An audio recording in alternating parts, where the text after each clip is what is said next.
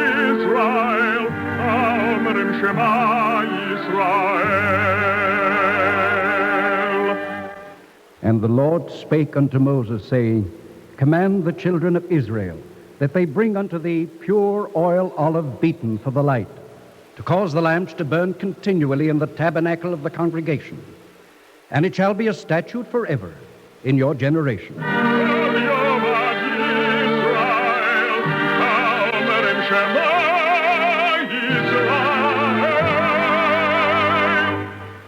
The Eternal Light.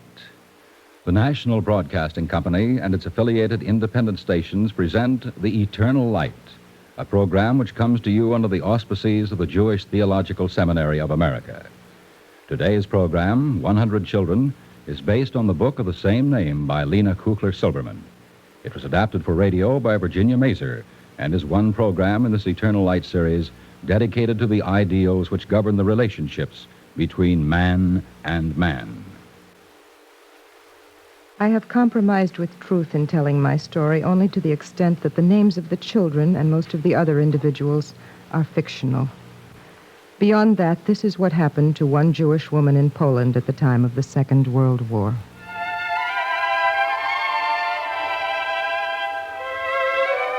The year is 1943.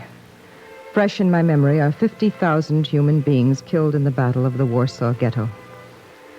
I am in hiding in the country on one of Poland's great estates where I work as a governess. All through that howling Polish winter, I kept having the same dream.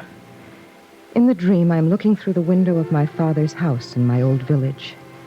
It is always Friday evening in the dream. The faces of my family are scrubbed and shining. My father rises with his wine cup. Baruch.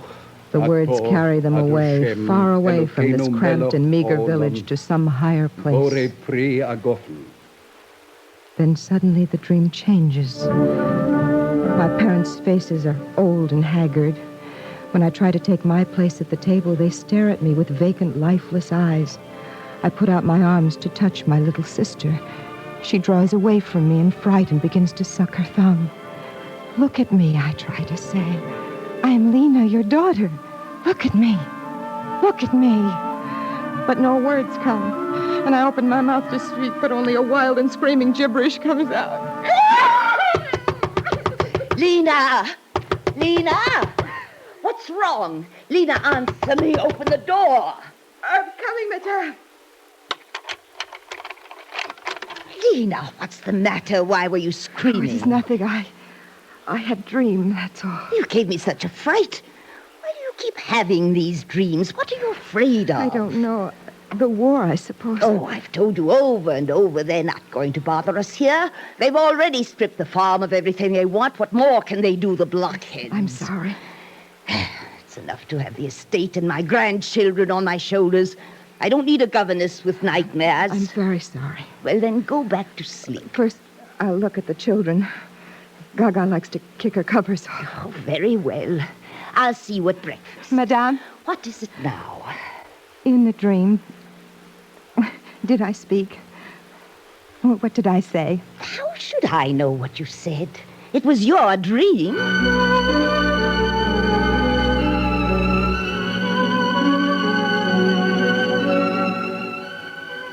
I am safe, I keep telling myself.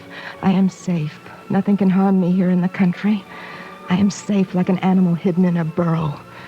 I go to my bureau and take out my papers to comfort myself. My papers describe me as Lena Reljich, a licensed schoolteacher of the Catholic faith. I go to the mirror and stare at myself. My hair is dyed yellow. Hunger has hollowed my cheeks. Even my family would not know me. There is no more Lena Kuchler. Lena Kuchler, you do not exist.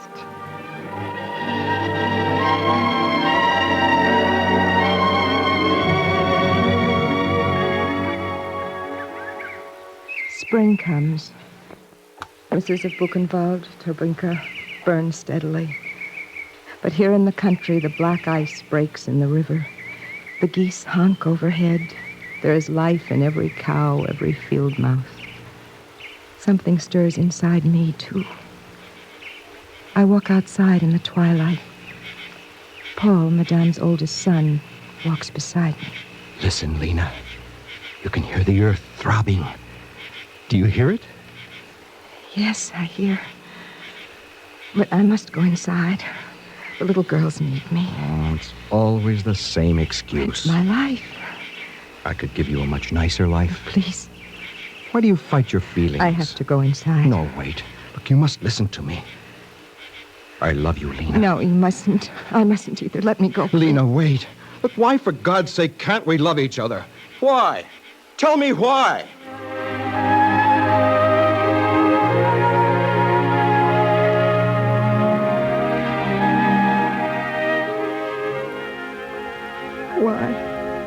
Why?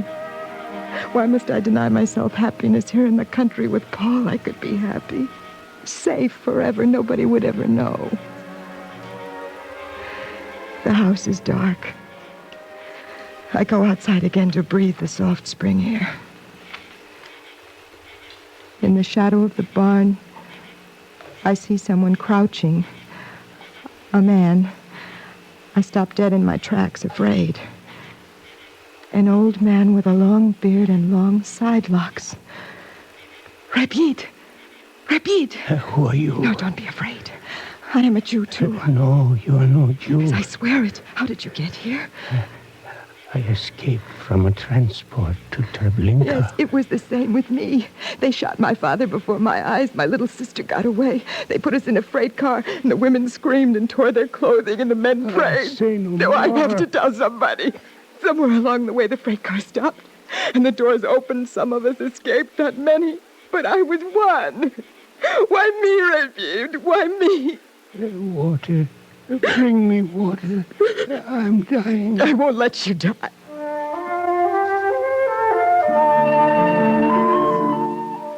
I race back to the house for food and water, a sense of power surging in me.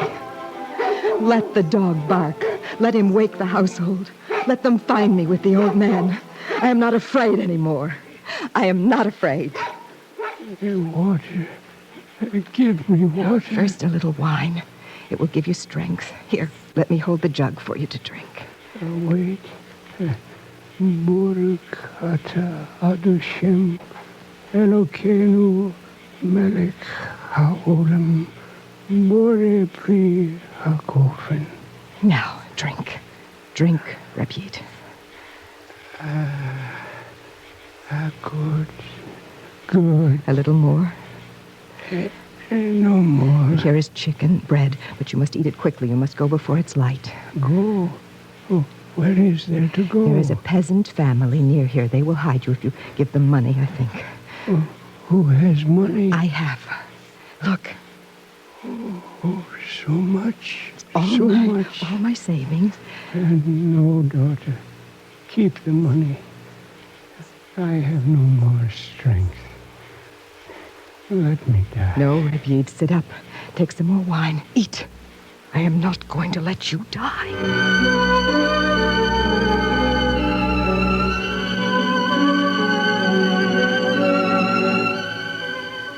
From that moment on, I never doubt again who I am. I look into the mirror and I see Lena Reljich, the imposter. But I know that beneath the masquerade is Lena Kuchler, the real me. Lena Kuchler, saved by chance or miracle from the ovens of Buchenwald. But why? Why me? 2 years go by. The war is over. The Germans go. The Russians come. I say goodbye to Madame and the children. To Paul. I make my way on foot through mud and snow to my old village to find my little sister. The house stands where it has always stood. I run up the steps, open the door. What do you want here? Who are you? I am Lena Kuchler. This is my house. Your house? Your house, you say? You're lucky to be alive, Jew. And now you want your house, too. I'll show you whose house it is. Get out!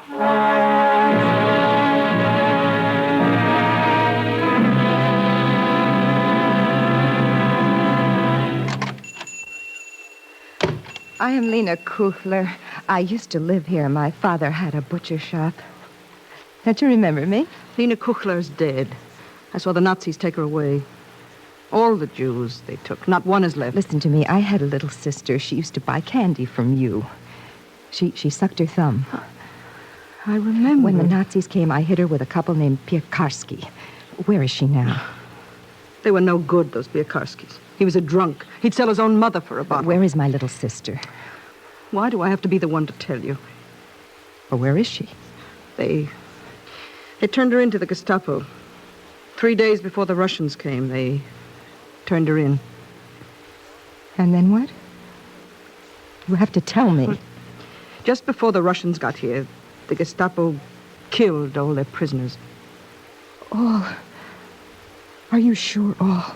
There was nothing left as evidence. No records, no bodies even. I didn't want to tell you. Would you like a little brandy? No, thank you. But I don't understand it. Why me? Why are they all dead and I'm alive? Why have I been singled out?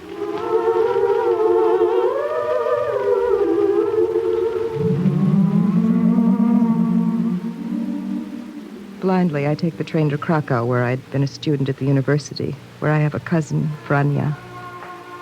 Frania is kind. She takes me in. She tries to fill the hollowness inside me.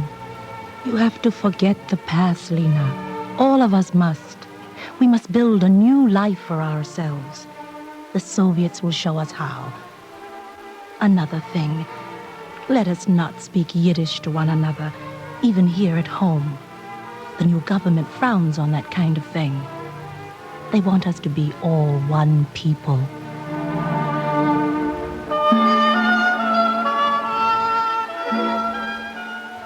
I eat, I sleep, I work, I study. But I feel nothing. I feel nothing until one day I find myself turning down a street I've been avoiding. I'm standing in front of the Jewish Committee building. Crowd is waiting. The door opens. A man calls out. New lists have just come in. Survivors of Buchenwald and Mauthausen. The crowd surges forward, and I'm left alone in the street. Alone except for one old woman and 3 little boys. He said Buchenwald and Mauthausen. I am waiting for the list from Dachau. These little boys, are they yours? Mine? No, I have nobody. I'm waiting for the lists, I tell you. Who do they belong to? They can't be more than 2 or 3 years old. To nobody, most likely. A wagon from the convent came and dropped them off here a while ago. Wagon from the convent? Lots of our children were hidden in convents. Now they are bringing them in. Somebody ought to take them inside. It's freezing cold out here. You try it. I tried a while ago. They screeched like I was trying to push them into a furnace. Oh, I think I have some candy in my purse. Maybe I can coax them in with candy. Children? Look. I doubt if they know what candy is. Look, children. Candy. Come, children. Candy.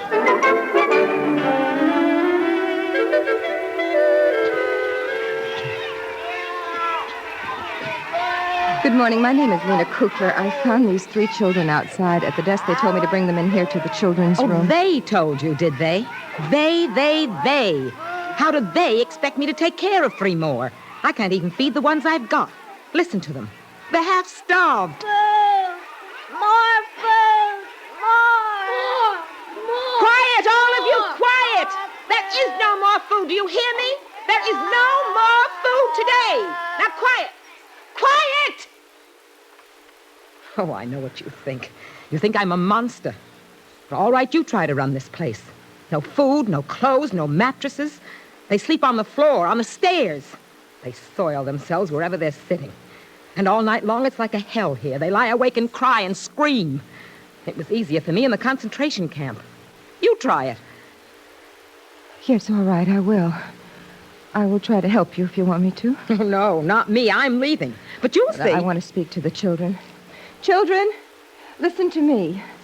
Now, I know that you are hungry. I'm going to bring you more food. I'm going away for a little while, and when I come back, I'll bring you more food. That's a good one. You'll never come back here.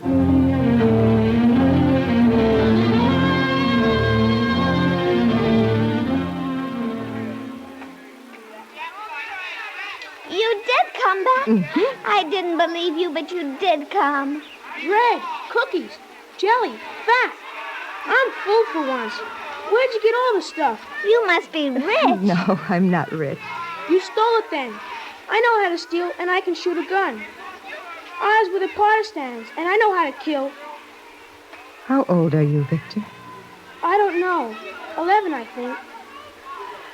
Hunka, will you tell me the names of all the children? I want to get to know them by name. Why? Are you coming back again? Yes, I'm coming. Tomorrow? Every day. All right. I will tell you the names. That one, the one I'm pointing to, is Phyllis. He's the littlest. He can't stand up. His legs didn't grow right. That one's Esther. She's got 3 fingers missing. They froze off. That one with the one eye is Saul. They shot it off.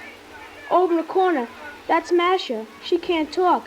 They hid her in a closet for 3 whole years. Now she can't talk. Oh, dear God. Dear God, help me.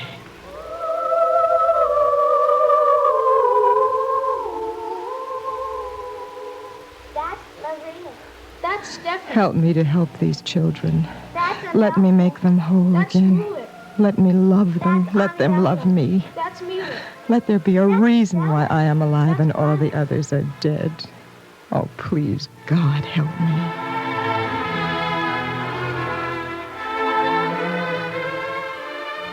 So I became the mother of 100 children.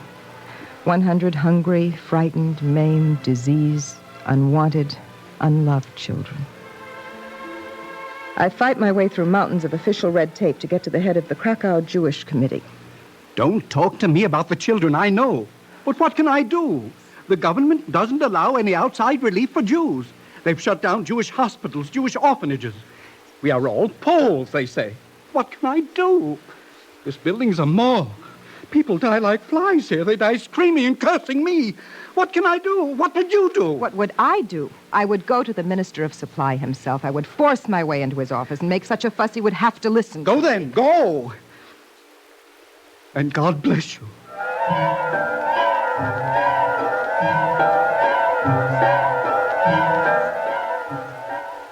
Miss Kuchler, you must understand. This is the new Poland. The government does not give preference to Jewish What children. do you mean, preference? Was it preference that threw their parents into crematoriums? Was it preference that maimed them, crippled them, starved them, beat them, drove some of them mad? I am not asking for preference. I'm not even asking for justice. All I ask is a little mercy. You are the children's last hope. What do the children need specifically? Everything. I gave you a list. Our warehouses are empty. We have no fats, no groats, no potatoes, no turnips even. Wait. We do have sugar. I will write you an order for 2,000 kilograms of sugar. You can sell the sugar and get other food. Now are you satisfied?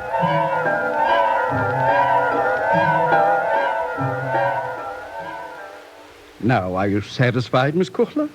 Your children have food, clothes, they even have soap. Are you satisfied? No, I am not satisfied. In heaven's name, what do you want now? I want to get my children out of Krakow.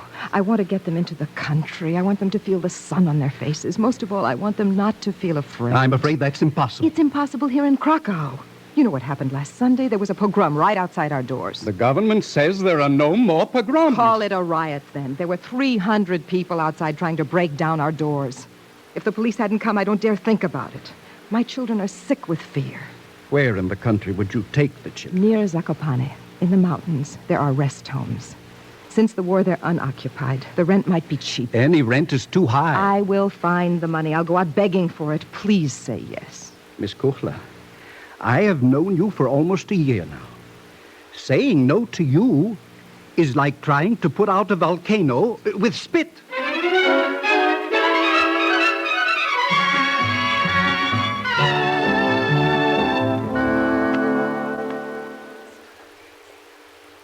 At Zakopane in the country, I see my children begin to bloom.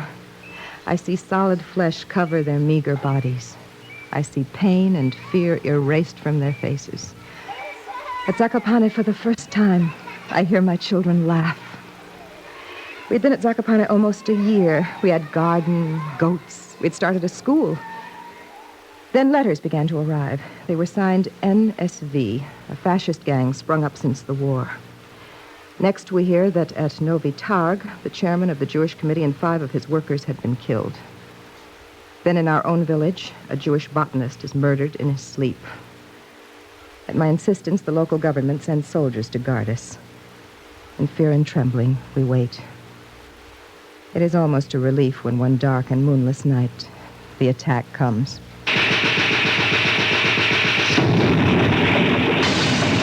Children, remember your instructions. Your life depends on it. No matter what happens, not a sound. Into the basement now. All lights out. I will lead the way. Victor, into the basement. Go with the others at once. I'm not going into the basement. Victor, obey me. I'm not going to hide. I've got a hand grenade. The gods gave it to me. I'm going to fight.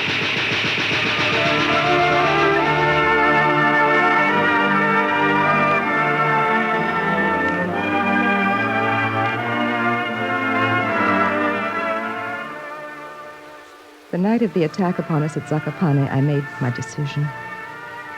It is not enough, I decide, to give children food and clothes and shelter. Even love is not enough. Every child needs a place where he belongs. My plans hinge upon a name, the name of a secret Zionist labor unit. I make a trip to Lodz, climb a steep flight of stairs, make my way down a narrow, unlit corridor to a door.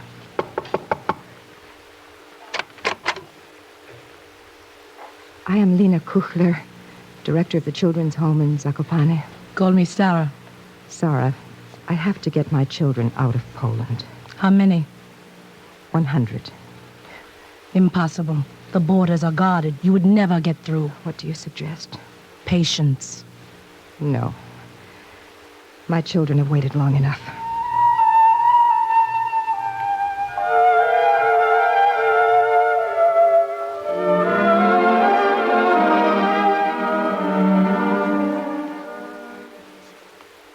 Who sent you, Miss Kuchler? No, don't tell me. We operate in absolute secrecy, you know. Yes, I know. Do you know Hebrew? We call ourselves Ba'ad Hatzalah. It simply means rescue committee.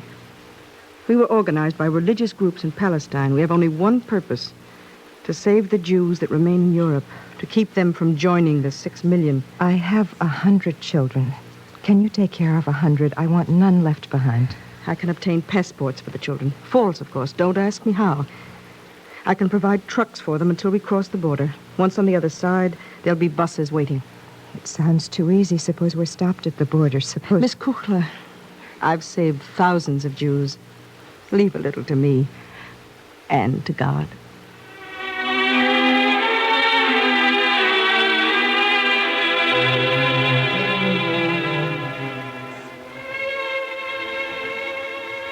It is summer, 2 years later, 1948.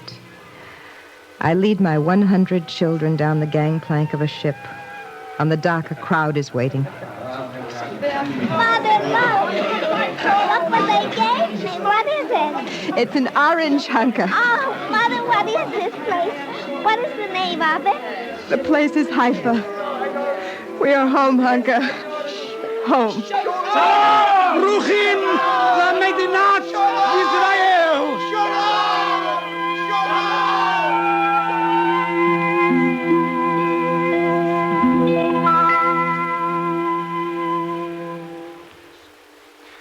If you would like a copy of today's script, please send your name and address with 10 cents to cover the cost of postage and handling to the Jewish Theological Seminary of America, 3080 Broadway, New York 27, New York. And now, we take great pleasure in presenting Rabbi Hugo Green of the American Jewish Joint Distribution Committee. Rabbi Green. The story you have just heard is as moving as it is rare. The tragedy of Europe's Jewry will haunt the conscience of decent men for centuries to come, and is bound to remain the darkest chapter in the history of Jews for all time. Those of us who were caught up in it and miraculously survived wondered at first if there was anything left worth living for.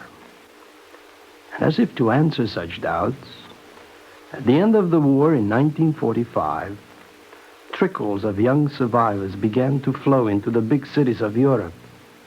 Some, like myself, went home first, only to be greeted by ruins and the sense of being surrounded by ghosts. We left very soon, determined never to return, for there was nothing to return to. Others were more realistic and instinctively sought for ways to get as far from Europe as possible. Now, the story you heard is rare for two reasons. There were very few groups of 100 children who in fact survived. And there were just as few Lena Kuchlers whose devotion and vision gave literally new lease on life for them. It remains a tribute to the generosity of American Jewry and the determination of the settlers in Palestine that facilities for care, for rehabilitation, for transportation were available and remarkably quickly put to full use. Every child mattered, and there was an outpouring of affection from every part of the unharmed Jewish world, to which response was instant and lasting. Today, the 100 children are happy, adjusted, hard-working young citizens of Israel. But there are still thousands of Jewish children in the two Europes, in North Africa, in Iran, in India, who also are ready to respond and whose needs remain very great. And so the end of the story remains to be told. It can be a happy ending if we continue to care and to be vigilant, so that every child, in the words of Lena Kuchler-Silberman, may have a place where he belongs. Thank you, Rabbi Green.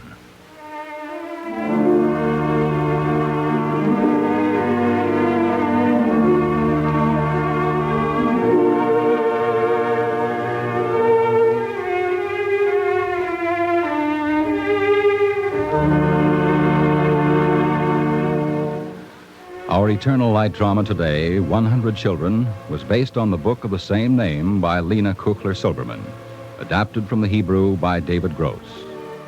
100 Children was adapted for radio by Virginia Mazer and was one program in this Eternal Light series dedicated to the ideals which govern the relationships between man and man. Cantor Robert H. Siegel sang the liturgical introduction. Featured in the cast were Terry Keane as Lena, with Sarah Fussell, Pat Dewar, John Thomas, Ethel Everett, Connie Lemke, Bryna Rayburn, James Dukas, Guy Repp, Beatrice Pons, Arthur Hughes, and Diana Sands.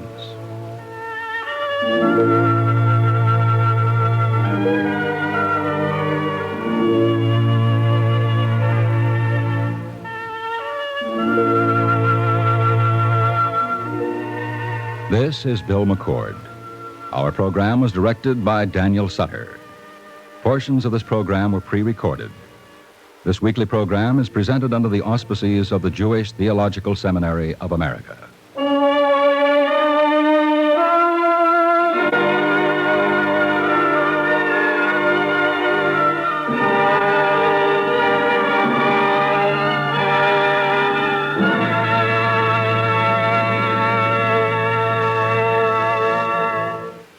This is the NBC Radio Network.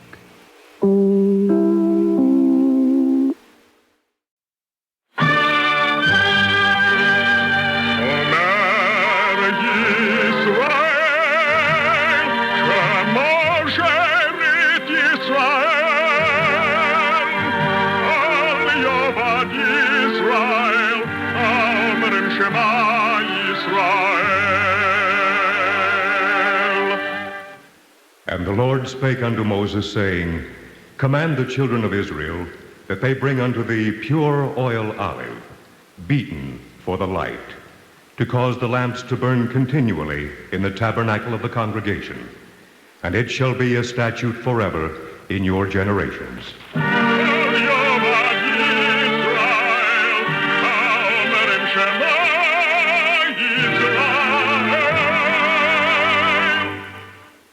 The Eternal Light. The National Broadcasting Company and its affiliated independent stations present The Eternal Light, a program which comes to you under the auspices of the Jewish Theological Seminary of America. Today's program, The Hill of Hope, was written by Mildred Vermont and is one program in this Eternal Light series dedicated to the ideals which govern the relationships between man and man.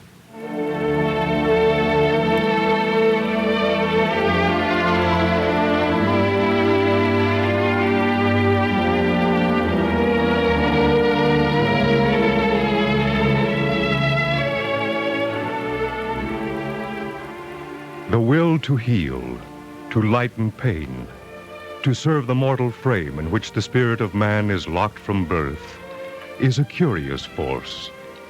Beyond faith or geography, beyond the labels that men devise to stratify their own small worlds, it drives, it compels, welding man to man in crisis, the healer and the healed.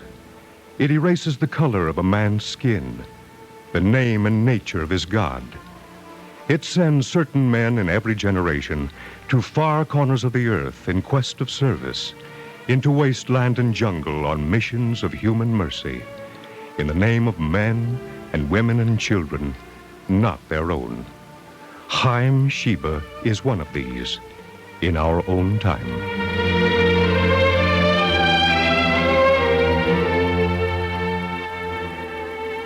I was the nurse who went with him to Tel HaShomer that first day. Somebody had told us there was an abandoned British barracks on the hill, and we rode out to see it, he and I and a surveyor from Jerusalem. All of us young, the nation of Israel still a dream of the diaspora, but Chaim Sheba already there, already building the dream. Medicine in the Holy Land in those days wasn't the organized, skilled network of government hospitals we know today. A pioneer did what he could with his own hands, whether he was a tiller of the soil or a healer of men.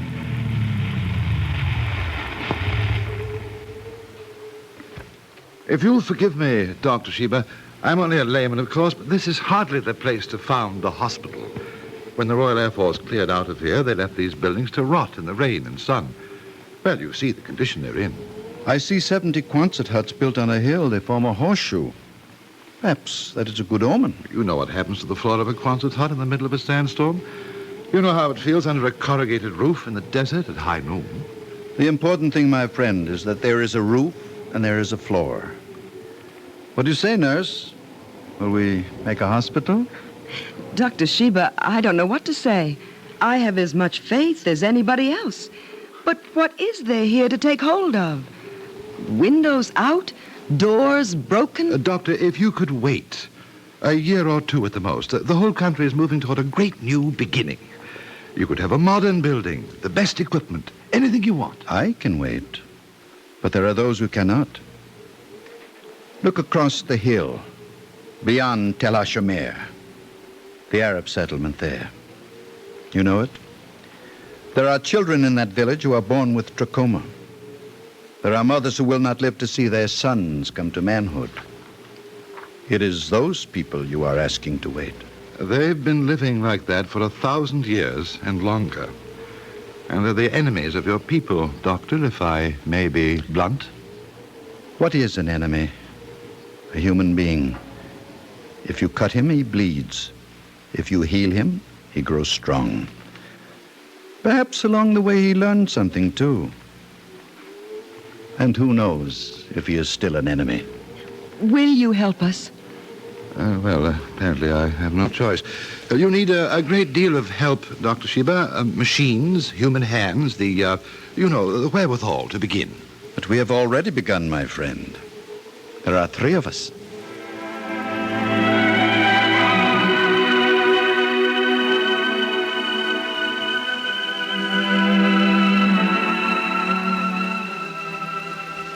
They say an institution is the lengthened shadow of one man. To us, the young nurses and doctors who poured to his side in those early years, before the war, during the war, after the victory, Tel HaShomer was Chaim Sheba. What he asked any of us to do, he did first, with his own hands. Build? Yes, that is important. Fight? Yes, because this nation must come to birth in travail. But serve, meanwhile. Give, meanwhile. Reach out every day of your life wherever there is pain and need and disease and bewilderment of heart. The sick came to our doors, humbly, hesitantly, and with growing trust. The old, the frightened, the curious, the lost. Christian, Jew, outside strangers, somehow he found room for them, although there was no room. Somehow he found time for them, time to talk, to learn their names, and to remember each of them by name. To teach an Arab woman how to safeguard her infant's food, to comfort an old man in bereavement, to bring a newborn child into his father's arms for the first time. It is impossible, Dr. Sheba. I cannot stay here. I am a very old man, nearly 72, and I am mindful of all that you wish to do for me in this hospital, but it is impossible. It is very important that you stay, Aram. You came to us because you knew that we could help you. Doctor, you have been a friend to my people, though you are of different blood. I too know how to be a friend to another, and if I let you keep me here at Tel HaShomer, I shall have to abandon one who is very close to me.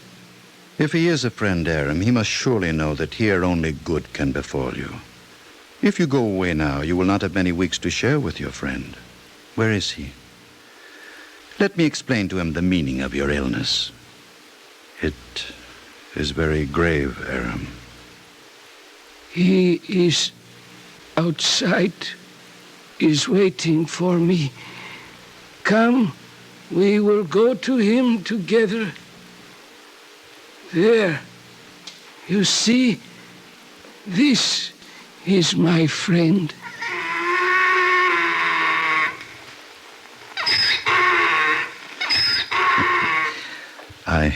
I see. He's very patient, your kind friend. I can understand why you are devoted to him. I tell you what we will do, Aram. We will build a small tent for your friend outside your bedroom window. You will have medicine and rest, and your pain will be eased. And he, your companion, the little donkey, will have a shelter and his own food. And you can watch him and talk with him. And we will keep your wagon safe for you, too. Oh, may Allah give you long life, great doctor of the Jews. Diagnosis, doctor? Terminal cancer. But for 10 days, perhaps, he will know serenity.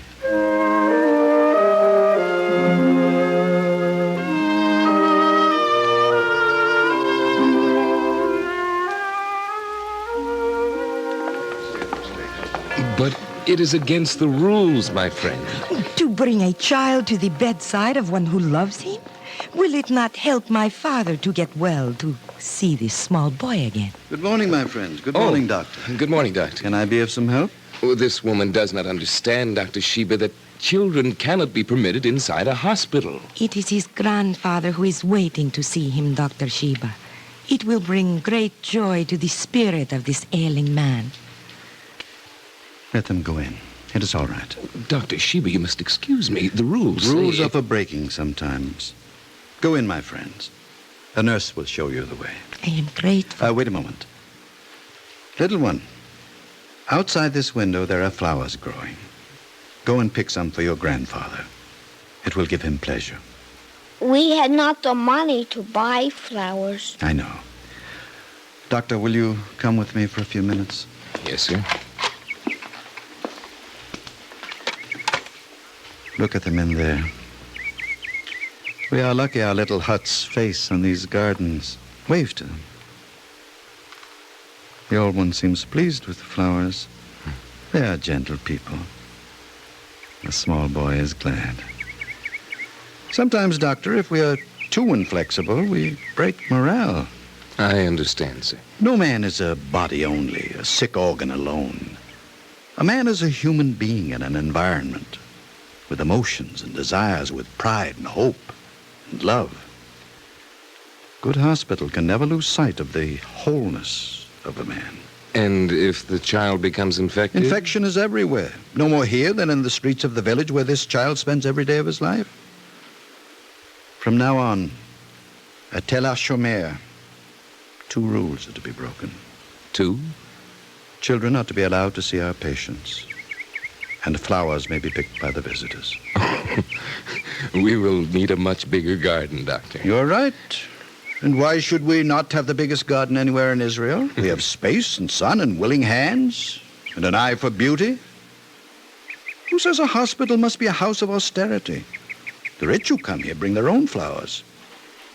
But where is the poor man to find his offering for the sick? I have seen the look on their faces sometimes. Exactly. I'll tell you something else. When our gardens are big enough, we will have a new place for our convalescents to meet their visitors and sit and talk and be content in a green landscape under God's healing sky. You like that idea? That was Chaim Sheba. Respect for tradition, yes. But a man can build a tradition of his own. Orthodoxy in treatment, yes. But a pioneer can pour his spirit into the future and beget the power of good from rebellion, too. Dr. Sheba, it is with great embarrassment that I come to you. My mother, the one on whom you operated, you know who she is? Of course. We are discharging her today. Brain tumor. Binan. Completely recovered. Yes. I share your joy, my friend. I do not know how to tell you this, Doctor. If you have come to thank me, do not go any further. It is I who am grateful. It is something more. I am here to take her home with me, but she will not go. Tel HaShomer has been a sanctuary to her. It is the most beautiful place she has ever known. She does not want to leave. I see. We are poor people, Doctor, farmers. There's not much we can pay you, but if she could perhaps stay with you a little longer... My friend, if Tel HaShomer has helped to heal the spirit of your mother, let her stay. She will be a healing influence on the others who must still wait for a time when they too will be strong again. I will come one day a week and work for you, Doctor. In the garden, in the field. It will help to pay for her care. Come by all means, my friend. You will be doing more than paying us. You will be building Tel HaShomer.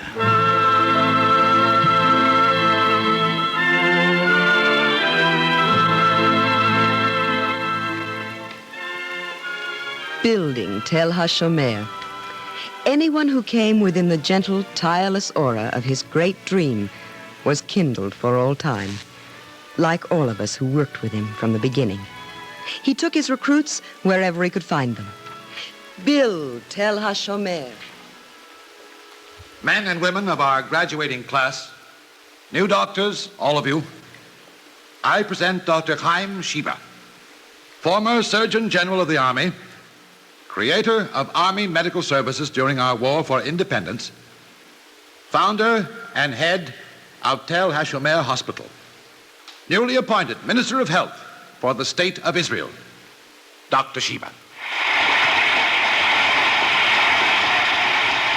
My young friends, all of you who have lived to witness the victory of a 2,000-year-old dream, to see this homeland our own at last, and Israel standing in dignity upon the roster of free nations, I call upon you for fresh service.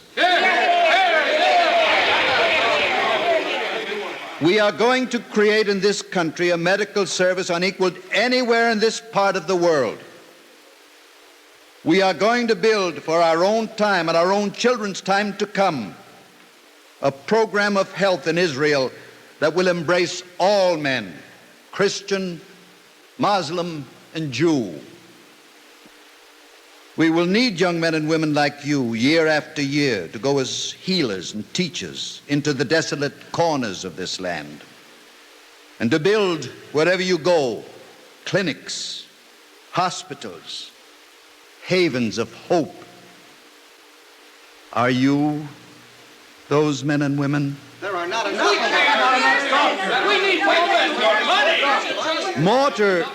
Mortar and bricks, equipment and money, this we lack.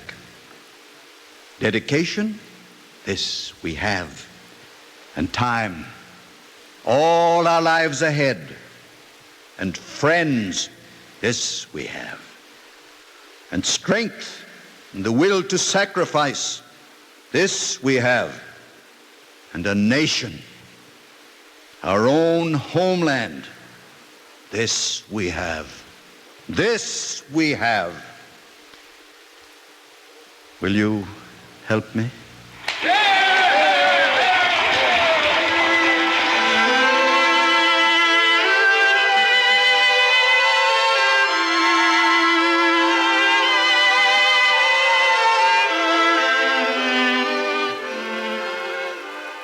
They went into the wilderness, as we had gone, and each one carried with him some of the passion for humanity that was Chaim Sheba.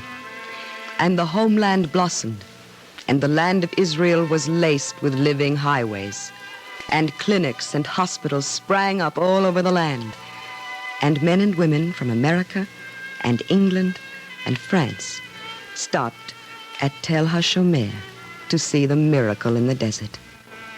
He was everywhere in those years, but Tel HaShomer remained his own, first in his heart, the work of his hands. 70 Quonset huts still in a horseshoe, but modernized, gleaming in the sun, ringed with gardens, alive with voices and footsteps and the faces of hope. Welcome, my American friend. Thank you, You've been Doc. walking along our pathways, I see, from house to house. How do you like our arrangement? A little unorthodox, you must admit, but it works. I call it our transmitter belt. Everything we need we pull from barrack to barrack along these paths with our little tractors. Food for the patients, X-ray equipment, people. No waiting for the elevator. Don't you think we are ingenious? The whole place is ingenious, Dr. Sheba. I visited many hospitals all over the world. I've seen nothing like it anywhere. The latest in surgery, pediatrics, research, the highest kind of nursing skills, 900 beds, and informality. Everyone is your friend.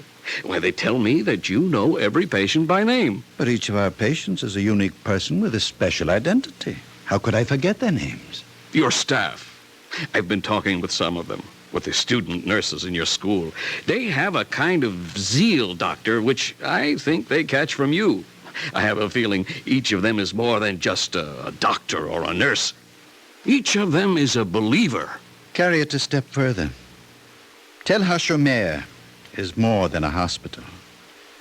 It is an entity with its own hopes, aims, needs. What can I do for you, Dr. Sheba? What do you need urgently? A tractor. A tractor? With your crowded conditions, your limited equipment, your tiny buildings, this is all you ask for? You will see in a moment, friend. You have been walking in our gardens. You agree that this landscape of ours, these trees, these flowers, are part of our therapy. Oh, a very essential part. One has only to look at the faces of the people here.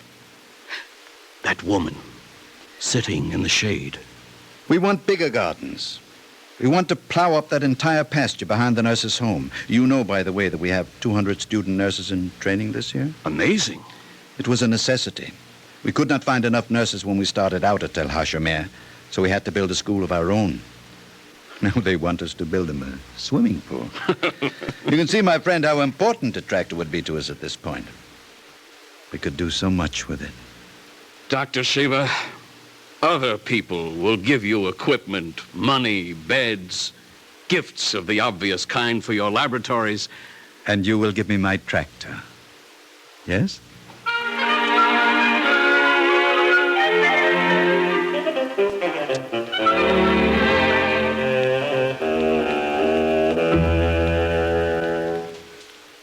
Dr. Sheba, try to rest now for a little while. The child will live. There is no more you can do for this Miriam, even if you sit beside her all night long. How good it is to have a loyal friend always at my side. What doctor is more fortunate than I? You are rebuking me, Doctor. But sometime you must rest. Sometime you must think of yourself. Sometime. Good night, Doctor. Dr. Sheba? I am here, Miriam. Now you are going to be strong and well. You are going to walk again. Tomorrow, perhaps, or the next day. Very soon. Can you hear what I am saying to you? Very soon. Say it after me, small one. Slowly. Very soon, Miriam will walk again. Miriam will walk again. Very soon.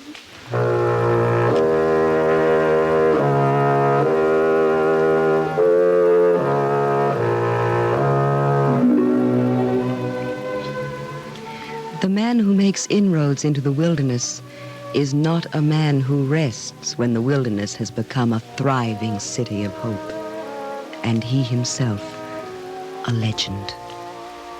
My fellow doctors, it is the desire of our government that the challenges we have met and the victories we have gained during these 12 years of our existence as a nation be shared with other peoples as a gift.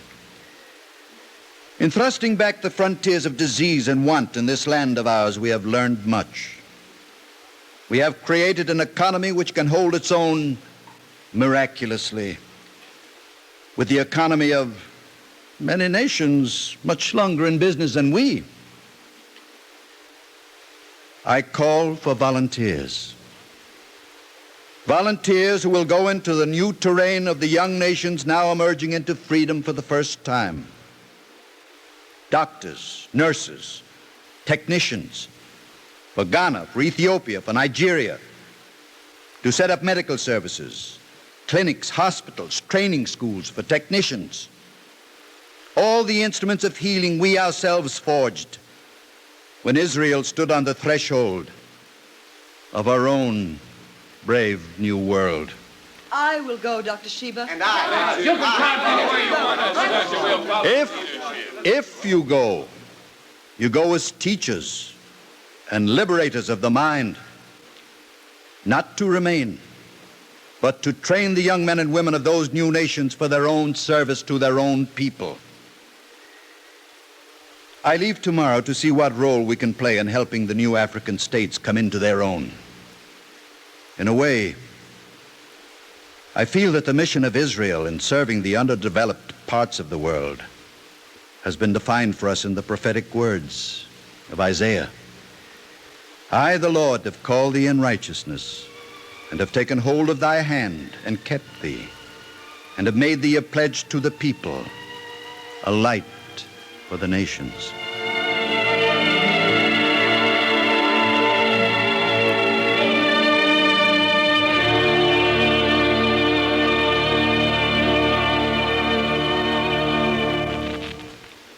If you would like a copy of today's script, please send your name and address with 10 cents to cover the cost of postage and handling to the Jewish Theological Seminary of America, 3080 Broadway, New York 27, New York. And now we take great pleasure in presenting Mr. Abraham S. Kay, a member of the Board of Overseers of the Jewish Theological Seminary of America and a trustee of the American University, Washington, D.C. Mr. Kay. It has been my privilege to visit the land of Israel frequently and witness the stages of its remarkable growth. I had traveled considerable through Israel before my first visit to Tel Shamir, where I met Dr. Sheba. The hospital which he built impressed me in many ways as a model of the larger miracle of Israel itself. Tel Shamir reflects the growth and activity of the entire country. and the will of its people to create a new life and a new land. Like Israel, Tel Ashmir was built out of a sense of dedication to a mission. And Dr. Shiba's efforts to bring light where there is a darkness, his complete selfishness, are those pioneer qualities which have made and are making Israel possible. The true humanity Dr. Shiba expresses, his love for people, serves as an example for others. It inspires them to achieve that which is seemingly impossible in a physical sense, and to fulfill the spiritual mission of Israel. Dr. Shiba's approach to his work, his understanding of both the physical and spiritual needs of each individual who comes under his care, are examples of the two goals of Israel as a whole. On the one hand, there is the enormous construction activity, the building of entire cities like Eilat, the reclamation of the Negev desert to provide homes for thousands, and all the necessary tests to feed and clothe an immigrant population. On the other hand, there is everywhere the sense of purpose, the fulfillment of a dream. There is a feeling, like Dr. Shiba's, that it is possible to create a life where men can walk in the ways of God, doing justice and loving mercy. Thank you, Mr. Cave.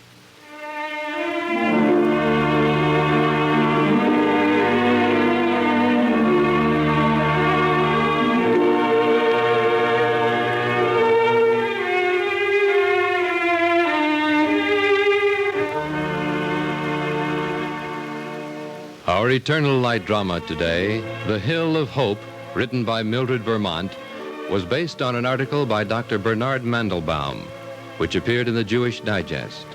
It was one program in this Eternal Light series dedicated to the ideals which govern the relationships between man and man. Cantor Robert H. Siegel sang the liturgical introduction.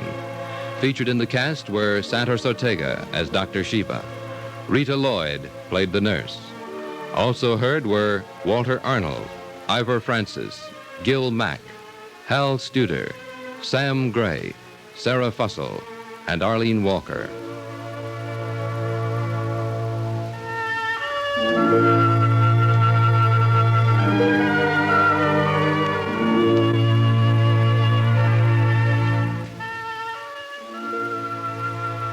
This is Vic Roby. Our program was directed by Daniel Sutter. Portions of this program were pre-recorded. This weekly program is presented under the auspices of the Jewish Theological Seminary of America.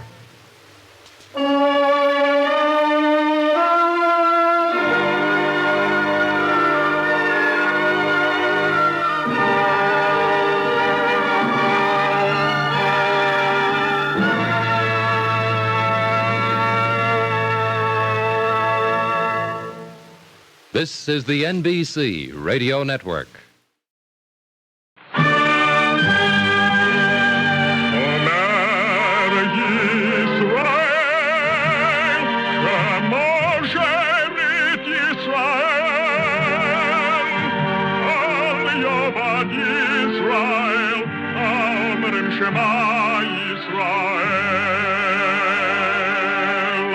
And the Lord spake unto Moses, saying, Command the children of Israel that they bring unto thee pure oil olive, beaten for the light, to cause the lamps to burn continually in the tabernacle of the congregation. And it shall be a statute forever in your generation.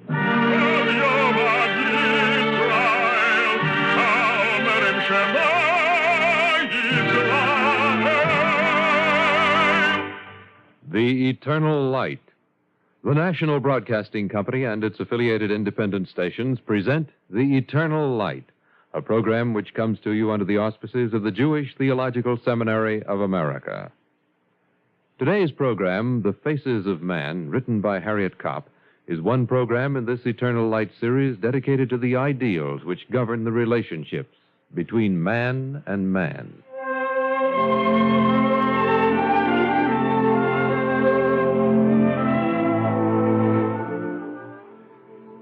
Papa and Mama loved each other very much, although they didn't always agree. Mama thought Papa was the smartest man who ever lived, that there was nothing that he didn't understand, except people. And Papa always said that Mama was the sweetest and kindest woman in the world, except that everyone took advantage of her. But that never bothered Mama. She used to explain to me. You see, Ruthie, it's like the miracle of the face. Now, what's a face? 2 eyes, a nose, a mouth. Yet since the beginning of creation, God has been fashioning billions and billions of different faces with just these 3 items, a nose, a mouth, and eyes. It certainly couldn't have been easy. But if it seemed so important to the Creator that he went to all that trouble to make each human being different from every other, who am I to think that Papa must be like me, or me just like Papa?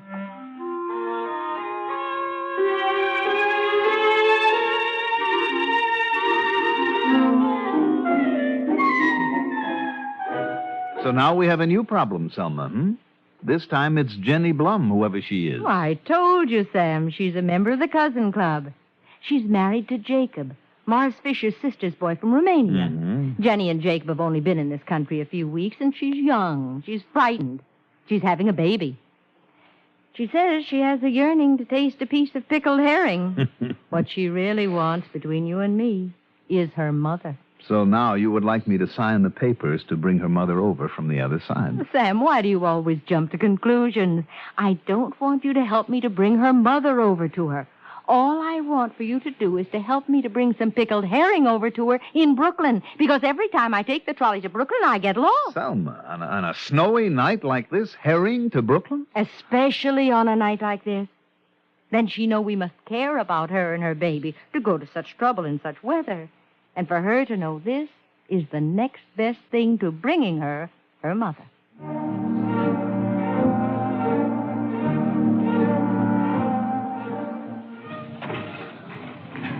Step back in the car.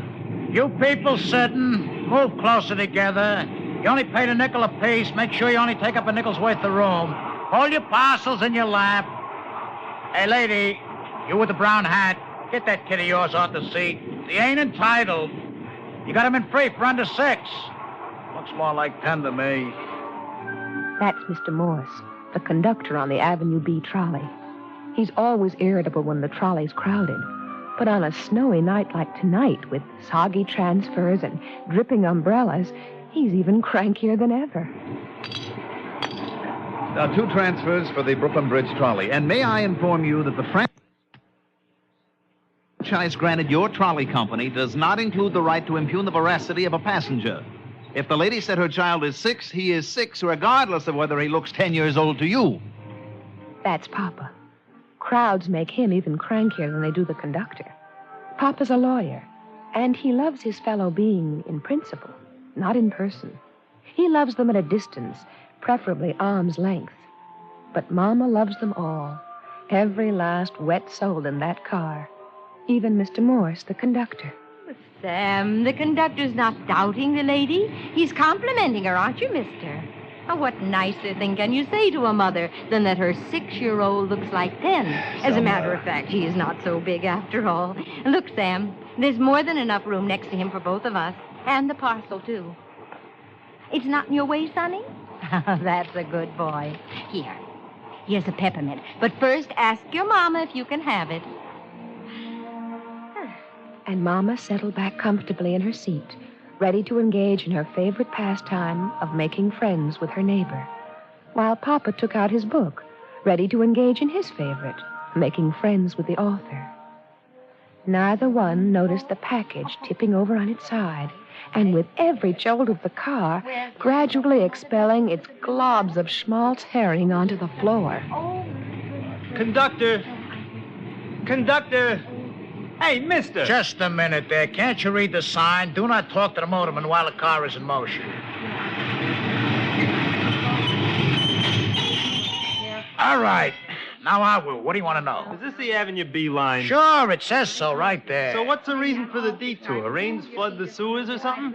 What's coming off here? You're headed straight for Brooklyn. Haven't missed it yet in 20 years. Well, if you ain't off the route, then some politician's gone and moved the Fulton Fish Market from Fulton Street to Avenue B. It smelled so close, you'd almost swear it was in the trolley. Huh? One sniff and one glance backwards at Mama and Papa on their knees, gingerly fishing for herring fillets, and that conductor stopped as dead in his tracks as was the trolley. Open your windows, everybody, and button up your coats. We ain't stopping. We're finishing out the run on time. A herring ain't gonna break the perfect record of Mortimer Morse.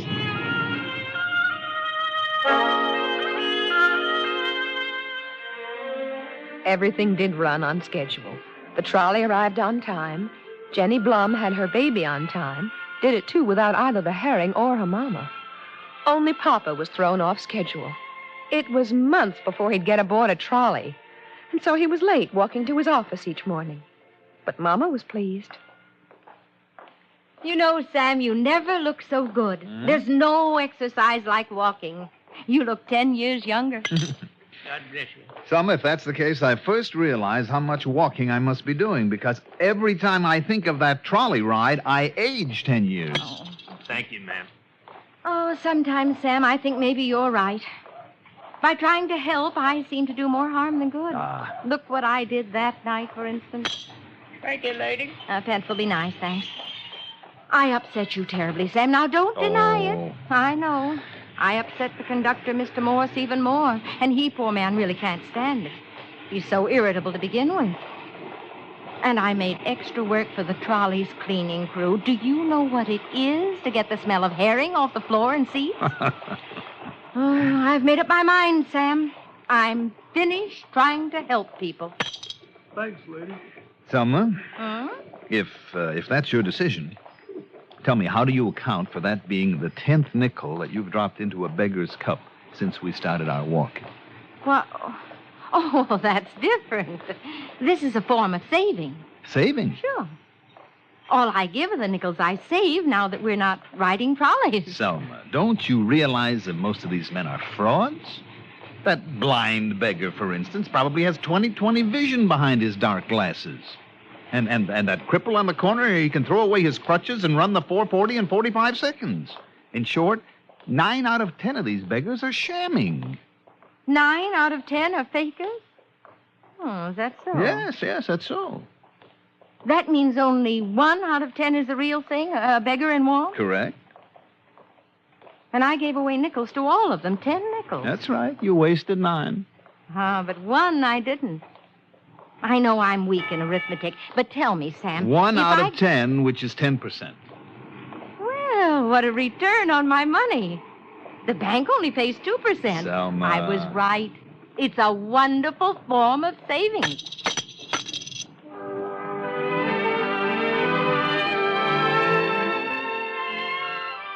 Papa was resigned. He knew that Mama could no more stop helping people than she could stop loving them, or him. But he saw a glimmer of hope when Mama came home late one afternoon. Oh, you got home before me, Sam? I'm sorry. I ran all the way, but the meeting broke up late. What meeting? Oh, I didn't tell you. The neighborhood circle organization for the people in the neighborhood who need help. Papa was delighted. Now Mama's charitable impulses would be directed in what he considered more effective and impersonal channels. I got just the position I wanted. And what's that? Investigator. I go to see the cases personally and decide whether we should help them or not. Papa knew that there wouldn't be any or nots. Mark my words, Ruthie. With Mama doing the weeding out, sooner or later, the neighborhood circle will have to close its doors. Papa was almost right. Not quite. The neighborhood circle ladies did object to Mama's uniform classification of each case as imperative, urgent, needing immediate attention. But as they started closing their doors, Mama started opening ours. Oh, Selma, not company tonight. That's the last thing I feel like. Parlor talk and coffee. Oh, no. Nothing like that, Sam. Ruthie, answer the bell. Take them inside, please. Selma, I detect a note of excitement in your voice. I suspect a cunningly devised scheme perpetrated against an innocent victim, namely me. Oh, Sam, you a victim. When all I'm thinking of is you, of how to make you happy. Oh, in that case, I'm to assume that there's a client waiting inside with an important case. Oh, that's only business. This is much more important than that. This is a blessing. A special blessing for you. My darling wife, I don't want to seem ungrateful, but Samuel, night after night you sit here reading, studying. And night after night I sit here watching you. Now, mind you, I'm not complaining. But while I'm watching, I'm thinking, too. Mm-hmm. And I started to think about what you once told me a great rabbi said. There is nothing more futile than to learn and not to teach. And I thought how sad you must be with all your learning going to waste. don't I teach you and Ruthie? Oh, naturally, we're family. We're part of you. But the Talmud says, he who teaches his neighbor's son will deserve to sit in the heavenly academy. And which neighbor's son am I to help to an honorary degree from the Heavenly Academy? It's Mr. Reuben's son from down the block. But he's not a neighbor anymore. That's the problem. He's run off and left Mrs. Reuben with the 3 children. Nathan's the oldest and almost finished with high school. Oh, here they are. Mrs. Reuben, Natie, this is my husband. Mr. Newman, I really appreciate your helping me to finish up high school quicker. I need that diploma in a hurry now that I got to support a family. I sure am grateful. Oh, no, not at all. Not at all, son. This is my pleasure. I said to your wife, Mr. Newman, wouldn't my Natie be imposing, coming up here every night, bothering your husband with his homework? But you know what she said? That you were doing me a favor? That it was really a blessing in disguise? Those were her very words. How did you know?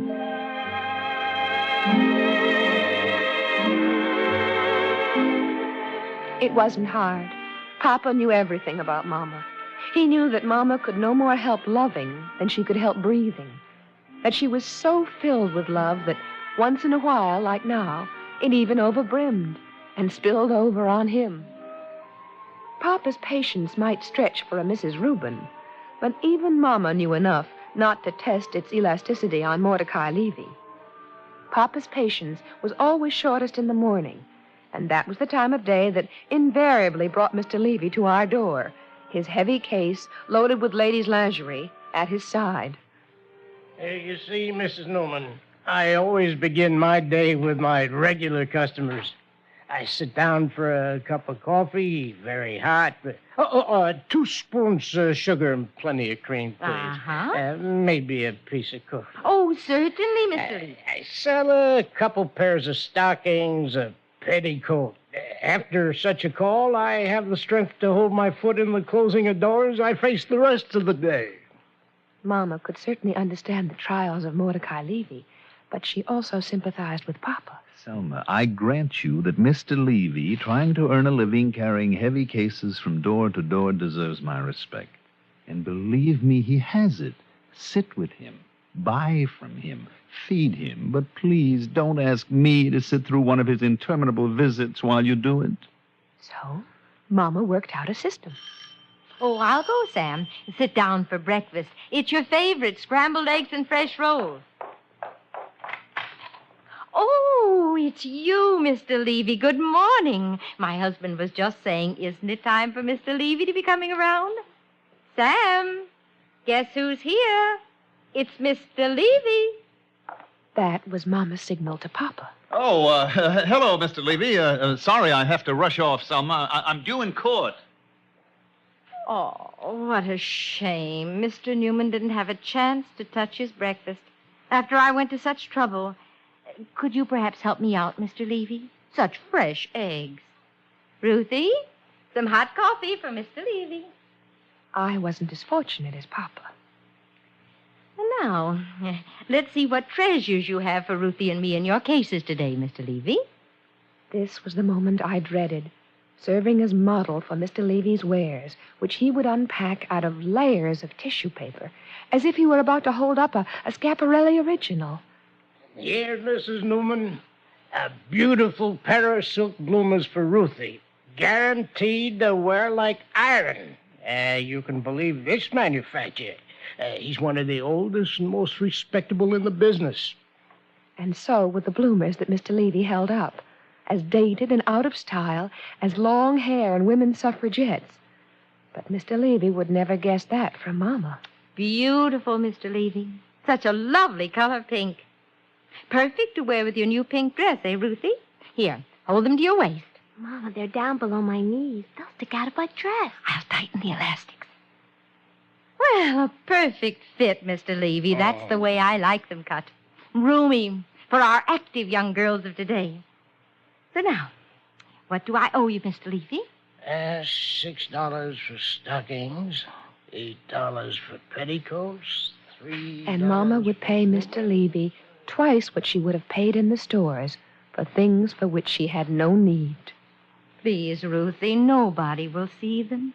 And what could be nicer than pure silk bloomers to match a girl's first party dress? Mama, I'd rather wear burlap overalls or long red flannels. Anything at all than these. Oh.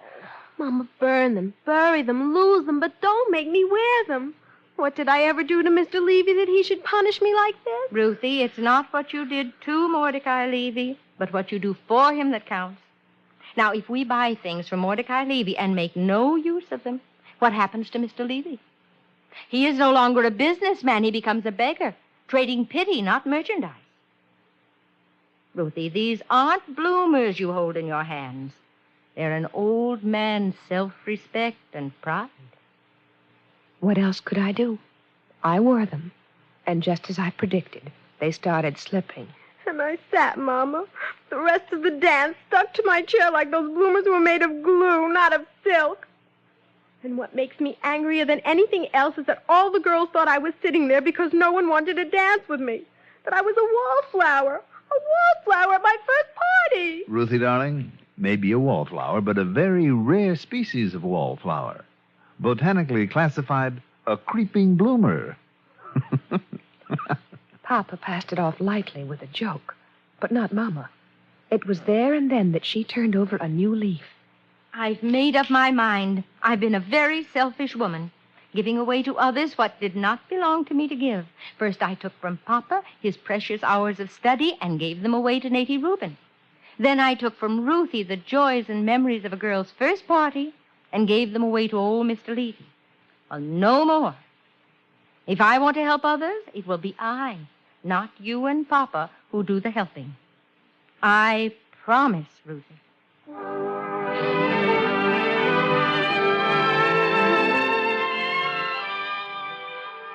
And Mama was as good as her word, even when her latest venture turned out to be her most ambitious to date. It all started from such a very small beginning, as small as a pocket-sized sandwich. Selma, any kind of a little dry sandwich will do as long as I can slip it into my coat pocket. I won't have time to stop for lunch today. A dry sandwich? And you call that lunch for a grown man? Now, what is it today? A brief or an affidavit? A man must sit down for an hour quietly in the middle of the day and get... that I promise you. I'll sit for an hour on the subway. Darling, a lawyer's duties sometimes run far afield, even up to the Bronx, to managing an apartment house as part of a client's estate. Do me a favor. For you anytime. Don't make me fix you a sandwich. Only that? All right. I'll buy one at the delicatessen. No sandwich. Go in and have a hot lunch. My treat. Briefs, affidavits, I can't help. But here is something I should be able to do if you'll just teach me. Now, how complicated can it be? It's dealing with tenants. And after all, what are tenants? Just people.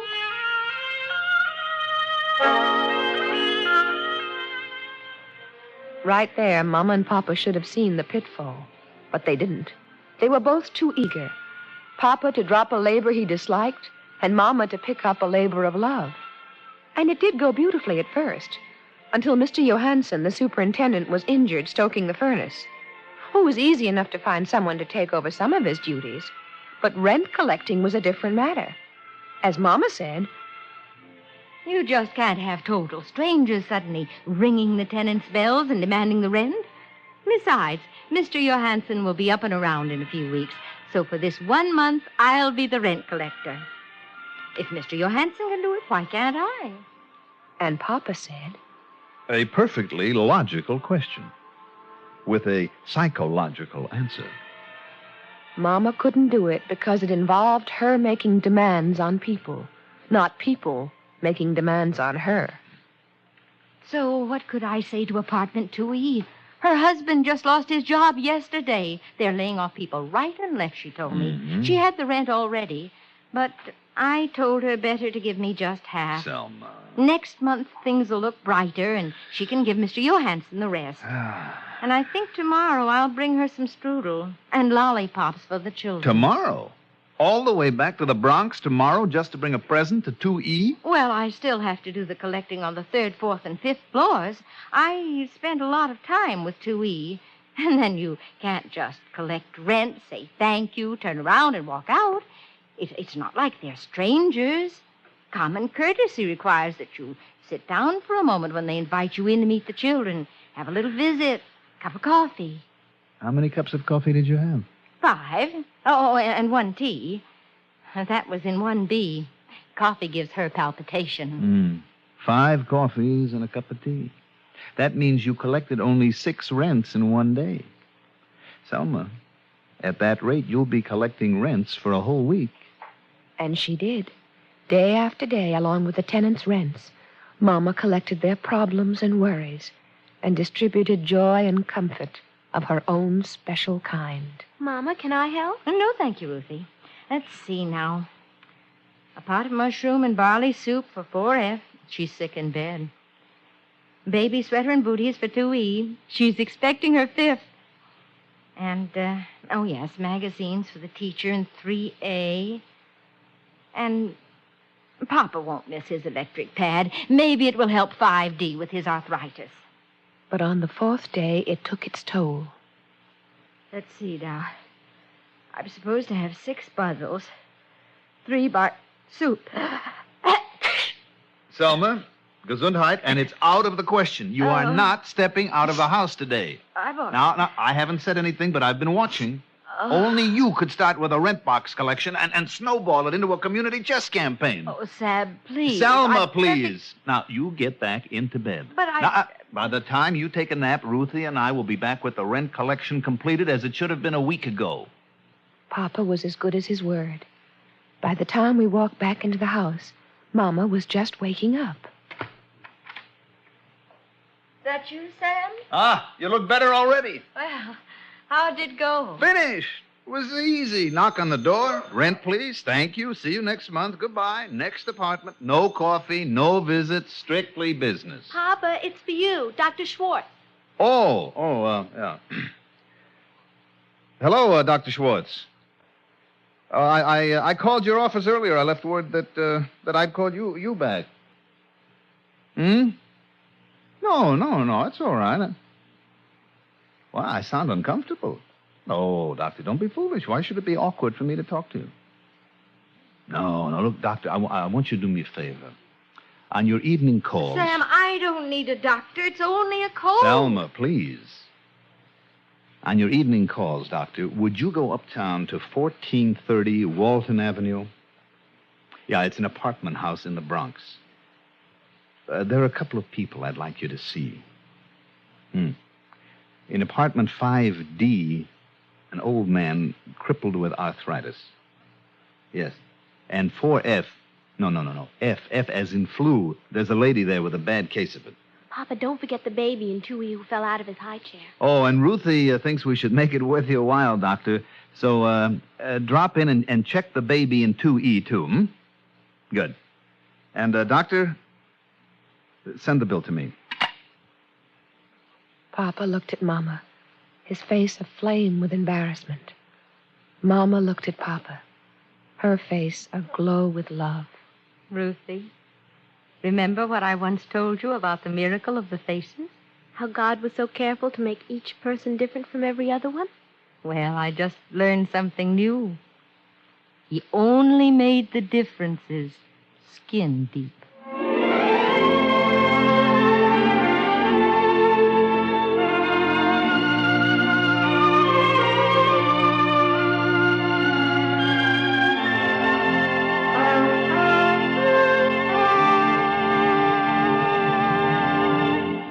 If you would like a copy of today's script, please send your name and address with 10 cents to cover the cost of postage and handling to the Jewish Theological Seminary of America, 3080 Broadway, New York 27, New York.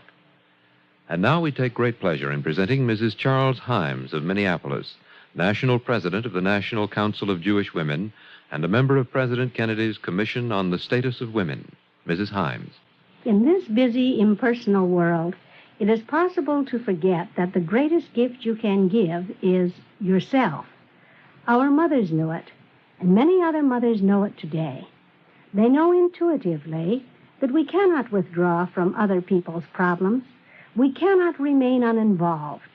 Even in this day of bigness, aloofness, and complexity, we need to remember that the world is made up of people and that we are related to them. Women know that if you give of yourself, you get enormous returns. You find yourself. Women have learned that this is their role, and in giving, they have become more womanly. And they have also learned that the more you give, the more you have to give. It proceeds in a geometric progression. Today, there are many more opportunities for women to be of service, both on an individual and personal basis and on an organizational scale. We have the privilege and satisfaction of working not only where we can solve a single and immediate problem, but where we can aid the community, even our nation, on a long-range issue. The situation may be as close as the day nursery down the street or as seemingly remote as the United Nations. We do not work alone. Often we join with other women who have the same ideals and goals. Our voices swell into a chorus, and our acts grow into a movement. Behind our deeds, there must be a genuine belief in what we are doing and faith in the ultimate good we can achieve. The National Council of Jewish Women believes in personal commitment. We believe that even when we belong to a great organization, we must continue to act as individuals and to carry out our ideals in our personal lives. We believe that our daily acts, both large and small, are the true measure of our faith and the foreshadowing of what this world can be. Our code of personal commitment, developed jointly by the National Council of Jewish Women and the Young Women's Christian Association, states, "As I build, so is the world built. And if I am indifferent, I abandon the world." Thank you, Mrs. Himes. Our Eternal Light drama today, The Face of Man, written by Harriet Kopp, was one program in this Eternal Light series dedicated to the ideals which govern the relationships between man and man. Cantor Robert H. Siegel sang the liturgical introduction. Featured in the cast were Mary Jane Higby as Mama, Mandel Kramer as Papa, Barbara Myers played Ruthie, with Martin Newman, Adelaide Klein, Sam Raskin, and Ralph Bell. Patricia Wheel was the narrator. This is Vic Roby. Our program was directed by Daniel Sutter. Portions of this program were pre-recorded. This weekly program is presented under the auspices of the Jewish Theological Seminary of America. This is the NBC Radio Network.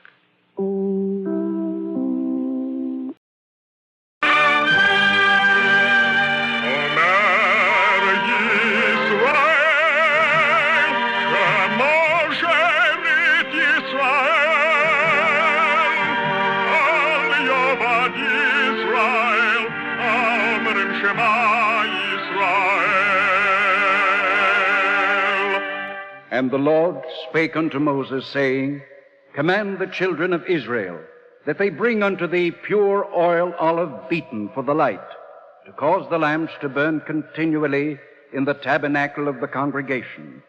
And it shall be a statute forever in your generation.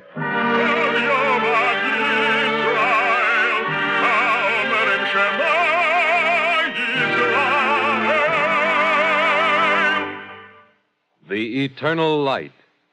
The National Broadcasting Company and its affiliated independent stations present The Eternal Light, a program which comes to you under the auspices of the Jewish Theological Seminary of America. Today's program, The Yellow Star, was adapted for radio by Milton Geiger and is based on the book of the same name by S.B. Unsdorfer.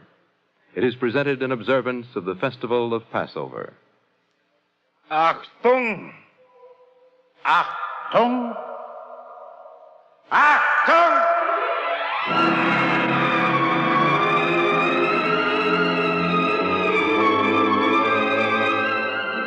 Achtung! Attention. On your feet, on your toes, prisoners. On your mettle. Achtung. I wake up out of my dread, fantastic dreams of Achtung. And the dream that was real haunts my memory until I fall asleep again. And sometimes the dream returns in all its awful reality. And it is 1944 again, and my mother and my father and I had finally been captured by the Nazi heroes, just when we'd begun to hope the war would end before the last Jews in Bratislava would be concentrated. It is 1944 again, and the rude, cold barracks with Benzai and Gottlieb beside me to give a 19-year-old boy-man courage to dream alive again. Achtung! Achtung! Achtung! Line up on your feet, prisoners. We move today. Line up 5 deep. Come on. Where are they taking us now, Benzai? You ask me, Simcha? You were always such an optimist. That does not make me a prophet in Israel, Simcha Unsdorfer. I'll tell you where we're going. Auschwitz. How do you know? I heard it yesterday in the compound. Rumors.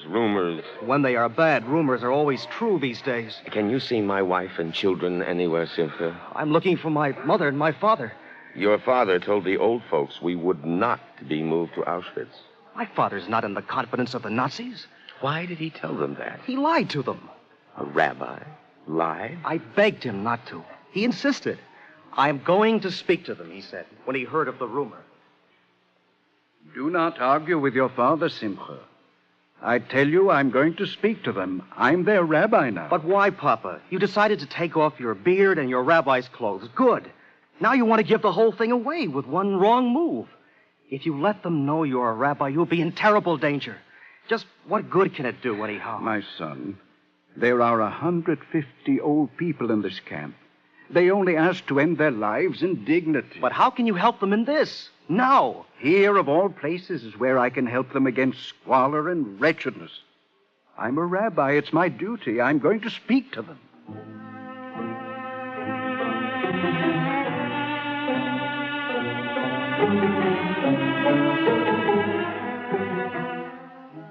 My dear friends, most of you do not know me. When I tell you that I am Rabbi Unsdorfer of Bratislava, you will believe me when I tell you not to accept these rumors you may be hearing. We are not going to Auschwitz. I swear to you by everything. Please. I swear to you by my Olam Abba and by my place in the hereafter that I've told you the truth. Shalom. Your rabbi gives you peace, my dear people.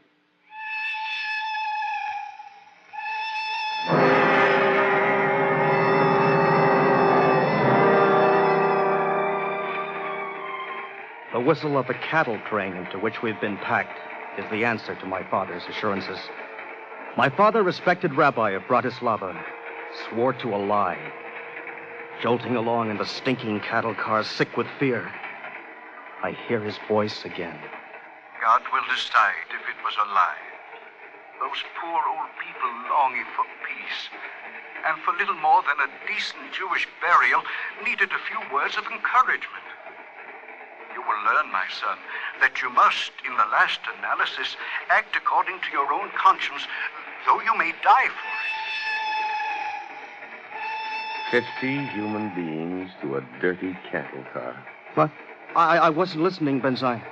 I apologize for Greenberg here. I apologize for myself. I was in the cattle business. Very likely some of my own cattle have made this car unfit for occupancy by real gentlemen like Benzai and Gottlieb. Well, stop trying to be funny. You know as well as I do where we're headed for. It will do no good exciting the others, Simcha Unsdorfer. I don't care about myself. Of course you care about yourself. We all do. I'm thinking of my father and my mother. They are old and useless to the Nazis. Over there. An 8-month-old baby. For 12 years, the parents were childless. Then, 8 months ago, happiness. And now the very old and the very young are useless. It is not sure yet that we are going to Poland. Oh, you with your cheerful foolishness. Our people have not remained a nation by accepting destruction without considering other possibilities. We are going to Auschwitz. Depending if we take the left or the right fork ahead of us, young Unsdorfer. Oh, more blind optimism. No! Benzion is right.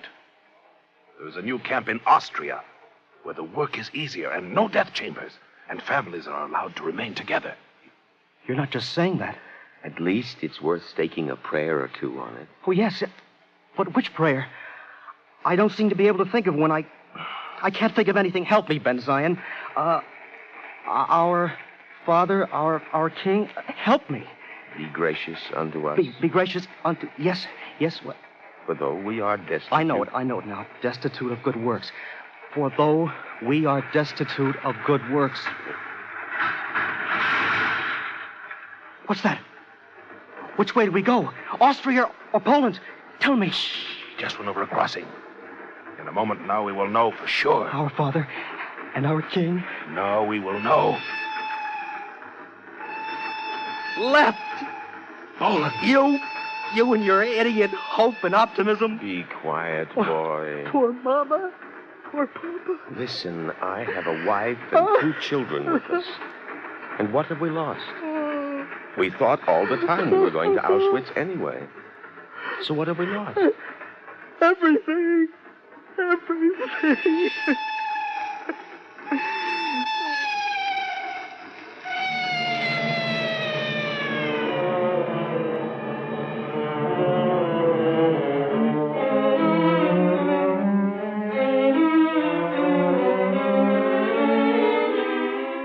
The train staggers to a stop. Outside, SS troopers charge up and down like lunatics with their savage Alsatian dogs howling and barking hysterically. Achtung! Raus! Out, all of you! Raus! The chemist and his wife remain seated, backs propped against the boxcar wall. Being a chemist, he had certain advantages. The chemist and his pretty wife are dead. They have taken cyanide. How lucky to be a chemist and his wife. Peace, chemist, and your pretty young wife. If I were half so brave as you. Raus! You hear? Quick about it! Raus! Back!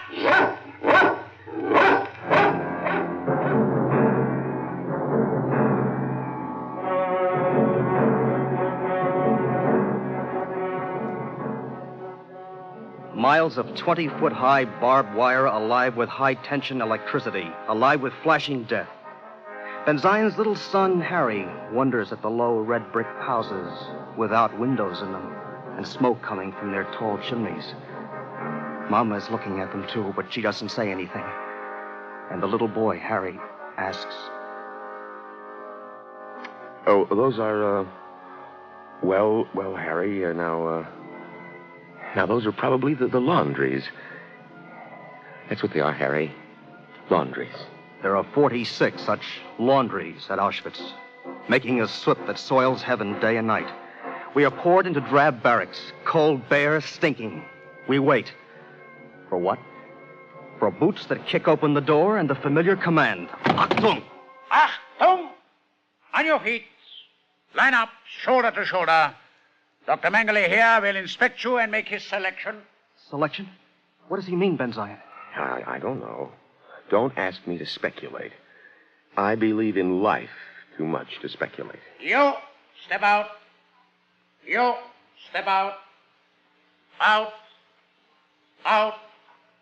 You. No, stay there. Bleib dort. I see what they're doing. Out. The young and strong are asked to step out. Out.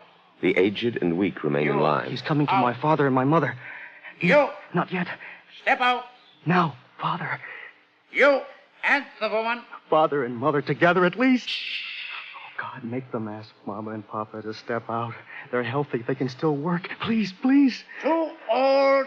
Bleib dort. No! No! Simcha, you're only making it harder. Simcha.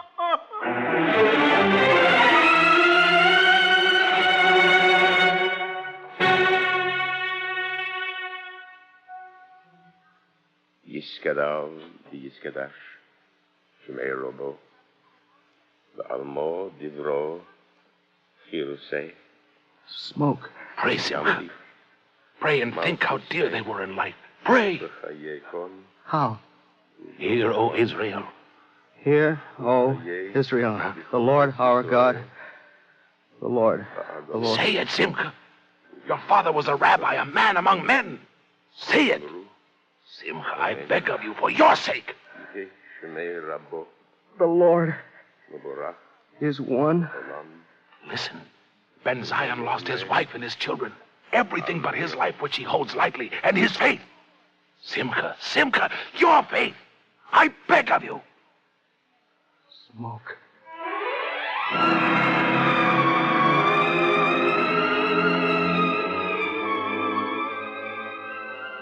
I try to remember these days what it was like once to be safe, to be warm and dry, to eat food that is not rank with spoilage, not to be hungry for once. Allied bombers fly over now, where we hear the thud of artillery. Yet I cannot think that there is something outside of this fetid death world that remains of kindness, humanity, protest. Is there any kindlier chemistry than cyanide? Or a better faith than the one that makes smoke out of the struggle and aspiration of the human spirit? Ben Zion Gottlieb is the only courage or faith left to me. How does he bear up? Today, mysteriously, we were all issued a whole loaf of that black bitter stuff that passes for bread around here. And Ben Zion could be elated about it. Of course. Don't you realize we're in luck? Dirty, stony, hard bread filled with alum? Luck? It means we're going on a long trip. It means we're heading out of Auschwitz. I don't believe it. I'm twice your age, Squirt, and even now almost twice your skinny weight. And I am telling you. Why should they take us out of here? Ask their gassy Wagnerian gods why. All I know is we have a whole loaf of bread to make Kiddush this evening. Kiddush?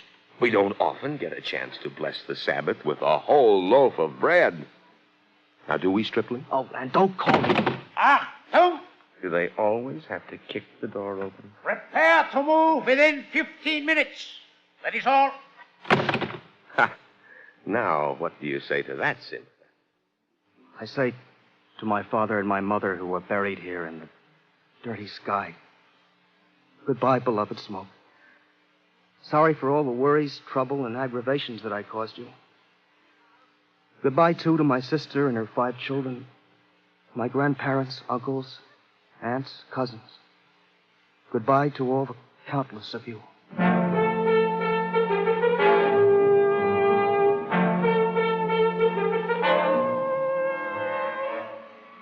We are in a place now called Nieder Orschel.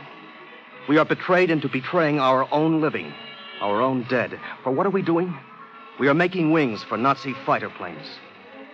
I'm sick at heart and so weak from hunger and lack of sleep, and ashamed because I still want to live. I want to become furious with these creatures who turn us into creatures. I want to turn on them and claw and bite until they club me to eternity. So what do? I see things double and get weakly sick and whimper for the 4-hour-biter, Herr Meister. You don't look very sick to me, Unstoffer. I have a fever. I have a fever.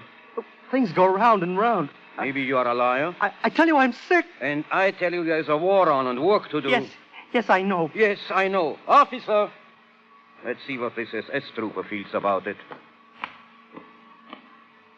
Well, what is it? This man says he's sick.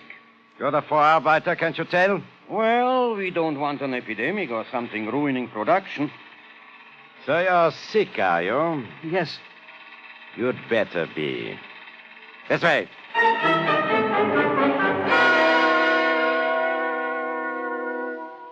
You can't stay here in the barracks, Simcha. I tell you I am sick. A little fever. If they take it into their heads that you're gold bricking or malingering... I'm not gold bricking. I'm sick down to the bottom of my soul. Soul sickness doesn't count. I say you can die from it.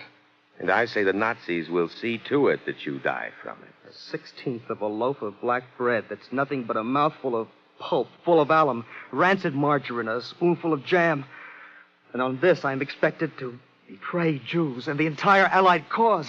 Or die. Or die. I'm getting enough of it, Ben Zion. I am sick of it. You are sick. Well, your skin's on fire. Can't they just open the door? Achtung! Your attention, all of you.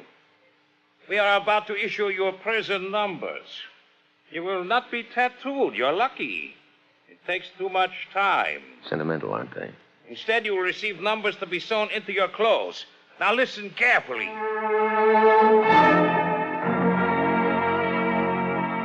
95603. Why is my number so high? This is only a small labor camp. You don't know? Such a well-informed young Jewish fellow? No need to be sarcastic. A short train jog from here is Buchenwald. Buchenwald? We have been issued Buchenwald numbers. One false step, Simcha, and poof. Between Auschwitz and Buchenwald, the choice is like being torn to pieces by large black mastiffs or large brown mastiffs. So watch yourself. That's too bad. Especially with Passover coming. What do you mean? I mean, I decided I would like to have a Seder for Passover. You are sick. You mean out of my head? I would go so far as to say that, yes. I have simply had enough of being punished for being a Jew. I've just about had enough of being tormented for the greatness we've brought to the world. I've had too much rotten bread and rotten food in exchange for our medicine and science and art and the philosophy we've given the world and the pain we've helped to numb and the death we've held at bay. Quiet, Simcha, for God's sake. Yes, for God's sake. I am going to hold a Passover for my mother and for my father and for your wife and children and for the heaps of human ashes that once laughed and planned and prayed and loved and had children and taught them goodness and God and compassion. Shh, Simcha, please, lower. They will all be at our table. And they will live again for a moment in our hearts and in the faith they taught me. And then let the SS heroes kick in the door and take me. But I will have my Seder. I number 95603. For their dear sake. For God's sake. Yes. Spoken like the true son of a good rabbi. Just tell me if you are with me. I'm with you. First, we start collecting cigarette butts around camp. Cigarette butts? Why, yes. For Passover. It's traditional. You'll see.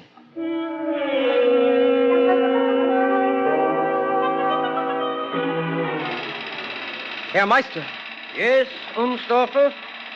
Not sick again, are you? I have a favor to ask, a proposition that will interest you, Herr Meister. I make no bargains with prisoners.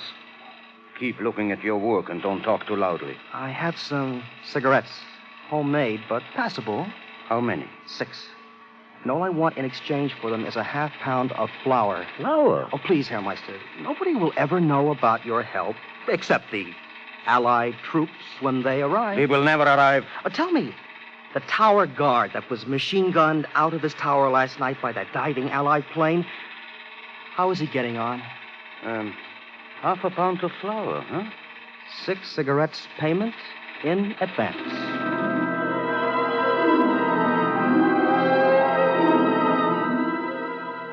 We have flour now for matzahs.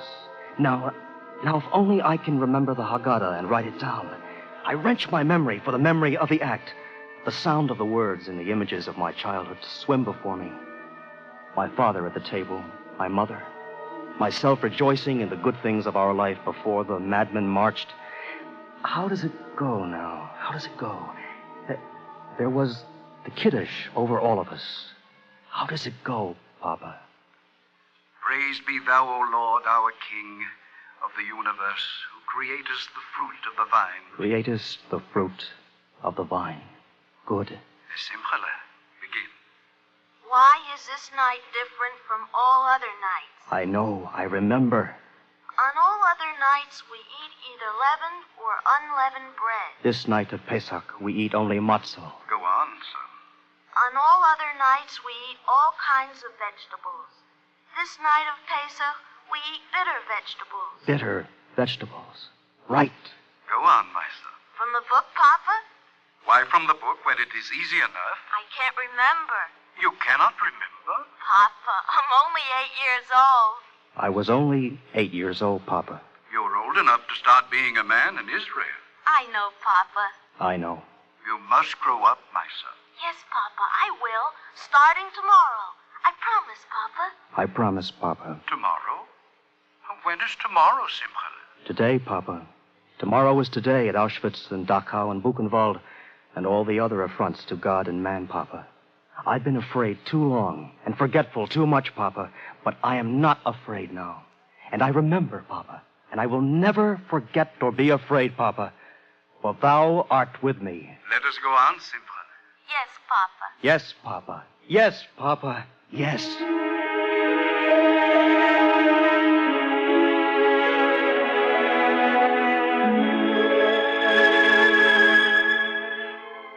And it is this promise which has stood by our ancestors and by us, for it was not just one person who rose up against us to destroy us, but in every generation men rise against us to destroy us. But the Holy One, blessed be He, delivers us from their hand. Hide everything! Hide! Hide the monsters! What is going on in this barrack? Going on? Nothing, sir. You're having a meeting here? A conference? Perhaps a farewell dinner? Stand up, all of you. Now then, get ready to march. March? Where? Never mind. We're moving out. 15 minutes.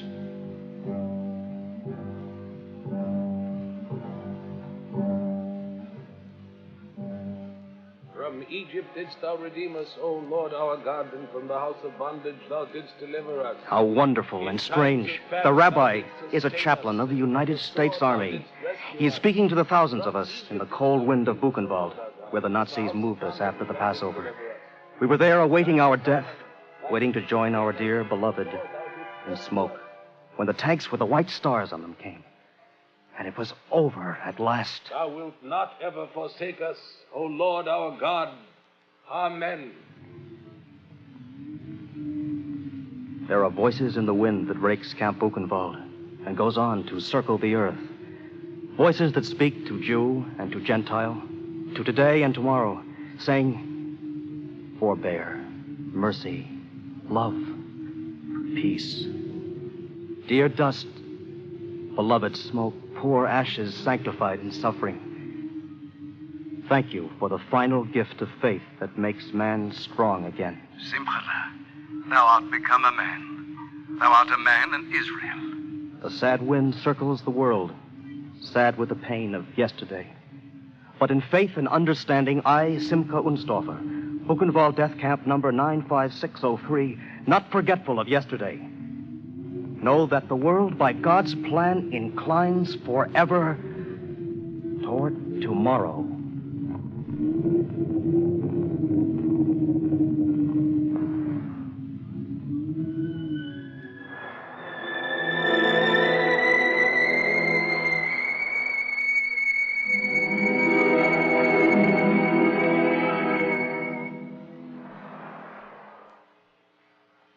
If you would like a copy of today's script, please send your name and address with 10 cents to cover the cost of postage and handling to the Jewish Theological Seminary of America, 3080 Broadway, New York 27, New York.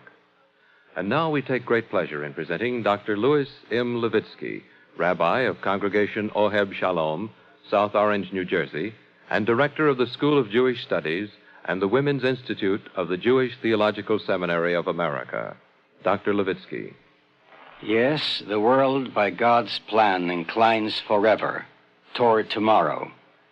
These last words of Simcha were effectively dramatized for us at the Seder a few days ago, when we kept the cup of wine for Elijah and opened the door to welcome him. To welcome Elijah, who, according to rabbinic tradition, will proclaim to the world 3 days in advance the coming of the Messiah. On the first day, he will proclaim, peace is at hand for the world. On the second day, he will proclaim, goodness is at hand for the world. On the third day, he will proclaim, salvation is at hand for the world. We keep this cup of wine for Elijah because we know that God's plan inclines for peace, for goodness, for salvation.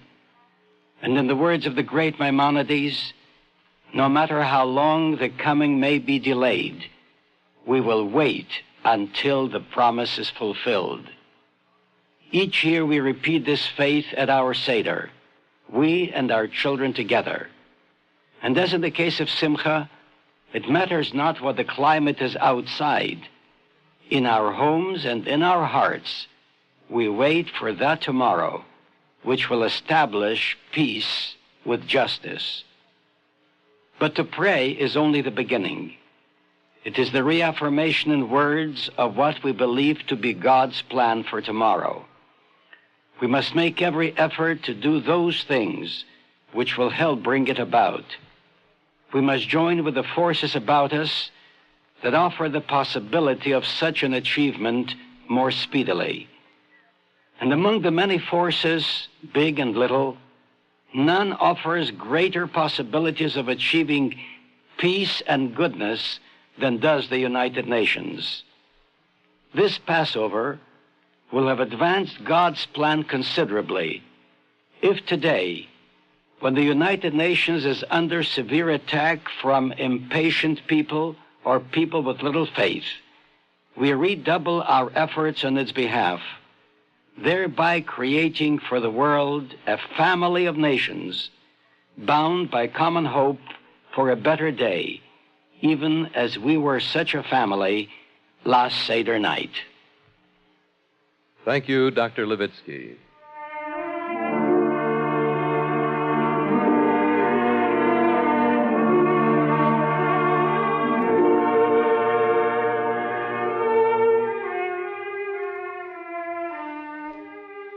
Our Eternal Light drama today, The Yellow Star, was adapted for radio by Milton Geiger and was based on the book of the same name by S.B. Unsdorfer. It was presented in observance of the Festival of Passover. Cantor Robert H. Siegel sang the liturgical introduction. Featured in the cast were Leon Janney as Ben Zion, with Theo Getz, Ralph Bell, Kermit Murdoch, Maurice Tarplin, Guy Repp, Zelda Sear, and James Dukas. Larry Robinson was Simcha.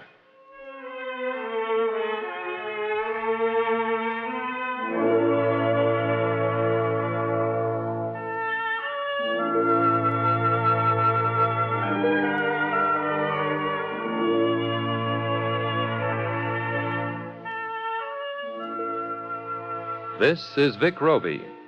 Our program was directed by Daniel Sutter. Portions of this program were pre-recorded. This weekly program is presented under the auspices of the Jewish Theological Seminary of America.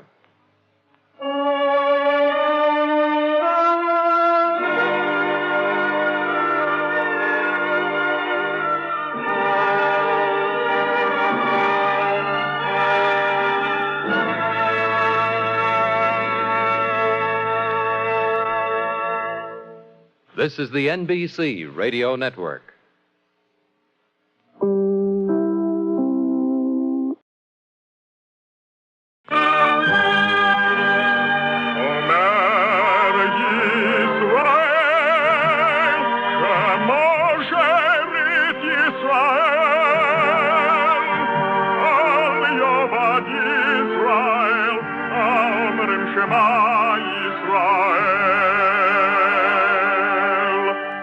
And the Lord spake unto Moses, saying, Command the children of Israel that they bring unto thee pure oil olive, beaten for the light, to cause the lamps to burn continually in the tabernacle of the congregation. And it shall be a statute forever in your generation.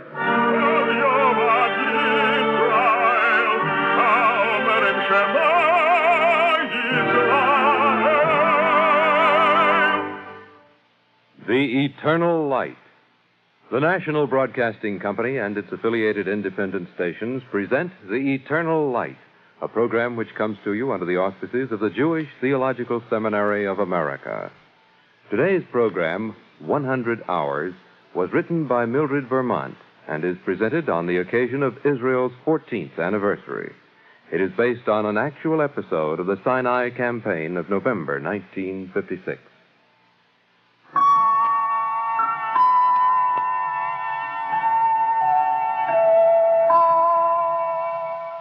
This is the Voice of Israel with an important announcement. A wounded Arab infant has been rescued by an Israeli patrol from a hillside battlefield in South Sinai. The girl's mother, a young Bedouin woman, is dead. It is believed that she was the victim of assault by enemy soldiers whose bodies were scattered nearby. The infant has been rushed to an Israeli field hospital.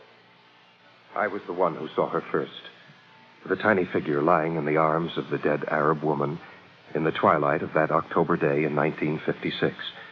The child's hand the only flicker of motion in the stillness. We had made a lightning thrust across the desert by land and air. We were the last ones, the patrol, the mopping up squad.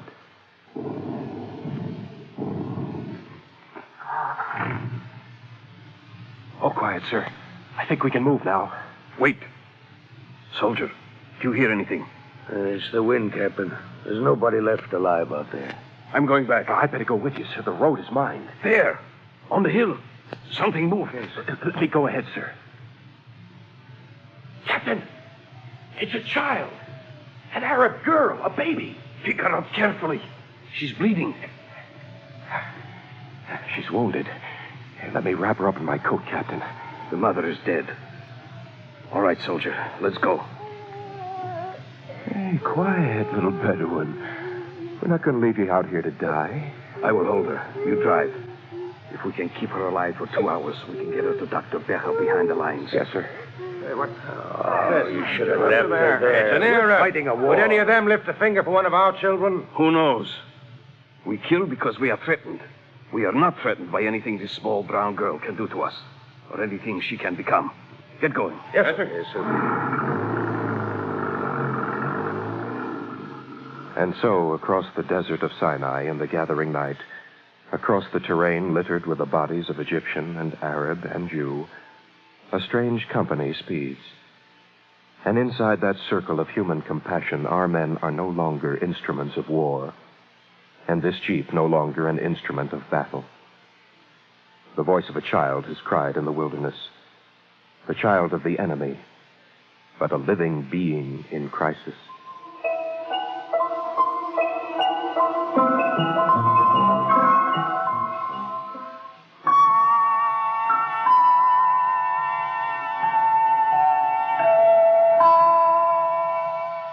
Announcement.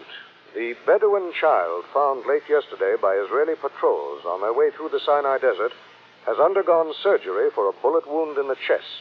Army doctors report that the wound is healing and the infant will live. Nurse, the little Arab, is she all right? Fine, soldier, fine. The x-rays showed that the bullet had penetrated the lung. But you see how it is with children. They have 9 lives. Oh, well, I'd like to thank Dr. Becher. Come back later. Maybe your little Arab will be awake then and you can see her. I've never known anything like this before.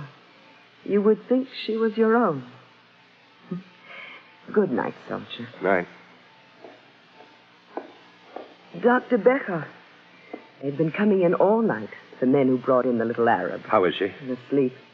What we will do with her, I don't know. Leave that to me, nurse. If we had extra beds, extra space, where do you fit a nursery into a field hospital? Can you make room for her one more night? The news is good. Our army's reached the border. They say the whole thing may be over in another 24 hours. With God's help, I can get back to Jerusalem for a day and take the baby with me. She'll need a great deal of care. All right, I'll manage, Doctor. But I'll be happy to see her in better hands. At the foundling home, she'll be... Who said anything about foundling home? What's the matter with the Becher home? I have a big house, a warm-hearted wife with only one child to look after. What more can I tell you? That you are a very wonderful and a very stubborn man, Dr. Becher. Yeah. And that you're going to have your own way. I'll help you take her to Jerusalem. That soldier who brought her in, he tells me the men have thought of a name for her. They want to call her Sinai. Sinai? Mm-hmm. Child of the desert. Child of Sinai. Child of the war. Child of my own.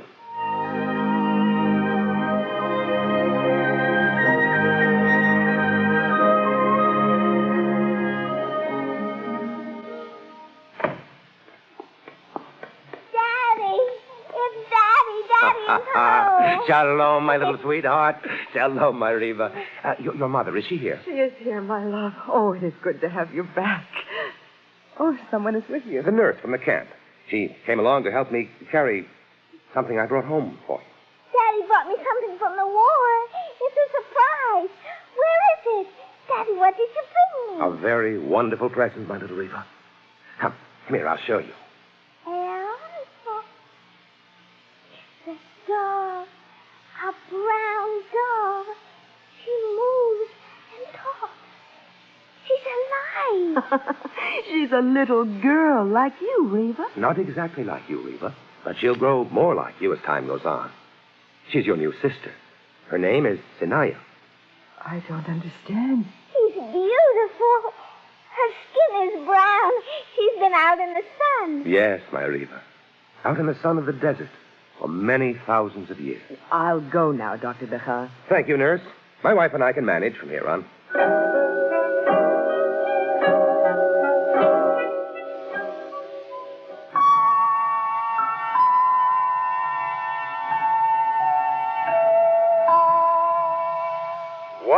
Hours after the Israeli army moved into the desert of Sinai in an all-out thrust against the Egyptian enemy, the war is at an end. Our victorious forces have reached Suez. Here is the later news. The Arab infant Sinaya, rescued by our patrols, has been brought to the Jerusalem home of Dr. Albert Becker, the army physician credited with saving her life. The girl will live with the Becker family, who plan to adopt her. Adopt her? An Arab child? We can keep her until she is completely well, but as a sister for Reva, isn't this going a bit too far? When the Jewish children of Europe were streaming over the borders of cities that were still safe from Hitler, who asked where they'd come from or who had begotten them? A child is a child. Forgive me. You remember what it says in the Talmud? He who saves a single life. It is as though he had saved a world. All right, my dear.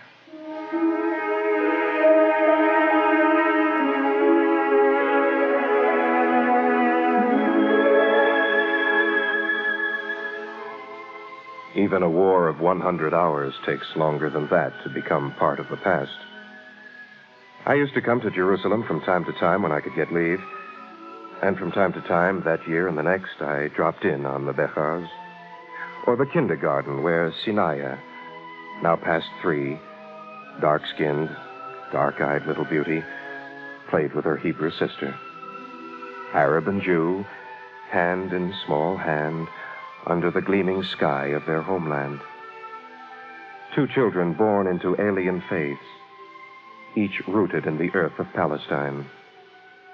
2 small figures lit by the sun that knows no difference between man and man. I love you, Sinaya. You are my real sister. I was you, my sister.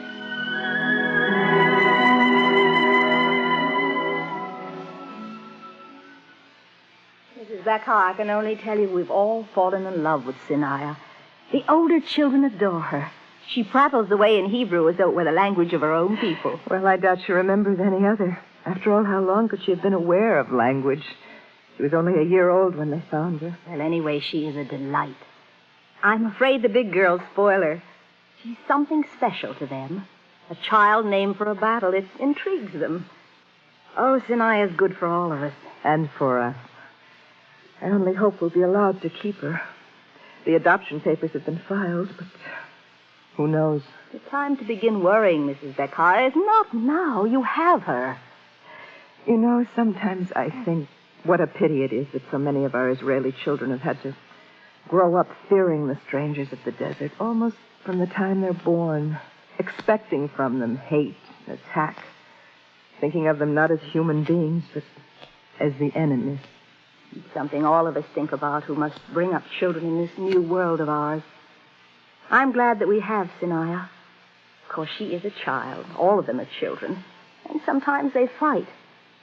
But on a very simple level, I feel that something's coming through to them of the common link between all children and all people, no matter who they are. Maybe Sinaya, too, is learning something that will stay with her all her life. An understanding and a trust that may reach into places you and I don't even dream of. God willing. God willing.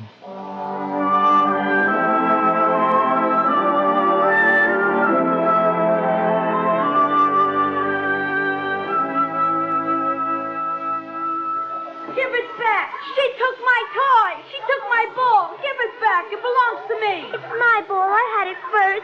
Give it back. It's not yours. You don't belong here anyway. You're an Arab. Benjamin. Don't I belong here, teacher? Of course you belong here, sweetheart. Come here, Benjamin. Do you know anything about the history of our people? Well, a little bit. Once all of us were strangers in a strange land, Benjamin.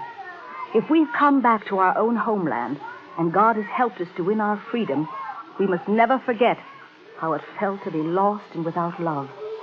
And we must never fail anyone who asks love and help of us. Do you understand? Yes, teacher. Now, tell her you're sorry.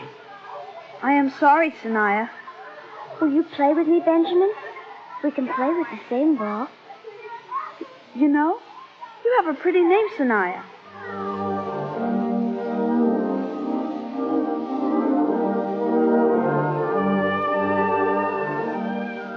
How long does it last, any idyll?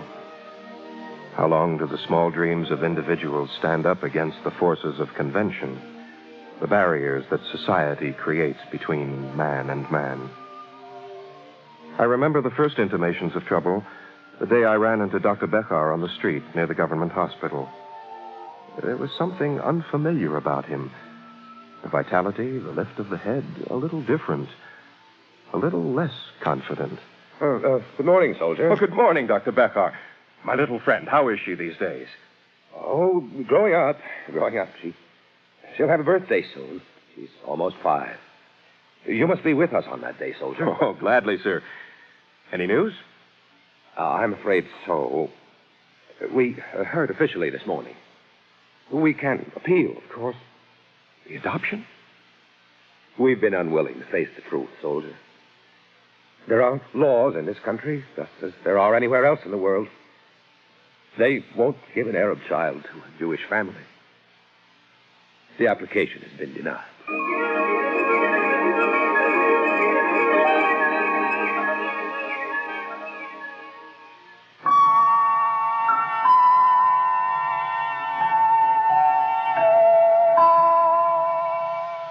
A legal battle is shaping up in Parliament over the petition of Dr. Albert Becher of Jerusalem and his wife to adopt the Arab child they have reared since infancy.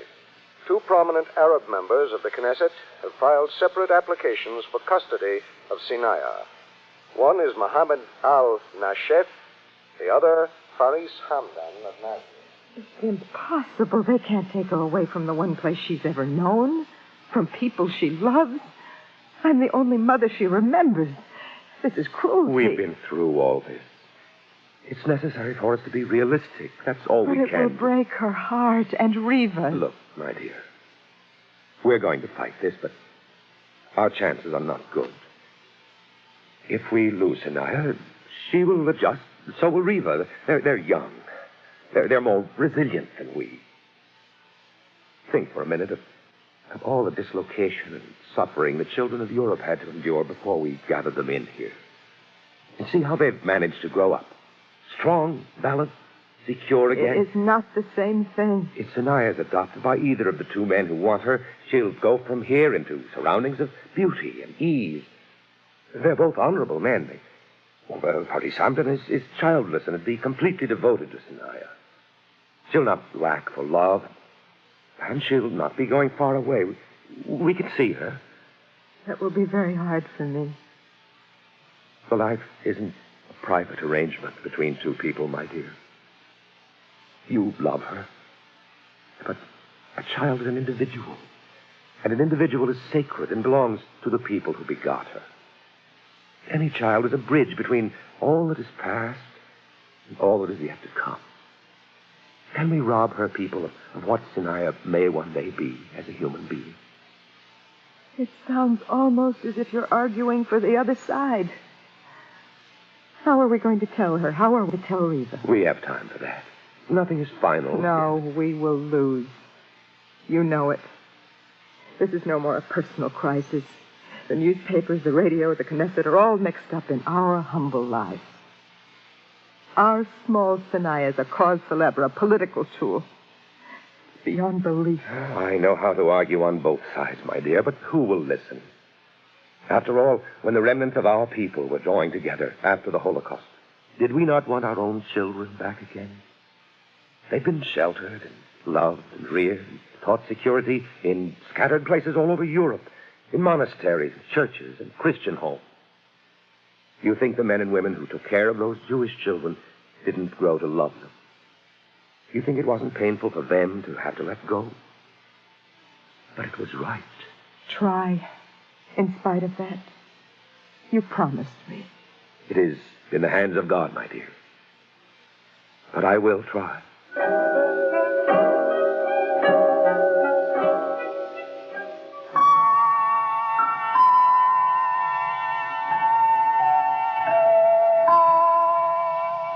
All Israel awaits the momentous decision on the custody fight for Sinaiah, the Arab girl now living in the home of Dr. Albert Becher of Jerusalem.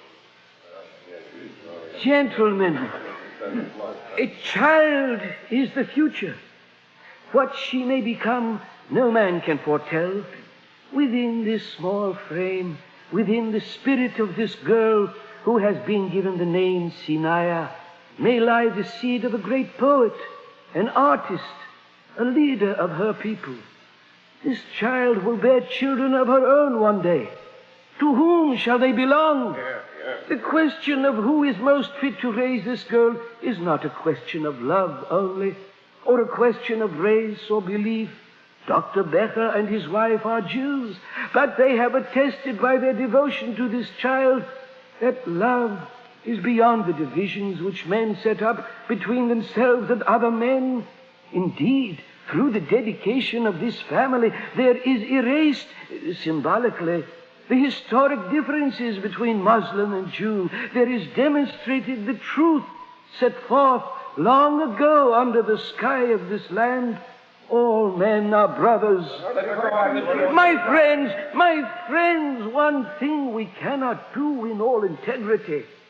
Whatever love this child has received at Jewish hands will not be lost. Will perhaps create in Sinaiah as an adult one human being who truly knows the meaning of universal brotherhood. But I say to you, gentlemen, if we take Sinaiah from her own people permanently, we are guilty of taking what does not belong to us. A human being with all her gifts and services to humanity's still potential. We are guilty of the theft of a member of the human race. I petition the Knesset for the right to bring up the child Sinaiah in my own house as a Muslim. I am a man of means, and my heritage is the same as hers. Under my roof, she will have love and the benefits of my position in public life, and she will grow to womanhood in dignity. Sinaiah will not feel bereaved in my house. I will keep alive for her the images of those who sheltered her and gave her love through all her infancy. Dr. Becher and his wife are welcome in my house at any time. They may see Sinaiah. She may visit with them and with their daughter. They will be her closest friends, and I will be her parent. Gentlemen, if you do not see fit to award custody of Sinaiah to my colleague, Mr. Faris Hamdan, I hereby petition the court in my own behalf for this privilege. Gentlemen, may I speak? Let the doctor be heard. I have decided to relinquish my fight for the custody of Sinaiah. I hereby cast my own vote in favor of Mr. Faris Hamdan of Nazareth. The hand of God lifted this child out of the valley of the shadow of death and bequeathed to me and to my family the privilege of bringing her back to the living world and cherishing her for a little while. Who knows for what reason Sinaiah was delivered from the desert? Perhaps to bring to a world that watches these events a fresh hope, a knowledge of human trust in action, a forecast of the harmony that may one day blossom in this homeland of ours, where the world's three great religions had their beginning, and perhaps across all nations in God's own time. I give Sinaya back to her own people, and I shall love her as long as I live.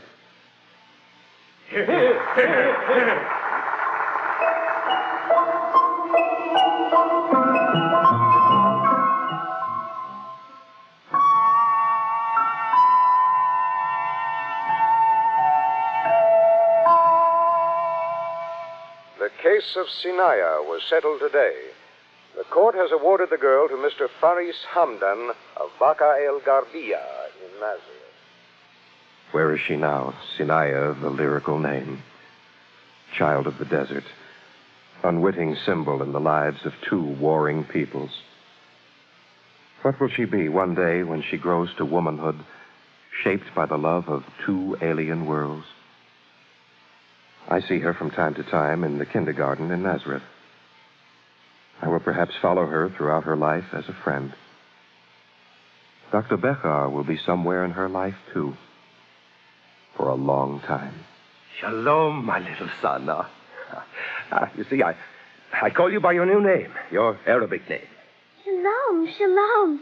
You brought him, Daddy. I knew you would bring him for my birthday. I am glad it gives you pleasure, small one, to see us together. Dr. Becker, this is Sana's teacher. Welcome, Dr. Becker, to our classroom. Mr. Hamdan has told us who you are. We're very honored that you are here with us today. You see, teacher? I told you. I have two fathers. Am I not the only little girl in Israel who can say this? The only little girl in Israel. And what does that make us, my friend? We two who both love Sinaya. I believe it makes us brothers, does it not? One day there will be more of us, Mr. Hamdan. Many, many more. Meanwhile, we have Sinaya as our link, and her children to come, who will understand what we mean, and their children after them. God willing.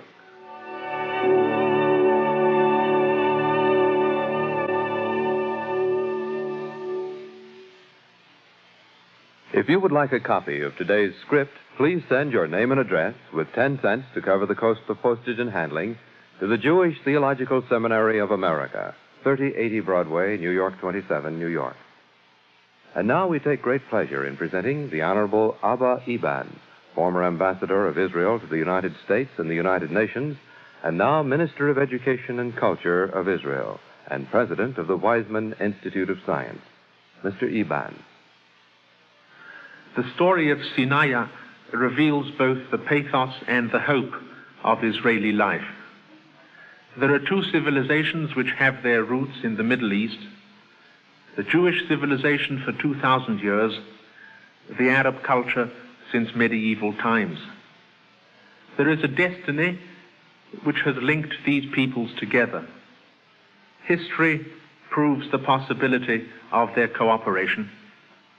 Neither holds anything that the other vitally needs. Above the present tension, men of goodwill in both communities must see a better future, the compulsions of a future to be shared together in peace. All these high issues of present conflict and future harmony are embodied in the humble story of Sinaya. Arab and Jew are divided by sharp rancors and resentments. The Arab nation, with its 12 sovereign states, has still not yet been reconciled to the existence of a small Jewish state within the Middle East. They have not yet been persuaded of the logic that it cannot be right for them to possess a continent and wrong for the Jewish people to possess its small but cherished domain.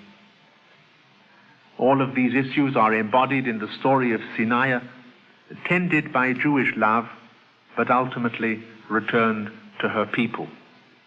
Surely there is a moral here. The beginning is war, but the end is peace. These two peoples share a common humanity. all the potentialities of reverence and wonder, of creative imagination and moral insight, of enduring compassion and embracing love.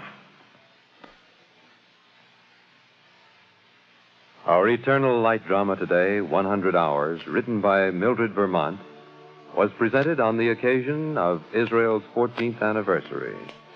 Cantor Robert H. Siegel sang the liturgical introduction. Featured in the cast were Carl Weber, Terry Keane, Gilbert Mack, Court Benson, Rita Lloyd, John Borden, Linda Canby, Tony Darnay, and Sarah Fussell. The narrator was Alan Bergman.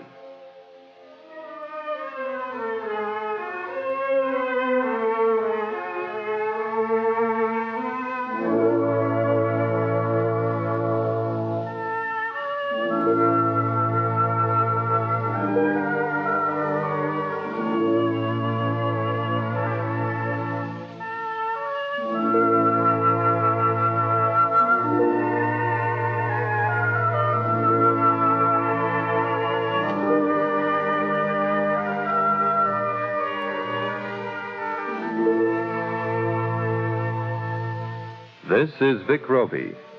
Our program was directed by Daniel Sutter. Portions of this program were pre-recorded. This weekly program is presented under the auspices of the Jewish Theological Seminary of America.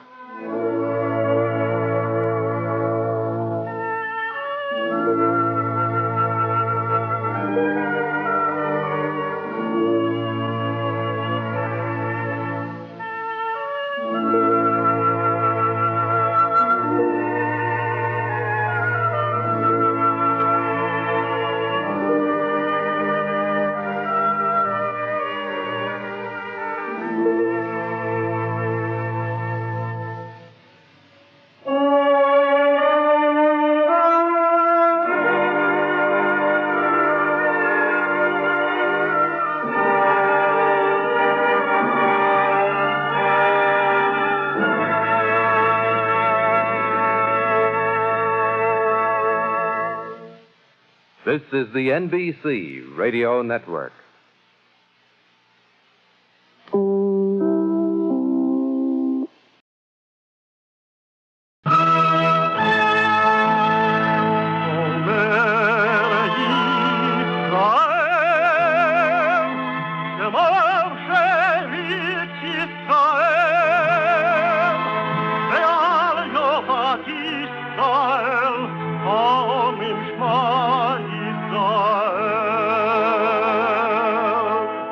And the Lord spake unto Moses, saying, Command the children of Israel that they bring unto thee pure oil olive beaten for the light, to cause the lamps to burn continually in the tabernacle of the congregation.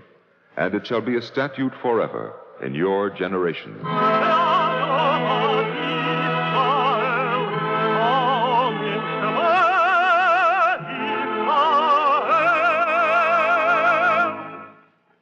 The Eternal Light. The National Broadcasting Company and its affiliated independent stations present The Eternal Light, a program which comes to you under the auspices of the Jewish Theological Seminary of America. Today's program, The Man of 6,000 Years, was written by Lucille Schulberg.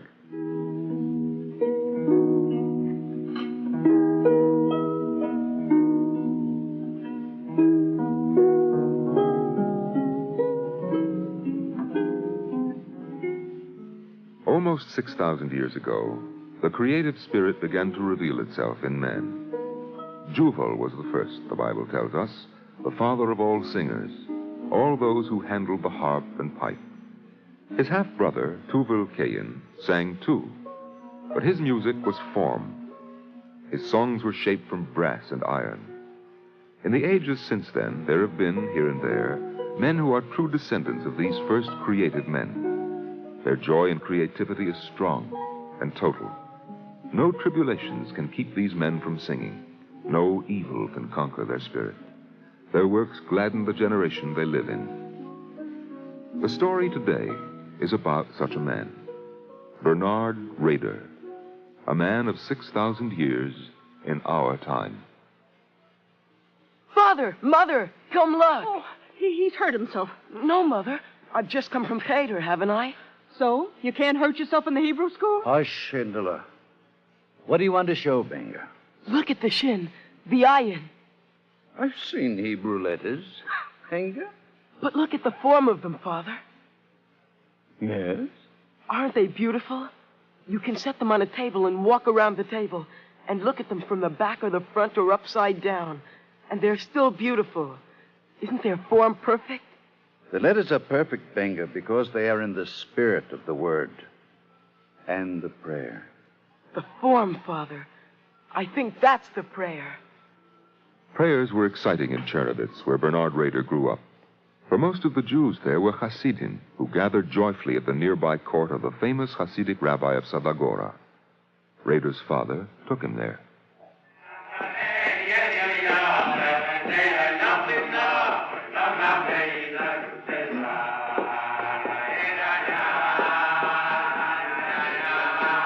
Oh, Father, see the old man dancing on the table?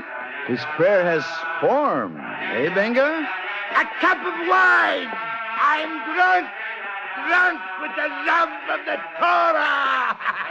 Give me a cup of wine to make me sober! Chernovitz itself was only another small town near the Ukrainian border. But it was part of the Austro-Hungarian Empire.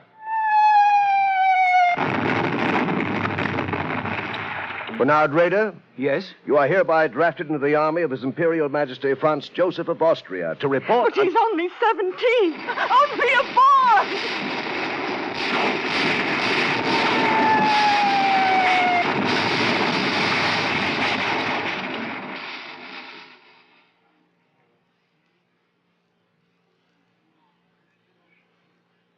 Sergeant, is it true the war's over? All finished, Private Rader. The Austrian Empire has collapsed. And I can go home after 4 years? If you have money for the train. We're stranded here in Serbia. I have no money, but I'll get home. How? How, Sergeant? I guess my legs will have to take me.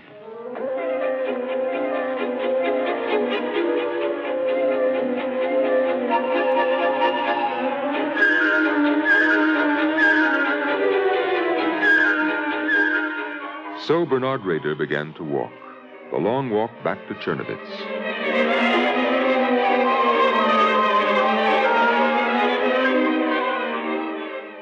He walked past forests and farms.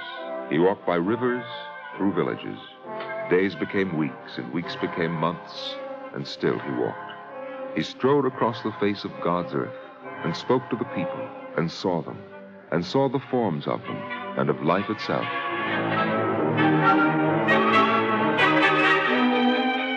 Soldier, get away from here. Look what your war has done to my land.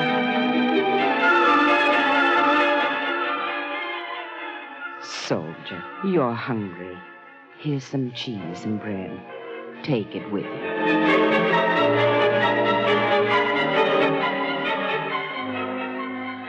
You were asleep in our haystack. I was tired. I have a blue cornflower. I'll give it to you.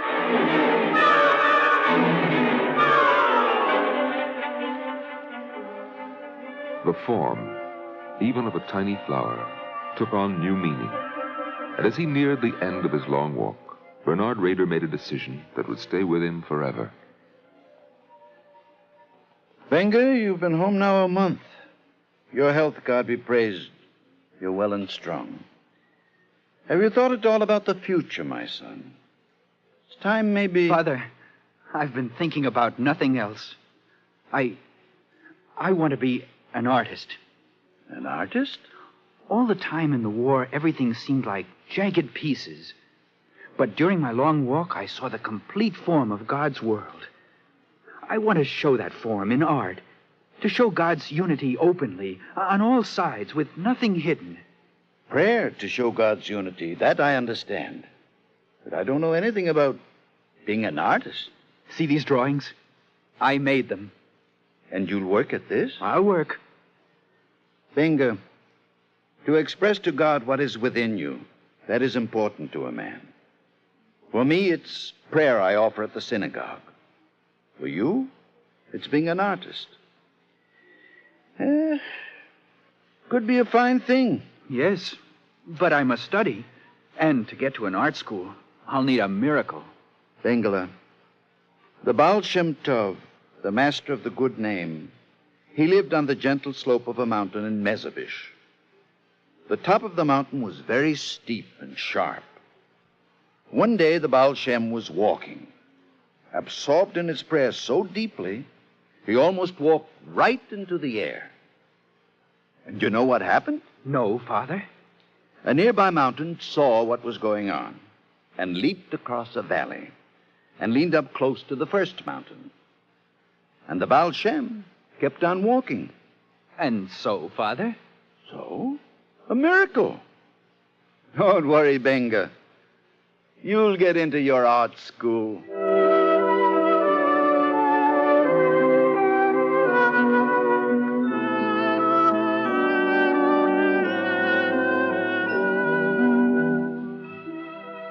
The young man picked up his drawings and watercolors and went to Prague and was accepted for classes at the Academy of Fine Arts. Day and night, his universe centered around the academy. For a few hours of sleep, he shared a tiny room with another art student. Gershon, are you awake? Huh? No. Wake up, then. Oh, what time is it? My sacred hour of decision. 6 o'clock. Oh, you make decisions. I'll go on sleeping. Gershon, haven't I spent a whole year on drawing and printmaking? You certainly have, Benga. Gershon, you're the first to know. I've decided to be a sculptor. Gershon, listen to me. Wake up. I must work in stone. That's where the form is. When you see a thing flat, it's a wall, hiding everything. But when you see the whole block from every view, then you see the truth. They'll make you work in clay first, believe me. The block of stone has the truth in it. Benga, let me go back to sleep. I will work in stone. You'll see. I will work in stone.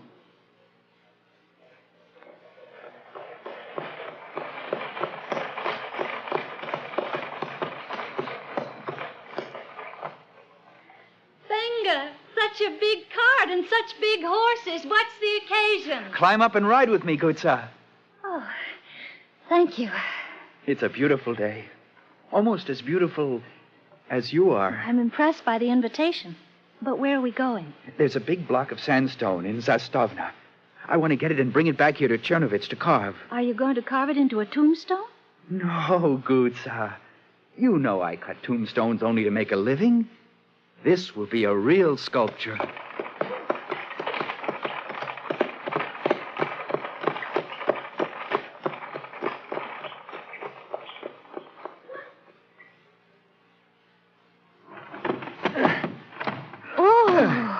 Will you have space for that in the yard with the tombstones? Maybe not. Anyway, I don't want my real work next to my bread and butter work. I don't know where I'll... Careful. There. Oh, perfect.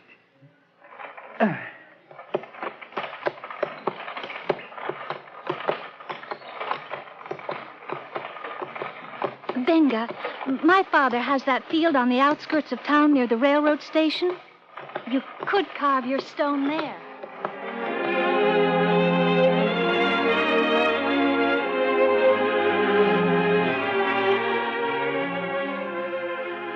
The field was a perfect studio, large and pleasantly quiet, except once a day.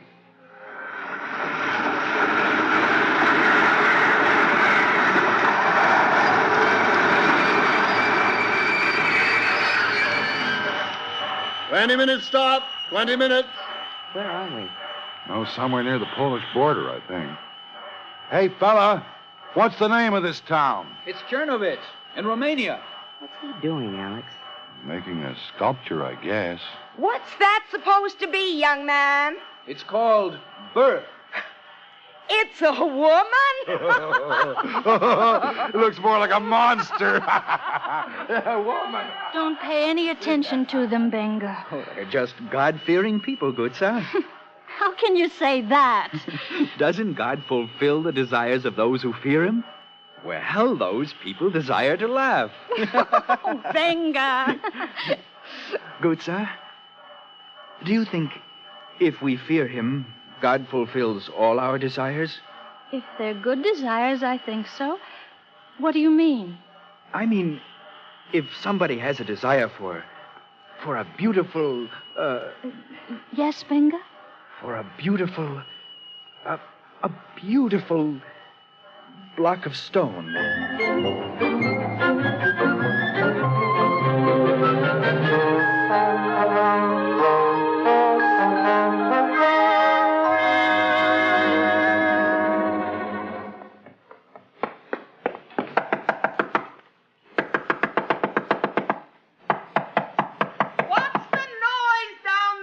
Where's Holtzman, the florist? He opens at 8 o'clock.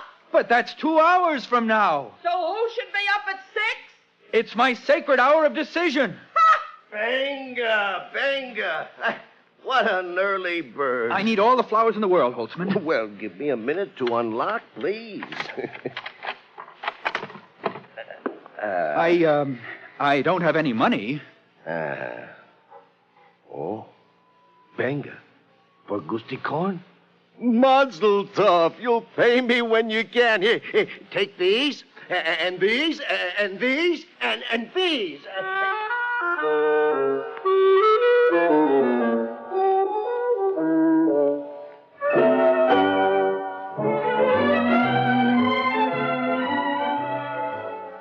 After Bernard and Gusti were married, Gusti's father built a low thatched shed in the field by the railroad station. There, whenever he could spare time from cutting tombstones, Rader carved. He carved some 15 or 20 sculptures before Chernowitz began to change. You can put away that chisel, Rader. Your license to cut tombstones is revoked. What do you mean? I have my license right here. And I have a letter from the governor revoking it. But this is my living. How else can I support my wife? Maybe some of us don't care. Maybe we don't want Jews making our tombstones. Maybe we don't want Jews here at all.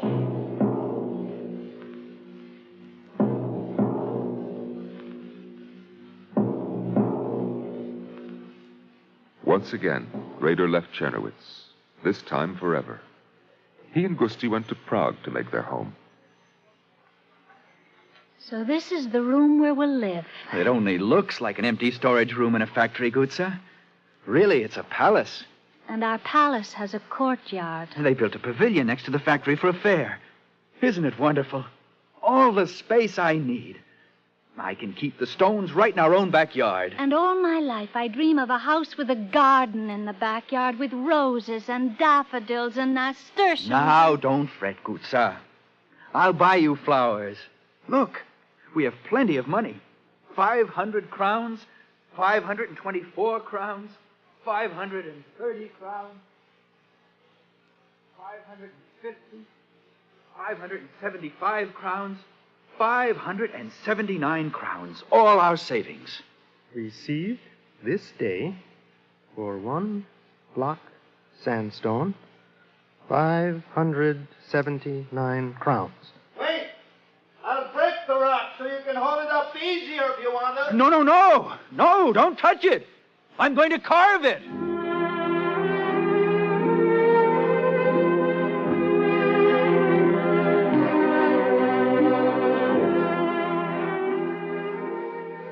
That stone became the artist's first famous sculpture, the Bather. In Prague, Rader was able to work all day, every day.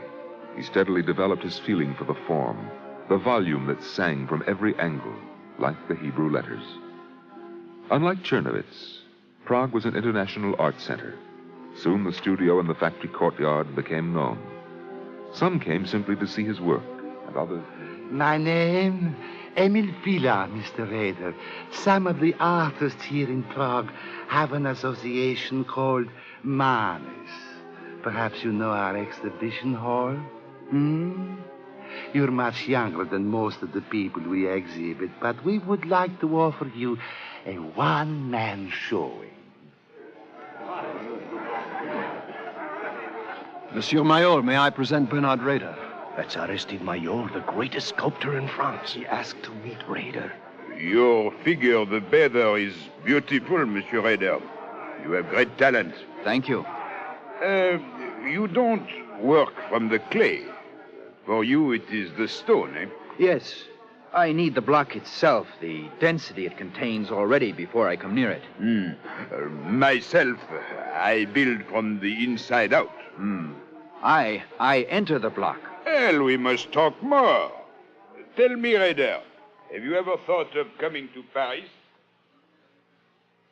Maillot says we should come to Paris, Gutza. He's been saying that for 2 years now, Benga. Gutza, maybe it's time. We've been in Prague 7 years, good years.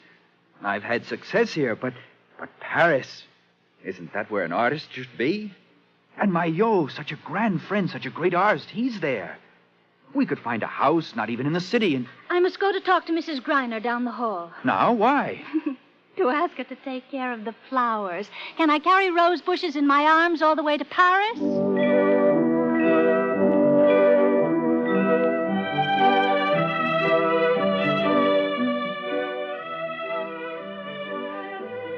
They found a villa with a garden that Rader used as an outdoor studio. It was outside of Paris at Le Vésinet. And after a little more than a year, Mayol was writing, I am very happy to observe that people in Paris begin to talk of your great art. I am delighted. Monsieur Rader, we are having a large group exhibition of contemporary Czechoslovakian art at the Wildenstein Gallery. I was going to ask you to let us exhibit a few pieces, but I really would like all 16. Your work is so exciting, so powerful. But it was the year 1939.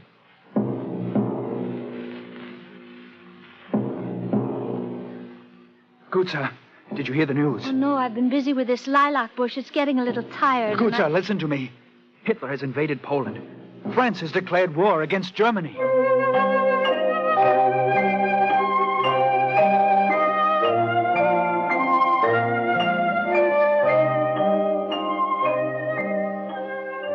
At first it was called the Phony War.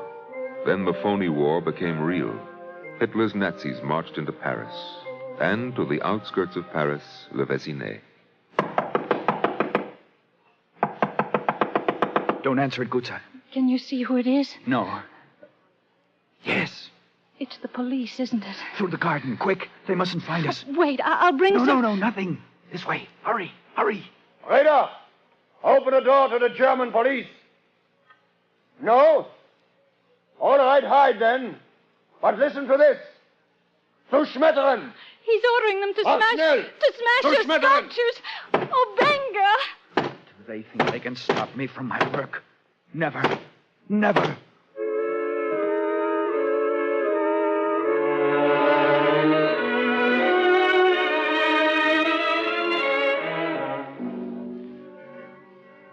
So flight began. If we can get to Lyon, Maillot said his friend in America would have visas for us there. We'll travel at night. Sorry, Mr. Rader, no visas here in Lyon. Perhaps if you went to No Marseille... visas for Bernard and Gusti Rader here in Marseille. Perhaps we went across to Spain. I might be able to get through Spain, but without transit papers, I'm not sure. No transit papers for Spain? You're here illegally. Guard, arrest them.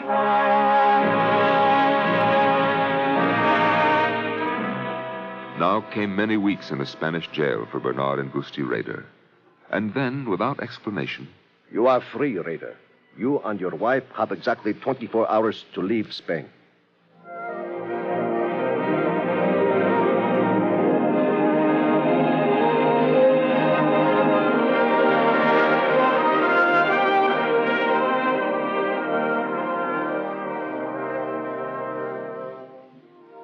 The flight continued and stretched over years. Madrid to Lisbon, Lisbon to Havana, Havana to New York. And wherever Bernard Rader paused to rest, he paused to work. We're here, Gutza. Thank God. New York at last. We're safe now. Safe? With $8 to our name? Gutza, about that $8... Venga, you didn't. Gutza, it was my moment of decision. Wait till you see it. A beautiful piece of Italian limestone. And he'll wait for the rest of the money. It's just what I need for that idea I have.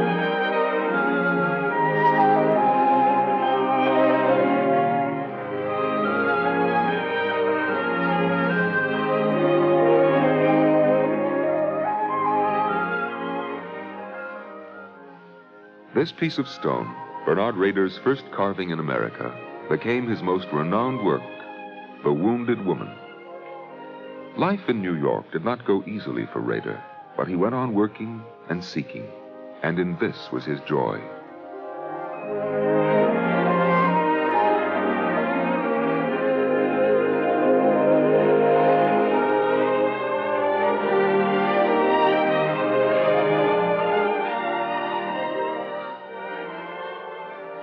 In the autumn of 1961, the Whitney Museum of American Art presented the largest one-man exhibition in its history, 3 full floors devoted to the works of Bernard Rader.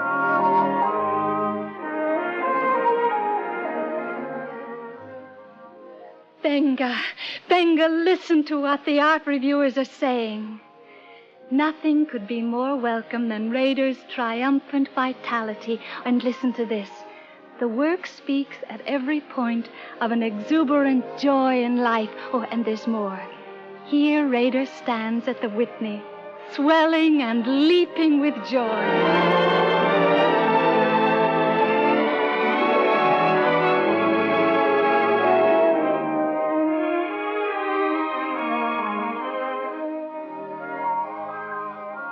This is Bernard Rader, the full fruit of a life of dedication, strength, creative joy, all founded on faith in God and rooted in the simple enthusiasm of a young boy. Father, Mother, come look. Look at the shin, the ayin, the Hebrew letters. Aren't they beautiful? You can see them from the back or the front or upside down, and they're still beautiful. Isn't their form perfect? The form, that's the prayer.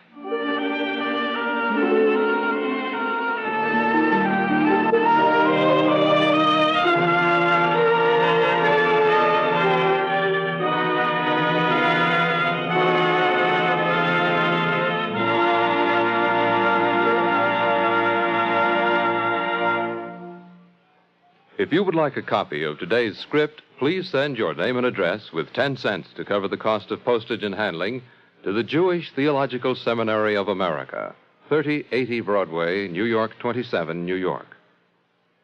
And now we take great pleasure in presenting Mr. David Finn, president of Ruder & Finn Incorporated and a member of the board of directors of the Jewish Theological Seminary of America.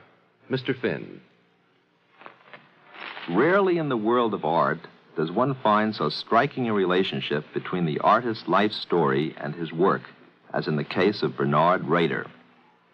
His sculpture has a strange, unexplainable quality, which at first glance seems to be simply the product of an unusual personal style. But as one studies his sculpture closely and learns something of his background, especially his roots in the Hasidic world, it becomes clear that these amazing, twisting, singing forms of his derive from a rich cultural heritage. Each piece seems to burst forth into the air like an explosion. It writhes and dances, shouts at the top of its voice, and seems to say with every movement that life is a crazy, wonderful thing. And, as if to confound the viewer, in the midst of this exuberance, there is a fine, quiet sensitivity. These two qualities, in a way, conflict with each other. The inner sensitivity is so strong that often one wishes Rader would be a little less hectic in his wild cavorting, so that the lovely gracefulness which is at the center of his work would be more prominent and less cluttered. But this combination is the essence of Rader's sculpture. He shows both the voluptuousness of joy as well as its deep beauty. Because of this duality, Rader's sculpture is not quite like anything that has ever been done before. Some of Picasso's recent Bacchic drawings are close in spirit. But in Picasso's work, there is a straightforward expression of joy. Rader goes crazy with excitement and at the same time achieves a remarkable note of softness. There is both frenzy and beauty, and these together strike a note that seems to come from some ancient melody.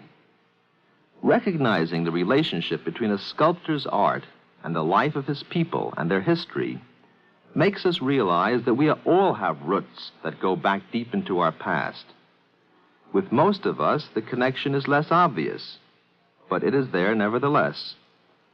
Bernard Rader is indeed a man of 6,000 years, as his work clearly reflects the elemental spirit of creativity in man. But his story is important because it opens our eyes to the fact that in our own way, we are all men of 6,000 years. Thank you, Mr. Finn.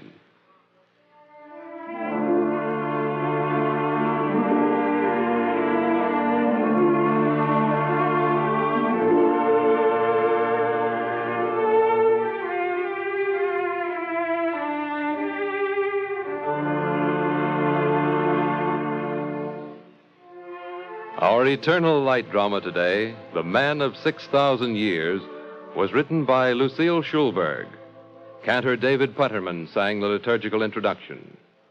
Featured in the cast were Peter Fernandez as Bernard Rader, Carol Teitel as Gusti, Santos Ortega as father, Bryna Rayburn as mother, and Guy Sorrell as Mayol. With Peter Laser, Alan Manson, Sam Gray, Ivor Francis, Martin Newman, and Arlene Walker. The narrator was Norman Rose.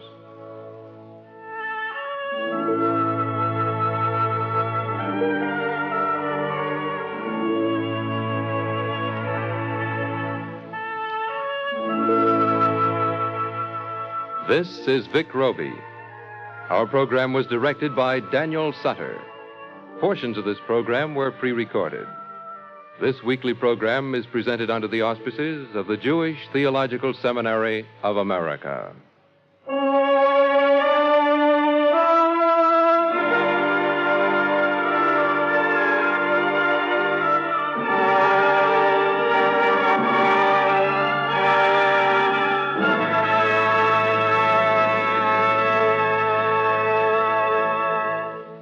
This is the NBC Radio Network.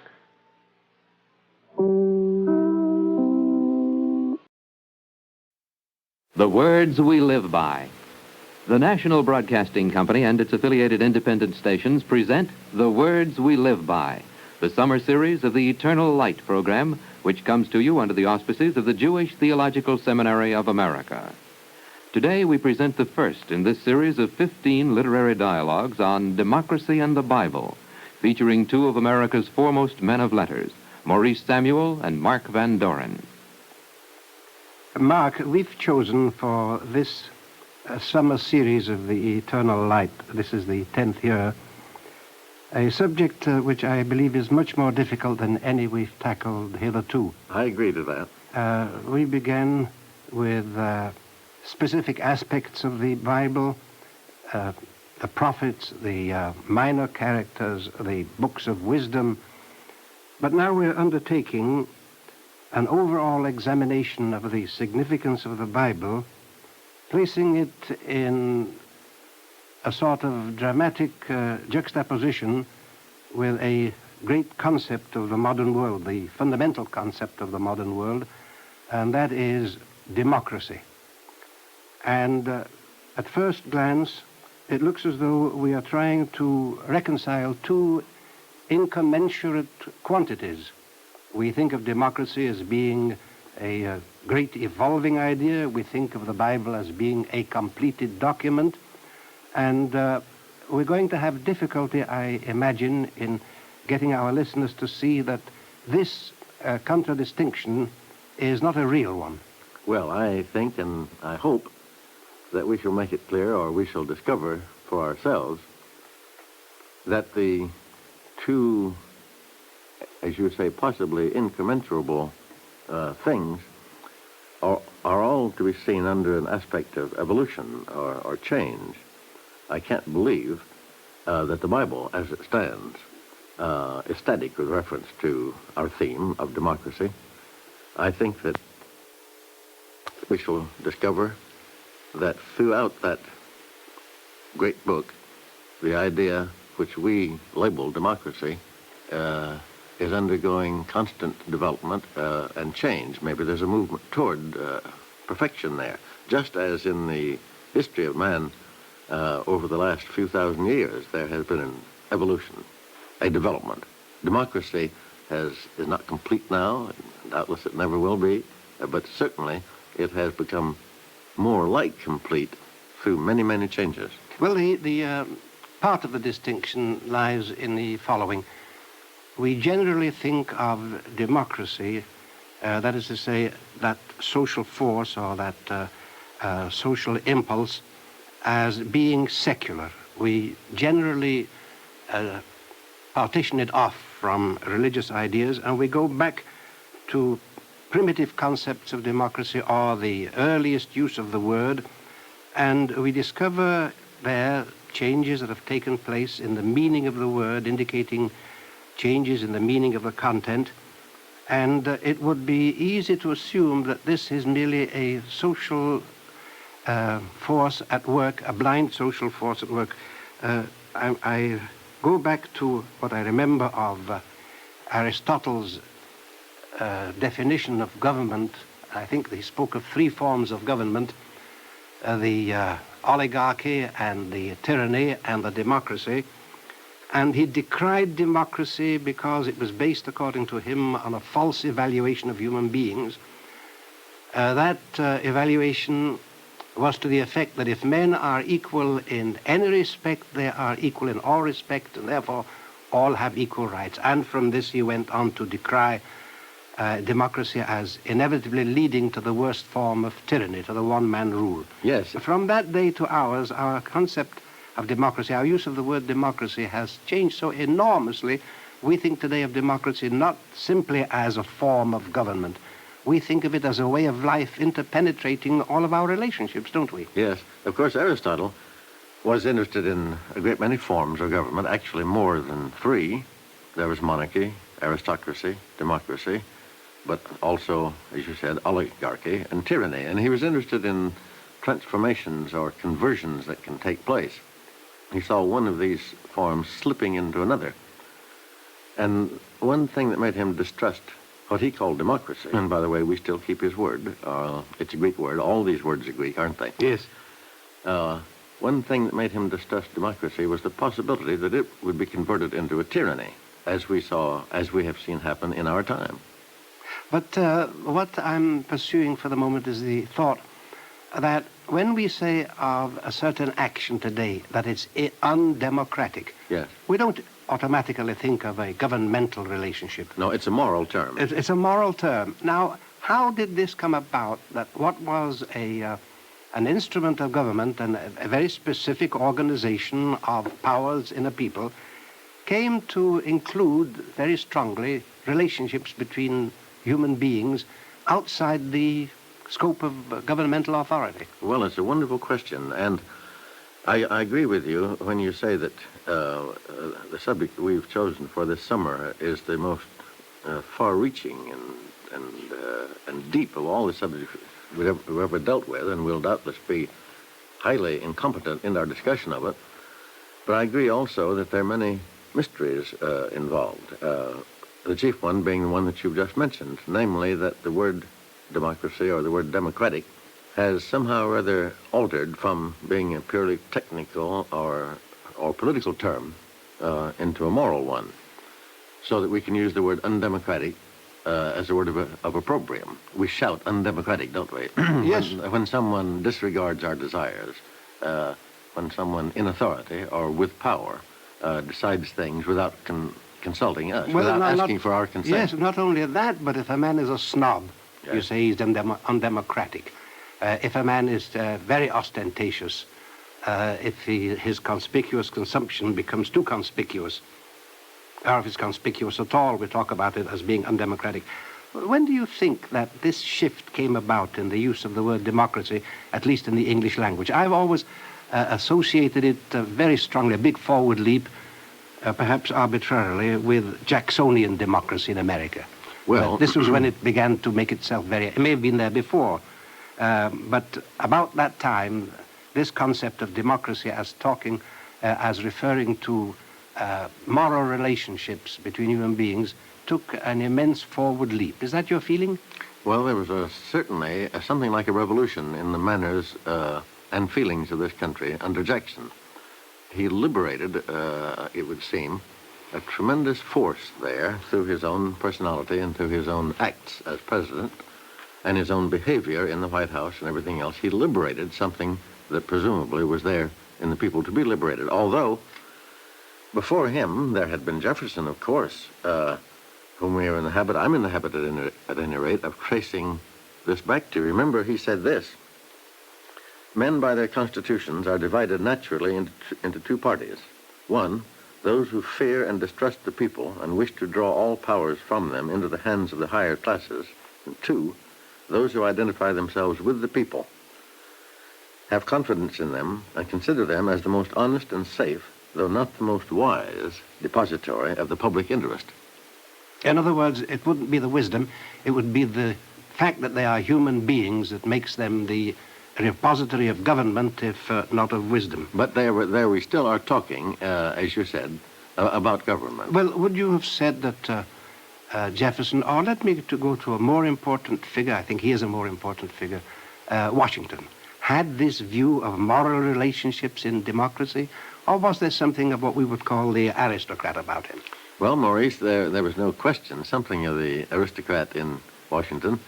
I think we can all admire aristocracy as it appeared in him, because it appeared with so much responsibility and such a singular selflessness.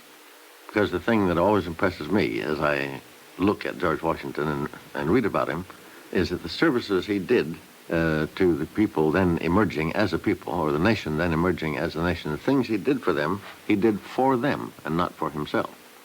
But it's still, we talk of democracy not just for the people, but by the people.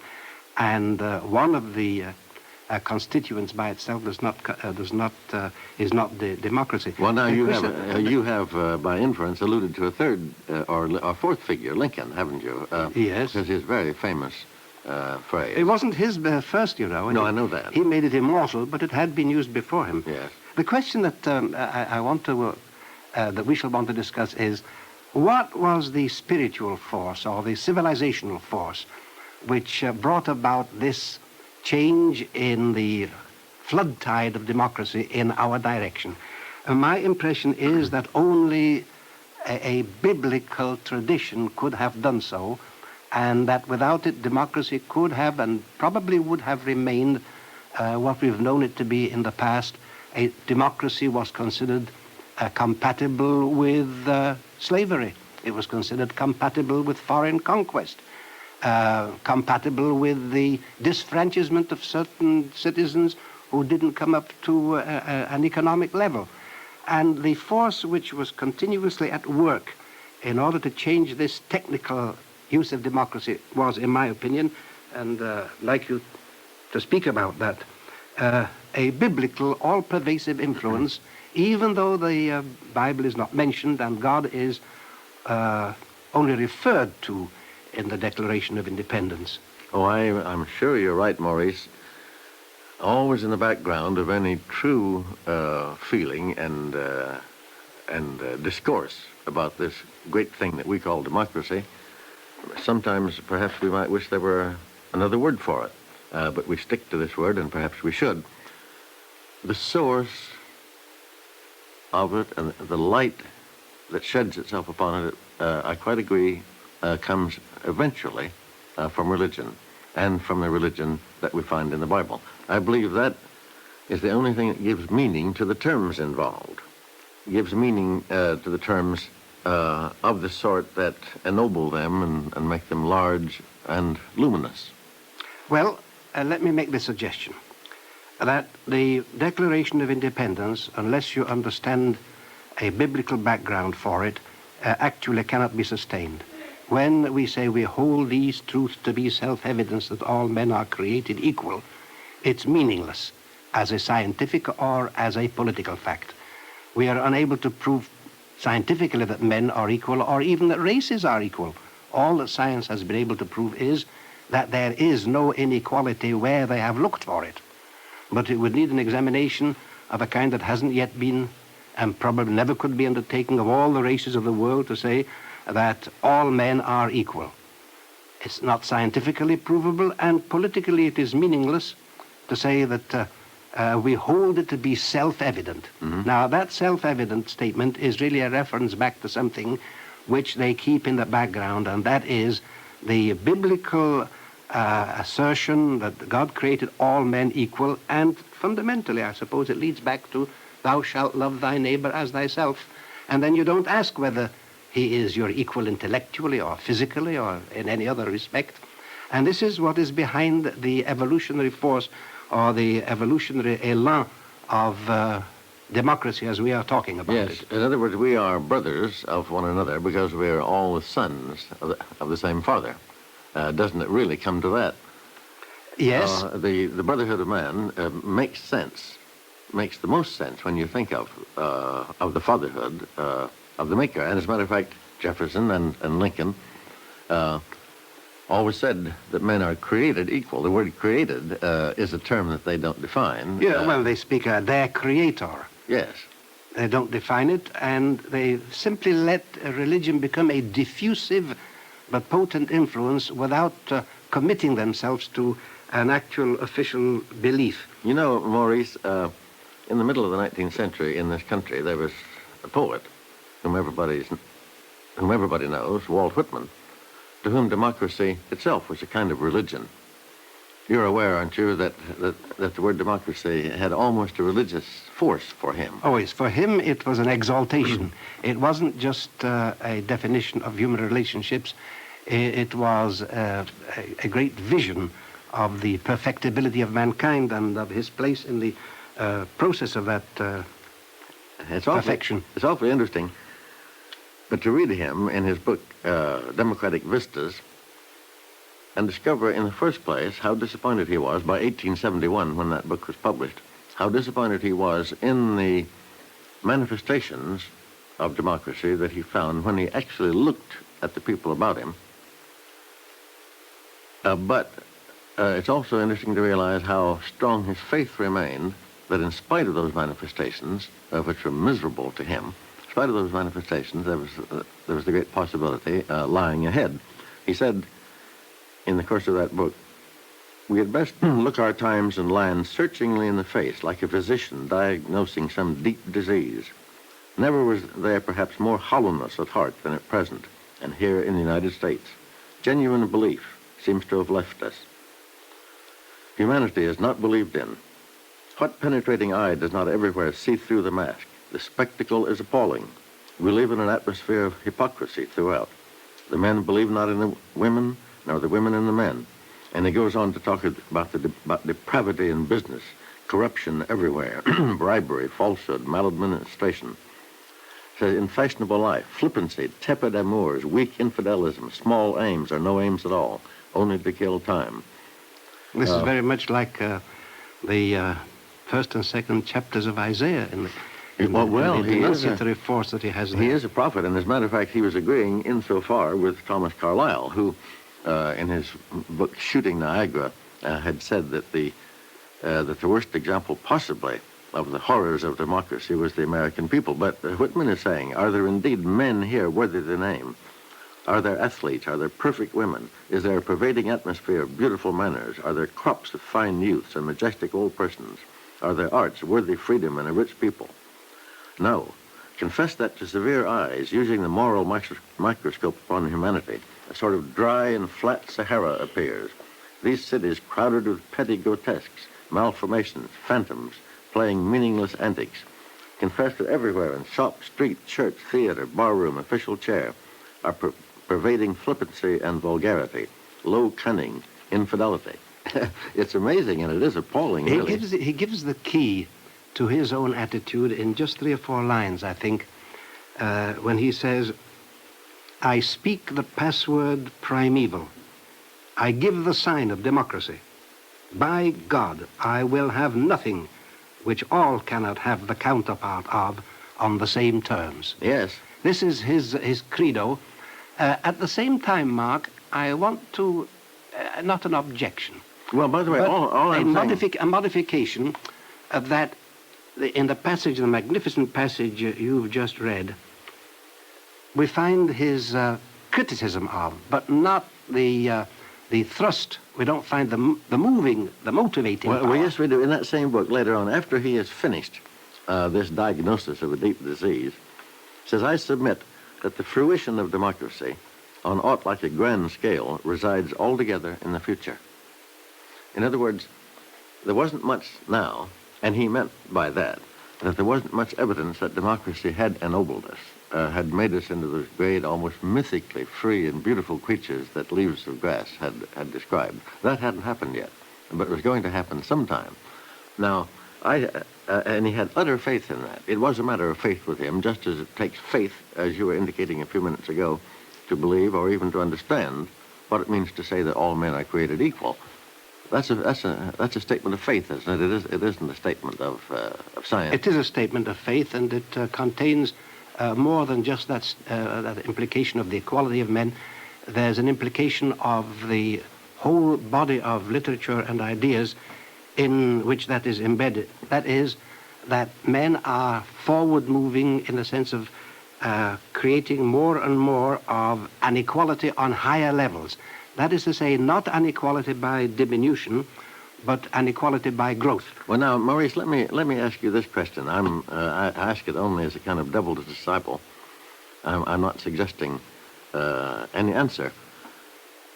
What about those people who may be listening to us who would remember that many of the revolutions in the last 200 or 300 years in European and American society, revolution leading to what we could call a more widespread democracy, a greater distribution of rights to men and privileges to men and so forth, were the outgrowth of what could have been called anti-religious things. The French Revolution was atheistic. Yes, they took a specific atheistical attitude. You remember they got a girl and they paraded her in the streets as the goddess of reason, just like some of the wicked old kings of Israel. Here is thy God, O Israel, who led thee out of the land of Egypt, and here is that which will lead you out of slavery.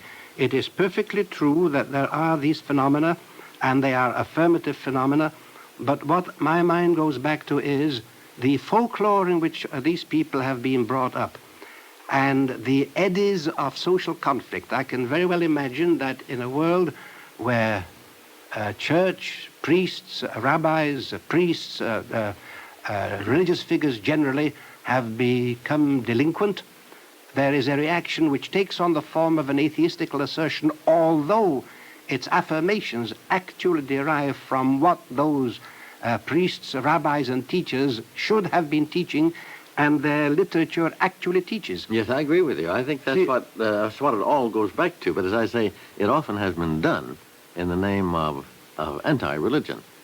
It has been done in that name. It has been, and the people have been convinced that they discovered these ethical principles or that they're purifying them, whereas actually the purification is to be found in the document itself. I quite agree. And what they're doing now in I won't say justifiable, but certainly an understandable twist of the mind is denying the origins upon which they're relying. You might be amused by a story that I heard this just a few months ago from some people who had visited Russia, where, of course, the revolution that took place in 1917 was in the name of no God. A girl guide that these people had protested against their desires to see churches. They asked her of course she was an official guide, they asked her to show them some churches. Well, she did it with a great scorn of the people in them and the churches themselves. Nevertheless, on the way home that afternoon, she pointed down a side street and said, "There's a little church where I prayed the other day." They said, "What do you mean? Why did you pray? What possible meaning could that have in view of the general notion that you have about these things?" She said, "Well, the next day I was going to take my examination for this job that I have as guide, and my girlfriend was going to take the examination too, and we went there and prayed. But why did you pray? What efficacy did you think there would be in that?" She said, "Well, we didn't want to take the chance." That reminds me of the Israelis who sitting at a football game and were terribly anxious that the Israeli team should win, and they turned to their companions and said, "Now look, it's no use relying on miracles, let's say the Psalms."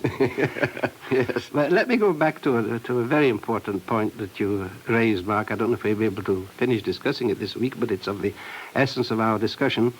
You spoke of the Bible itself evolving. Now, I take it you mean that in two senses. Namely, there is evolution within the Bible, and the Bible itself keeps evolving in its meaning to civilization as there are accretions of experience and perception, and there is the interplay between what we learn elsewhere and what we learn from the Bible. Now, you know, there are, with regard to the Bible itself, there are two main schools of thought.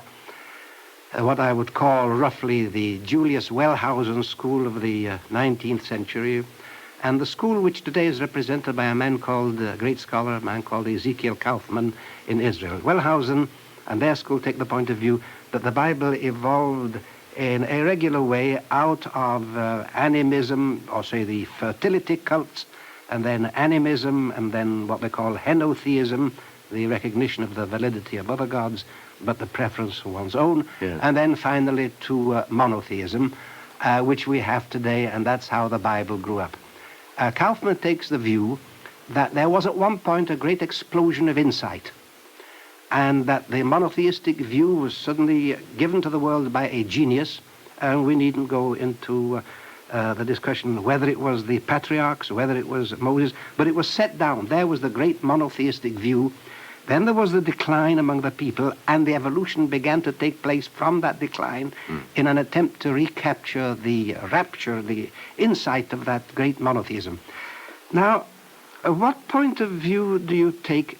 Do you think that there never was originally some brilliant insight? Would you agree with the Wellhausen school or with the Kaufman school? No, the Kaufman school, insofar as I know it, and I know it chiefly from your words concerning it, would be my view. My own reading of the Bible, year after year, has confirmed to me in my understanding that there was always some great and simple vision stated quite early, which the people were always being invoked to restore, to remember. There seemed to be always great danger that they would lose it, that they would forget it.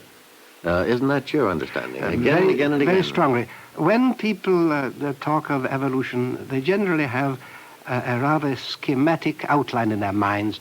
There was the simple, it became a little more involved, and it went along, the whole broad front developing from, as Spencer put it, from the simple to the complicated, that is evolution.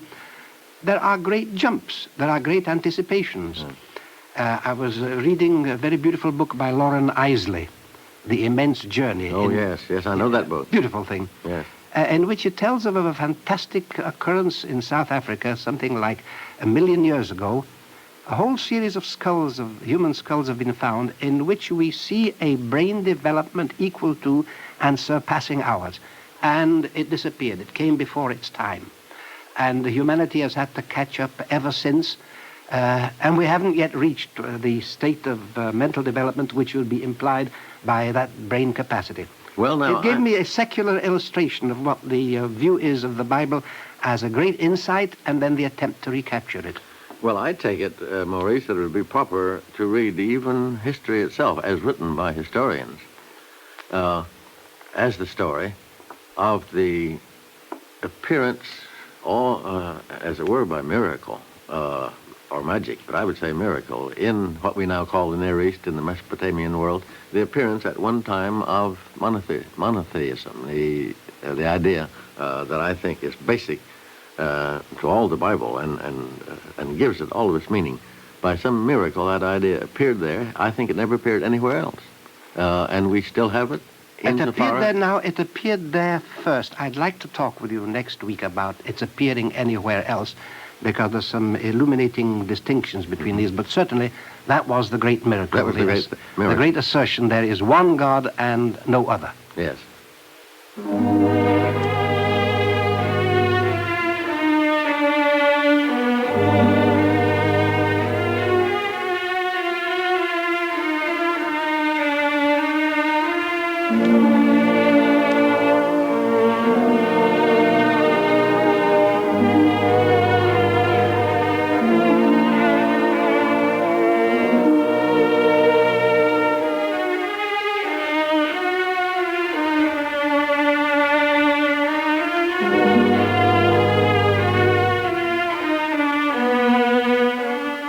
You have just heard The Words We Live By, the first in the 15-week Eternal Light summer series.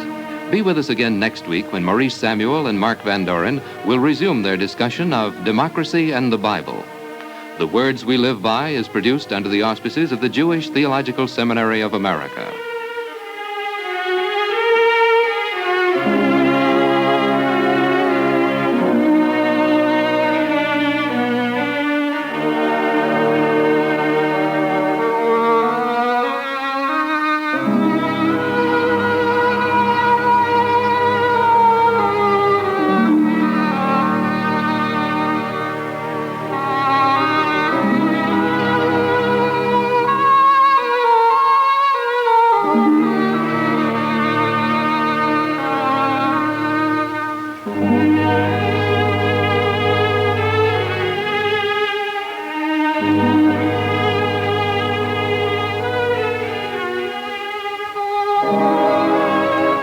This pre-recorded program has been an NBC Public Affairs presentation. This is the NBC Radio Network.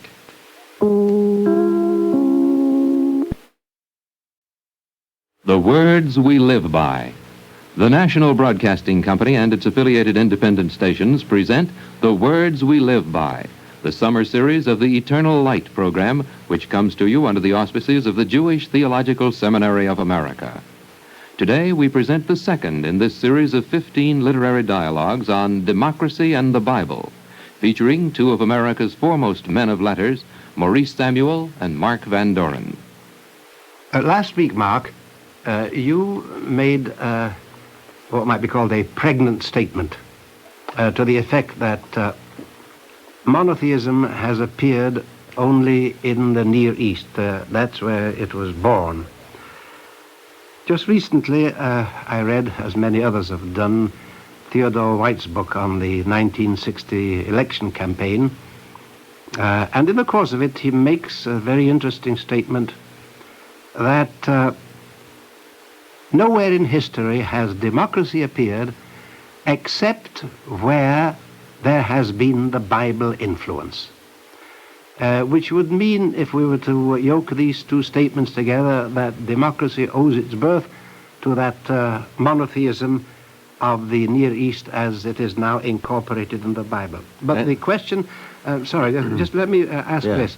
The question that I want to examine with you is, aren't Jews over apt to think of themselves in wrong terms in their relationship to democracy? We were not, even according to the Bible, to our Bible, we were not the discoverers of democracy as Jews.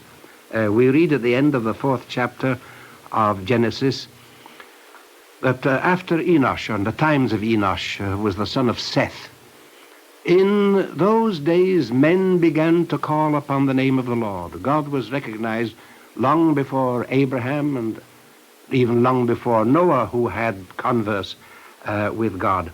And we find outside of our setting, outside of the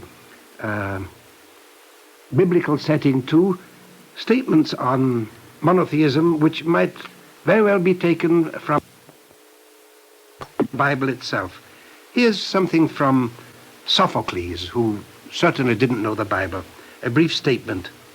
There is but one God who made the heavens and the earth and the sea.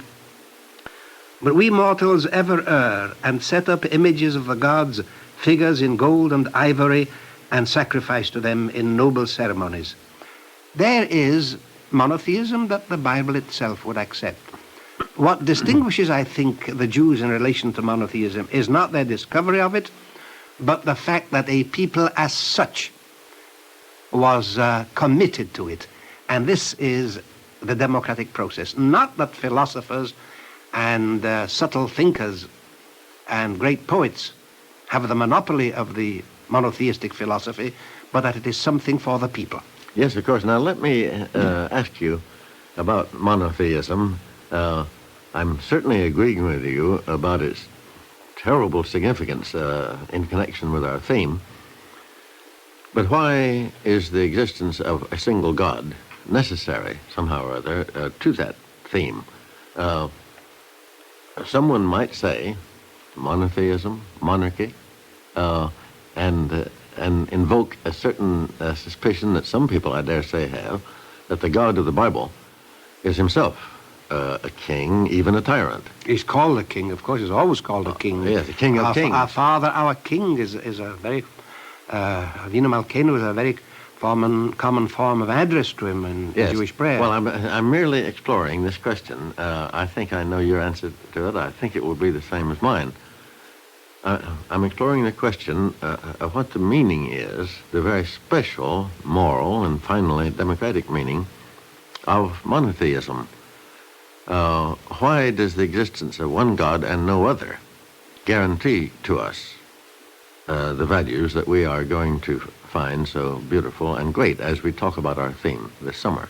Well, historically speaking, I would say that where there has been a multiplicity of gods or even a duality of gods, as among the Persians, it means there's a double standard or a triple or a multiple standard of values, and there isn't an absolute ethic. That when you have different forces, each of them independent of the other and presumably or inevitably at war with them, the human being is distracted and there is no concentration on the will of God. It's the will of the gods which becomes a highly confusing and corrupting influence. You mean the wills of the gods? The wills of the gods, indeed. Plural in both cases. Well, now, I'm only... You get this in such a tremendous extent in the Iliad and the Odyssey, the gods quarreling and human beings behaving accordingly. Yes, and hardly knowing where they stand. Now, I'm only asking this question, which I think may be in the minds of a good many of our listeners. The question whether or not there is anything in the notion, which I think is a fairly commonly held notion, and one that I consider quite superficial and quite wrong, the notion that the God of the Bible is a tyrant, to take Aristotle's term. That is to say, he is a person who laid down laws, who runs the world, who demands obedience, who demands fear even, who demands assent from all the people to his rightness. Aren't there persons these days, there have always been many such persons who think of the Bible that way? Yes. They think of the people in the Bible as not having been free, not to assent. There's the trouble, of course, with our anthropomorphic presentation of God. We say our Father, our King, and it can be used, it has been used very widely. One of the things that has often tempted me to more detailed study is in what different ways permissive passages can be found in the Bible, which when taken separately and not in the context of the Bible lead to the most disastrous social and moral conclusions. You will find that where there is brutality in the Bible, the people say, that's it. It is condoned by the Bible. Where slavery is mentioned, and we're going to come to all of these subjects, which is why I have taken the view, and you have taken it too, independently, we agree in this, that the Bible is an evolving document. After its first vision, there is a struggle with the human collapse from a high ideal and the attempt to return to it, and you don't take an isolated passage in the Bible and say, that's what guides me. But you take its totality, the direction in which it is moving. Now, the multiplicity of gods leads to the relativity of morals. And therefore, the attempt in the Bible is always to show there is one guiding principle. We've called it king. It's misleading. It can be misleading unless we place that word in a special context of our own. That he issues commands. He does issue commands in the sense that nature issues commands, but these are the things that we live with and through which we realize ourselves and move from stage to stage of evolution. Yes, and right there is the answer that I hoped you would give. The answer, namely, that the single God in this case is a God whose purposes and whose concern for us and love of us is itself unfathomable. It isn't that he desires to dominate us. It isn't that his desire is to make us like him, simply because he is vainly pleased to be himself. He has a conception of our possibilities. He has a conception of our potentialities, which will agree with our own once we understand them. That is what I take it that you mean when you talk about the evolution of the idea in the Bible. I quite agree with you, incidentally, in your preference for the Kaufman theory. I think the idea was given originally. It was there all at once. It came like a great blaze of light. It was a vision of what men might be under their God, whom they not only feared, but loved, or feared and loved. Maybe it doesn't make a difference which term comes first.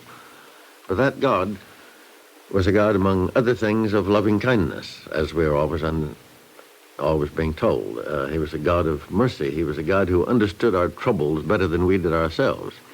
A God whose vision of the life that we might live is merely a vision that we can continue to realize. And in doing so, we shall never violate our nature. You see, that's what the people who misunderstand the Bible, in my conception, at any rate, that's what they suppose, that God asks us to violate our nature in obeying and loving him.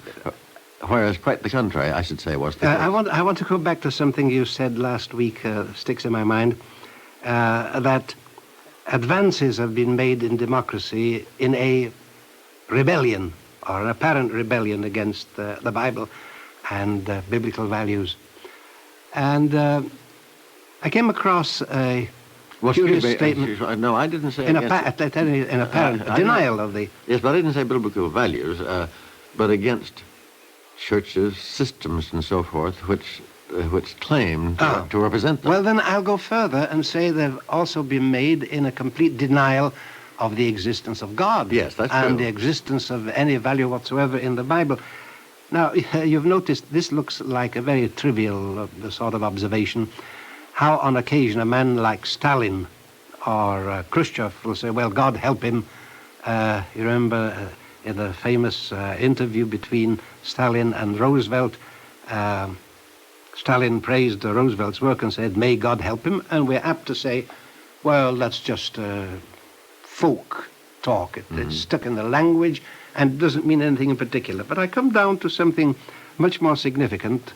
Thomas Huxley, the English naturalist and philosopher, was an agnostic. Actually, I think he was an atheist, but he was too scientific to go all the way, as Bradlaugh did, the famous English atheist, but he was an agnostic.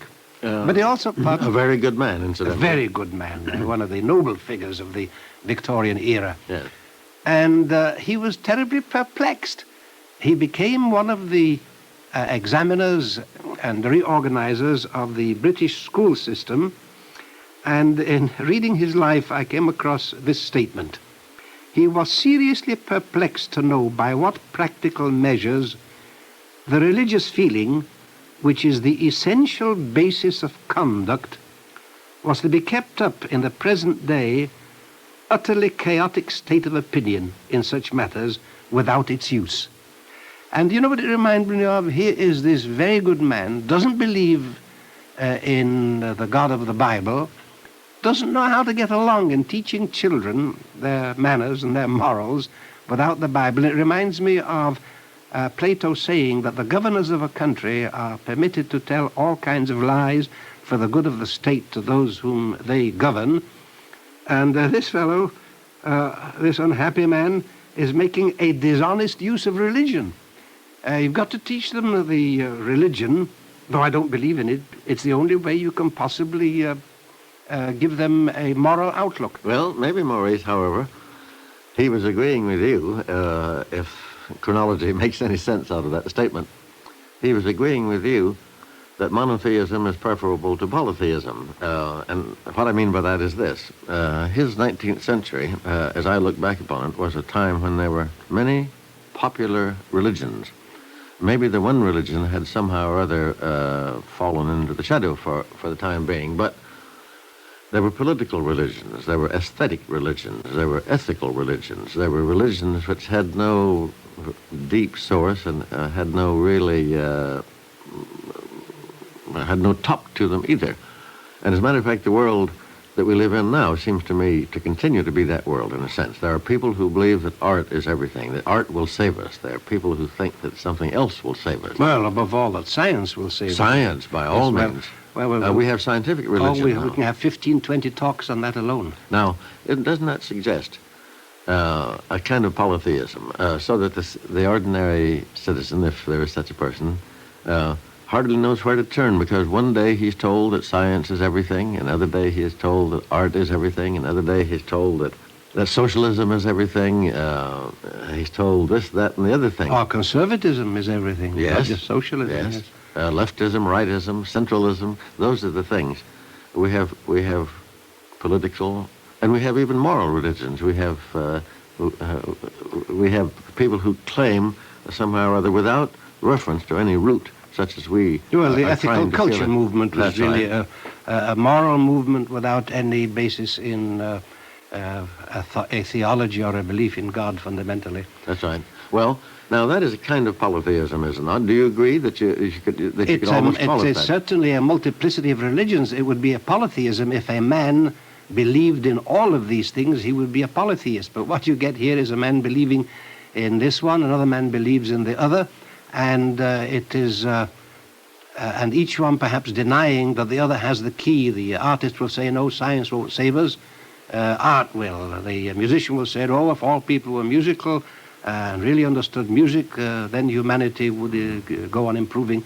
So it's a multiplicity of religions without a polytheism in anybody. Well, now, Maurice, all what we're doing then is perhaps saving Huxley from your imputation of cynicism in this respect. Maybe the poor man was only groping for something which he wasn't sure he believed in, but he was sure that if believed in, would make a great deal of difference. He puzzles me for this reason.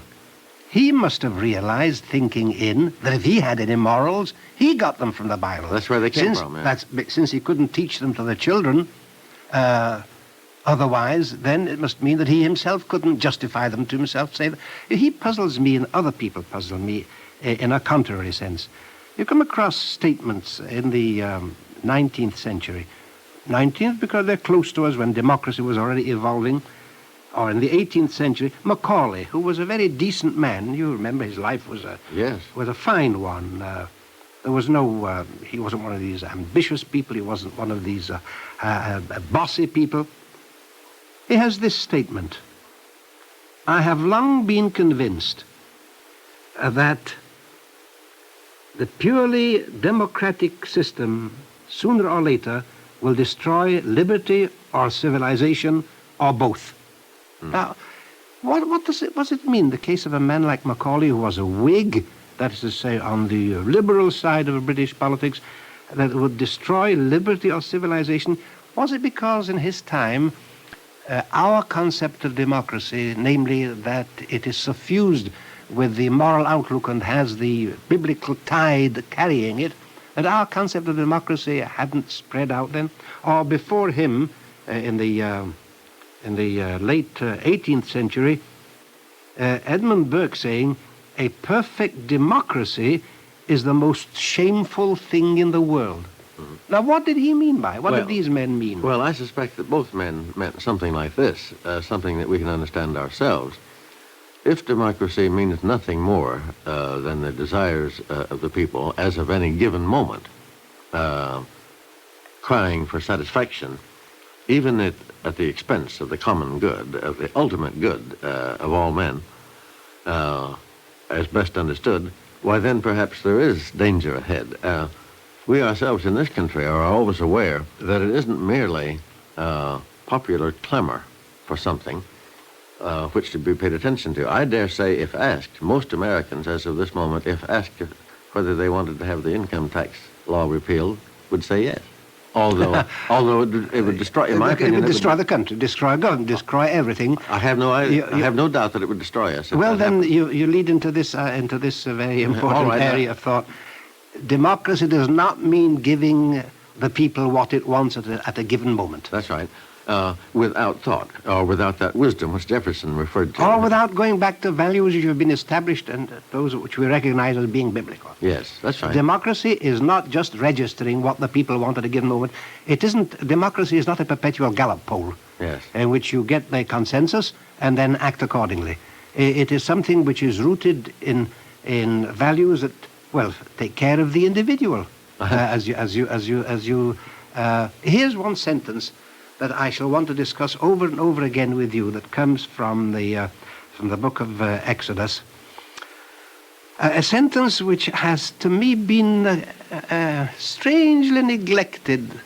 It's a sentence which I place almost side by side with "Thou shalt have none other gods before me." And that is, "Thou shalt not follow a multitude to do evil." Yeah. The fantastic thing is that you haven't got its apparent corollary, "Thou shalt follow a multitude to do good." But apparently multitudes don't rush around doing good. Multitudes rush around doing evil. Well, if you mean mobs... well, the sentence given there, the context in which it's given there, seems to refer to, in a court trial, you mustn't let yourself be swayed by the majority of the judges. If you think they're wrong, don't you be moved by it. And they had a custom which arose from that when the Sanhedrin gave judgment on a man, the youngest members of the Sanhedrin were to give their opinion first in case they should be swayed by the opinions of the older and more illustrious members. But it goes further than that. Lotir l'rabim l'raot means don't let the majority mislead you into evil. It means a mob, actually. It's extended. And this is so far one of the most important statements in the Bible that I don't know why it has remained practically unknown. When I quote it to people, they say, "Oh, I never heard that." Now, this is democracy, not to follow a mob to do evil, not to follow a multitude to do evil. But where is the restraint? Yes, exactly. Where is the restraint? Unless it's in the place where we have said it. I'm sure all officials in democracies, all rulers and all sub-rulers, all secretaries of this, that, and the other thing, understand what we're talking about extremely well all the time. They are responsible to the will of the people, there's no question. By definition, they are. And yet they understand how often the will of the people must be informed, must be better informed than it may be at any given moment. And that is why the President of the United States, for instance, oftentimes has to try to explain, or somebody under him has to try to explain, or it could be a senator, has to try to explain to everybody what is really involved in a given question. What might be the disastrous result if the thing now desired by everybody were possessed? Well, we're getting into a ground that we shall have to examine in more detail, Mark, and that is democracy and education. Yes. That democracy is unthinkable without education and meditation on these facts. And, of course, education, I think, will turn out to be a terribly important theme to us when we consider the responsibility of the individual. We all understand how we respect the individual who, searching his own mind, comes to his own conclusions, regardless of how many people disagree with him. I'm sure we understand that the basis of democracy, considered merely as a political thing, is the courage that must be in every individual soul and mind, the courage to state that soul's and mind's own personal conviction, regardless of how unpopular it may be. There's a two-way approach to that view that you've just enunciated, and both ways stem from the powerful biblical statement at the very beginning of the Bible. In the image of God created he them. Male and female created he them. So that a man must think in two ways, that he himself is the image of God, is in the image of God, and the person vis-a-vis him is also in the image of God. This is the encouragement to him that being in the image of God, he has the right to think and to state his perplexities or his disagreement, but that the person who is going to be affected by a statement is in the same position. And when we begin to talk about constitutional guarantees for the minority. You remember what a time the Western world had, the French, the British, the American, working out a system of constitutional guarantees, beginning from Montesquieu's Spirits of the Law, and the Federalist Papers are full of the problems of how do you guarantee that there shall not be a majorization of a minority in complete injustice. Yeah. The Constitution says that thus and thus far government can go and it cannot go any further. But the Constitution is changeable. Yes. The Constitution can be altered. The Constitution can conceivably be so rewarded as to say that if the majority wants to execute 10% of the population, that can become a law. And there is no safeguard against that in the Constitution itself. The only safeguard is in the religion which stands behind the Constitution. Yes, you're suggesting then that all attempts on the part of, say, John C. Calhoun, who before the Civil War was trying to hold on to a conception of the relations between majority and minority, and was very acute and understanding in that, even though he was doing this in the service of something we don't like, namely slavery. You were saying that all such attempts as that are probably vain and barren unless the ultimate reference is to this vision of which we have spoken. Is that what you're saying? Well, I don't know Calhoun. I take it that this is what Calhoun said. I don't know his work. But I do know recently... Well, it was very acute, intellectually very acute. Well, I reread Taney's Dred Scott statement, and we're going to talk about slavery, so I went to him to see how was it that he justified the Dred Scott decision. And there again, there's some very acute thinking. And it brought me up smack against this impossibility of justifying intellectually and scientifically or sociologically or whatever way you want to put it, making an absolute barrier against the abuse of the minority. I don't see where they can do it. And unless it is acknowledged that democracy stands on religion, whatever may be evanescent phases during which religion is rejected and democracy nevertheless advances upon the momentum of previous religious, though unacknowledged convictions, that without the religious background, and specifically the biblical background, no constitution can stand, and no rights of individuals and no rights of minorities have any guarantee. Yes, although there are those who say that there is a science of society which is capable of perfection, and which, when it is perfect, will give us...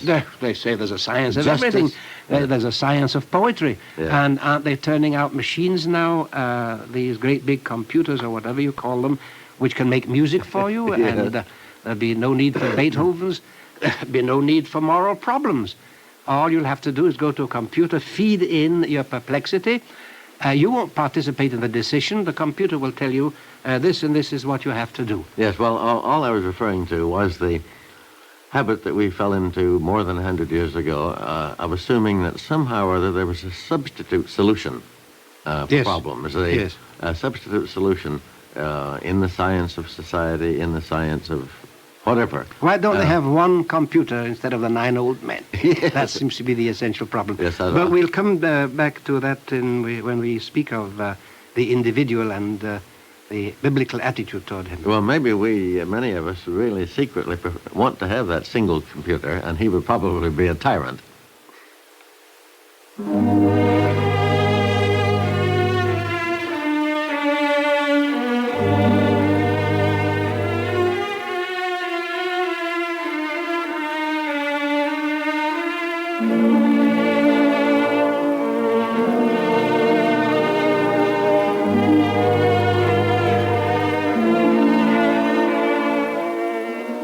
You have just heard The Words We Live By, the second in the 15-week Eternal Light summer series. Be with us again next week when Maurice Samuel and Mark Van Doren will resume their discussion of democracy and the Bible. The Words We Live By is produced under the auspices of the Jewish Theological Seminary of America.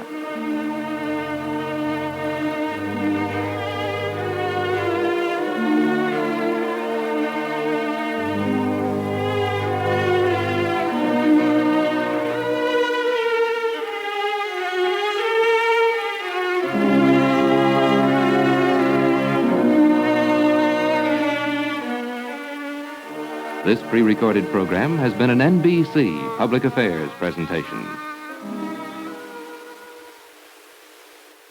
This is the NBC Radio Network.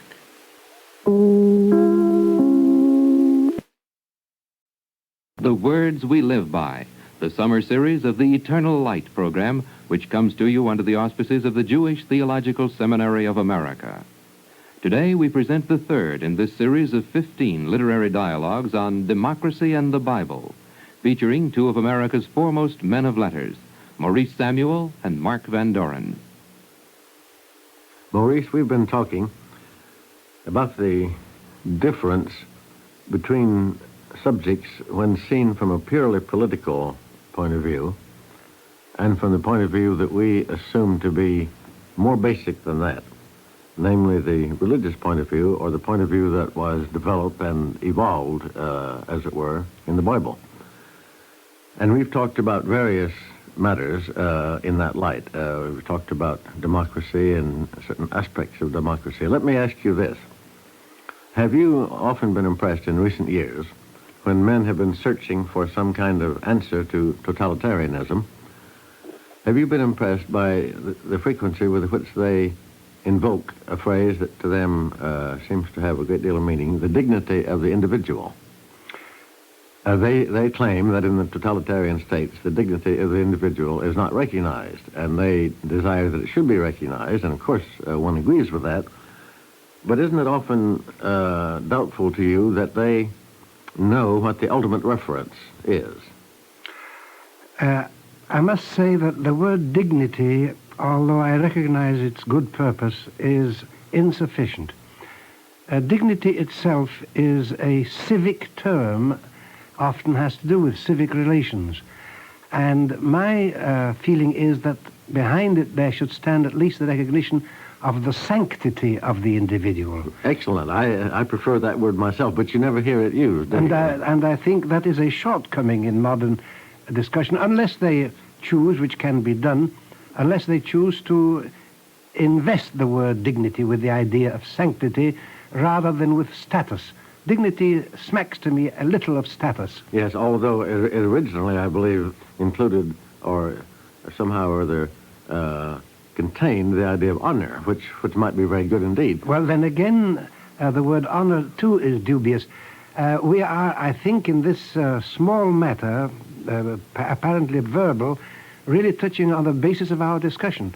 Dignity I look upon as secular, and sanctity naturally as being sacred, so that if we could make the word dignity imply not just a man's relationship to other men in terms of acknowledgement, but in terms of his inmost worth, and of course dignity meant worth originally, then I would agree that the use of the phrase so spread and so understood is of great value. Yes. Sanctity I infinitely prefer to dignity. But there we are on the verge of having to consider, which I want very much to consider, that famous ancient doctrine of the equality of men. We have referred to it here before when we talked about how Jefferson and Lincoln, to name no other American statesman, made the statement which they expected to be understood somehow or other, that all men are created equal. I'm sure that both Jefferson and Lincoln understood that. I think their understanding was deep. Many persons, however, do not understand it, do not believe it. They toss it off as just one of those things that politicians say. Yes, but Mark, there is a sense in which human beings are not born equal. One man is born with a tendency to grow taller than another, or more agile, or perhaps has a greater capacity for brain development, and there's a confusion in the public mind as to what is meant by equal, so that they deny it and they're arguing on different grounds. Yes, whereas if you use the word sanctity, which you have and which I want to use from this moment on, you are referring to something that is inviolable in every person. As a matter of fact, I would prefer to the word individual also the word person. Yes, I would. It seems to me the sanctity And I of the would have person. used, now the word you've suggested, inviolable, is better than, what does the Constitution say, unalienable rights. Yes. Now, unalienable means that it's something attached to the person and that one can, by an artificial act, take it away from him. But here is something that we have to assume cannot, by an artificial act, be taken away. It's inviolable in the very deep meaning of that, the very deep sense of that word. And in my understanding, the Bible is drenched everywhere with an understanding of this, with an understanding of the principle that in God's mind, all persons, all human persons, are sacred. Because they're his. Because they're his sons. Yes. Or because they are his. And because he admonishes them that when it comes, as it were, if I may use the phrase, to a showdown, it's to him they appeal. Yes. There's a constitution to appeal to, but then in the end he says that the man who is oppressed, or the man who is whose substance is being stolen, he will appeal to me and I will hear him. Yes. This direct contact is what I call the inviolability. That's right. Sanctity. I will hear him because he is mine and because he exists. By right of existence, we become sacred in his view. I've always been interested in a verse out of the book of Proverbs, which has no preface and no explanation afterwards. It just stands there suddenly. The rich and the poor meet together. The Lord is the maker of them all. Yes. They're a very moving thing for some reason about that. The Lord is the maker of them all, and therefore they will meet together. Notice, by the way, an implication there, too, is that the poor man must not feel himself ipso facto spiritually superior to the rich man. Yes. There are frequent warnings in the Bible that you mustn't cater to the poor man in his poverty as such. That's as, right. For example, when the law lays it down that you must not divert the law to the poor. That's right. You must remember that all men are equal on some level other than riches, and maybe on some level other than intelligence too. But by virtue of existence, by sheer virtue of our existence, we are all the same. Our likeness to one another is more important than our differences. Well, I'll tell you what I find encouraging, deeply encouraging in the biblical outlook, and that is that the view of man in his equality is tacitly asserted in a messianic, an ultimate messianic framework. That is to say, that all are participants in the movement toward perfection. In democracy, we generally take, and again tacitly, the lowest common denominator as being the measure. That what the poorest man has, the wealthiest man has in the light of the law or in the light of social adjustment. But there is not implicit in democracy the élan or the thrust whereby the most humble are participants in an ultimate messianic perfection. Tell me what you think of that, because there's a passage I want to read to you having to bearing on this distinction between the democratic and the biblical evaluation of man. By the way, yes, I'll answer that in a minute. By the way, we're not suggesting, are we, when we say that the biblical estimate of things transcends the democratic one, that the democratic one isn't very precious in itself.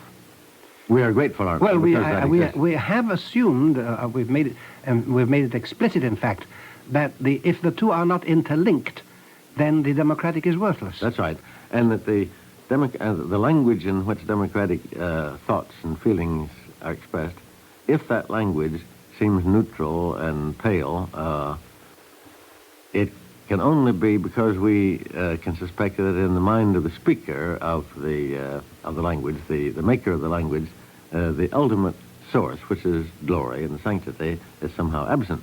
But we certainly, all of us, owe more than we can say to democracy, even in its palest form, even in its most neutral form. It has changed the world, has it not? Surely. Surely it has made a world in which you and I are free to move and have our being to whatever extent we do, and millions and millions and millions of others. And we can all remember times, I don't literally remember, but we know of times in history when very, very few persons had privilege. Yes, but there is another danger that confronts us in what I would call the static concept of democracy, and that is people seeing themselves in this vast aggregation of human beings with their personality reduced by a statistical view of the human condition. The passage I was going to read to you, if you let me, is from Logan Pearsall Smith's Trivia. Oh, yes. I came across it as a perfect expression of how, though humorously put, the tragic condition of men in the modern world can be expressed. This is what he writes. Where do I come in? When I read in the Times about India and all its populations and problems, when I look at the letters in large type of important personages and find myself face to face with questions, movements, and great activities of the age, where do I come in, I ask myself uneasily. Then, in the great Times-reflected world, I find the corner where I play my humble part, for I am one of the unpraised, unrewarded millions without whom statistics would be a bankrupt science. It is we who are born, who marry, who die in constant ratios, who regularly lose so many umbrellas, post just so many unaddressed letters every year, and there are enthusiasts among us who, without the least thought of their personal convenience, allow omnibuses to run over them or throw themselves month by month from the London bridges. Now, this is humorously put, but behind it is the tragedy of the feeling that in democracy, this is what human beings are reduced to. They are the statistical averages. Now, this is what can happen in the democratic concept when it is robbed of the dynamism of a biblical background. That's right. And I'll always be grateful to the prophet Ezekiel for having put these words into the mouth of the Lord once. Is it my way that is not equal, he says, speaking to the house of Israel? Is it my way that is not equal? Is it not your ways that are unequal? There's the Lord saying to the people, you practice inequality, you assume inequality. I do not. You do not understand equality as I understand it. You know, it's a curious thing. Now, this is a bit of a digression. You're talking of the prophet Ezekiel. Yes. It's often occurred to me that there is a philosophic streak, a social philosophic streak in Ezekiel that is stronger than in the other prophets. He was a mystic. He was a man who had visions, and as a matter of fact, on the text of the book of Ezekiel, much of the Kabbalah and much of the fantasy of the Kabbalah is based. Nevertheless, you find this sort of purely philosophic reflection, just as you find in him his repudiation of the old concept of guilt of the children because of the fathers. When he says, the son shall not bear the iniquity of the father, neither shall the father bear the iniquity of the son.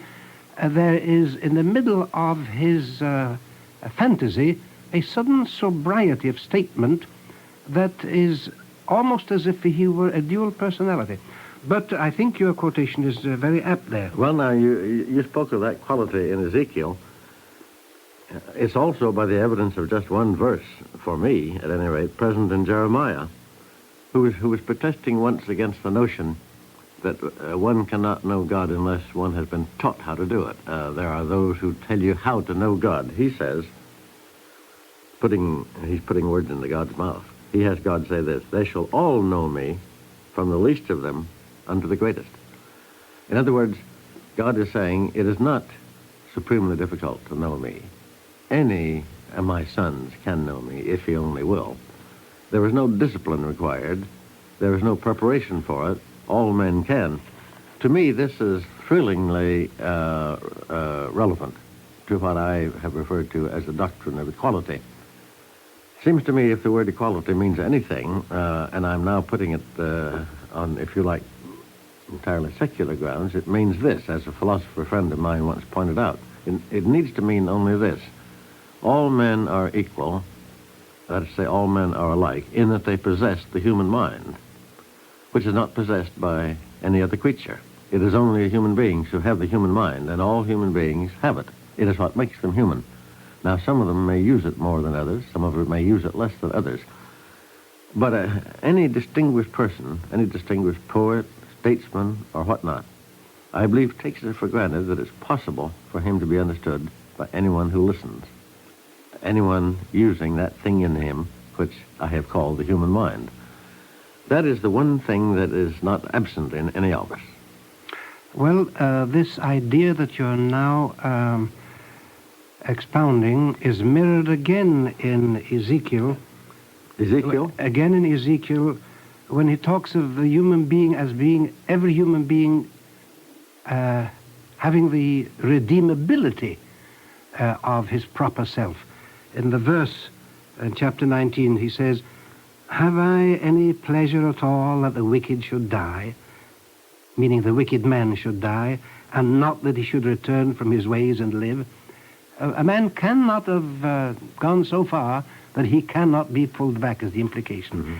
That is to say, Mark, that the human being as an impotentialities, here it's used in the sense of salvation. Let us talk of it in the use of rehabilitation. The human being has all these potentialities, and there the equality lies. All of us have it in sufficient measure to pull us back from the brink of disaster. And Maurice, that must have been what Jefferson was referring to when he said the people are somehow safe. We are safe with the people. In other words, we may count on them to understand. Some of them may be wiser than others. Some of them may be more informed than others. Some may study more than others. But the potentiality of understanding is in all. I believe Jefferson lived in that faith. It is what inspired him to do what he did in the field of education. It's what inspired him, maybe as he wrote the Declaration of Independence, a faith in the human capacity, which some men, by the way, do not have. I suspect that by and large, it is the superior person who most easily understands the doctrine of equality, the one who is least afraid of losing anything by understanding it. Well, the application of the principle is so exhausting, actually, that we sometimes fall away from it simply because we haven't got the strength. And by the way, Maurice, let me ask you this, too, before I get off this subject. I seem to be sort of going down a list of references and quotations today, but these really are bursting within me. How do you understand the psalmist when he says in the 18th Psalm, "Thy gentleness," sometimes the word is translated thy condescension. "Thy condescension, thy gentleness, thy goodness, whatever it may be, hath made me great." How do I understand that? Yes. I suppose that in infusing your spirit into me, you have made me something like yourself. Yes, you have left me in no doubt about myself. That it comes from you, that there is no greatness except that which comes from him. And of course that has reference to something that all human beings understand. If I am doubted by others who are close to me or who are in authority over me or whatnot, if I am doubted by others and constantly judged by them and watched to see if I'm going to make mistakes, I lose a great deal. I become less great. Whereas I tend to be more great if I detect in those about me faith in me and confidence in me. Isn't that, among other things, what the psalmist is saying? Well, the reason men have recourse to prayer is that they do want to get away from the censoriousness of man to the much wider and deeper, chesed, you would call it. I don't know what word you're referring to. The graciousness of God, that he does know our weaknesses, but he doesn't take an attitude of censoriousness to those. He is willing to help. This is the attitude, and one turns to him instead of to men. Yes, and the psalmist says in the 145th Psalm, "The Lord is good to all, and his tender mercies are over all his works." Something to me very moving and beautiful about that. Yes, over his works, meaning that the world itself is geared to be helpful to man and to bring out his qualities. When we speak of this equality in man, we're up against the dreadful problem, it's as old as any discussion of social relationships, what this equality actually means. Democracy always faces the dilemma of the inner danger. I think we discussed it last week, that democracy doesn't mean letting the mass of people follow any impulse that happens to arise at a given moment. John Stuart Mill has a passage in which he says, let us emphasize to man and society the importance of giving full freedom to human nature to expand itself in innumerable and conflicting directions. That is to say, to put it colloquially, everything goes. In an equal society, every man, so it seems, has the right to his opinion. Well, there's a limitation on that phrase, isn't there? I'm entitled to my opinion. Am I always entitled to my opinion? Oh, yes. Oh, it seems to me there's no limitation there. Of course you're entitled to your opinion. What I think you may have in mind is this. You're not entitled, I'm sure you agree, to assume that because it's your opinion, it's a good one. No, I'll go further than that. Am I entitled to a hearing?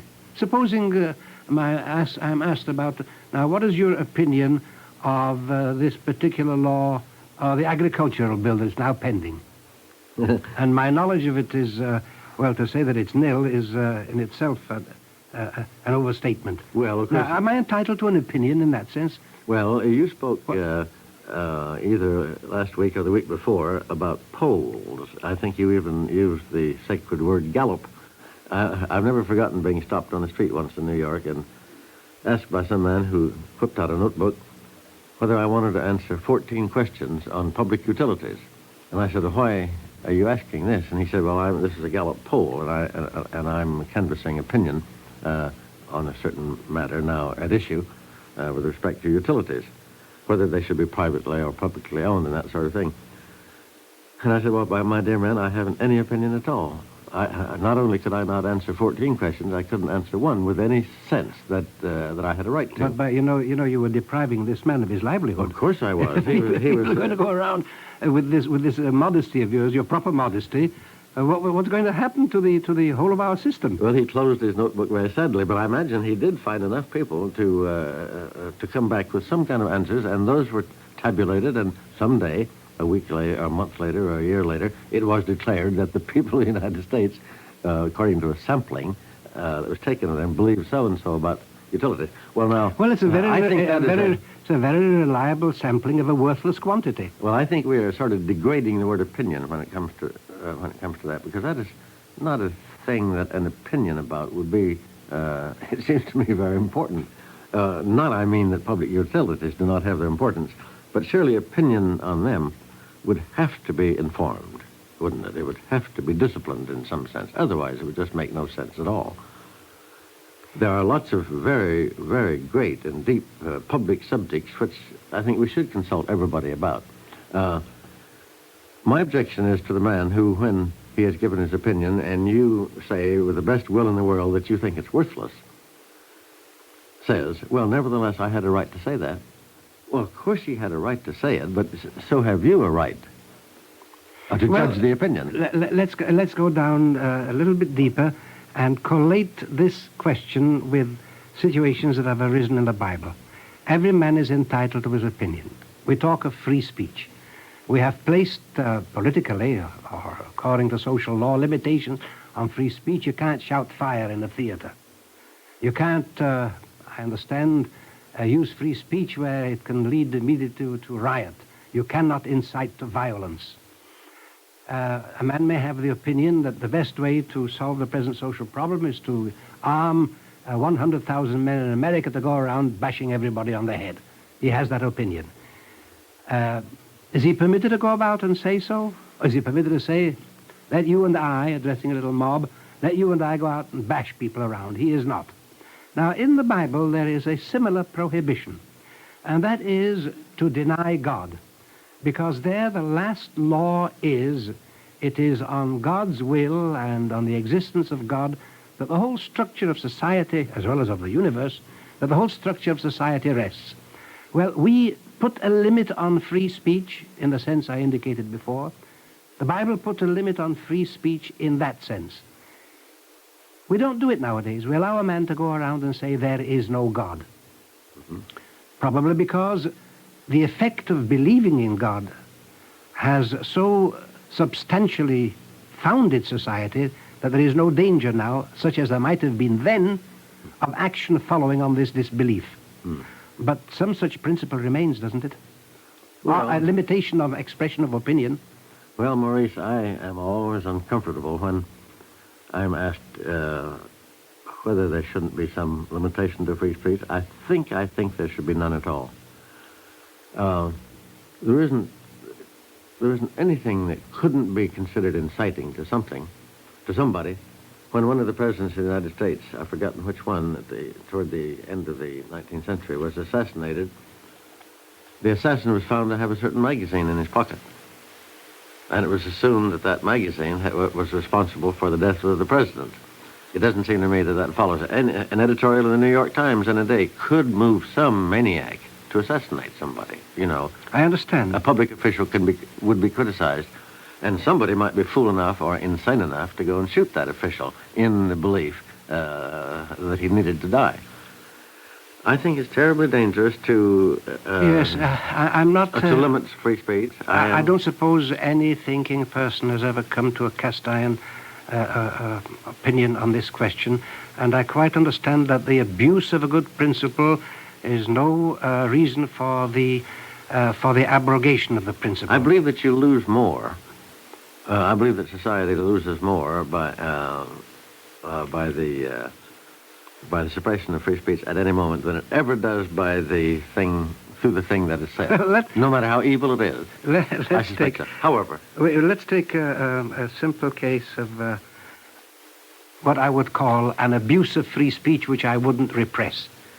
We are told in Deuteronomy, "Thou shalt not oppress a hired servant that is poor and needy, whether he is of thy brethren or of the stranger within thy land, lest he cry against thee to the Lord." Now, there's a sentence. Yeah. Supposing a man gets up and says, "Thou shalt oppress thy hired servant," especially if he's poor and needy, because it shows that he can't take care of himself, and his poverty is obviously the result of his wickedness, and this namby-pamby attitude toward the sick and the suffering is one of the evidences of the decadence of this country. Well, I wouldn't object to that man going around and saying these things. Of course, I wouldn't provide him with a platform either. I don't consider that part of free speech. Now, there, obviously, you shouldn't prevent the man. But supposing the man goes around buttonholing people and saying, "Let's go and kill that man." He's going to hit sometime upon somebody who will say, "Yes, let's do it," for the thrill of it. Now, what do you do in a case like that? Is he free to do that? There is a limit. We have tremendous difficulty in finding it. The Bible recognized the limit. We may not use it anymore today. It recognized the limit, and there it is. I suppose practically there is some limit. I think it's maybe beyond our present point. I am terribly reluctant to state it or to think that it can be stated. However, that's another question altogether. I think that we must have agreed today that it's an act of faith to say that all men are created equal. And not an act of reason. No, the deepest act of faith.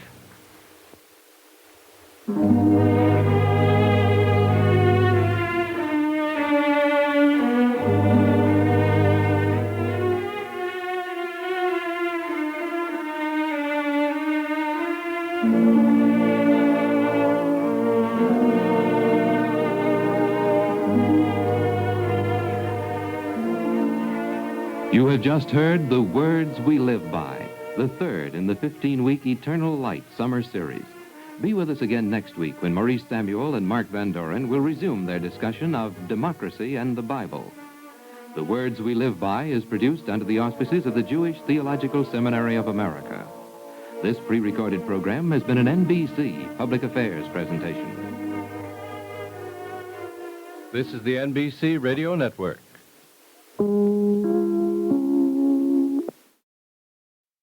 Words We Live By. The National Broadcasting Company and its affiliated independent stations present The Words We Live By, the summer series of the Eternal Light program, which comes to you under the auspices of the Jewish Theological Seminary of America. Today we present the fourth in this series of 15 literary dialogues on democracy and the Bible, featuring two of America's foremost men of letters, Maurice Samuel and Mark Van Doren.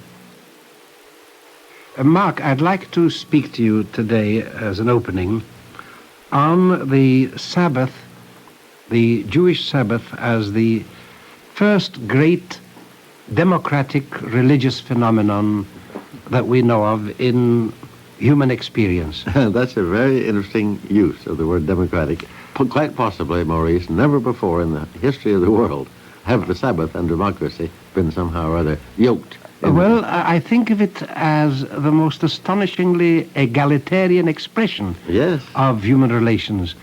I suddenly see that it is. The Sabbath was given to man in order that on a given day, about which we shall speak, on a given day he divests himself of all the harassments, which is to say also the limitations, the difficulties, the problems of his daily life, and suddenly he is restored to the primal condition of the human being under God.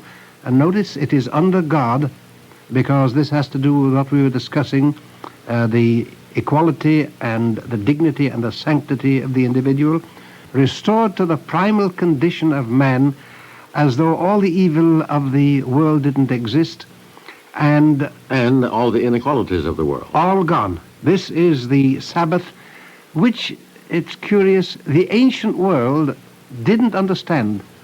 The Sabbath was known in some vague way, Roman writers or Roman personalities. Nowhere is there a glimpse of understanding as to what the Sabbath means. It was derided by them. Juvenal made fun of it. There is a passage, I think it is in Suetonius, in which the Emperor Augustus makes fun of it, or rather misunderstands it completely, although strangely enough among the Roman masses it caught on. There was something of a glimpse of liberation in it.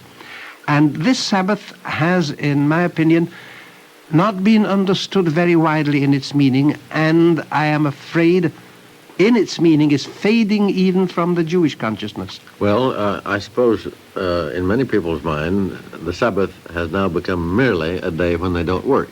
Yes. A day of rest. And therefore the less significant, because so much less work is being done. We have 2 days of rest practically now. In America soon, I suppose we're going to have 3 days, perhaps 3 or 4. more. Well, however, it has its importance even then. I would say that even now, when the original significance of it has faded out in many minds, even now, the Sabbath, as a day on which one does not work, one does not go anywhere particularly, one does not do anything particularly, has become some kind of very special day. You feel differently on that day. You may be bored, incidentally, because you have nothing to do. Some people are, and so they get in their cars and they go out and they fill the highways. Nevertheless, they're free to do that.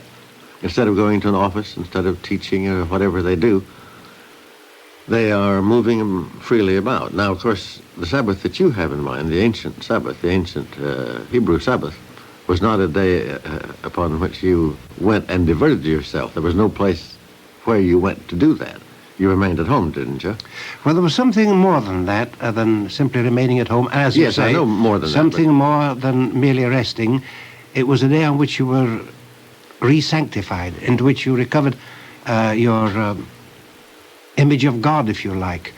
It was something, by the way, that was very powerful during the Middle Ages, is still very powerful among some Jews, and the vastness of its meaning, I can't use another word, the vastness of its meaning is indicated in a prayer, the sanctification of the Kiddush, which ushers in the Sabbath on a Friday evening, when the Sabbath is celebrated on 2 grounds. One, of course, that we all know, that God wrought for 6 days and produced the world or the universe, and on the 7th he rested. I prefer to translate that passage, on the 7th he made a Sabbath, not that he rested. And that is one ground. The other ground that's given in that introductory prayer of the Sabbath is that that was when, this is to celebrate the coming forth of the Jews from Egypt and from slavery, and that is to receiving the law at Sinai.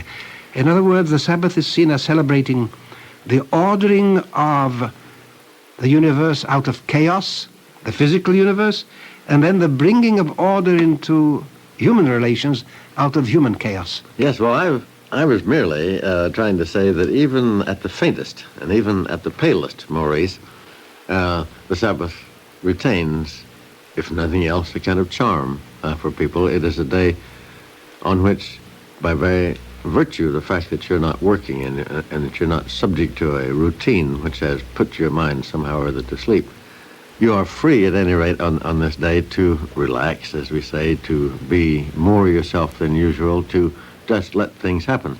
No, that's, as I say, the very faintest, palest copy I understand. of the original thing. But now, there's this. I've often asked myself this question. What would it be like to live in a society which had nothing like this at all? There must be societies, aren't there? Well, the Roman society had its festivals. There was a festival like the Saturnalia. There would be certain nefast days, as you remember, when it wasn't propitious to begin a certain piece of work. There were days dedicated to certain gods. But a regularly recurrent rest period during which you were rededicated, that this is the period when you stop worrying about a living. You stop worrying about your problems. All your human complications are smoothed out for you. You ignore them. You are forbidden on that day to mourn for the dead.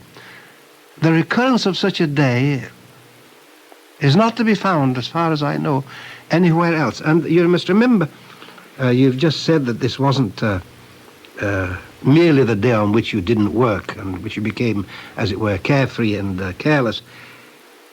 We are told, remember the Sabbath day to keep it holy. Yes, I was going to remind you of that. Holy. Remember the Sabbath day to keep it holy, yes. You live in sanctity on that day, whoever you are. And it applies to the servant as well as to the master. And to the animals. The animals must rest also. The very sight of work should not be thrust upon your attention.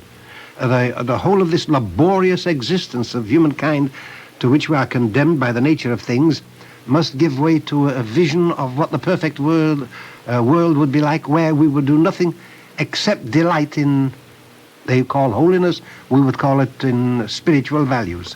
You know, I've always remembered from reading your World of Sholem Aleichem, I've always remembered your very wonderful chapter on the Sabbath, on the privilege that was, on the way the Jews of the shtetl, in the village of Europe, looked forward to the Sabbath for days before it came and then looked back at it for days after it had gone. The Sabbath was the crown of the week, wasn't it, for them? Yes, I would say they lived in the shelter of the Sabbath. For 3 days after the Sabbath, they were warmed by its recollection, and for 3 days before, they were warmed by its anticipation, and somehow they managed to get through the 6 days. And whatever it was that they had on the Sabbath, the remarkable thing is, such a spirit did, by and large, descend on the shtetl. One asks oneself, what was the psychological technique by means of which they were capable? It's almost like a post-hypnotic suggestion. On that day, you're going to forget your worries. And it worked. Now, nowadays, of course, we have books instead. But there was somehow a system had been inaugurated by which the national memory, or the folk memory, worked, and on the seventh day there was this rejuvenation. It says, "You shall do no manner of servile work," we are told. Work of a kind there was, namely learning was permitted, and learning is work. Well, learning is also happiness. Learning is happiness. Learning is not servile work. So it was proper to study then?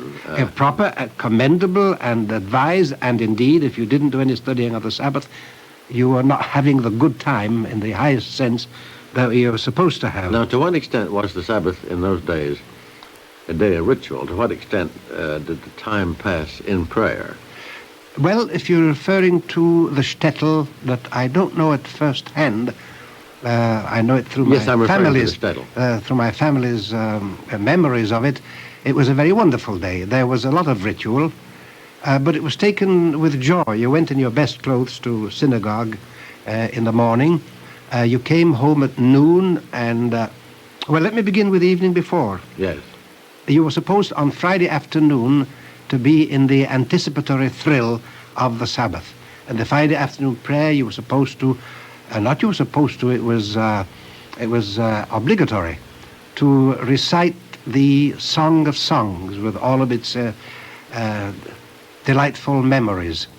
That was the day on which you took a bath, even if you hadn't had the opportunity during it. Then you had to on that day. And you must remember that in the Middle Ages and in the shtetl, a bath wasn't the simple thing that it is now. Then you went to synagogue and you came home to a house that was lighted by candles. Tablecloth was spread over the table, and the best that you have has to be laid out on the table. Then there was the sanctification, there was the kiddush, rather, the blessing. And afterwards, you sat after you had eaten the meal and said the grace after meals. You generally sang around, and you sang zemirot, they call them, melodies. Saturday was full of prayer. In the morning, noon, you came home. There were 3 meals obligatory on the Sabbath. There was the Friday night meal, the noon meal, and the afternoon meal on the Sabbath. And in the afternoon, you were obliged to take a nap. You were obliged to take a nap. You were obliged to. This was a choreographic nap. I mean, if you could lie down for 15 minutes, 20 minutes, anyway, you had fulfilled your duty. Then you woke up refreshed. You sang songs, you studied the law. You were supposed to read on that afternoon one of the most beautiful books in the Jewish literature, The Ethics of the Fathers. You're supposed to go through the week's portion of the law, twice in Hebrew and once in Aramaic. It was a busy day, all right. Yes. Now tell me about the songs you say they sang. What did you, was Zemirot? Zemir, it's simply the Hebrew word, Mark, meaning zemer, song. Zemirot is simply songs. They were hymns. Yes, but what were they? They would be songs about the, one of them, I would simply have to translate. Yeah, but I mean, were they old? Old songs, oh yes. They were old songs. The Ribbon, Dalmaya, having to do with the lordship of God, the coming of Elijah. And then there would be, all of them were curiously in a minor key. They were not a boisterous happiness. This was not an earthy, shall I say, peasant happiness. It was a reflective, meditative happiness shot through with the recollection, all that was forbidden, but surely at the back of the mind, there was the recollection of the misery of the weak, the hostile world, the indignities which the Jew had to suffer outside of the shtetl or sometimes in the shtetl. All of this shut out, nevertheless, by its suggestion, lifting the level of the actual enjoyment until in the evening you had a valedictory poem, which you said farewell to the Queen. The Sabbath was apotheosized into a queen whom you had welcomed the night before in a very famous song. You'd welcomed her the night before on Friday, and now you said farewell to her, again with sad, haunting, and very tender melodies. That was the... Yes, I remember that Heine has a poem about the Sabbath Queen. Yes, the Prinzessin Sabbath. Yes. The Princess Sabbath, and in which, curious that this man who was wasn't at all Jewish, as a matter of fact, he was converted in his boyhood, or in his early manhood, had a very deep, passionate insight into these things, wrote many things on Jewish law. Oh, he did. And his vision of the Princess Sabbath has been translated into Yiddish by the great poet Bialik, and sounds much more like what it ought to sound like than it does in the German.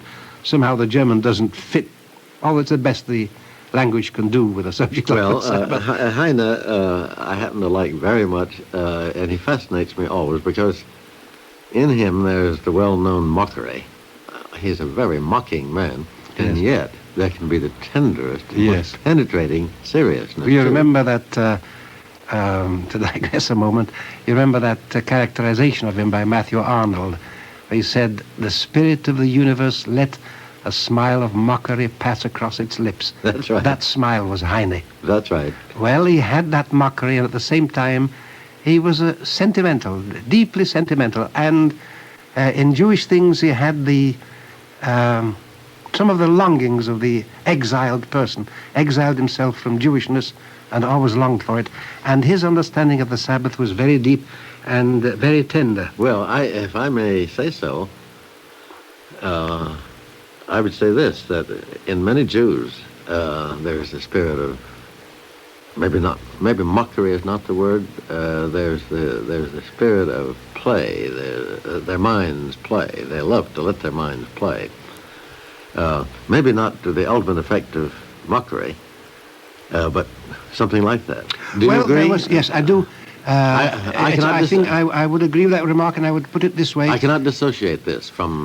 they had to learn... Meaning, from what Jewish means They to had to learn for a long time not to take the world too seriously, otherwise they would have gone under. Yes. They couldn't face it with a smile, and sometimes with a touch of derision, they would have broken themselves. But in this return to oneself on the Sabbath, they anticipated the future of mankind. The world to be in the Messianic age was to be one long Sabbath. And the most holy day of the year, the Day of Atonement, was called for them the Sabbath of Sabbaths, the Shabbaton. They saw it as, I said before, co-equal in importance, or equal in importance with the creation of the world. And the Sabbath had been created, as a matter of fact, millions of years before the world. It was there waiting to find its application in a human species. It was an ideal thing, so that you don't derive the institution of the Sabbath entirely from the statement that on the seventh day God rested. That isn't the only source or background. But if that had been the only source, we wouldn't have had the idea of the pre-existence of the Sabbath, just as we have the pre-existence of wisdom indicated in the book of Proverbs. I would say, Mark, that the idea behind the Sabbath was a little glimpse of the perfectibility of man. That man's enslavement to nature or to the human condition. Or further, we would have to face a problem of a world in which there is no labor. Now, in the commentaries and the various rabbinical plays of the mind around the Bible, we're told that Sabbath sanctifies also the 6 days of labor and makes that labor something more than mere submission to the necessities of the flesh. And I come back to the question, what happens in a world where there is no labor? We're being threatened. We're being asked to think about that. Yes, we're being threatened with a world, Mark, in which there is no work. Yes. What happens with a Sabbath, then? Well, you know, some people are telling us that we should learn how to be leisurely, learn how to develop the leisure, to capitalize the leisure we shall have. Through most of human history, most of us have had no leisure at all. It has grown until in our time everybody has at least 2 days, as you say, a week of leisure, and maybe several weeks in the summer or in some part of the year, which we call a vacation. But what when automation is complete, and it could be more complete now than it is, except that we're afraid. We're at the very infancy of automation. Yes, I know, but also we're afraid of it, too. We don't know what the consequences will be. But say it became complete, and these monstrous machines ran everything, so that almost none of us had anything to do except maybe go down on Thursday afternoon at 2:30 and press a button. Yes, it's collect salary. Well, if we despair when we think of that, if we are panicked when we think of that, then I suspect we are lost. We ought to be happy, hadn't we? Well, here is the odd situation that we have not been trained to regard leisure as anything other than a cessation from work. Cessation from work. And this idea of the sanctification of one day is to remind us that we are not here simply for the purpose of satisfying ourselves by production and consumption of goods. One of the things that bothers me, frankly, about the continuous race to produce and produce more, what have they got in view at the end? I mean, a society which isn't producing more by 5-6%, we are dissatisfied with our own 3% gross national product. But where's the end? I mean, after all, what do they think they'll reach, say, at the end of 50, 60 years, when they'll have, we've got a 5 billion, what is it now, 300 billion, 500 billion. Suppose when we've got a trillion or 10 trillion or 50 trillion gross national product, where do we go? Yes. What do we do with it? And the degradation of the concept of leisure is implicit in the view that we ought to consume in order to be able to produce, and if we don't consume, there'll be no producing. You remember the thesis, by the way, in this brave world of Aldous Huxley, was this world where, as a matter of fact, everything had reached a balance of production and consumption, and the poor creatures that were no longer human beings who subsisted under that system were not humans at all. Yes. Well, of course, it's also been considered recently that rather than become obsessed with production and productivity, we should begin to consider what goods might be turned out for the good of all. You see, now we keep on producing things and forcing the things upon people who don't want them very much.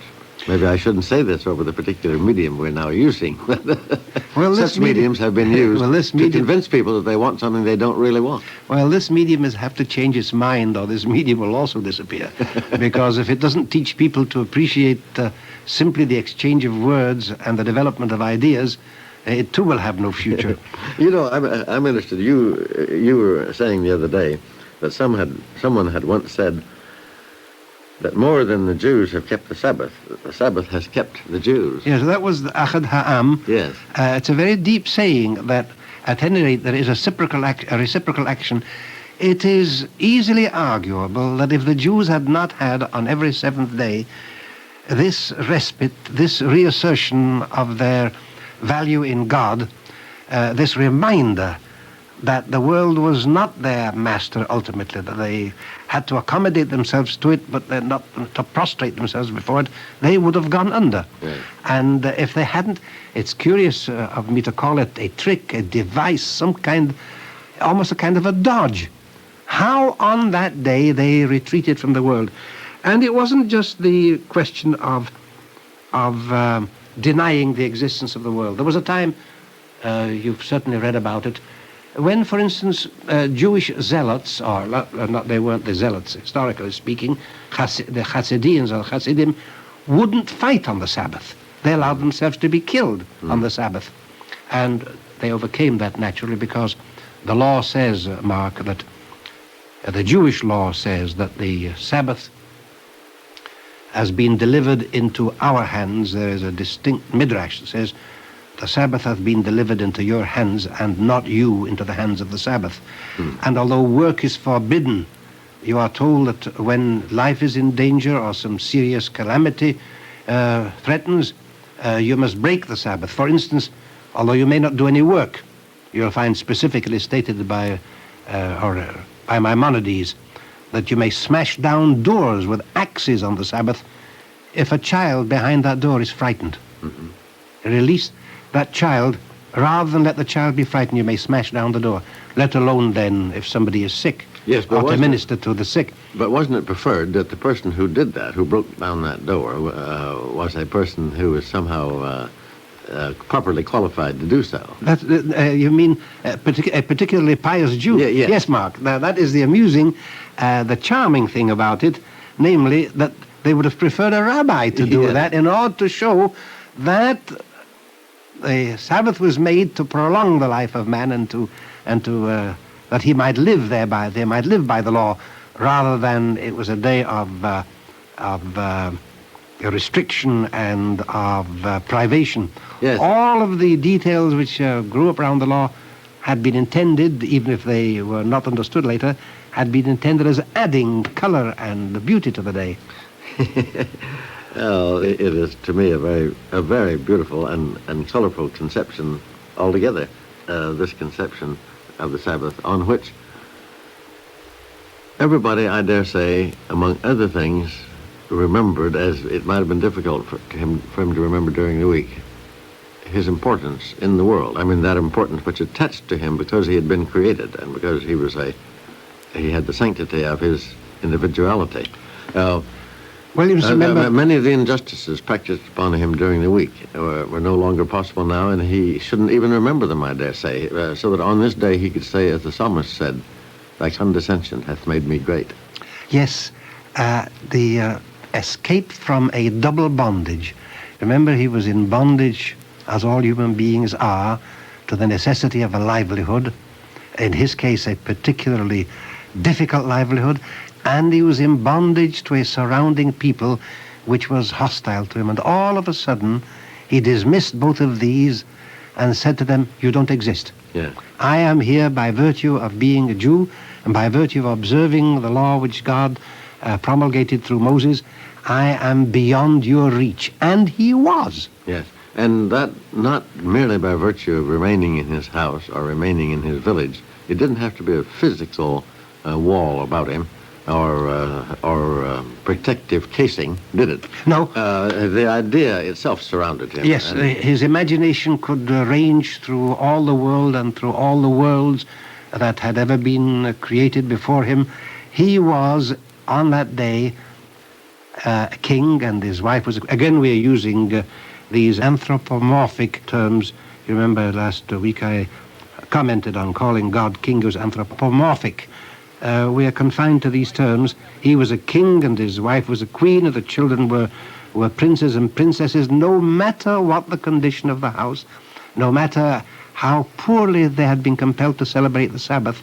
He had been exalted, or rather restored, not exalted, exalted to the rank and the condition which God had intended for him and for all other human beings. Maurice, this is wonderful, and I'd like next week not to let you off from telling me something about the year of Jubilee, which was 7 times 7. Isn't that true? Yes.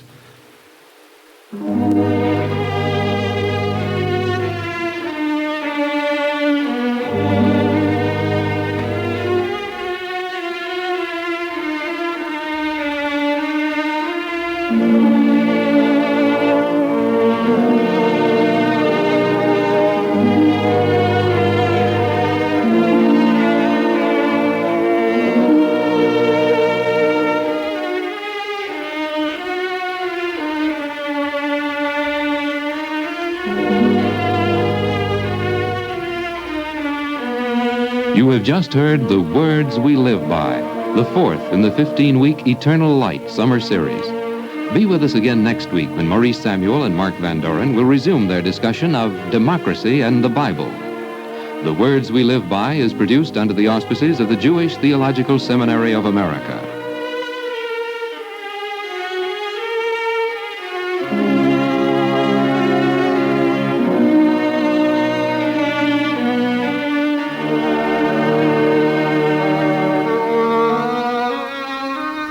This pre-recorded program has been an NBC Public Affairs presentation.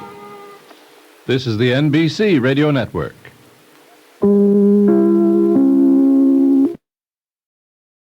The Words We Live By. The National Broadcasting Company and its affiliated independent stations present The Words We Live By, the summer series of the Eternal Light program, which comes to you under the auspices of the Jewish Theological Seminary of America. Today, we present the fifth in this series of 15 literary dialogues on democracy and the Bible, featuring two of America's foremost men of letters, Maurice Samuel and Mark Van Doren.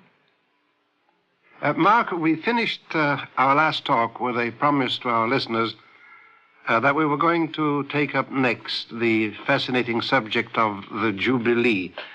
But I'm going to ask their indulgence to put off that discussion for a little, because since we last spoke, a very interesting question occurred to me, a very personal question that I want to address to you. Well, Maurice, let me say first of all that you're asking my indulgence, too, because it's a subject, that is to say, the year of Jubilee is a subject that has always interested me very deeply. I can't keep my question down now. No. I've got to get it out right now. No. Postpone it as long as you please. All right, now. But I do insist that you come back to it. We will do that, yes. The personal question I want to ask you is, have you been making any plans for spending eternity? Oh, yes, I make them all the time. I'm in eternity from time to time. Now, that's a curious remark. But my notion of eternity is, I dare say, the notion that other people have, ought to have at any rate. It's that it's here and now. Good. Any time that you leave the world just for a minute in a trance or in contemplation or just pausing to regard something that you've seen all your life and yet never valued before, you know, a dog, a cat, a child, the sun, the moon, the stars, trees, wind, or whatever. Whenever you pause in your life to look at something as if for the first time, I think you've stepped out of time. You're in eternity, because eternity is not a lot of time. It's just no time at all. It's the everlasting now.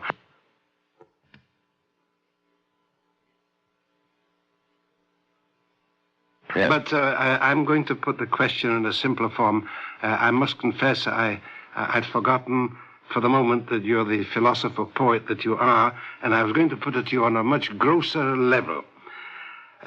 Supposing from now on, and for all the time that is to come, while the Earth falls into the sun or whatever it's supposed to do, while galaxies are born and unmade, and space generates matter, and matter dissolves, and supposing for all that time you've nothing to do in the way of earning your livelihood, that being the least of one's occupational urges, because much more pressing upon the human mind is the acquisition of status, the ambitional drive.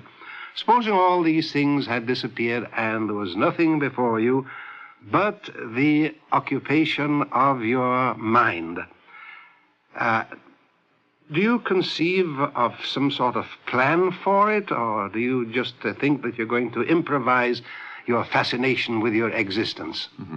Well, people accuse me of not worrying. I have a reputation among my friends for always being calm and at ease on some kind of even keel. Someone once said even that I had an internal gyroscope that kept me steady. Well, that is fantastic to me personally, because I know that I'm just like anybody else. I worry and I get agitated and so forth, yet I don't seem to. Well, to the extent that I don't seem to, it might mean, I hope I'm not being too personal now. I'm not. No, I want you to be personal, because I'm going to lead now to the general question. Yes, I'm not really talking about myself as if I thought I were unique. I'm sure almost everybody has to be this way in some degree. But to the extent that I do seem to be always at ease and somehow almost, as it were, satisfied to be myself, to the extent that that is true, I think I'm in eternity. Well, then, I would call you a natural-born Sabbatarian.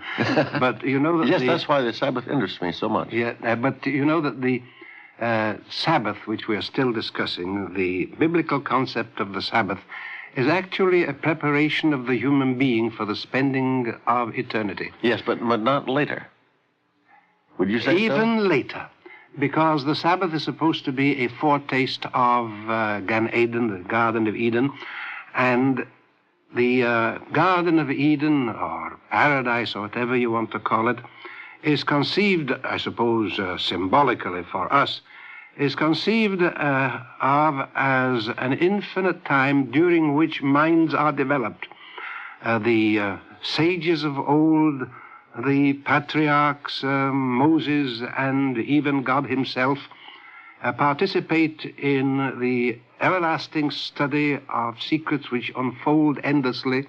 There is no end to wisdom and to knowledge, and eternity is going to be passed in a super Sabbath of the acquisition of intellectual experience. Well, that's wonderful. And the Sabbath, as it is celebrated by Orthodox Jews, and by Jews that don't belong to the Orthodox branch but have the spirit of the Sabbath in them, is one in which the temporal, which is not the eternal, is sloughed off from the mind and from the body. Ambition is gone, care about one's situation, all is gone, and nothing remains but that for which the human being ideally was created in the image of God. Yes, and as I was saying last week, Maurice, this is true for all our world, in various degrees and in various ways. All the people in the world that we live in the civilization, the culture that we belong to, somehow recognize this. As I say, the degree varies very, very greatly from one community to another and from one person to another. But I think there isn't anybody in our civilization to whom we can't appeal when we talk about this sort of thing. Now, in the case of the Jews, whose Sabbath has kept them, as we were saying last week, as much as they have kept the Sabbath. In the case of the Jews, obviously, it is a more intense experience and a more important experience than it is for many persons. I'm only trying to say that there isn't anyone within reach of our voice, probably, who won't comprehend the significance of what we're talking about. There's something that occurs to me. There are many people to whom the Sabbath is a bore, and to whom the idea of having no occupational compulsion, whether it's for a livelihood or for the maintenance and extension of one's status, this conception is just dreadful and emptiness. People who dread the time when they have to retire. Well, now, that's what I was going to bring up. When you said that the Sabbath is a kind of preparation or preliminary discipline for a time that is to be no time, it is to be eternity, and that in that eternal Sabbath we are to contemplate. You reminded me, inevitably, of that very familiar experience of retiring, or for that matter, of waiting until some good thing is going to happen to us. I think we all recognize the problem there. We must not wait merely. We must not act as if now, as if we didn't have to do anything now in order to earn that blessing which is going to come later. We've got to participate in it now. We've got to do it now. Yeah, we've got to be mature when we're young. Yes, so that's what it comes to. So the person who looks forward to retirement, say, or to stopping business or whatever, and has never been able to stop, meanwhile, does not know how to stop then.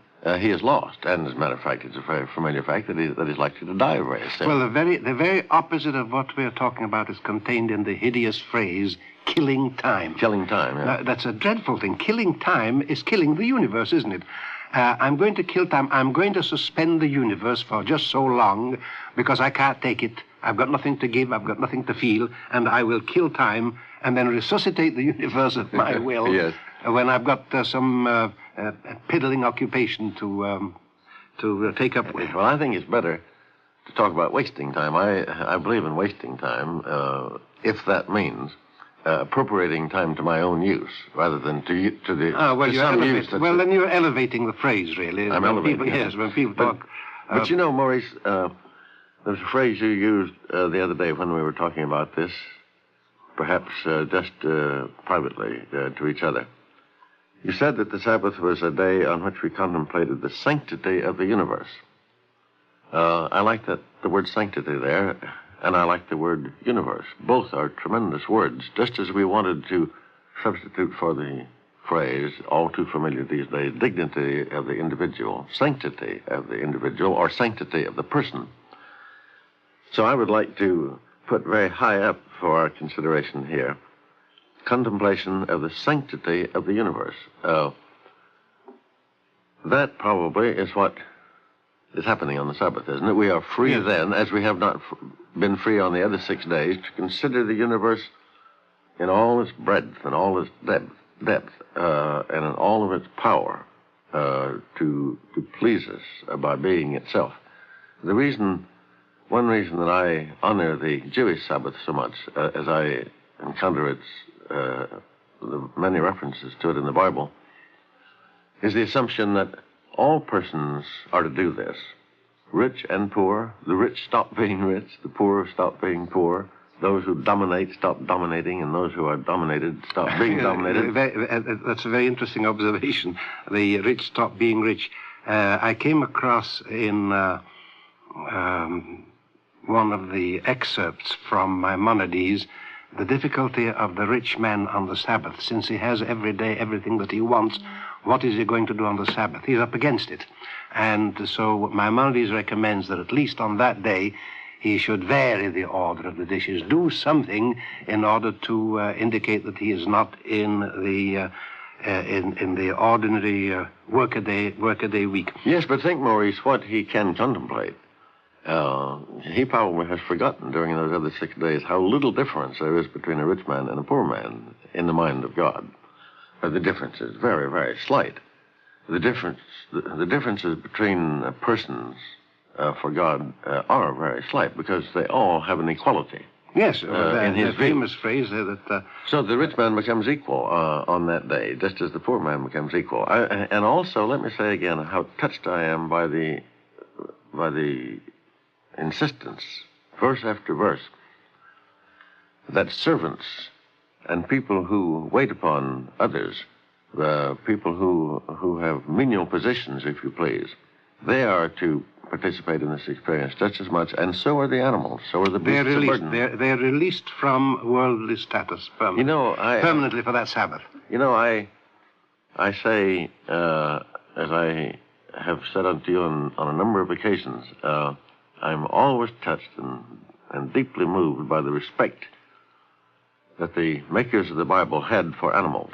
They never forgot that they were fellow creatures. Yes, if the universe is sacred, everything in it is sacred. Everything in it is sacred. Everything that moves. What has often fascinated me is the reflection that the eternity of the Sabbath, or its setting in eternity, is reflected in a curious circumstance that many people don't observe, even though they read the Bible, that the Sabbath was given before the Ten Commandments. That the Sabbath is not mentioned there for the first time. Actually, the Sabbath, the Ten Commandments, come in what might be called a later stage, although it's only a few months old, a later stage of the development of the Jewish people, and much had happened between the Exodus from Egypt and the revelation, the giving of the Torah at Sinai. There was, the manna had been given, the quails had been sent, Jethro had taught Moses, had brought to Moses a system of government to relieve him of the pressure of the people. You mean a system of law? A system of, well, I wouldn't say law, government, division into heads of thousands and heads of hundreds and heads of tens, the choosing of the best men to administer these, what would you call it, precincts or groups.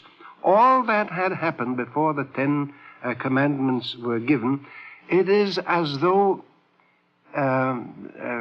if one can talk this way, reading the mind of God, he had not intended to come with too violent and too explosive a force upon the people. He had led them up by means of these preliminary instructions and revelations. Well, for that matter, the institution of the Passover as a ceremonial week was given before Sinai. And at Sinai, some of the commentators have observed, there is that use of the word, remember the Sabbath day to keep it holy. In other words, it is not new to you. It has been given to you before. Yes, otherwise the word remember would mean nothing. Yes. Of course, it could be looked upon as an injunction, don't forget. And then on the other hand, they argue again, how could one possibly forget? Every seventh day is called the Sabbath, and at least you'd call it Saturday, the Sabbath, as you say, Sunday, Monday, Tuesday, Wednesday, Thursday, Friday. Well, today is the Sabbath. Yes. And therefore, again, returning to the first emphasis, they say, remember the Sabbath, an indication that it was given before. And it's given in a curious way, without any prologue. Just as Abraham, or as he was then called, Abram, is plucked out from his land, and God says, get thee to the land that I will show thee, and we don't know why. All of a sudden we find mentioned, shortly after the Exodus, tomorrow is the rest of the Holy Sabbath. That was the day on which they wouldn't be collecting any manna. Well, Maurice, how important is the relation between the idea of the Sabbath and the memory of the liberation from Egypt? You have spoken of that upon several occasions, but after all, that comes pretty late in the whole story, doesn't it? Which comes late? The liberation from Egypt. That is to say, the story goes very far back. To Abraham, you mean to the revelation as given to Abraham? No, but I say the liberation from Egypt is an event fairly far along in the whole story of the Jews as we know it through the Bible. Well, certainly, it's hundreds of years after the patriarchs had established their relationship with God. Yes, but I have seen reference to to the Sabbath as having relation both to the creation of the world, that is to say, relation to that famous fact that on the seventh day God rested. I've also seen it talked about as if it had an important relation logically or historically or in terms of memory to the liberation from Egypt. That was not its source, was it? It couldn't have been its source. It's hard to tell now with poetical legends and interpretations growing up around the subject of the Torah and of the Sabbath. It's hard to tell when they place the creation of the Sabbath. It is primeval, predates the creation of the world. And then, again, we are assured that the patriarchs certainly observed the Sabbath. I remember arguments in my family among the grown-ups.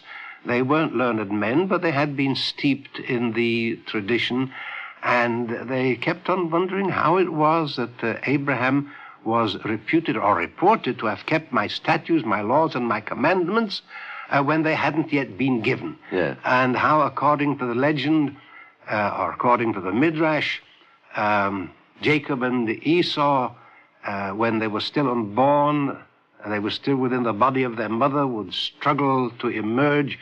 Esau, when they passed a pagan temple, he wanted to get out and worship an idol. And Jacob, when they passed a synagogue, and then you reflect, there were only a couple of Jews in the world at that time, what they were doing with a synagogue, and how many synagogues were there. And so they were puzzled by it, they were intrigued by it, they were charmed by it too. Which is one of the indications how among the folk in the Yiddish-speaking world there was this poetical lore that went around teasing them and tempting their minds to dwell upon these things. But there's no way I can't answer your question as to when to date the Sabbath. It's a confusion in my mind. It's all in a glow of folkloristic and textual statements. Well, I'm sure you don't date it at all. That's what I hoped you would say. In other words, we're talking once more about time and eternity. The Sabbath is an eternal thing. It's also a temporal thing insofar as it comes every seventh day. The calendar gets divided, and every 7 days, here it is. On the other hand, like every important thing, it was always there. That was what Thomas Mann was trying to suggest, wasn't it, among other things, in his famous book about Joseph and his brethren. Remember, Joseph and his brothers. Remember those early pages? On time, those marvelous reflections on time. Yeah, that deep well of time. Yes, I remember now. Very deep is the well of the past. Yeah. Is it not bottomless? Yes, bottomless indeed, if the past we are thinking of is that of man. Yes. And then he likens it to somebody sailing around a coast and seeing dunes and headlands, one after the other, and you say each one is the last, but no, there's another behind it. There is this sense of eternity. Well, now, there's another way of understanding this, too, it seems to me. If a thing is true, it was always true. Maybe its truth was discovered only at a certain moment, but surely it was true before its truth was discovered. Isn't that true? It was there. It was there to be known. But the depth of Jewish emotion around the Sabbath as the bulwark, the fortress, the citadel, the home, the refuge, all of these terms, also the palace, you can use interchangeable terms, the garden of delights, all these terms have been used. The depth of emotion about the Sabbath and the Jews is reflected in something that we find nowadays incomprehensible. You remember I know you must have come across it many times, in chapter 15 of the book Numbers, that we call Bamidbar in Hebrew, the story of a man who was put to death for gathering sticks on the Sabbath. Yes. Now, the commentators are at great pains to mitigate the force of this apparently barbaric response, pointing out what this implied, this desecration. They thought of it. He went to gather sticks for the purpose of making a fire. Making a fire meant that he was going to rub the sticks together to produce a flame, and that he was doing what the others were not doing, taking advantage of them. It occurred to me once that the that the resentment that the Jews felt to a man who desecrated the Sabbath that way was something like that resentment that union members feel today against a scab. Yes. Here is the Sabbath, the holy day, everybody's resting, and he goes and takes advantage to go and gather sticks while nobody else is doing it, because nobody else will desecrate the Sabbath. So he's a scab. Well, now we've heard the members of unions saying, "Kill that scab." Yes. You know? Well, there was a great sternness about all this. Working on the Sabbath was a crime, was it not? It was punishable. It was punishable. It was a crime. But people don't realize nowadays when these extravagances occur in the text, the genuineness of the passion and the deepness of the hurt that was implied. Here was a community at rest, and somebody was taking advantage of it to enrich himself, let us say. Yes, you were saying the other day that it was even somehow understood that you had better not carry about with you on the Sabbath any instrument of labor, even a pen, because circumstances might move you to write something with that pen or do something with that shovel or whatnot, and before you thought, you might find yourself at labor. So it was the part of wisdom to go about without any instruments upon you, which you might be tempted without thought. Now, I remember my father, who was no great pietist, but who was a folk Jew. He had the folk memory and the folk feeling. He was a shoemaker, and he had his workshop in the front room of the house. On the Sabbath, he didn't go into the workroom, but he used to cover up his bench, his workbench, and his last with a cloth over the whole of it, even though he never went into the room. It was as though he wanted to veil from the world. It was in his mind that this should be concealed from the world. All suggestion of labor should vanish from his house. Yet I say he was no great pietist. But he had this deep feeling that had been transmitted to him by his father and so on, from father to father from immemorial time. And it didn't strike me until much longer that there was this impulse. I am not the slave of the all and of the last. Yes. I cover this up, as it were, this is the sign of my mortality, my subjection to the humiliations of life, compel me to do things that take away time from more important, more seemly occupations, so that this carrying about on one's person pen or money with which you're going to buy. Yes. Here you be on the Sabbath, you've got some money in your pocket. You pass somewhere, you say, oh, I could buy this. Is it worth it? You begin to calculate my income. How much tax can I deduct if I buy this? Or how much of a tax is there on this? And all of a sudden your mind is occupied with what essentially belongs not to eternity but to time and to the time-bound condition of man. This was very deeply in their minds, and it's particularly developed among the mystics, the Kabbalists who wrote in the 13th and 14th centuries and who purported to go back to the time of the 3rd century and called a certain Shimon ben Yahoy their origin.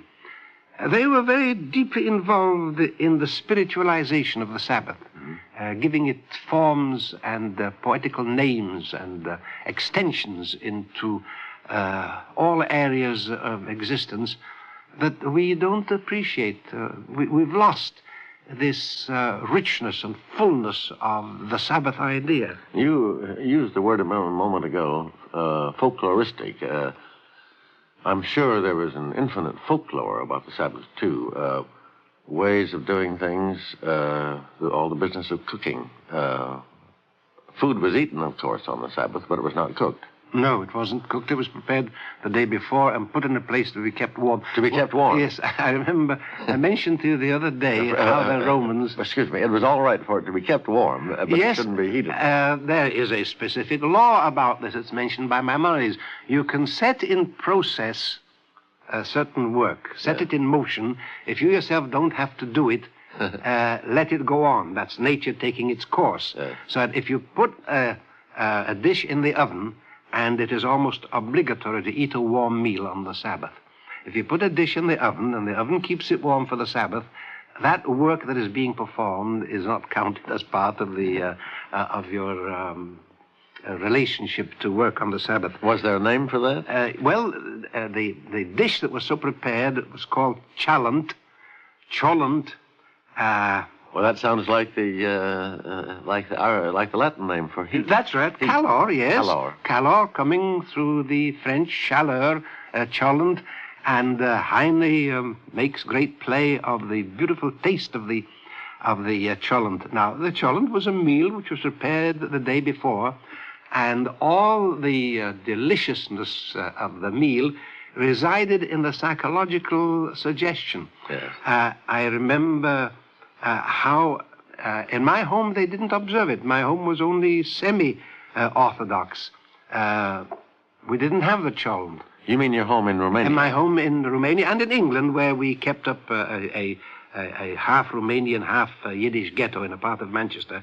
But in the homes where there was cholent, the bliss with which they proceeded to eat that meal bore no proportion whatsoever to the culinary ingenuity, and I'm certain that a Bria Savarin wouldn't have recognized in that the marvels which these people actually felt and experienced. Of course, it wasn't in the food itself. It was in the ideas and feelings they had about the food.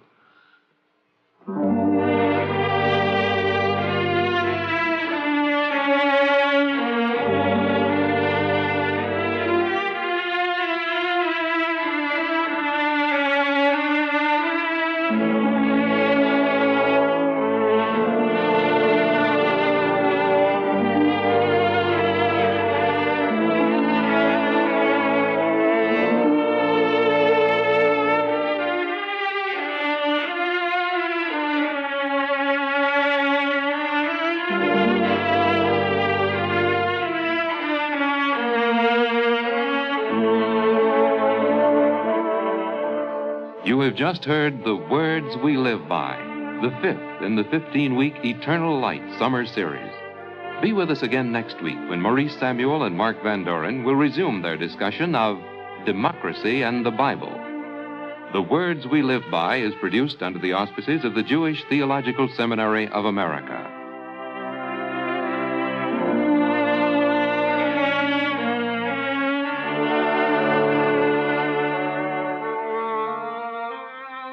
This pre-recorded program has been an NBC Public Affairs presentation.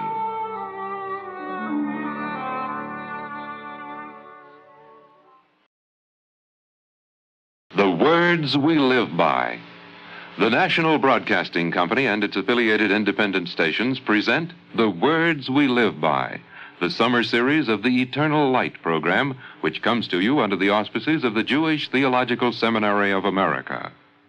Today, we present the sixth in this series of 15 literary dialogues on democracy and the Bible, featuring two of America's foremost men of letters, Maurice Samuel and Mark Van Doren. Mark, we've wandered away a little, I think, from the central theme of this series of talks, democracy and the Bible. I don't regret it. We have to have some of these illustrations and decorative material. But I'm coming back plumb to the center of our theme in suggesting that we speak today of the giving of the law to the people, to the Israelites that had come out of Egypt, to the people as a whole, the giving of the law as a democratic act, thinking of it as God addressing himself, the only instance we know of in any religion or in any myth or history, of God addressing himself to the people in assembly, that all of them might be there, is my first idea. And the second is that we might discuss the question of the chosen people and democracy, whether there is in the concept of the chosen people an anti-democratic background or suggestion. Yes, people might think so, and I dare say have thought so. Let me go back just for a minute, however, Maurice, to your remark that we had wandered from the center of the subject, presumably in our last two talks about the Sabbath. In my opinion, we had not wandered. It doesn't make any difference. I don't want to quibble. But for me, the Sabbath was particularly relevant to our whole topic because it was a symbol of egalitarianism, was it not? That is to say, the Sabbath made men equal. Yeah, well, I suppose what I really mean is that we didn't mention the word democracy. Oh, I see. Well, pedagogically, I had slipped away from the intent of our talks. Well, all right. But not in substance. But I tend to find democracy and equality so close together, so almost wedded or welded into one thing that I can't separate them. You're perfectly right. And I think that we find another illustration. I suggest we find another illustration in the subject I've just raised. And the statement in Deuteronomy, this is in the last days of Moses when he's addressing the people after their 40 years of wandering. He recapitulates what happened to them, and he reminds them, asks them, did a thing like this ever happen before? And we can say, no, as far as we know, it didn't happen before, and it hasn't happened since. And he goes on to say, did ever a people, not just an individual, because individuals had, did ever a people hear the voice of God speaking out of the midst of the fire, as thou hast heard, and lived? Or has God tried to go and take him, a nation, from the midst of another nation? Yes, it's almost a rhetorical question, isn't it? Yes, he reminds them that it wasn't the individual, it was the people as a whole. And then, again, I remember how this was impressed on me in my childhood in the ceremony of the Passover, how we repeated year after year that it wasn't only the generation at Sinai which was taken from the midst of another people, but all the ensuing generations, including myself and my twin sister and my little sister and my grown-up brother, all of us sitting at table there were made to understand that we had been a party to this covenant. Yes, and I'm sure it's of the highest significance that the voice of God was heard above a mountain in an extremely desert portion of the world. Now, Sinai is a very deserted mountain, isn't it? And the region all around it is desert.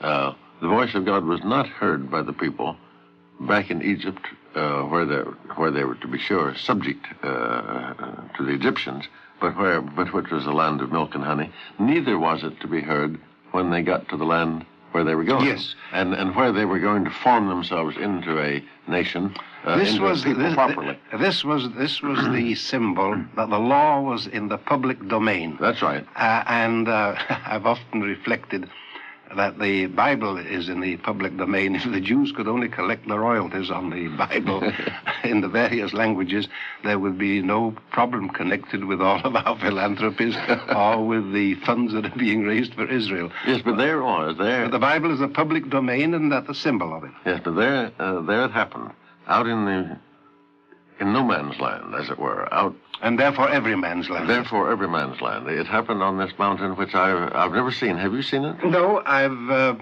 passed near it. Is it true that it's a desert region? Oh, you can't imagine anything more desolate than that. There's just I've passed there mostly in the summer, the black rock and the blazing yellow sand, and you get the feeling that there is no life in the air. Even the microbes have been killed, can't find nourishment. I suppose it isn't as bad as all that, but it is a desolation. Yes, well, and that's highly significant to me, as I was saying.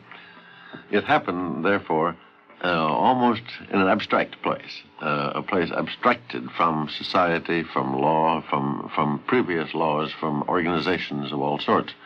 The people of the world, as it were being addressed there. Although, am I right in saying that? Was it just these people? It was, and then there are these illustrative and highly suggestive commentaries that God offered the law individually to other peoples and they refused it. the Ten Commandments specifically, that he offered it to one people, and they asked what's in it, and he said, thou shalt not kill. They said, oh, we can't accept that, we live by killing. Thou shalt not steal. And other people said, oh no, we're a robber nation, we can't live without stealing. And so on through all the negative commandments. And it was only the Jews who said in the great phrase, Naaseh v'nishma, we will hear and we will do, and we will listen, or we will obey. But it was offered to all the world, whether individually to each people or in one great offer which nobody else would accept.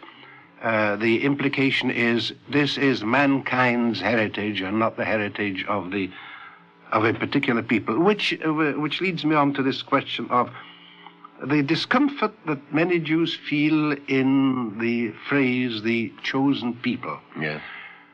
Now, tell me, how do you react to that phrase? Does it awaken in you some feeling of exclusiveness or of assumed superiority, standoffishness? This is the great big club of the Jews and nobody can enter it? No. If it ever did, it certainly has not, to me, in my memory. These people were chosen to hear these words because it was certain in God's mind that they would understand them. Remember, he said once, as if he himself had been troubled about this, I chose these people not for any reason other than that I loved them. Now, I think his love for them was inseparable from his belief in them, his confidence that they would comprehend, that they could absorb this wisdom, which is the highest wisdom I think mankind still has, and that's why we're talking about it here this summer. I would say that they were chosen only in that sense. They were a select audience who would understand and who would continue to understand and repeat these words and observe these laws and be imitated by as many other people on earth as That's it. Now, that is as pleased to imitate them. That is what I was listening for. Be imitated by as many people on earth as wanted. There is and a that terrible... has happened, and that has happened. Yes, there is a terrible misunderstanding. I won't say misunderstanding. Almost a willful abuse by certain people when they trace racialism to the concept of the chosen people, forgetting that the whole of the narrative is sprinkled liberally with instances which deny any kind of racial exclusivity. To begin with... What a word that was, by the way. Yes. To begin with,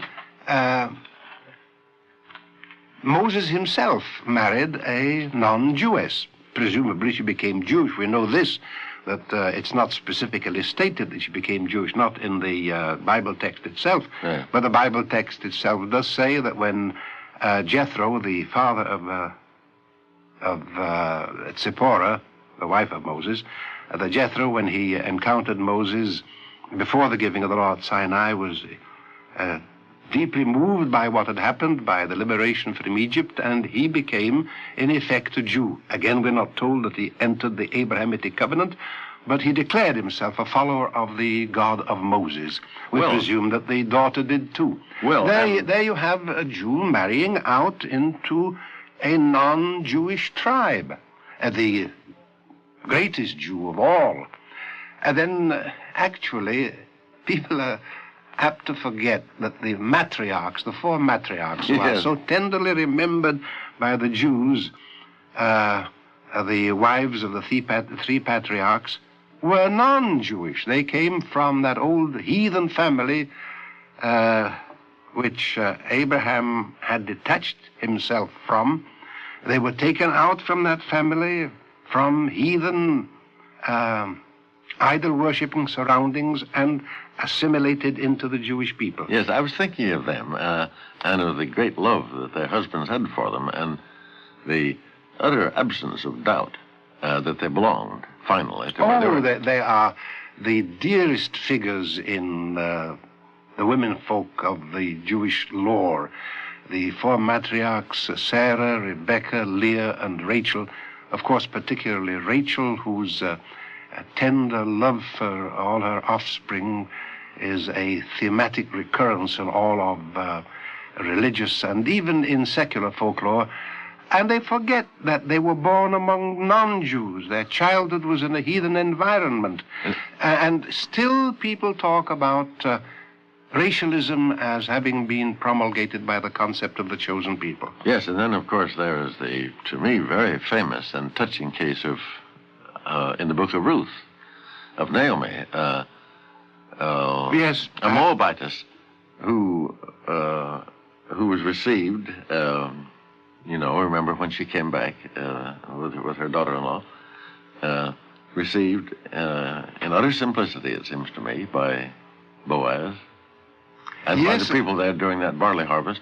There was no difficulty in that return and that assimilation, if you please. There are steps in that, now you mention it, that when she came, she had the right of the stranger, the alien. Yes. She was an alien, Ruth.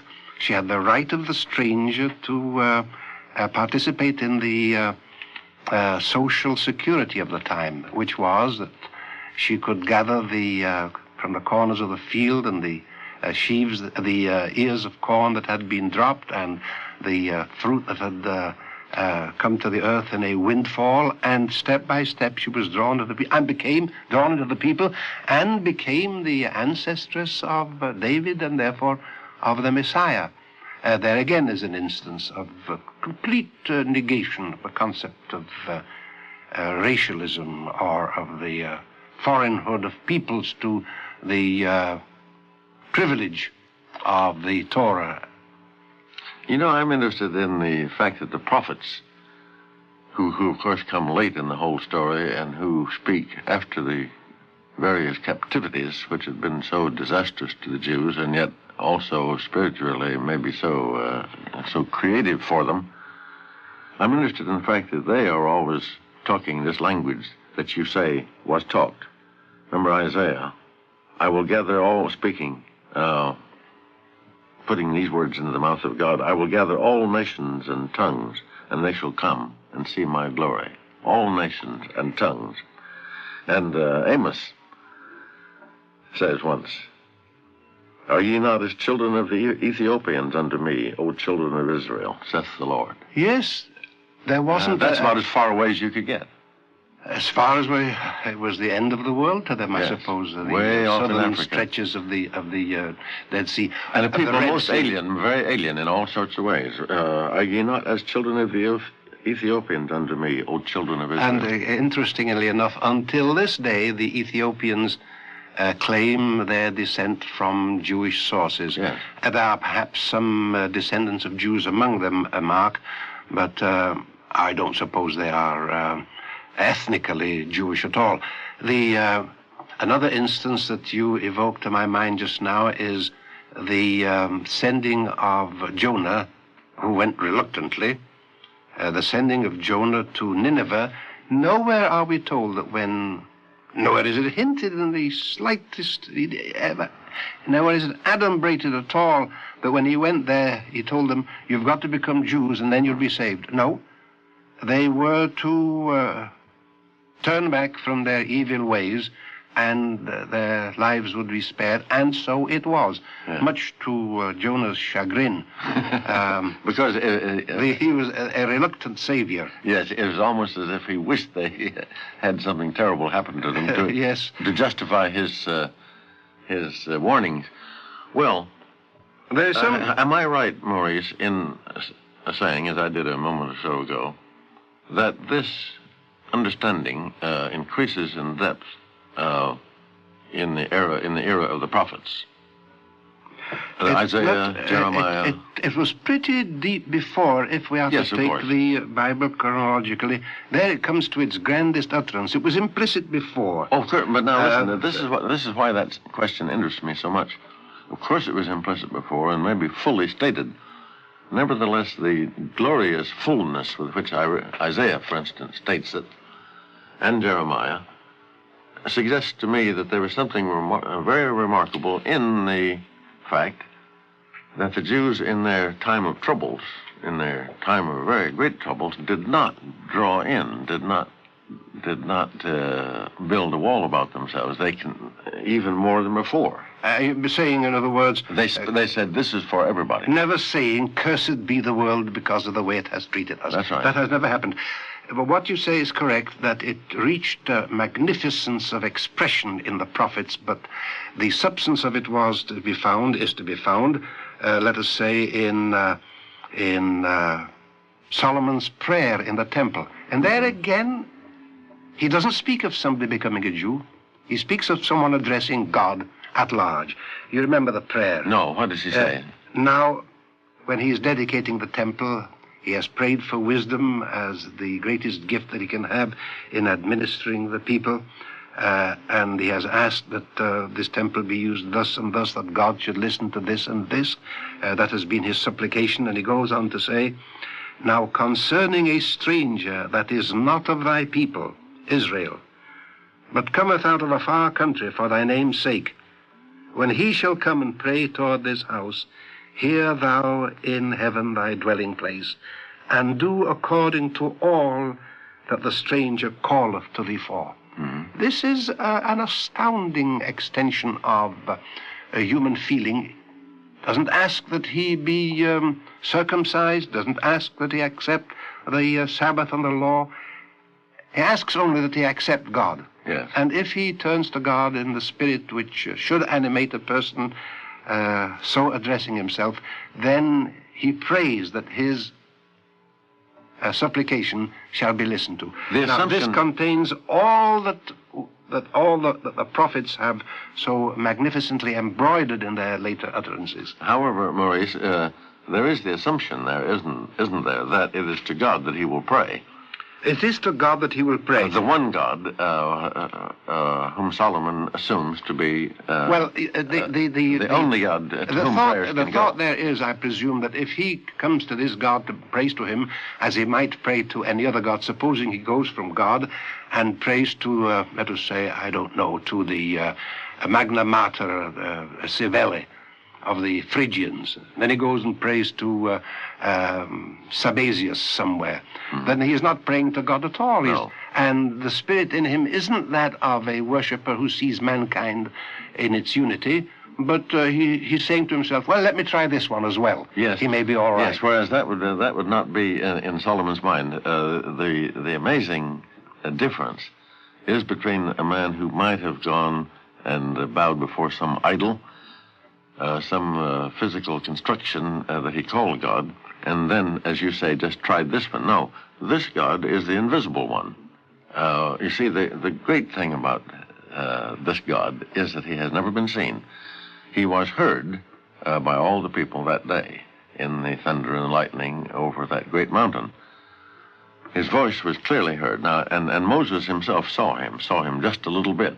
Moses came down from the mountain, and with the tablets, Moses was the conveyor of the laws, to be sure. But Moses had seen him. The voice, however, was heard by everybody. But he remained an invisible God, which is the essential thing about him. And this was what used to puzzle but that's the great thing. Many of the pagans. But what you said before is interesting, very interesting, that the prophets developed it in a way that doesn't occur in the earlier ones. Here, in the case of Solomon's prayer, you have a stark simplicity of intent. But the magnificent imagination of the prophets, let us say of Isaiah, couldn't rest content with the simplicity alone, although they have simple passages. Remember that section at the end of, I think it's chapter 19 of Isaiah, when he speaks of drawing in all the peoples to the recognition of the one God. And let us remember, he is speaking of Egypt and of Assyria, as we might speak today of Egypt and of Syria, as we might speak today of the German people, from whom we have inherited very dark memories, recent memories. Yeah. He has this to say, In that day there shall be a highway out of Egypt to Assyria, and the Assyrians shall come into Egypt, and the Egyptians into Assyria, and the Egyptians shall serve with the Assyrians. And in that day shall Israel be the third with Assyria, even a blessing in the midst of the land, whom the Lord of hosts shall bless, saying, Blessed be Egypt my people, and Assyria the work of my hands, and Israel mine inheritance. Now, this is a clue passage. There are many such passages. Well, it is but there's a amazing. magnificent statement. It is amazing. It is put in what I would call a three-dimensional context. Yes. It is palpable, as it were. Yes. It is sculptured. Well, that's all I wanted to hear you say, because it has been borne in upon me by my reading that in the prophets everything in the Bible tends to assume something like its final and perfect expression. But this happened in times of such dreadful difficulty, such almost unthinkable pain, that I sometimes think it's the most glorious achievement of the Jews, that in their pain and in their distress, in their exile, in their separation from everything that they owned and had loved, they could keep on thinking these things. They could keep on saying these things. Somebody could at any rate. Oh, yes. Or there were men who could rise above the anguish of the moment and say that there is no human solution in retribution, revenge, and the recollection of the wrongs done us. There can only be one solution, and that is the lifting of the entire world to the level to which we have aspired, to which anyone whosoever can aspire equally. This is the immense international democracy of Judaism. We've spoken of Jewishness, the Bible, and its democracy in regard to individuals. But there was a democracy of peoples. I remember now, it occurs to me, there are passages in the very early part of our Bible in which the territorial integrity of peoples is affirmed forever. You remember when the Jews were approaching the Promised Land, they were specifically warned that when they passed by the territory of Edom, they should not harass the Edomites and they should not trouble them. And the statement is, I will not give you not as much space as your foot shall cover, because I have given this land as an inheritance to the children of Seir. And again, with regard to Moab and to Ammon, said, you shall not harass them and you shall not discomfort them, for I will not give you their land. There the law is laid down. There is no conquistadorial attitude in that, let's call it spiritual ambition, if you like. The spiritual ambition of the Jewish people did not connote an imposition of the law upon other peoples other than by persuasion and by their coming to see the one God in the same spirit as the Jews. Of course, Maurice, later on, when Joshua enters the Promised Land, he does pretty savage execution upon a number of peoples, destroys cities, appropriates places. But even there, Mark, there are curious mitigations in the Bible. I want to go back to the thought that I expressed some weeks ago, that one must look in the Bible for the general tendency. We discover, for instance, this injunction to the Jews, you must destroy them because you will learn evil ways from them. But they didn't destroy them, and it was apparent that no punishment was laid upon them for not having destroyed them, because let us take a couple of incidents like the following. Bathsheba, I don't know whether she was Jewish in origin or not, or Israelite, we would say, we're not told, was married to a Hittite. Yes. Uriah the Hittite. And he was one of the great captains of David's army. There's no suggestion anywhere that David did wrong in having a Hittite captain living in Jerusalem. On the contrary, he was supposed to safeguard the rights of Uriah, and his great sin, the one blot on the brilliant career of David, is that he wronged this alien. Or again, the Jebusites were presumed to have been destroyed, or should have been destroyed. Nevertheless, David bought the land on which he wanted to build the temple, the altar to God, from Aravna the Jebusite, and paid him for it. Yes.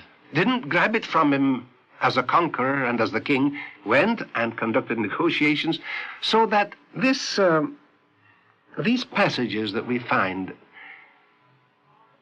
destroy all the inhabitants of the land. And then you find the contradiction to it in, there was Aravna the Jebusite, and there was Uriah the Hittite.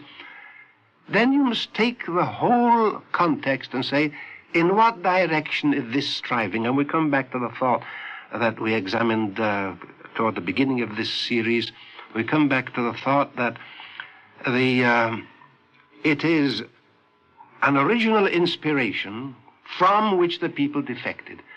Yes. It was Ezekiel Kaufman's view that there came a vision of God and perfection. The people defected and wrote these things, and they kept striving back to the height from which they had tumbled. Yes, they defected, and in so doing became perilously like other peoples without the law, other peoples who had not had the privilege of hearing these things said on Sinai, and who had not the privilege of being able or free to remember them. Well, that's what it all comes down to for me, namely that these people were chosen to be told something that it was believed they could understand.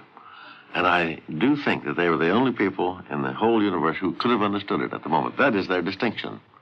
Now, you could put it another way. You could say they had ideas that have never been had anywhere else. But I don't think it was a matter of they just having ideas. It was a revelation to them, was it not? It was spoken unto them, but spoken unto them by a God who had complete faith that they would understand. And as you say, from time to time, forget. But again, remember, and then forget, and then remember.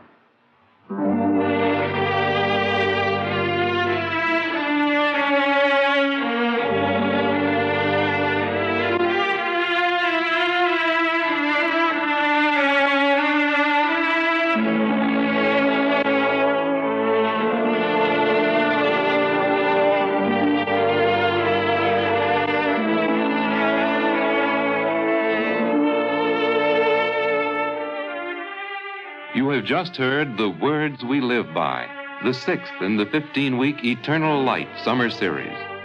Be with us again next week when Maurice Samuel and Mark Van Doren will resume their discussion of democracy and the Bible.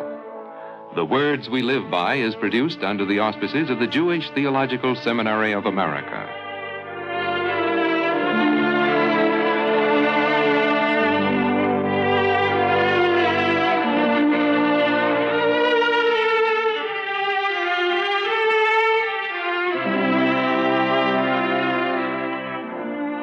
This pre-recorded program has been an NBC Public Affairs presentation. This is the NBC Radio Network.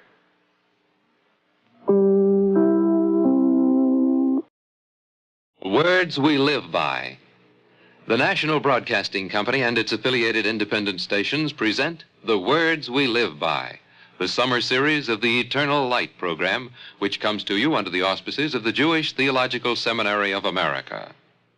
Today we present the 7th in this series of 15 literary dialogues on democracy and the Bible, featuring two of America's foremost men of letters, Maurice Samuel and Mark Van Doren.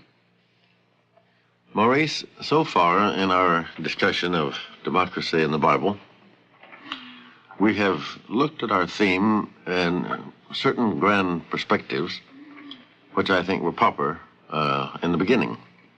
We have considered the relation on the whole between men and God, or between God and men. And we have said, among other things, that God's own commandments, God's own understanding of this creature made in his image, was an understanding of him which provided for the concept of, among other things, equality. But when we talked about the Sabbath, once more we were placing man in a position where he was contemplating, as I remember we said, the sanctity of the entire universe. Now I think it is time to come down, down is not the word, but shall we say, go on, to a consideration of men alone as they live on the earth with one another. Of course, they do not live alone on the earth. God is still above them, and they are thinking of him all the time. Nevertheless, they live day by day with one another, and they have what are called human relations.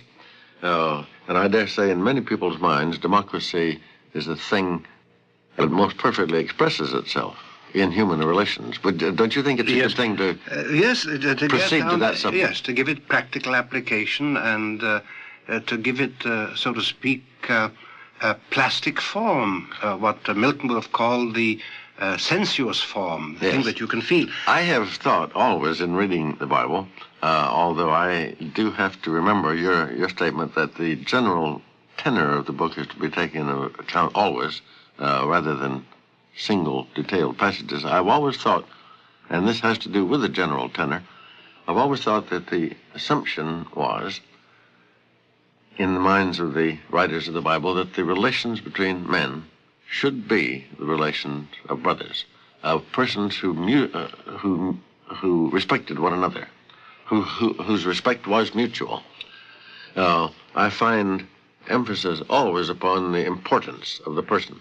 Yes, well, if you do come close to the tapestry, to the human weave of events, the subject, the theme that first troubles you, no doubt, in the Bible, in connection with our concepts of democracy, is the existence of slavery. Yes.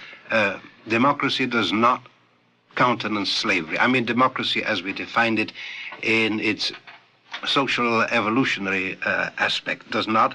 And people will tell you quite simply, well, look, the Bible countenances slavery. It talks about the possession of a slave.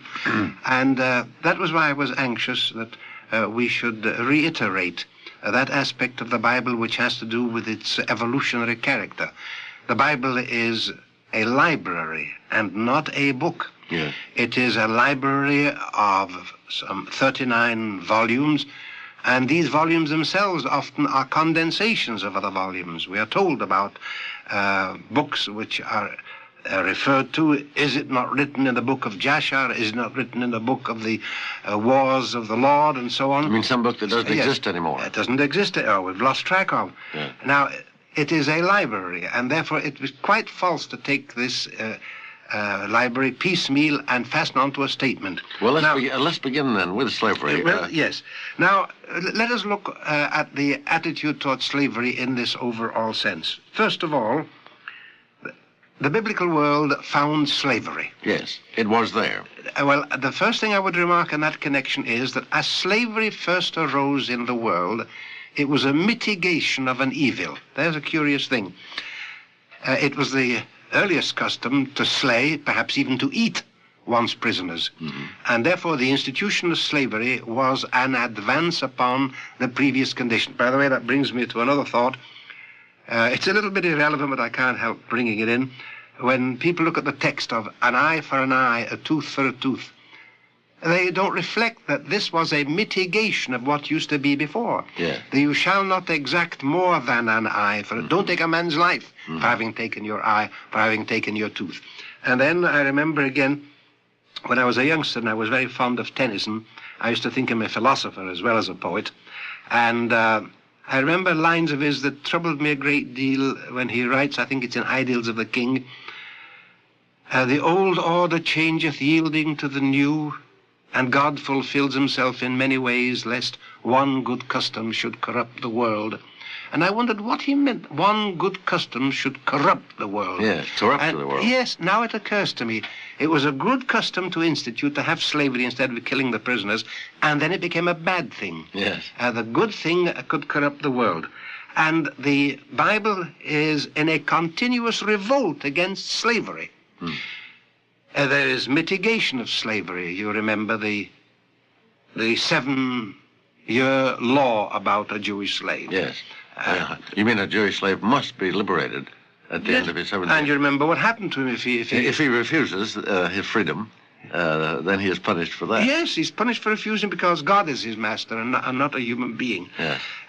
Continuous mitigation. Of course, the pagans had mitigation of slavery too. I remember specific laws that in the age of Claudius the emperor, if a sick slave was cast out by his master and he went to the island of Aesculapius on the Tiber and he survived, he was a free man. Yeah. There were other mitigations. Slaves could buy themselves out. And of course there was that lovely fact about the city or village or deme of Delphi in Greece. That was a kind of, it was a piece of land somehow carved out of all the city-states of Greece. It was independent and free and separate and holy. And any slave who could get in there, climb the mountain of Parnassus and get into the city of Delphi and touch the ground, Yeah? free. Never heard it. Free forever. I never heard that. It's like the British law of much later, passed around sometime in the 18th century, that any slave who set foot on British soil was a free man. Yes. But it existed, you say, in ancient Greece. Yes, the city of Delphi Well, was that's a very beautiful thing. It is a lovely thing. But by the way, I'm afraid it was difficult to get there. I'm afraid it was difficult for him to... It can't have been taken advantage of very extensively, or it would have been abrogated. And of course, there are the sanctuaries. Haven't you always been fascinated by the thing called the sanctuary, the city of sanctuary, the place where if you could get there, you were safe? Yes.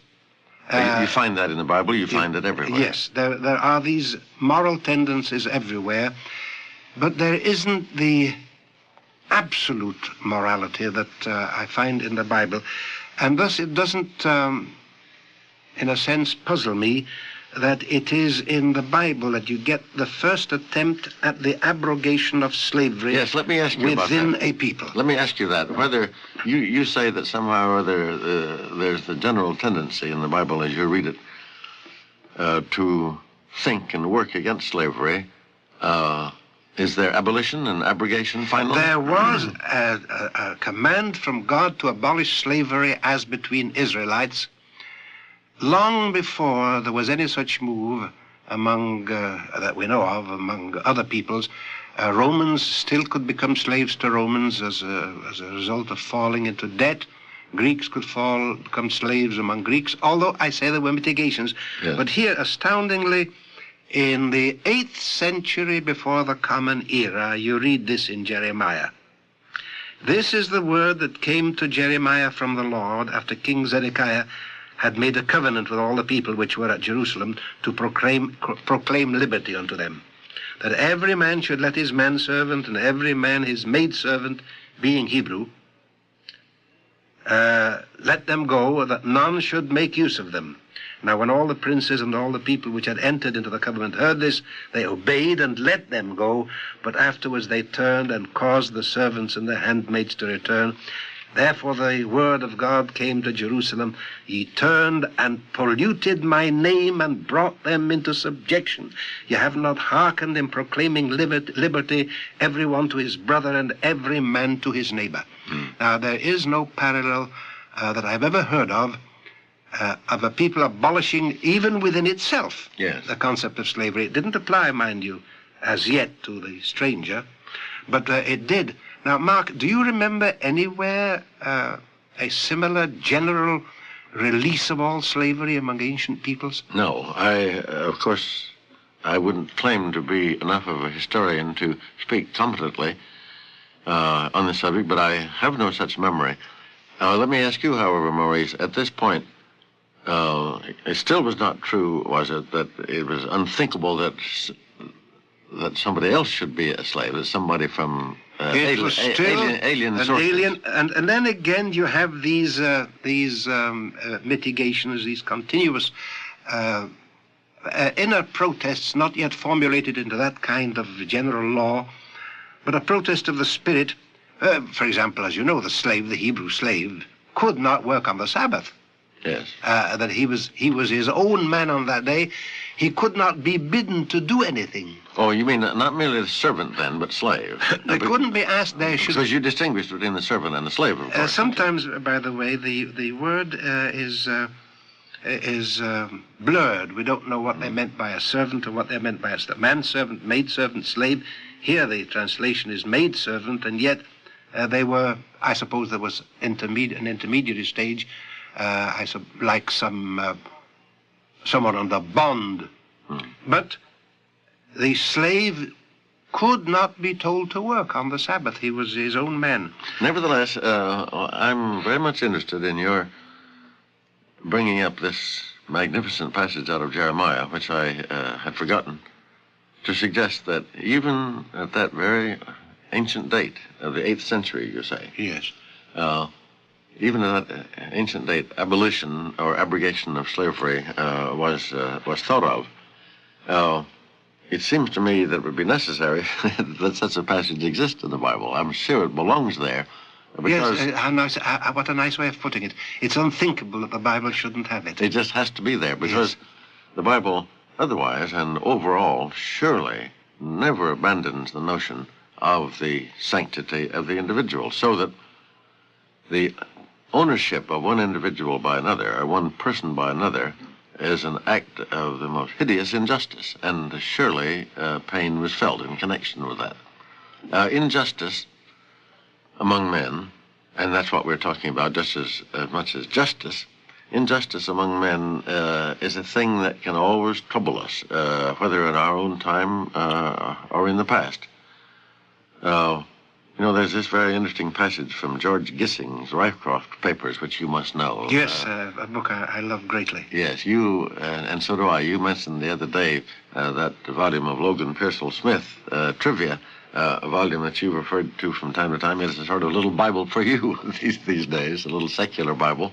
Well, the Rycroft Papers is so interesting. I was struck in looking through Gissing to see that he saw injustice between men as something which somehow or other is hardly susceptible of mitigation. He sees no hope. He sees no way out of it. He assumes that not only has it always existed, but it always will exist. Now, he is extremely sensitive to the spectacle of injustice, and the particular form injustice now takes is the ownership of one man by another. He's particularly sensitive to it, but he has no way, as I say, to think himself out. Remember, this is how he writes. Injustice. There is the loathed crime which curses the memory of the world. The slave doomed by his lord's caprice to perish under tortures. One feels that it is a dreadful and intolerable thing, but it is merely the crude presentment of what has been done and endured a million times in every state of civilization. Oh, the last thoughts of those who have agonized under death amid wrongs to which no man would give ear. That appeal of innocence to the herd, mute heavens.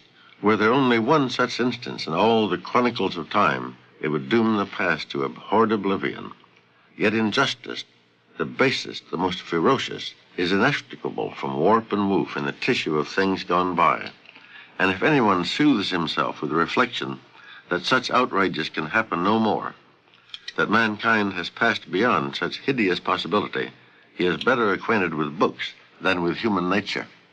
Well, Mark, there speaks a man without any hope at all that there is any that escape. Passage sends a shudder through me, because it makes me think, of course, what happened to so many of the Jews in the last 20 years. I'm thinking of that too. Yes, but there is the deep reason why a disbelief in God was so abhorred by the ancients. If a man didn't believe in God, well then, he had no hope, and not only had no hope, but he had no restraint upon me. Here is a man who takes another man and does with him whatever he wants, because there is no God. There is no judge and there is no justice. And when we nowadays, in a world which, having been so conditioned that the explicit belief in God sometimes disappears while morality remains, I don't know how long it could remain without it, but it does. Well, that's the question that we're considering. Yes. Forget that a man would say in those days, there is no God in men. There is no limit to what I can do. There is no God. If there isn't one, then I'm God. Now, against such things as you've just read out, against such thoughts which obliterate the human soul. Yes. You take a passage from Deuteronomy. Thou shalt not oppress a hired servant. Now, I don't know Hired may also mean a purchased servant. I'm sure it applies to slaves. Oh, I see. Thou I shalt- thought it meant merely someone that Yes. you had hired for wages. It would mean that too, yes. Thou shalt not oppress a hired servant that is poor and needy, whether he is of thy brethren or of the strangers within thy land, lest he cry against thee unto the Lord. The stranger. You buy someone from a tribe that had never heard of God, and then in your midst he hears that there is a God, and he addresses himself to God, and God will hear him. I will hear him. Now, there is not merely some sort of obscure comfort that this isn't the end of the world. This man who is oppressing me is not God. There is an accounting. There is a system. I address myself to you, God, and I say to you, look. Now, not to be able to do that, to rob a man of this last comfort of communication with something which is beyond the power of this individual, to rob a man of that is a terrible thing. Well, now, did you read, Maurice, a year or so ago, a book that came out of these 20 years of which you've spoken, these dreadful 20 years that we've just passed through, written by one Elie Wiesel, a book called Night? No. Well, it is one of the most moving of the books in that field. Elie Wiesel had suffered the tortures that were suffered in Germany during that period, that unspeakable period.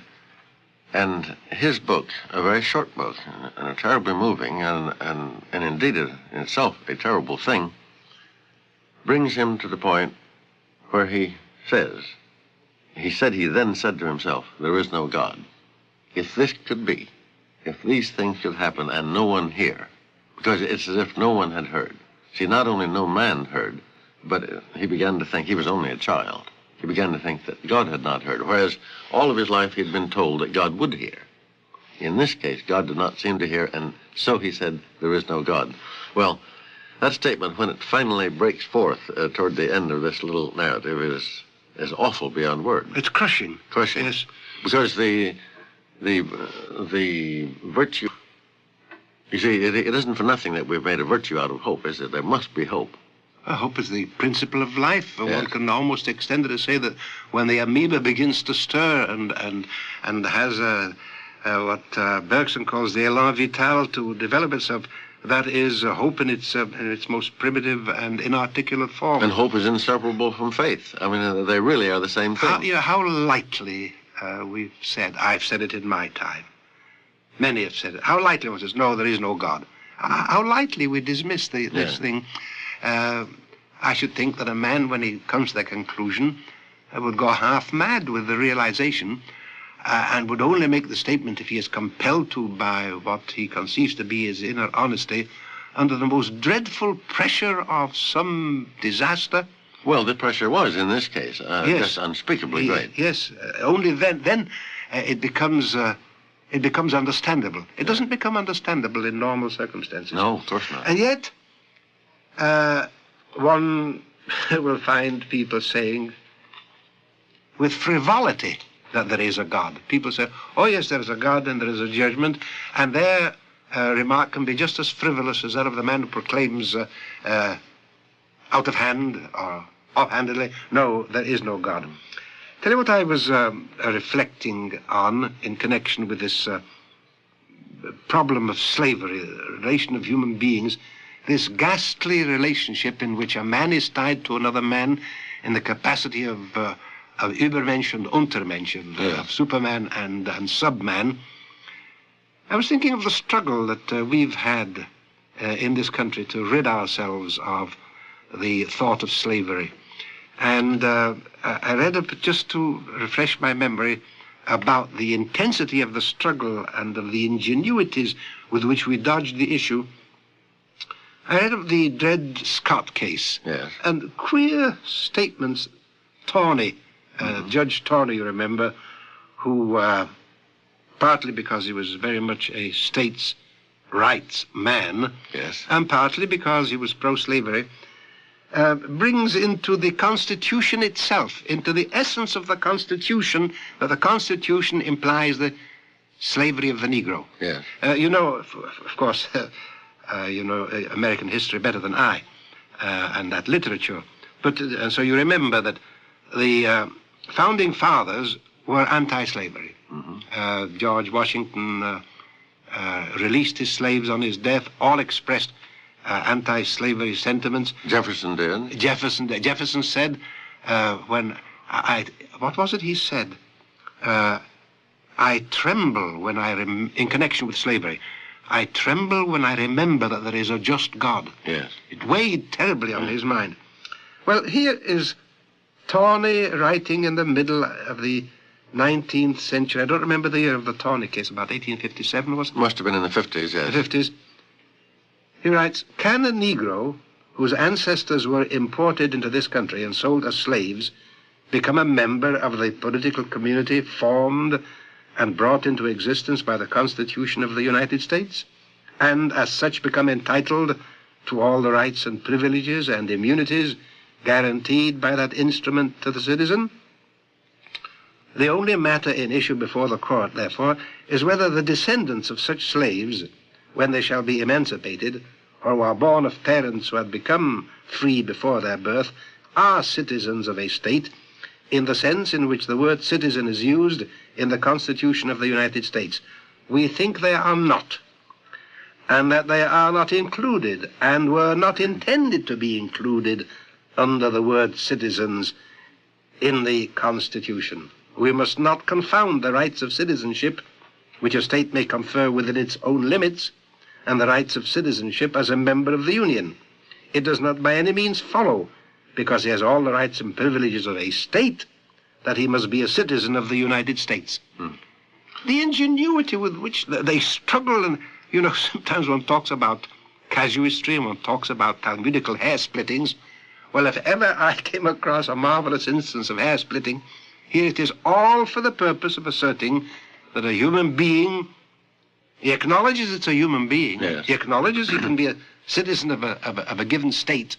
Yeah. But he is not a citizen of the United States. Yes. Well, the justice there was remembering the failure of the Founding Fathers to do a thing that they might have done, and it was tragic that they didn't. There were plenty of men in 1787 who would have liked to read slavery out of American life in the Constitution. You remember, it was not done for 2 generations, or 3 generations afterwards. But a compromise was arrived at between those states which had slaves and those states that didn't, whereby it was not mentioned, not specifically mentioned. Yeah, I think there were 2 states, particularly, was it Georgia and South Carolina, I'm not sure, who wouldn't enter the Union if some such statement had been included in the Constitution. Yes. You remember, it was very difficult to write that Constitution. There were so many differences in the cultures of the 13 states, and the success of the Constitution is something marvelous to consider in view of that. But in this one case, there was a failure to act in a way that I'm sure we all now wish that action had been taken. It has been a calamity for us. Of course. Well, and we've never recovered from that failure. In the light of Tony's, as you say, most ingenious thought upon this point, I can't help thinking of the utter simplicity of a remark that Lincoln made once. As I would not be a slave, so I would not be a master. Yes, quite extraordinary how this... It's just like a piece of music, yes, suddenly. You remember last year, or was it 2 years ago, we had a talk about Lincoln and the Bible. Yes. Now, there is something marvelously biblical about the whole of Lincoln's mental structure when he utters sentences like this. Do you know, I'm sure he didn't know it, but he was echoing a rabbinical dictum or aphorism. He who buys himself a slave buys himself a master. Meaning what, by the way? That he's tied to the man. Yes, that's what I thought you meant. Yes. Of course, the thought occurred more elaborately. I think it was later in... you mean the slave becomes his master? Yes, he's got to look after him. Yes. He's got this responsibility. That's right. I think it was Herbert Spencer, also independently, but in a much more elaborate way, lacking the simplicity either of the rabbis or of Lincoln, who spoke of a picture that he saw in which a chain stretched between the slave and the master on some Assyrian bas-relief. saying, well, that man is tied to his slave. And when you remember slave revolts, when you remember slave revolts... you mean instead of saying the slave was tied to the yes, man? Yes.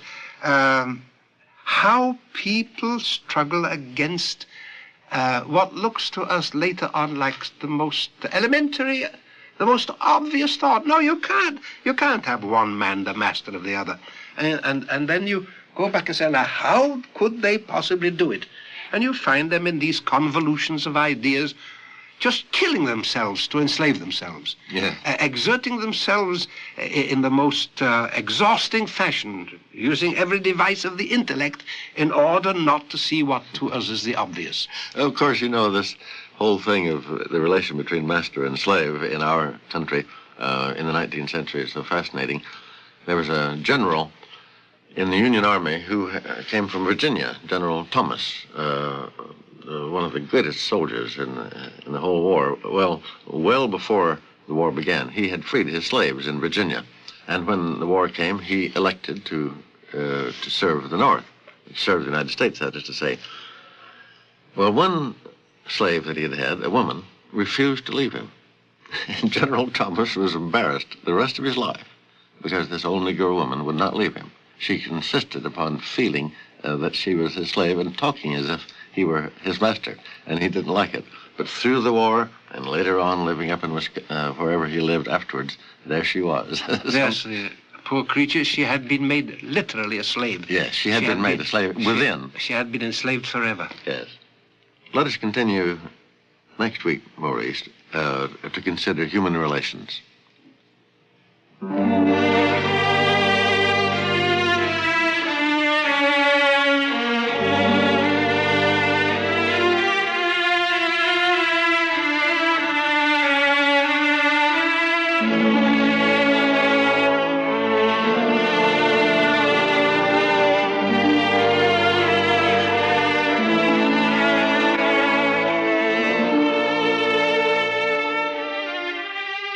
You have just heard The Words We Live By, the 7th in the 15-week Eternal Light summer series.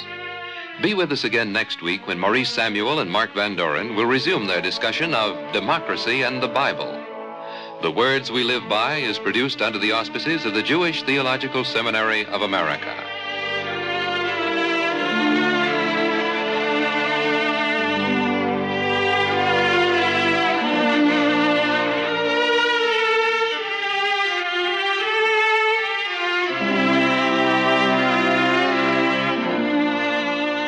This pre-recorded program has been an NB.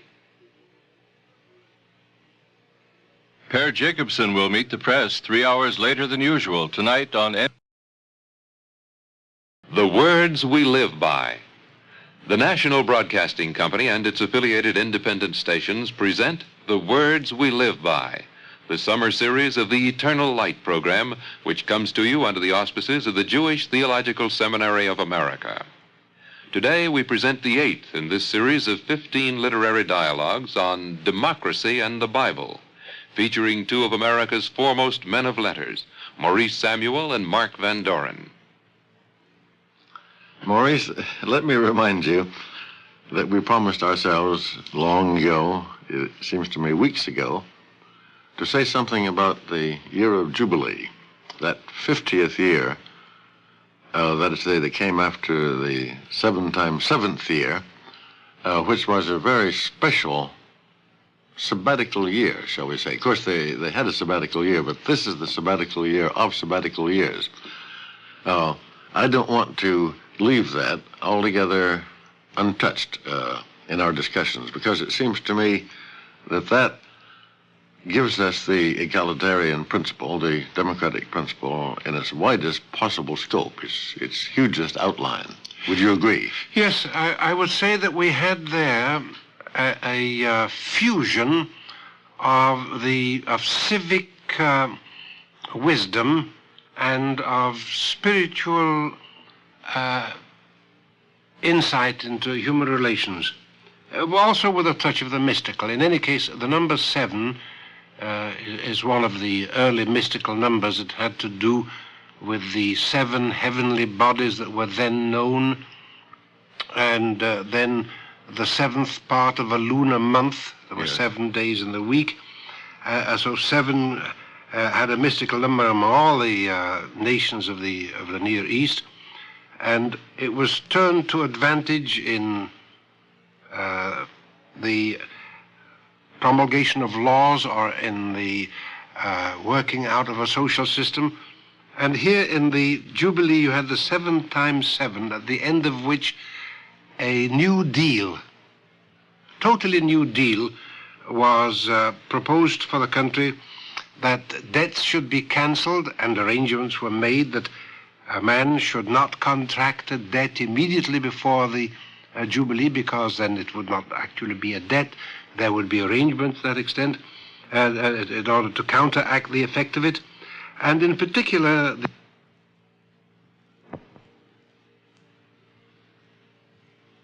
the great phrase that rings in connection with the Jubilee is, "Proclaim liberty throughout the land, and to all the inhabitants thereof." To all the inhabitants. One might think that it included also the stranger. We don't know. To all the inhabitants thereof. And ye shall return every man unto his possession, and ye shall return every man unto his family.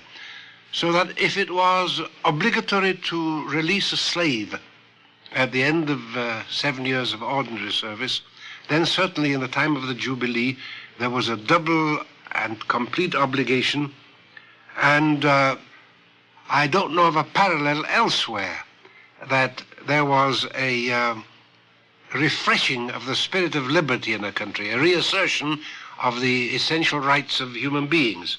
You probably know the old song of the slaves, written for them at any rate, long before the Civil War in this country, about the year of Jubilo. They called it the year of Jubilo for some reason or other. They liked that vowel, O, rather than E. Do you know? You know that song? No. Is it one of the slave songs of the Yes. before the? Well, it was written by a person, but he represents the Negroes who sing it as looking forward with infinite longing to the year of Jubilo, when everything will be right, when there will be no masters and no slaves. Well, there are so many references of that kind in the life of the Negro people. They're clinging to the idea of liberation. Let my people go. Yes. Go down, Moses, to Egypt land. Let there's my people go, having to do with the liberation of slaves. Yes, there's hardly any critical moment, it seems to me, in the whole biblical story that the Negroes didn't appropriate to themselves, didn't use. I don't know how they knew the Bible so well, but they knew it in some very essential way, it seemed to me. They hit upon what a source of consolation it was to them. Oh, tremendous. How empty their lives would have been, and how devoid of any outlook. When you speak of Jubilee, I'm reminded that we were discussing the problem of slavery and of the mitigation of slavery, even among peoples that didn't know the Bible, and yet of the inferior quality of their attitude on that subject of the liberation of slaves. I think it's noted somewhere in one of the Roman writers, either Seneca or Cicero, that a slave could, by saving his peculium, as they called it, for 6 years, save enough to buy his freedom. They were allowed some kind of pay. This was in Rome. This was in Rome, and long after the Bible had been canonized, long after the books had been written and made sacred. Oh, yes. And it occurred to me in that connection that centuries before that, the Bible had written down that when a slave is to be freed, he shall not be sent away empty. That's in the 15th chapter of Deuteronomy. Now, what does empty mean there? He was told he must be given of the goods of the owner. He should be sent away with a generous present with which to start life anew. Yes.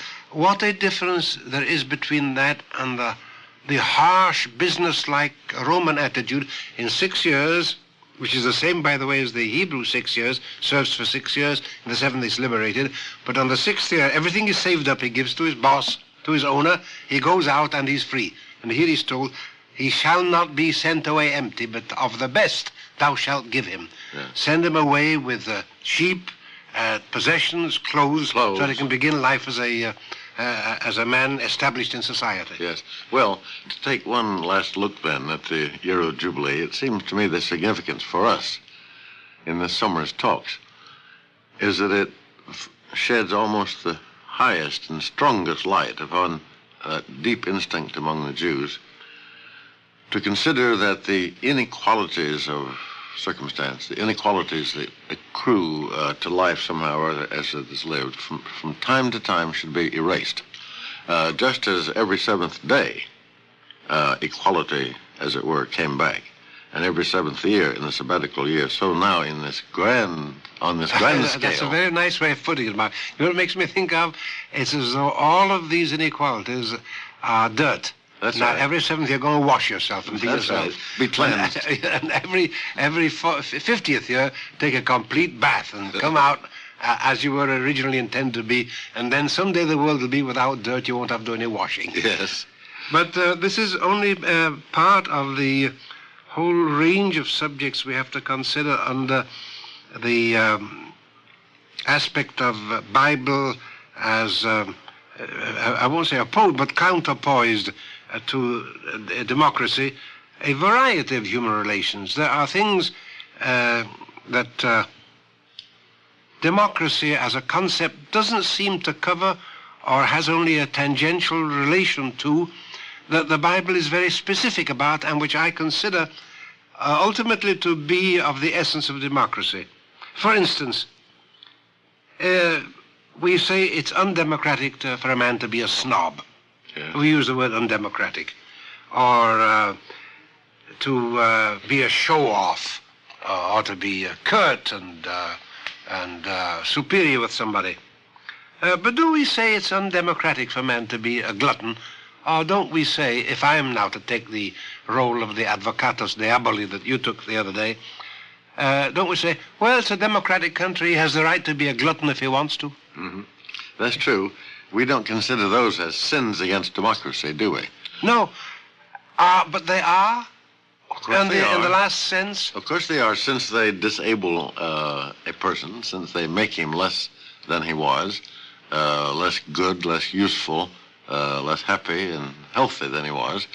They render him to that extent less fit to take his place. Well, then, perhaps, would you agree with this, let's call it tentative evaluation, that democracy places a limit or implies a limit on one's obligations to society? Supposing a man wants to be lazy and neglectful of his own capacities, indifferent to self-education, that's his right in a democracy. You mean in a democracy as we now understand it? As we still, in our imperfect evolution of the word, evaluate it, we say that's his right. Whereas... You mean he can waste his life if he wants to? He can waste his life, whereas we would say when we have advanced our democratic evolution to a further stage, no, we must so behave toward him that we discourage him from being indifferent to self-education, that we have an affirmative obligation to see to it that the best that is in him should be brought out for his sake as well as for our sake. And we should like to think that he himself desired that too, that it would be unthinkable that he would ever desire anything else. It brings me back to the problem with which we started out. Can democracy flourish without these, what I would call religious ethical attitudes that we've been discussing, which contain in themselves a dynamism which democracy, without a religious impulse behind it, would not contain? That's right. You can use the word, it might seem strange, you can use the phrase mere justice. Now, of course, I dare say I shouldn't say mere justice, because justice is a very great thing, and no one has ever doubted it. The absence of justice is one of the most horrible things that you can conceive. Yes. And yet, if when you read that passage last week from Gissing. From Gissing, it's a very striking thing. That, yes. All right. Justice, of course, is a thing of the vastest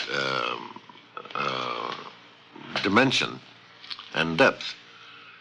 And yet, we can sometimes talk about mere justice. It's just right that this should be done. It's just proper that this should be done, according to some view of our life, which is limited, and being limited does not take into view this glorious source which we are trying to recover here in our conversations this year. For instance, I remember you saying the other day, and I hadn't known this, that in Hebrew, justice is the same word as charity. Yes. There was no distinction in their minds between the loving attitude which we understand by charity, and for which there would be another word, say chesed in Hebrew, and doing justice to somebody.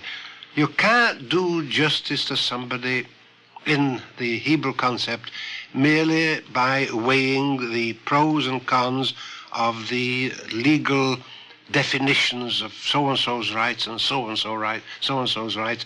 This is, well, you know, the Hebrews would have a very bitter phrase about these exactitudes. Those were the characteristics of Sodom and Gomorrah, that they would weigh precisely this, that as the limit, and there was no love in it.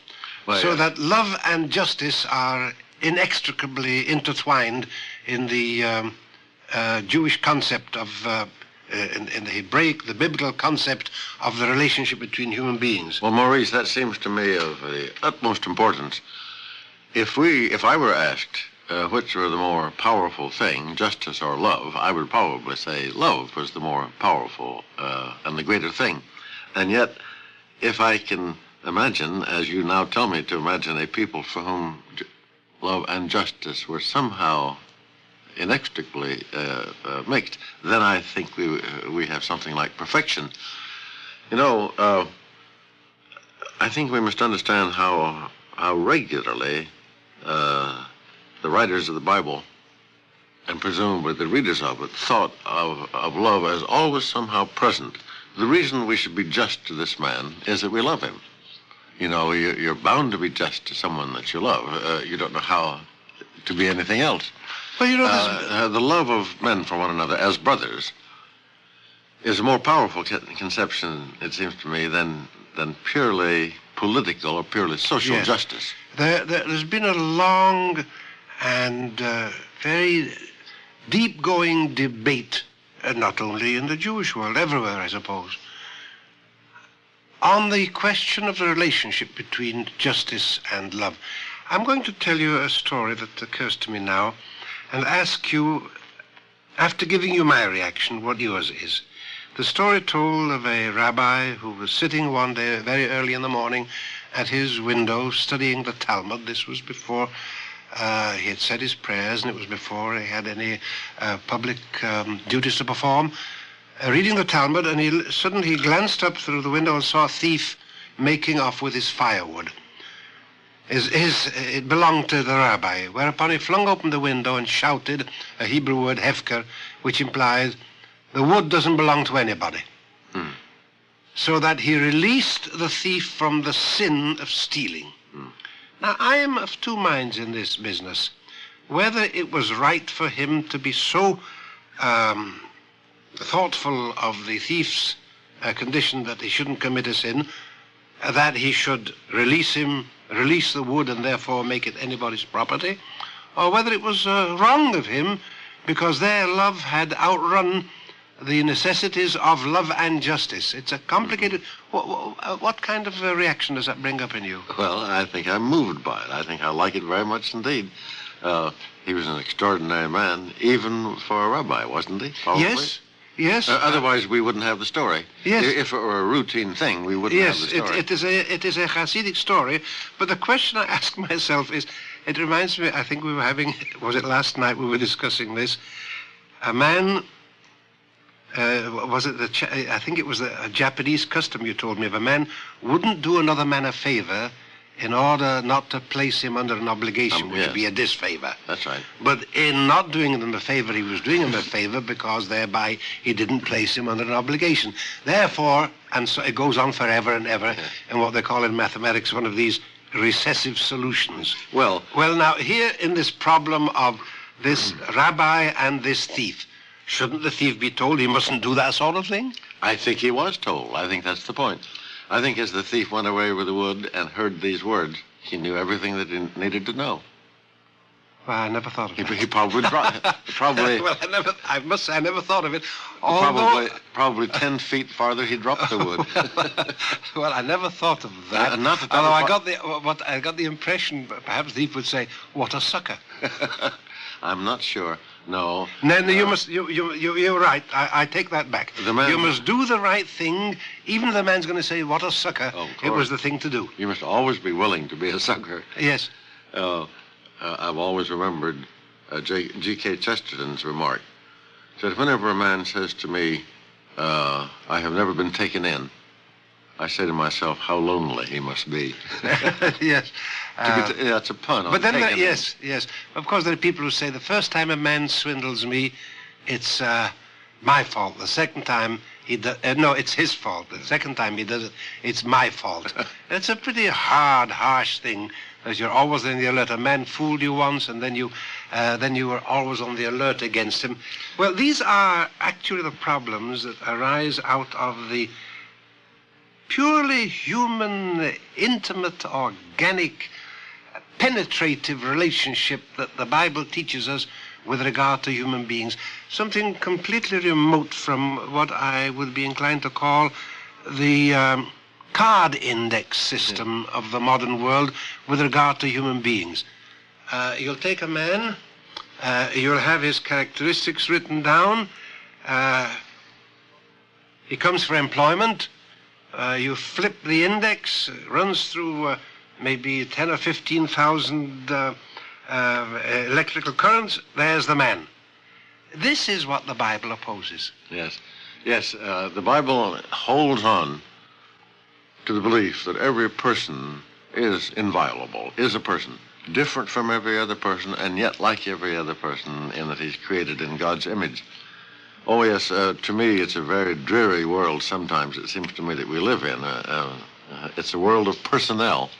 It's a world where there's a science of choosing and selecting men, other than by the only method, it seems to me, that works, namely human judgment. Instead of my sitting down and talking to you and deciding in my own mind whether you would work well with me or whatnot, I'm supposed to ask everybody else and write down their answers. And I have a big sheet of paper on which there are lots of answers, and those are scrambled together, and finally...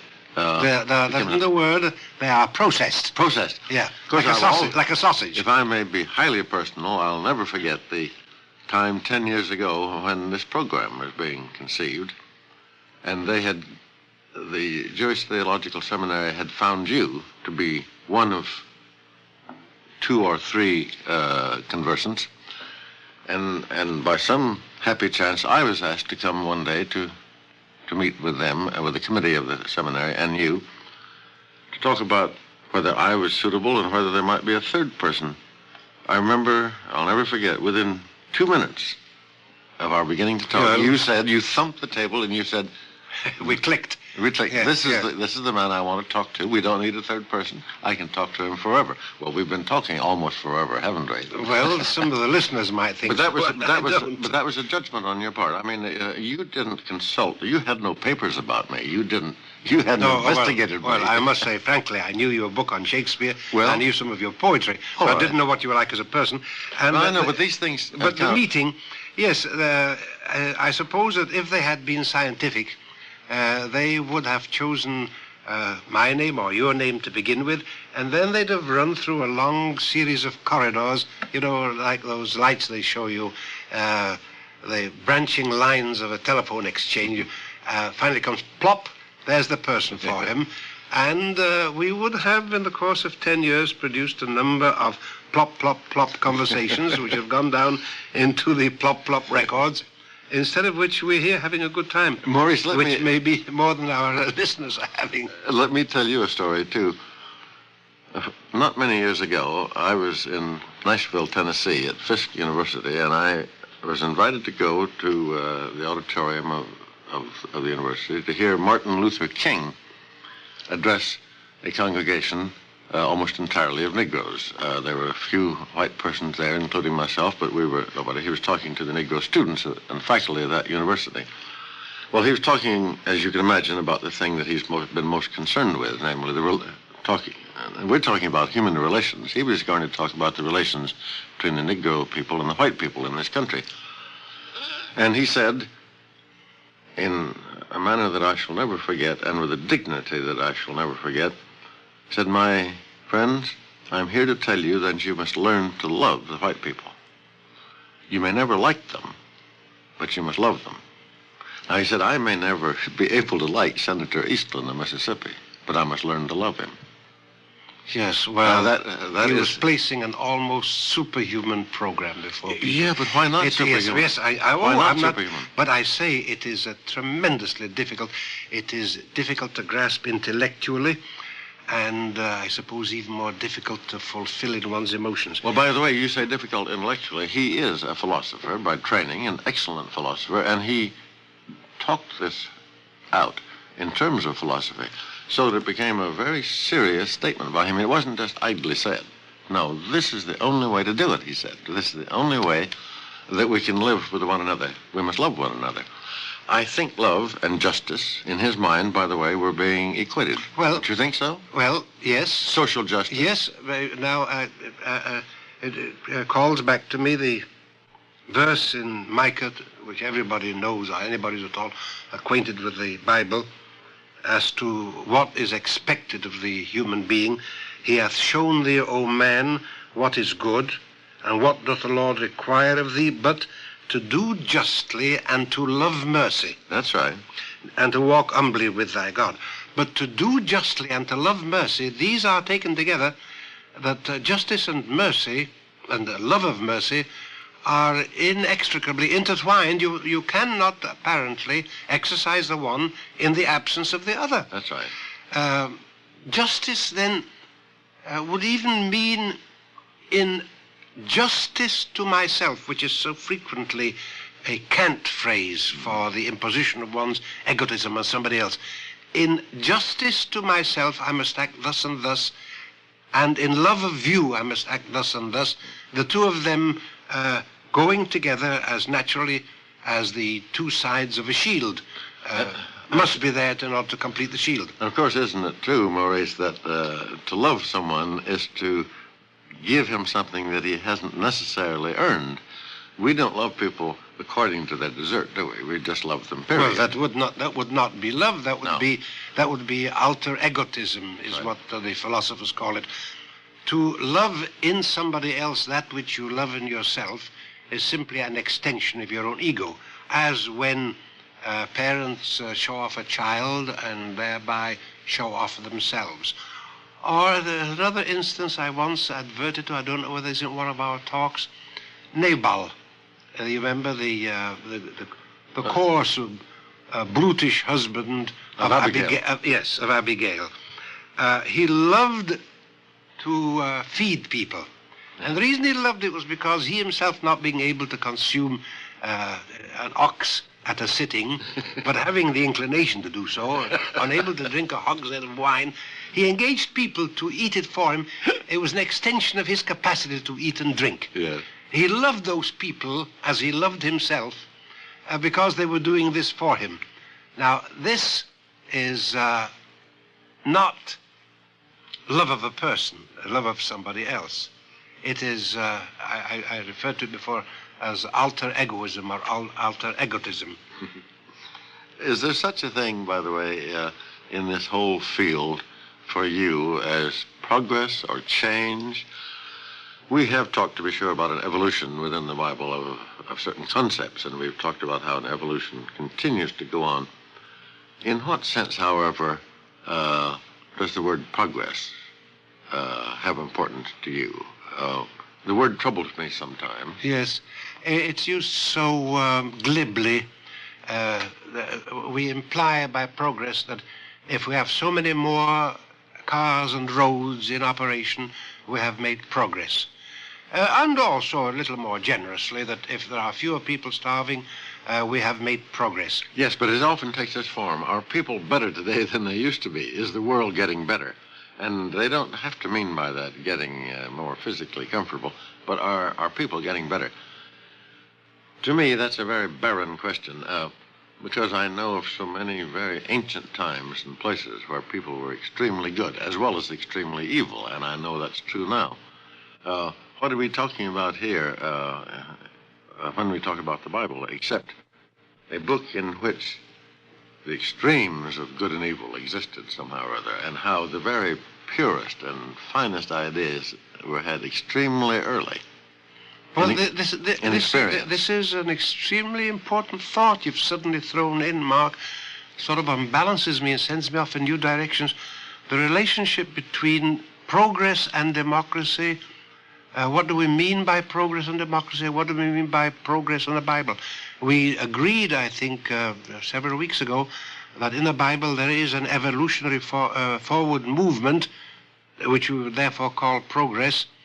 And we also talked of progress in democracy. But there's a difference in spirit between the forward movement as conceived in the one or as conceived in the other. And perhaps we might make a little digression and start our next talk with some reflections that we could shark up between us on progress, democracy, progress, and the Bible. I should like to do that because sometimes I've been troubled by the suspicion that our listeners might think that we suppose there was a steady progression of some sort from one point to another, whereas I know that good men have been miracles at any time. We talk about the problem of evil. The problem of good is just as hard to solve, isn't it? Why is somebody good? There's no reason, is there, except that he is. Well, that has always been possible.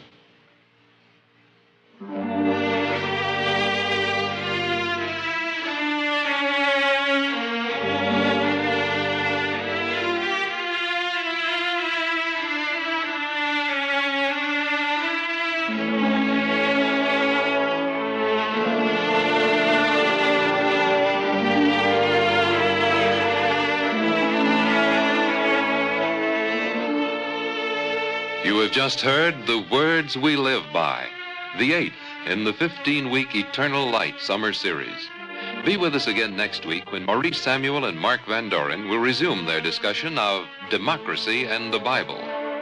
The Words We Live By is produced under the auspices of the Jewish Theological Seminary of America.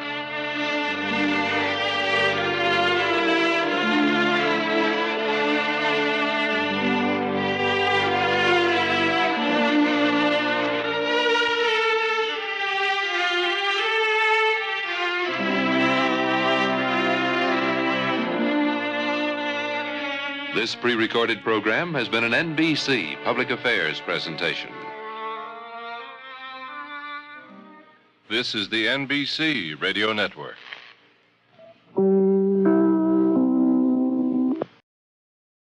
The Words We Live By. The National Broadcasting Company and its affiliated independent stations present The Words We Live By, the summer series of the Eternal Light program, which comes to you under the auspices of the Jewish Theological Seminary of America. Today, we present the 9th in this series of 15 literary dialogues on democracy and the Bible, featuring two of America's foremost men of letters, Maurice Samuel and Mark Van Doren. Last week, Mark, at the end of our talk, you threw me into a little bit of a panic by introducing a new line of thought which has been very active in my mind on the relationship between what we call progress vis-a-vis democracy and progress vis-a-vis the biblical world of thought. And it occurs to me that we have two concepts, really, of progress. There is one in which the accumulation of knowledge or of power is, in a sense, automatic, and has to do simply with experience in relation to the mechanics of the world. That is to say, scientific experience gives us this information, that information, and the more we have of that, the more we're able to control our surroundings And in this sense, there is what you might call absolute progress independently of the progress of the human being as a human being. I can imagine I was going to say non-human, an inhuman scientific accumulation which would lead to the most tremendous exercise of power over physical circumstance. Well, that would be progress in one sense. Progress in the other sense, namely the evolution of the human being, is a much slower and much deeper thing, and that is envisaged chiefly in the Bible, the growth of man in himself. Whether democracy envisages that more strongly than the Bible or otherwise is a matter to be deeply considered. Yes, and I even raised the question, you may remember, of whether that kind of progress takes place at all. Whether there's any sign that there is a general forward movement in virtue, shall we say, or in goodness. I just don't know whether there is or not. I remember, now that you speak of science, I remember that almost 300 years ago in England, and I dare say in all of Europe, there was a great debate about whether the ancients or the moderns were the wiser. It was called the Battle of the Books. Jonathan Swift wrote a book with that title. Whether it would be wise to rest upon ancient knowledge or to reject it and vote for modern knowledge. Well, the distinction was made even then between scientific knowledge, which, as you say, advances steadily and moves forward on a certain front, generation by generation, so that the last generation of scientists is probably the best, only because it is the last and can assume more knowledge because more has been had. There's a distinction made between that kind of advance and the kind of advance that might be supposed to be made in the arts. And it was pointed out that there'd been no steady advance in the arts, that poetry, the drama, storytelling, painting for that matter, and music are good at certain times for reasons that nobody knows, and then bad at certain times for a reason that nobody knows. Homer, if he's the first of poets, is still the first of poets, maybe in terms of quality. It's never been improved on. No matter how many poets you've had since, they don't seem to get any better. The fact that one poet is later than Shakespeare doesn't argue that he's going to be better than Shakespeare. No. We might put it in this form. Newton was a very great scientist. Some think of him as the greatest scientist that ever lived. He certainly was wonderful. Nevertheless, today, a college boy knows everything that Newton knew and can acquire with a modicum of application and of intelligence all of the processes that went into Newton's elaborate and, at that time, very difficult reconstruction of the forces of the universe in order to account for the motion of the planets. We can therefore say that this schoolboy, this is a common phrase, stands on the shoulders of Newton. No doubt if Newton were living today, he would be, well, another Newton, meaning an Einstein of today. Yes. But we can't talk of any writer or any moralist today standing on the shoulders of Isaiah. No, that's right. It's impossible to conceive of someone saying, oh, Isaiah, well, he lived 2,800 years ago. We know so much more now about the moral condition of man and what human beings ought to be like. So that this question of education and of progress, and we link the two, puts us up against a difficult problem of what does progress consist of in the inner human value, the ultimate humanness of the human being. Does it consist in our accumulation of new knowledge or of the accumulation of experience in contemplating the old? The Bible is so heavily weighted in the direction of study. Tells us that a man cannot be wise, cannot be good unless he is wise, that the fool cannot be a pious man. That was taken over from the Bible into the Mishnah. That if you are not anxious to look into the causes of the moral processes in you, you will never acquire anything like an approach to God or approach to perfection in your relationship to human beings. Are we any more advanced in that problem dealing with human beings than they were in the biblical literature of 2,500 years ago? I think I've been suggesting that I do not think we are. I doubt that there is such a thing as steady, inexorable advance on that front. Now, when we use the word progress these days, we often have a very limited standard by which to measure the thing. I dare say there's progress in medicine. We know that certain diseases are now at our mercy, which didn't used to be at our mercy, and we can add those to the ones that were. We know that in physics or chemistry or astronomy, knowledge does advance. And the latest astronomer or the latest physicist or the latest chemist, like your boy, can assume that he has moved or been moved forward. It isn't that he's moved himself. He's been moved. He's on a train. I think oftentimes when people use the word progress, they are taking a single standard by which to judge it. A standard which I often hear invoked is this. Do we have more power over nature than men used to have? We have, yeah. There's no question about that. That we have devised techniques, and as a result of certain experiments, can now foretell what will be the highly probable consequences of a given course of action. We have more control over nature. Have we more control over human nature? Yeah, that's the question. I personally doubt it very much.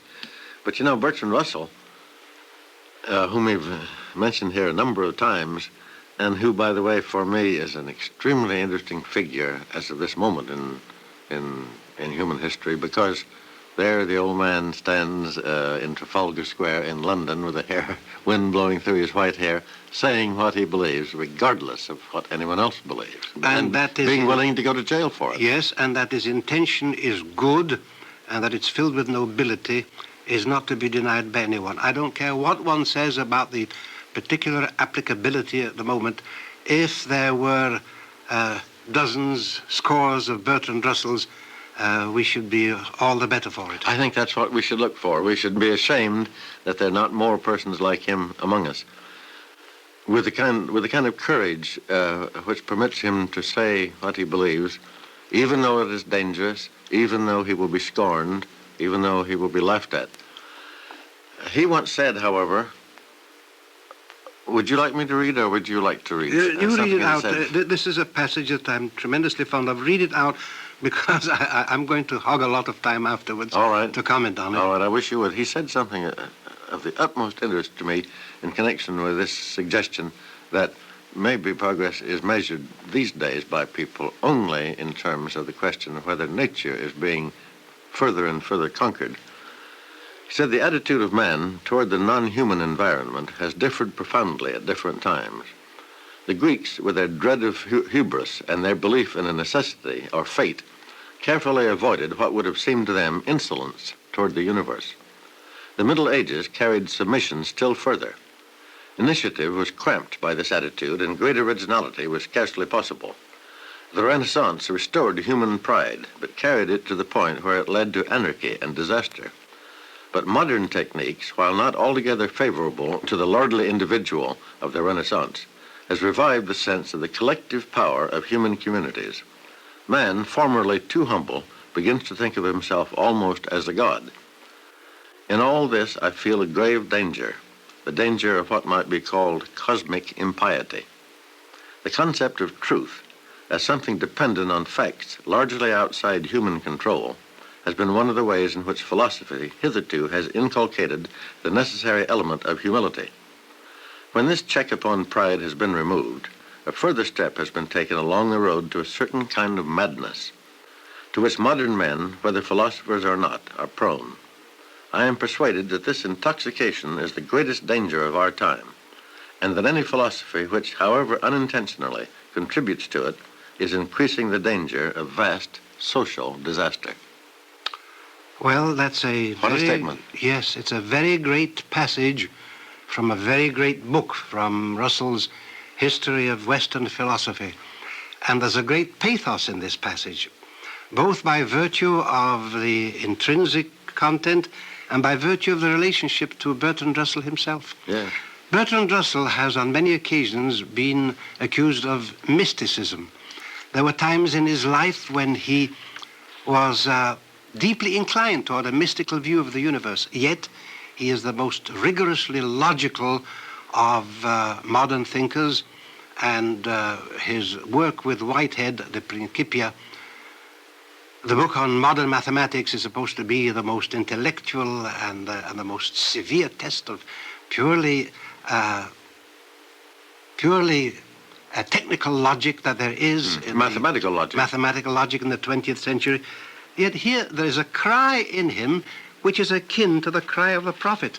That's right. When the prophets foretold that human beings, this is in Isaiah, would have to hide in the holes of the earth when the Lord comes and shakes the earth terribly with his might, he puts it in this calmer language, yet the calmness of which does not cover the catastrophic intimation, increasing the danger of vast social disaster. Now, he wrote this before there was the problem of the atom bomb and the hydrogen bomb and so on. But increasing the danger of vast social disaster is the prophetic cry.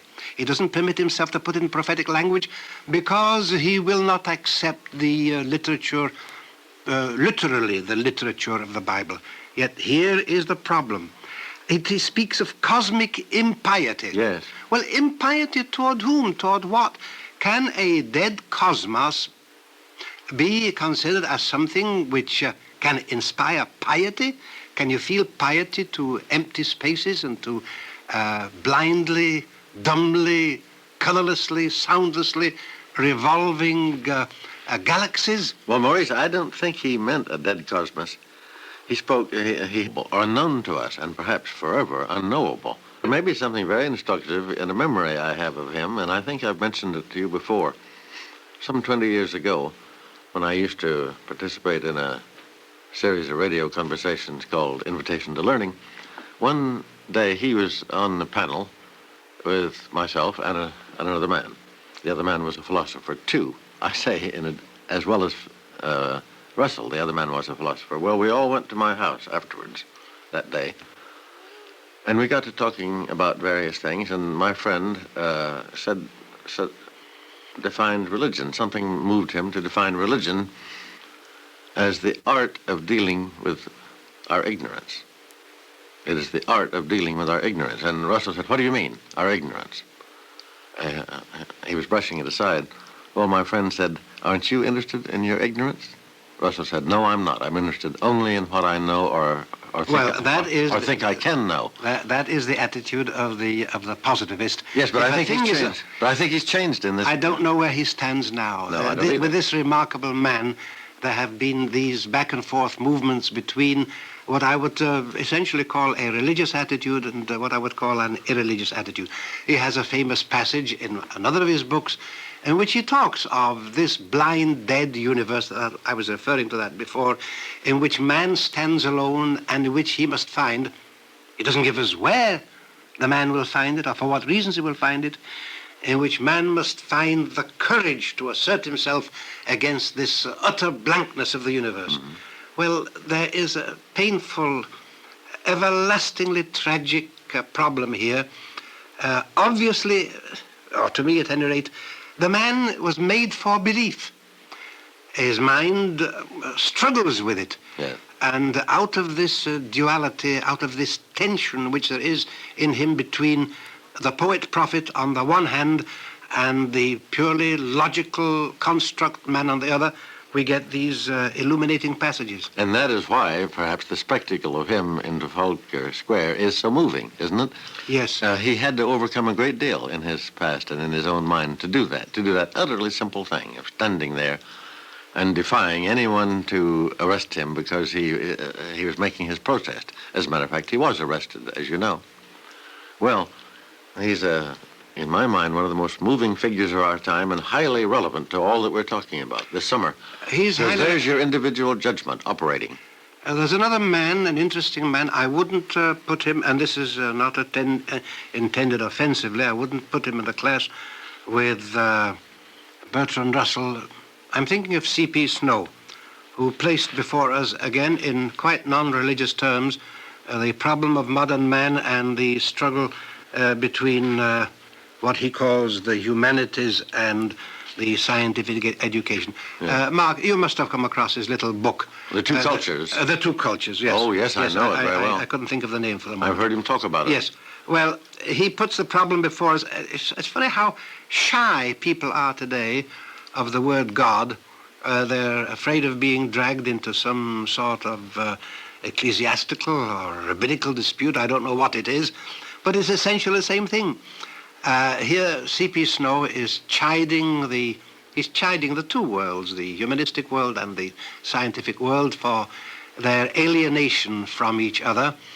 And he, on the whole, makes the assertion that you cannot be an intelligent man today without having something like an equal training in both the sciences and the humanities.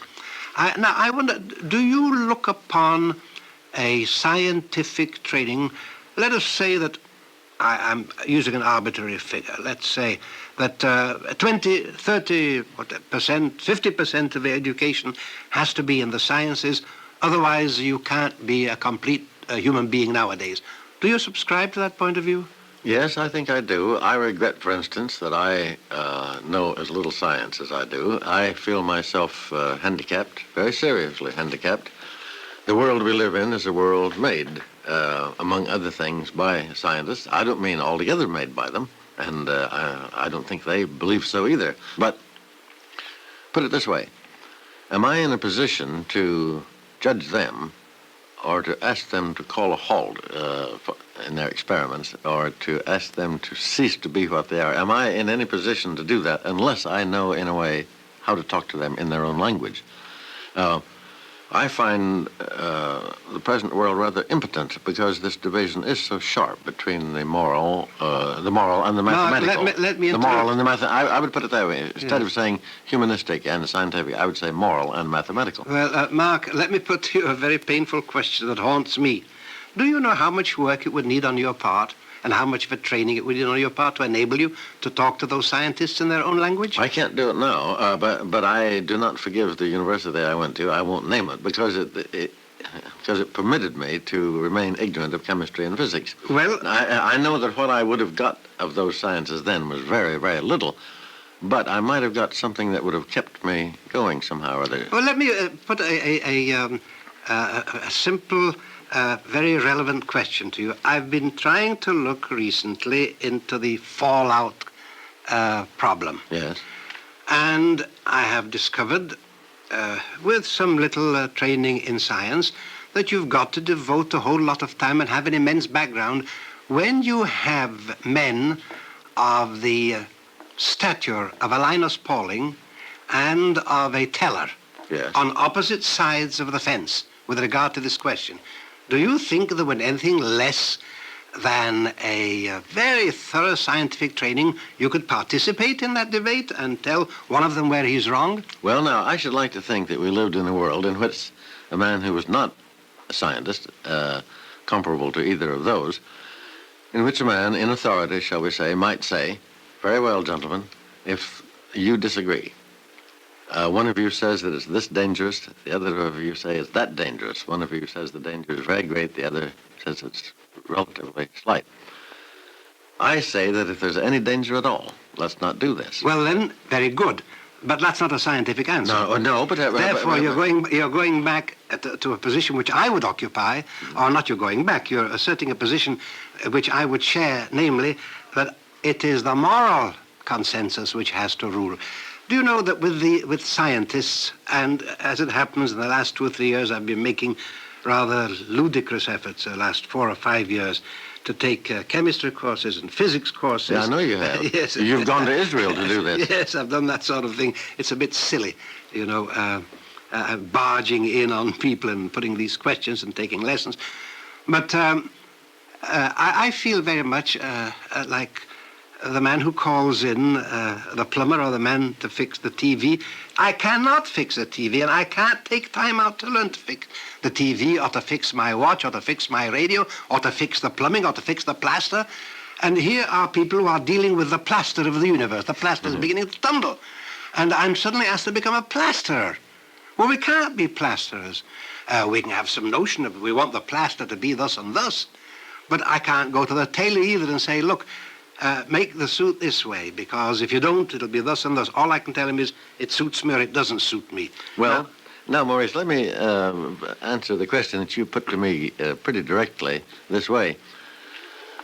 I'm not saying that the moral decision would be made by light-minded persons who just sentimentally shrank in fear and disgust of something that they didn't understand. I should like to think that our society recognized the right and indeed the duty of certain serious persons to ask this very serious question. In the light of this disagreement, in the light of the possibility that irreparable damage could be done not only to us, but to all the world that we know anything about, maybe we should do nothing for a while. Maybe we should hesitate. Maybe we should not assume that we have to keep on investigating things which could destroy us if investigated further. You know, the arrogance involved in this is really quite dreadful to contemplate. Sometimes it seems to me that the Russian and the American people are very arrogant. They're only a fraction of the human race. They are talking as if either or both of them had a right to destroy human life on Earth, in spite of the fact that 4/5 of the people who would be destroyed are neither Russian nor American, and neither do they think of all the animals and plants that would die too. Life might go. That is cosmic impiety. It's terrestrial impiety, but it's also cosmic impiety. It is cosmic because we are a focus of the universe. We are a focus of the cosmos. Now, I know what you mean when you ask me how difficult it would be. I remember Snow, somewhere in his little book, The Two Cultures, saying that, of course, for anyone now to move to the front of mathematical inquiry requires almost superhuman effort. He said, I know how difficult it is, and he does know. But then because he's not only a novelist, he not only is a writer of works of literary art, but he is a scientist. Well, he is a capable man. I can't say that I've been completely won over by his literary work. I've read it. All right, it's I good have respect work. for it. And I've been told, yes, it's all right. It's respectable. Which is perhaps damning with faint praise, Well, but I don't put him side by that. side with most important writers. As for his science, I'm not fit to judge it, but scientists tell me that, well, yes, he's a competent man. Mm-hmm. That isn't the question.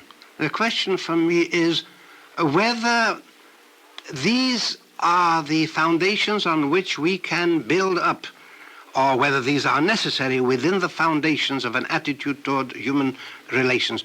Whether we learn from these things what a human being ought to do toward another human being, whether science is the key to human relations, or whether science is simply a job. Let us say that one man is an incomparable engineer.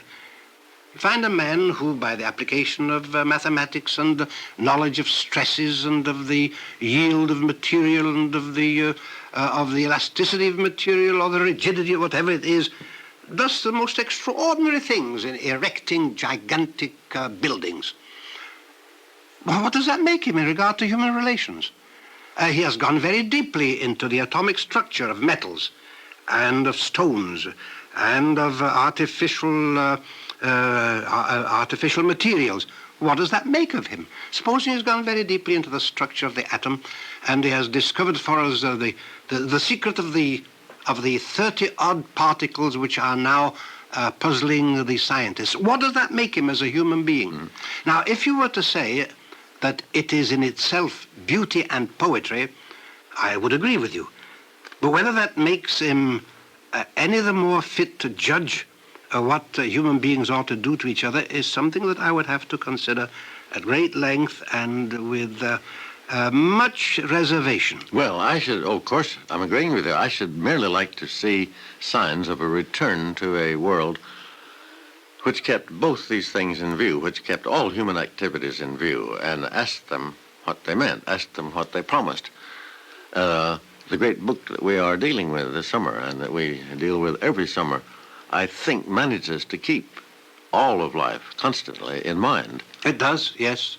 And so a wise man, in the view taken by the Bible, the wise man is a man who might be trusted to consider what is best to do next, from any point of view at all. But actually from the point of view of all men. The Bible, put it this way, to reverse one of Bertrand Russell's phrases, the Bible is full of cosmic piety. Yes. You wonder at the universe. You're awestruck by the phenomenon of being of the universe as such. But I don't know whether you will find a greater depth of awe in a modern scientist than you found in poor, ignorant Job, who didn't know anything about the motions of the stars or the three laws of Kepler or Newtonian gravitation or modern time-space continuum. He was just as filled with wonder of God and of the universe as any man is today. Well, he asked the right questions. Well, we might, yes, and we might go on in the next talk to discuss this fundamental question of education, democracy, and the Bible. Good.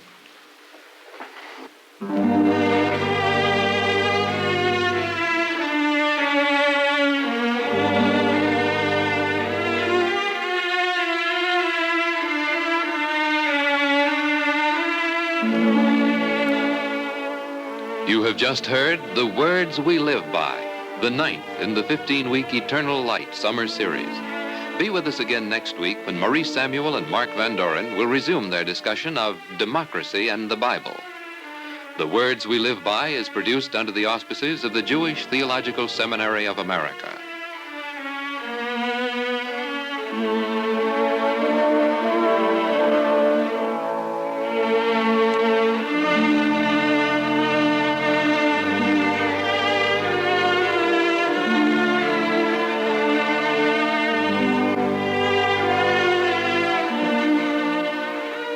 This pre-recorded program has been an NBC Public Affairs presentation. This is the NBC Radio Network.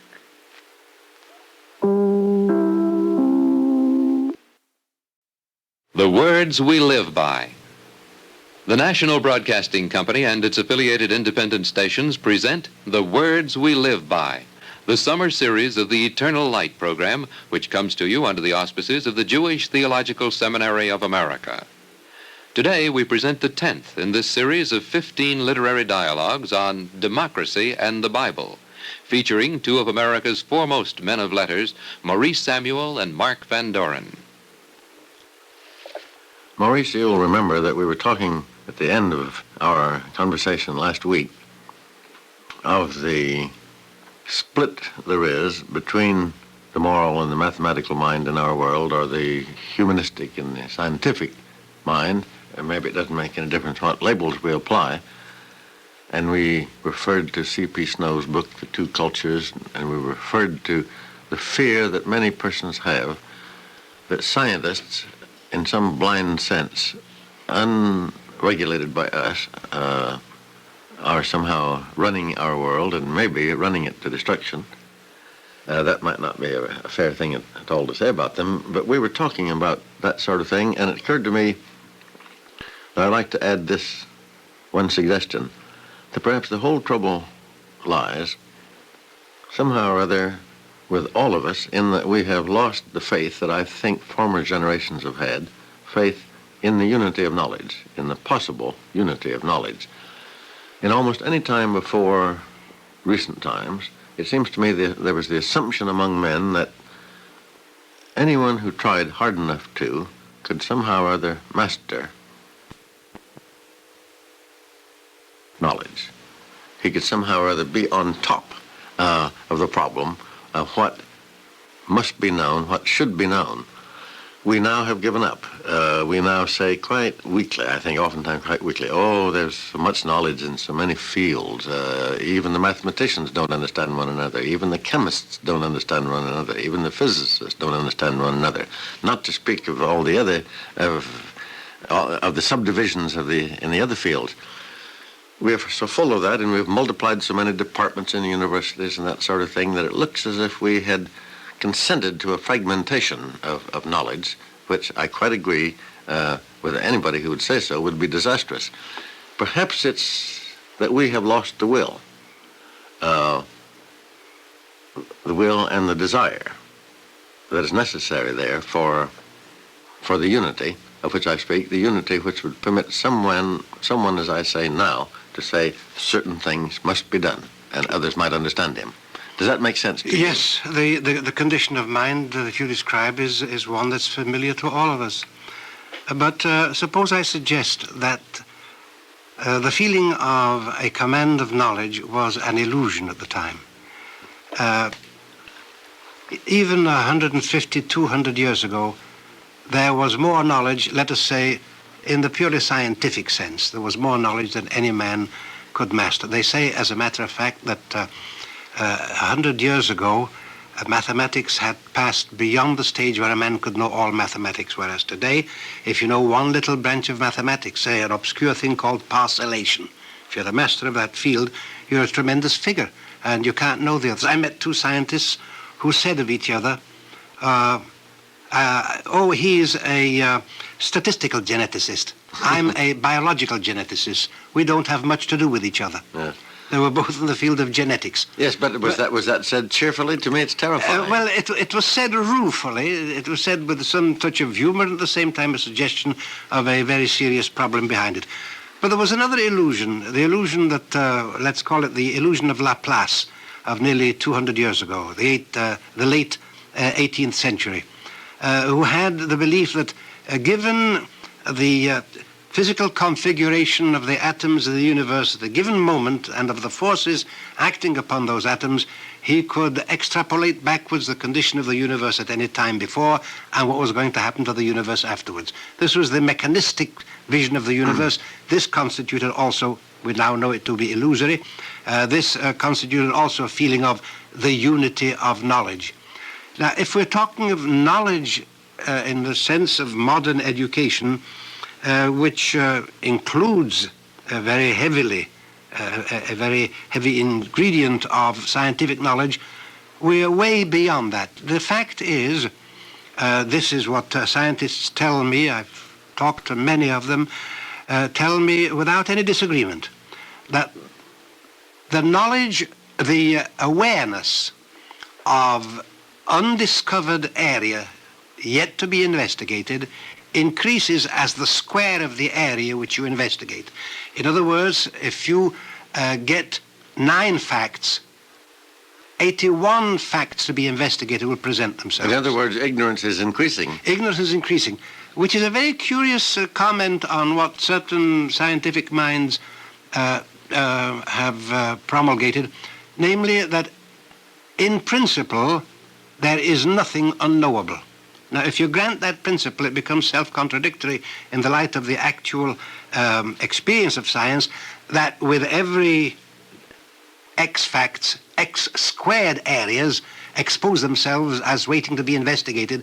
In principle, it is there is nothing beyond the reach of knowledge. In practice, the more we know, the much vaster is the area of our ignorance. Yes, but where does this leave us, Maurice, with respect to our theme? As a pointer to human behavior, it leads us nowhere. That is my opinion. Yes. And I go back to look once more at these powerful scrutinies of the obligations and limitations of knowledge that we find in the Bible. The book of Proverbs, one of the... I was thinking of that. Yes, one of the wisdom books that we examined in some detail a couple of years ago in these talks. Most of it is concerned with prudential, but something more than prudential relationships between human beings. It's not only telling you that a cheerful heart carries you a long way and that you must think twice before doing something. It also tells you that if your enemy is hungry, give him bread to eat, and if he is thirsty, give him water to drink. This is something more than merely prudential wisdom. On the whole, it has to do with human relations, and it tells you, think carefully what human beings are, their limitations, what it means to be mean, to be bad-tempered, to be hasty, to be thoughtless. And then it goes on sometimes into very deep areas where wisdom, for example, in chapter 8 is hypostatized as standing at the corner of the street, offering herself to all passers-by.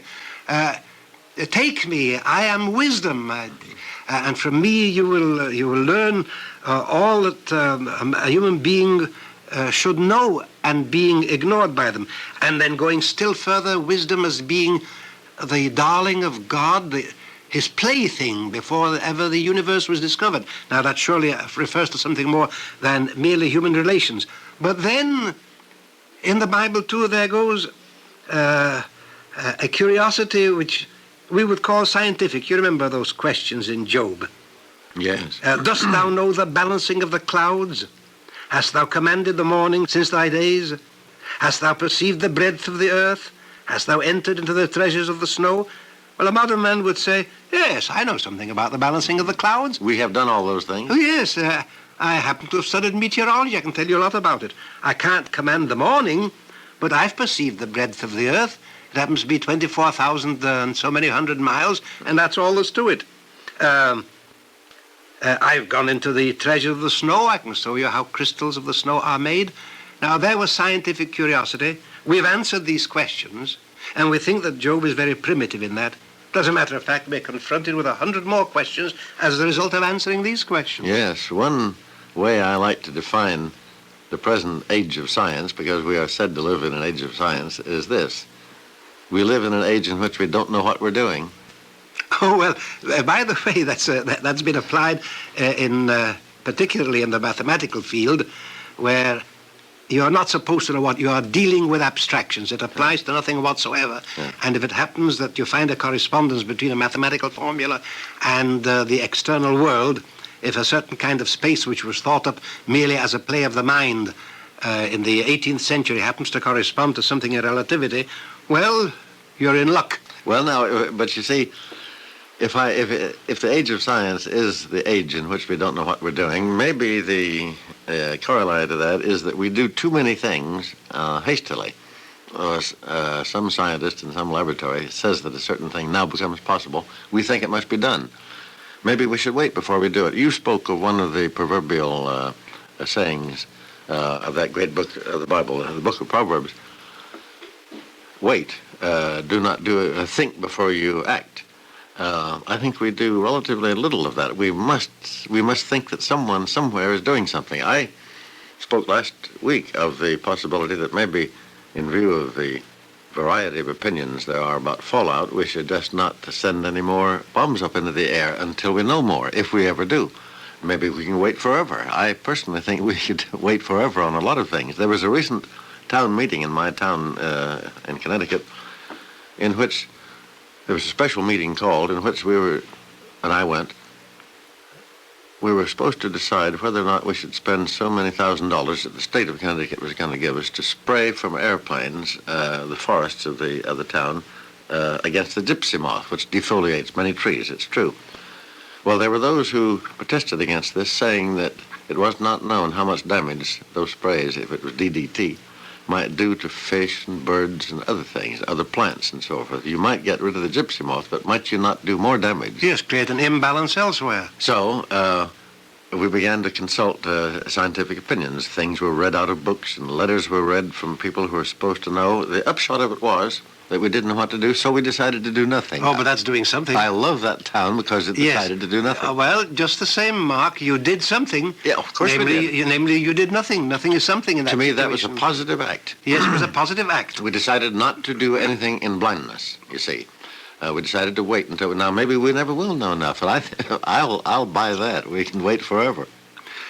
That happens to be a particular problem in which the moral element does not enter. This is a prudential question that you're now discussing, and but when you get into the much deeper area of the pursuit of knowledge, I've asked myself, with regard to the pursuit of knowledge, you have suggested, and I'm deeply sympathetic instinctively with your suggestion, that we might suspend, let go, the knowledge that we have we don't know what to do with. Yes.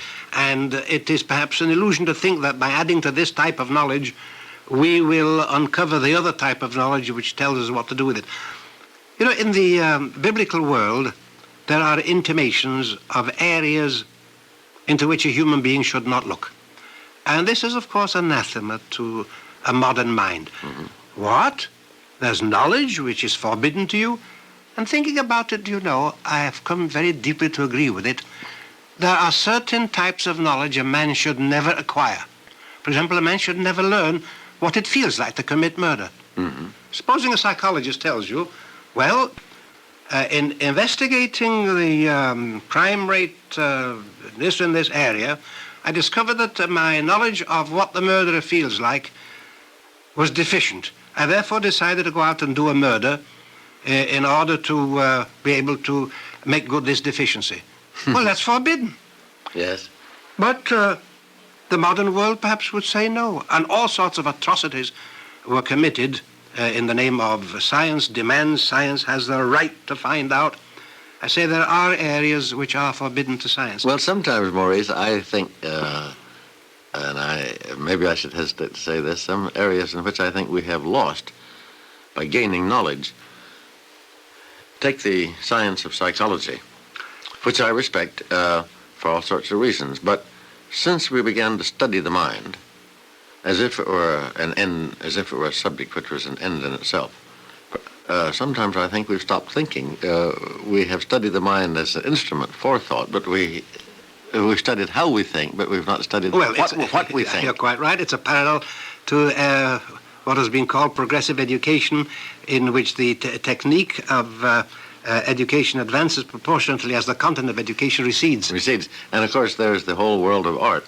Sometimes it seems to me, as I read criticism of the various arts, that we have nothing but aesthetics these days, nothing but talk about art. And where's the art? We have courses in creative writing. Where's the writing? Where's the writing? We don't seem to be able to produce the masterpieces that were produced presumably at one time when men didn't know what art was. They just did it. Well, yes, they didn't waste their time discussing the principles, went at it. Well, now, this takes me back to me, quite possibly the greatest thing about the Bible. It held on to the simple, sensible, and I don't think either one of those words is lightly used by me, and even prudential view. You said that morals and prudence were not quite the same thing. I dare say they aren't. And of course I remember, as you do, how the book of Proverbs begins. The fear of God is the beginning of wisdom. Nevertheless, prudence, in the old meaning of the term, was the art of living, wasn't it? Yes, it was the knowledge of how to live. It's a sensible attitude toward life. What's the knowledge of how to live? Yes. Of how to live. Preserve yourself. If you want to be of service to others, you must also learn to preserve yourself. Yeah, but also there's prudence in that, and prudence how to live in order to be happy, and so forth. Well, morals and prudence are pretty hard to distinguish there. Because I'm sure you don't mean by morals merely prohibitions against No, this and that. in a sense, it's immoral to be imprudent. Yes, it is. Yes. But you open up a very deep question there. Suppose we were to place in juxtaposition two methods of finding out about a human being, and let us somewhat artificially isolate these two methods. We will talk of the modern psychological method, finding out through animal behavior, through reflexes, through statistical studies of reactions in animals, what the human being does. On the other side, we have the perceptive, the subjective wisdom of the Bible. Or I can put it another way in purely secular terms. Whom would you trust to know a human being better, Freud or Shakespeare? Mm-hmm. Now, I ask this particularly of you because your knowledge of Shakespeare is very extensive, and you've written very wonderfully about him. Well, whom do you consider the greater knower of human beings? My knowledge of Freud is not very great. I do respect the man. Whenever I read him, I'm overcome by a certain humility in him, actually. He's very tentative. He says, I don't know very much about this. I think this is probably the case. I'll study it further. This is only a conjecture on my part, a hypothesis. He has a most loving reluctance sometimes to proceed beyond the limits of his knowledge. But if I must answer that question, I would say Shakespeare. Yes. I think he knows in some way that is beyond analysis. I remember a student coming into me once. I used to teach Shakespeare in Columbia College for many years. I did, and a student made an appointment to come to see me, and he said, he was in that class. He said, I want to ask you something. Shakespeare didn't go to college, did he? I said, well, I guess he didn't. Probably he didn't. There's no evidence that he had much formal No, education. well, the college wits made a great deal of fun of him. Yes. The upstart, the ignoramus, yes. And he said, I'm in a university, I've studied this course and that course, and I'm taking a certain set of courses over in another school. How does he know what he knows? I said, does it seem to you that he knows a great deal? He says he knows everything. I'm just bowled over hour after hour that I read him by his knowledge. Where did he get it? And I said, well, my dear young man, who knows? Only God knows where he got it. But I think he got it because he didn't let anything prevent him from getting it. He was no kind of fool who blinded himself in the presence of life. He saw it as it is. Do you know, the naivete of this young fellow, he could very well have asked you, where did he take his PhD? What? He Yes. didn't have a PhD. The naivete of this young chap brings me back to the thought of knowing and the extent of knowing and what knowing means. One of the things that has perplexed me very deeply in the accumulation of knowledge nowadays and the insight is related to the youth of the great scientists nowadays. You'll be told, I am told frequently in the physics and chemistry fields, and it's physics today which is the great attraction because of the techniques, although it's going over now into biology now that they're stuck on those particles, that a man is in his prime from 25 to 35. Then he begins to decline, and at 40 to 45 he's done his best work. He becomes emeritus. He's a wise old codger in a way. Yeah. He knows what has to be done, but he makes place now for the youth. Then, He's a good chairman of committees. well, a little more than that, Yeah. but he's not it anymore. Yes. And so you go around into the great institutes of science today, at Brookhaven, the Weizmann Institute in Israel, or the Oak Ridge. You find young fellows. They are the men in the lead. Then it occurs to me, what is all this biblical fuss about gray hairs and wisdom and accumulation of knowledge, and you've lived so long, you've seen so many things, and the reverence or the respect or the intelligent deference which there is to the old man he has seen. And if his mind hasn't deteriorated, he does know. He has seen, he has outlived, he is able to compare. Here you've got two, what they call universes of discourse, that the essential attitude here is disparate. In the first case, you have the brilliance, the dazzling insight, the intuitional perception of certain relations, mathematical and physical, spatial, causal. And the other, you have the human being who has lived, who has observed, who has suffered, who has helped, who is now a repository of his age. The two are completely incomparable. Yes. Now, we are at a parting of the ways here in what we call education. If that old man, let us call him a sage, if that old man happens to know also psychology and physics, does that make a particle of difference to the sagacity of his outlook on human relations? Well, the question is particularly interesting to me in the neighborhood of the Bible, which is our ultimate subject, because I've always assumed that nowhere among the Jews, even either in old times or in new times, has there ever been the assumption that knowledge itself was bad. The Jews are notoriously excellent students. In any university, they tend to be the best students. They are studious persons. They are intellectual. The Jews, that is their... That is the tradition. I'm afraid, Mark, that the actuality is no longer as good as the tradition used to be. Maybe so, but at any rate, the tradition exists, and it's a very important one in my view. I hope it is never lost. Wasn't it the assumption, has it ever been the assumption that the religion of the Jews could be shaken by advancement in knowledge? Was there ever any fear That the Bible would be proved wrong, for instance. If you put it in that form, no, and yet there has always been a warning to human beings. Maybe there's a limit to what your mind can stand. Let us take the very distinct warning that there is in Ecclesiastes. In much wisdom is much vexation, and that he that increaseth knowledge increaseth sorrow. A very famous quotation. Yes. Well, what is he driving at? He doesn't mean accumulation of facts, that these would upset you, but going too deeply into human motive, human suffering. If you ponder it too keenly, if you observe it too curiously and too consistently, and perhaps without the ingredient of faith ever constant, it's going to upset the balance of your mind. If you observe it too cold-heartedly, perhaps you meant that too. Yes, well, the phrase also in Ecclesiastes, much study is a weariness to the flesh. Well, of course, Ecclesiastes is a very special book among all the books of the Bible, isn't it? Yes. And nevertheless, but they included it. Yes. Now, there is the remarkable thing that they said there's too much here. There was a dispute. It was debated, as to whether it should be included in the canon or whether it should be left in the apocryphal or the outside writings, say like Ecclesiasticus or the Book of Wisdom. Well, now... it has to be included in the Bible. Well, it is the Word of God. And I'm very glad it was included. Now, maybe it comes out here.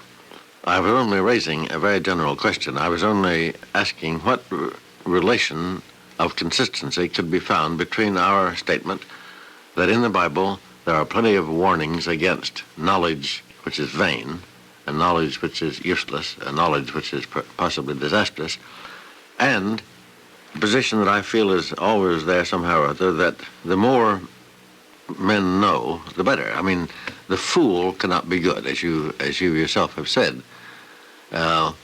Learning is good, and the Jews have been learned. Well, now, maybe it comes out here. The decision that certain things had better not be known any more than they are, any more cold-heartedly at any rate than they are, is itself an act of wisdom, a piece of wisdom, isn't it? I mean, that's an act, just as our act in this town meeting. Suppose I make this suggestion as to what is the general intent of the Bible in regard to knowledge. That as long as knowledge adds to your sense of wonder in the universe, and what Bertrand Russell in that piece you quoted last week called cosmic piety, as long as knowledge adds to that or doesn't interfere with it, it is legitimate. The moment, however, in the acquisition of knowledge you reach the attitude of impiety, then you'd better stop. Would that be a formulation in agreement with your attitude? I think that might be, and I'm just looking at a place in Job now where we can read, "But where shall wisdom be found, and where is the place of understanding? Man knoweth not the price thereof, neither is it found in the land of the living. The depth says, it is not in me, and the sea says, it is not with me. Destruction and death say, we have heard the fame thereof with our ears. God understands the way thereof, and he knows the place thereof." That is to say, ultimately, man, the little creature that he always was, had better remember that he is a little creature. You were speaking the other day, Mark, of our making gods of various knowledges, that each one becomes a god. It struck me, I've been meditating on that idea. We might even say there are seasons when a particular kind of knowledge becomes a leading god. There's something of an idolatry of space just now at work in the world at large. Isn't there? The conquest of space is the thing just now, and that almost everything is subordinated to the capture of the spatial environment of man.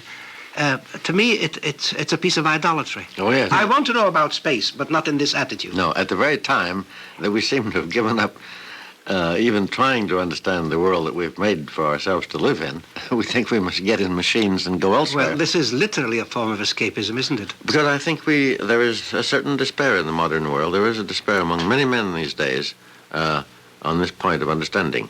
What is the world that we have made? What is it? Why did we make it? What are we going to do with it? How are we going to live in it? How are we going to ride this monster that we ourselves have created. Well, that can carry over into our next talk, Mark, where we're going to consider a little further education and human relations in democracy and the Bible.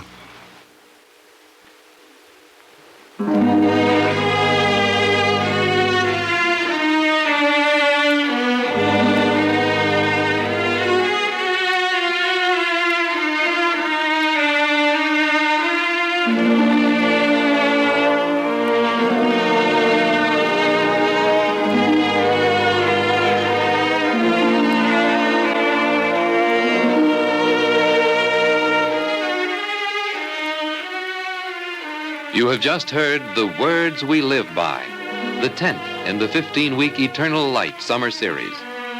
Be with us again next week when Maurice Samuel and Mark Van Doren will resume their discussion of democracy and the Bible. The Words We Live By is produced under the auspices of the Jewish Theological Seminary of America.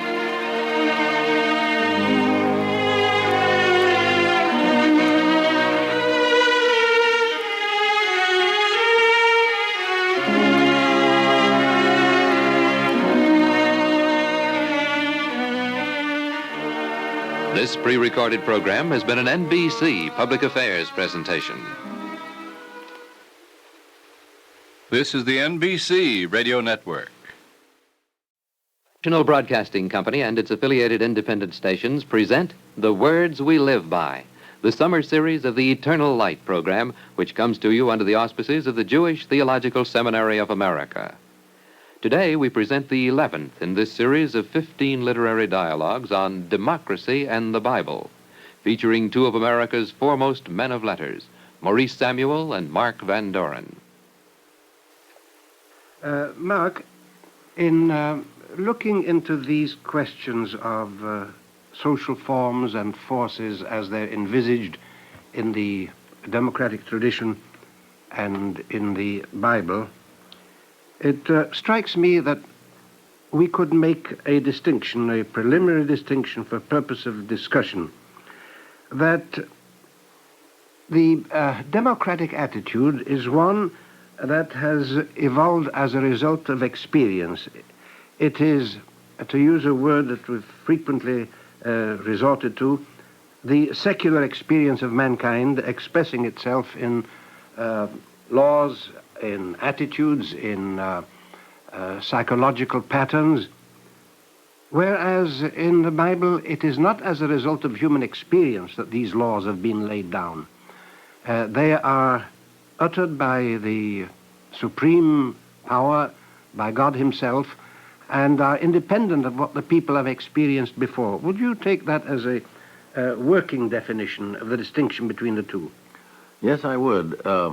I'm very familiar with the notion that morals are something that come somehow naturally to men through the experience of living generation by generation. Men, as it were, stumble upon precepts. They make them up out of their own experience, out of their own tribulations. I'm very familiar with that, and I dare say you are too. And I have sometimes entertained the notion myself. But in the present context, it seems to me terribly important to realize that the story the Bible gives us is of a revelation. Certain things are said to men by God that men might not have ever been able to say to themselves. I don't know what the origin of morals is unless it is the revelation that we find scattered throughout the many books of the Bible which contain laws. Now, for instance, in Leviticus, Deuteronomy, but particularly Leviticus, and I'm thinking of the 19th chapter, you have God saying to his people, "Thou shalt not oppress thy neighbor, nor rob him." Now, maybe robbery is something that just common sense would suggest was not wise, but thou shalt not oppress thy neighbor. I'm not sure that men left to themselves wouldn't have oppressed one another. Yes, they still do. You're touching the very core of the distinction I'm trying to establish. Society has discovered let us say over the long run, over many centuries, that robbing your neighbor means the disintegration of society. Yes. It doesn't go further and say that oppressing your neighbor means the disintegration of society. You can imagine a society very strongly built and enduring where people do oppress their neighbors. Let's say not robbing, but lord it over them. Yes, Certain forms of society. Now, that is forbidden not on the ground of the stability of society as it has been investigated in human experience, but because it is an absolute that God has laid down. That's the difference you're trying to establish, I take it, between what we learn from experience and what is revelation, what is given to us as revealed law. That word absolute was the word I was going to use. It isn't that it's prudentially better not to do these things. It is absolutely right to do them. Thou shalt not oppress thy neighbor, nor rob him. Then here's a law which has always interested me very deeply. The wages of a hired servant shall not abide with thee all night until the morning. That is to say, as soon as someone who has done work for you is finished with his work, you pay him. You do not wait until tomorrow. There's another verse somewhere, I've forgotten in what book, which says, if you have the money with you, don't tell him to come tomorrow. That occurs in Proverbs. Say not to him, come tomorrow. That's right. Pay him now. And it's repeated again in Ecclesiasticus. It was very deeply ingrained. There seems to have been, we have to assume, a habit, and it probably still exists. But a man will say, oh, well, I'll pay him next week. That's right. It isn't convenient at the moment. The man, as one of the verses says, the poor man has set his heart on it, perhaps. Yes. I don't know from experience that you must have had, which recalls the importance and the poignancy of this. I can't call it a law. It's an admonition. Be alert to your fellow man's feelings. Yes, you don't know how much he needs it and how promptly he needs it. I'm in the habit with the boys who help me in the country, mowing my lawn and whatnot, of asking them every night when they're through whether they want their money today. Sometimes they don't. They say, no, I'd rather wait and have more later on. Next week it will be more. Very well. I consult their desires, but I always ask them because once in a while they say, yes, I need it tonight.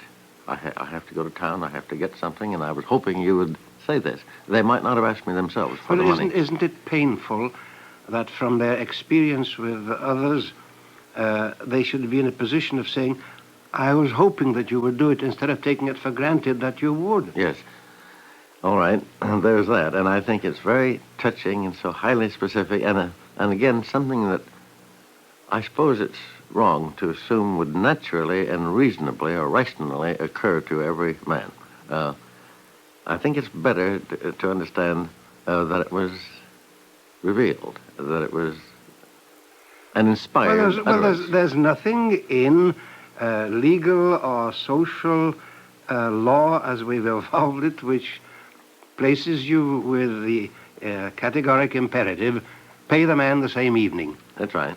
That emerges from the admonition to the human being to think of the other fellow, which is the one of the consequences of loving your neighbor as yourself. Yes. Now here's another one in that series that we find in Leviticus 19. Thou shalt not curse the deaf, nor put a stumbling block before the blind. It's sort of grim, the picture that suggests that there were those who did that. Cursed the deaf as nuisances, stumbling in, because they couldn't hear them and so forth, and cursing and despising the blind, and even making fun of them by putting a stumbling block before them. Impatience with the handicapped, with the incapacitated. Yes. Now here's a law which says thou must respect the handicapped. Thou must have pity, not merely have pity for them, but respect them and leave them their liberty. Here's another one, of course, that we've referred to before. In judgment, let's say in giving judgment as a judge, thou shalt not respect the person of the poor, nor favor the person of the mighty. Yes, Mark, this is a very deep going thought. Do you know what it means to me that one automatically gives judgment in favor of the poor? It's robbing the poor of any moral standard. It's saying to the poor man, you don't have to think whether you're right or wrong. You have no moral problems at all. Now, this is one of the very distasteful consequences to me of what we call economic determinism, leftism, Marxism, that a man is not responsible for his actions.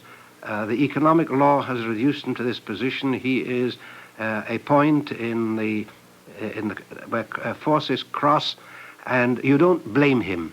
But the funny thing is, they're very abusive about the rich, and very often with excellent justification. With plenty of reason. Oh, yes. But they can't bring themselves to be abusive about the poor when they're, I won't say abusive, but critical of them, which means the poor man is just a slob who has no moral judgment, has no moral problem.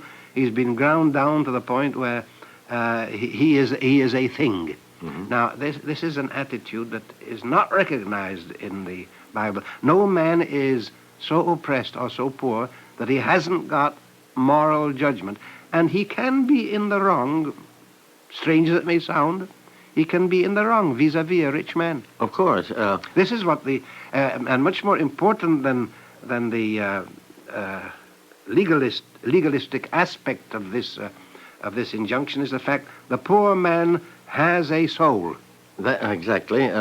You leave, in other words, the poor man his own dignity and his own power to conceive of himself as in some measure responsible for himself. I was very much struck by a line I heard in a song just last night in a musical play here in New York.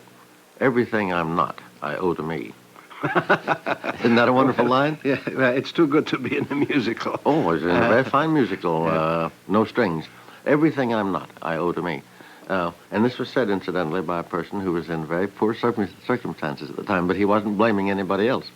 This might get us into a great many difficulties, except that I do want to hold on to the insight you had there, that what is finally meant by this injunction to favor neither the rich nor the poor, neither the poor nor the rich, because they are respectively rich and poor, poor and rich, is that you judge every person in terms of his own behavior and his own character. Yes. As if he had one. This is a very tempting line of thought. Perhaps I'm going into digression, but to illustrate.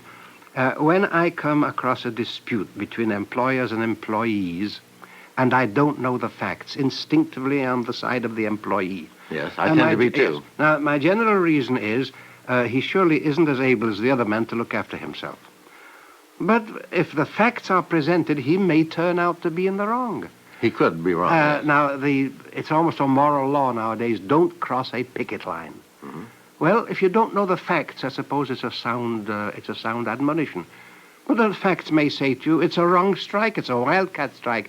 It's a strike in which any number of factors could convince you that you should cross it.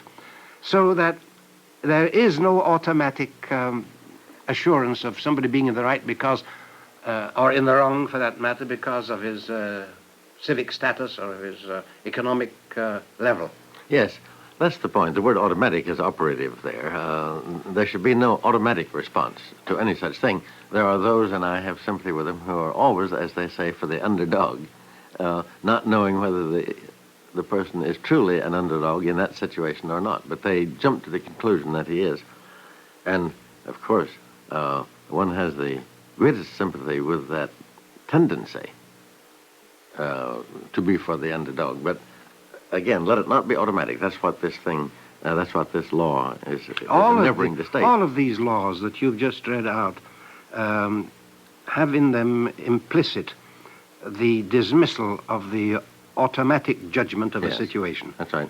It's in this that they differ from a good deal from the spirit of the laws as evolved in democracy. Then here's another one. Thou shalt not go up and down as a talebearer among thy people. Neither shalt thou stand idly by the blood of thy neighbor. Yes. Now, of course, it's clear enough what is meant by tale-bearing. Thou shalt not be a gossip. Thou shalt not injure persons by talking behind their backs, or saying, as Oscar Wilde used to say, things behind their backs that are perfectly true. Yes. But what does it mean? Neither shalt thou stand idly by the blood of thy neighbor. Well, I read it in connection with the verse, with the section of the verse which precedes it. You have a verse, I think it's in Proverbs, or else it's in Ecclesiastes. What is it now? Mavet b'chaim be'ad lashon. Death and life exist in a word.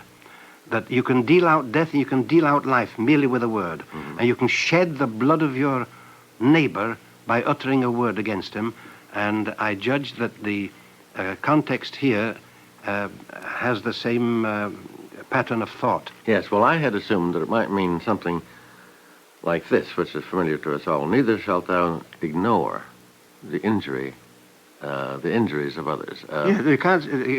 A person accidentally injured us, thou shalt not walk by him. Yes, it's extended. It's extended. I should think the commentators extend it into every field that you can't look at an injustice and remain indifferent. An injustice is being performed. Yes, or at an injury. But here, in this connection, the power of the word is so deeply ingrained in the consciousness of the biblical writers and commentators. You kill with a word. Yes. Well, that might remember. You remember? I think some in the Ballad of Reading Jail. Is it? It talks about someone kills with a sword, and another man kills you with a word. Well, this is the implication here, and no doubt Wilde got it from here. Words are terrible things that people can use. I wonder whether somebody has ever written a kind of history. All sorts of histories are being written, judging the fate of mankind, on the one hand, as the sword is influenced, and on the other side, as wicked words have influenced it. Yes. Bad words said about somebody setting in motion a whole drama of human enmities. And we suffer more daily from people talking wickedly to us, saying mean things to us. A curious thing that suddenly occurs to me, how stupid people are who say bad things to you about somebody else. I have noticed in myself, and having questioned others, have found it in others, that we dislike as much as the person who said the bad thing about us, the person who tells us the bad thing that he said about us. No sensible person will come and tell you, do you know what so-and-so said about you? No. Thinking it's doing you a favor and ingratiating himself with you, whereas he's doing you an evil and making an enemy of you. Well, one way to realize how much words can hurt is to remember that we tend to go about day by day with the illusion that everybody loves us, that everybody thinks well of us. That's the only thing that supports us day by day. The primal curse of the human being is that he thinks that he has to be loved, and that he merits love. Well, he must think so. No one can live unless he believes this. That he is loved by somebody. No, but loved by everybody. Well, I'm not aware of it. No, I'm living, Mark, I've lived a long time in the conviction that although some people love me, some people dislike me, and that the people who dislike me have just as much reason for disliking me as the others have for loving me, or as little. Yes, I know, but I'm being perfectly honest here, and I think it's true for me and true for most people that we ride upon a wave of belief that in general we are well thought of. In general? Yes, in general. By the majority. With this modification, I'm inclined to accept it. Yeah, by the majority. By the majority. And occasionally... Or let us say this. I'll come to meet you, I'll bargain with you and come to meet you halfway and say that we consider ourselves likable. Every man considers himself likable. But also has the illusion, if everybody was like me, there'd be no human problems. Yes, but I'm only trying to throw light upon the deep pain that can be caused in us when we discover that someone has spoken ill of us. We didn't know that people talk that way about us. We talk that way about other people, and we hear it done about everybody else, but we assume that somehow or other we are exceptions. We're immune. Well, all right. We carry a charm about with us. They all dream of leading the charmed life. But here's what I would next like to bring up, because it flows from these marvelous laws that we've just been rehearsing and commenting on. Yes, and I have a few more. Let me hear them, because then I'll say what I... Now, the next one, of course, I think requires no commentary. It is maybe the most powerful of them all, but utterly simple. Thou shalt not hate thy brother in thy heart. That leaves you speechless. There's nothing to say about that. Yes. It's final and it's wonderful. And it's a law. I think that's revealed to us. That's the thing we're told. Yes. Isn't it remarkable that they have to supplement there's a statement, thou shalt love thy neighbor as thyself. Yes. You'd think that having been said, this would be unnecessary, but it isn't. It isn't. You know, there's a very famous story, and I won't apologize for repeating it, though many of our listeners must know it, that Hillel, the great teacher, was once approached by a heathen who said he wanted to learn the Torah, the Jewish law, while he stood on one leg, meaning in a hurry. Mm-hmm. He'd gone, by the way, to a very severe teacher, reportedly severe, Shammai, with the same request, had been chased away. But Hillel said to him simply, do not do that to another which you wouldn't have him do to you. Yes. That is all the law. The rest is commentary. Yes. But he added, go and learn. People forget that he added, go and learn.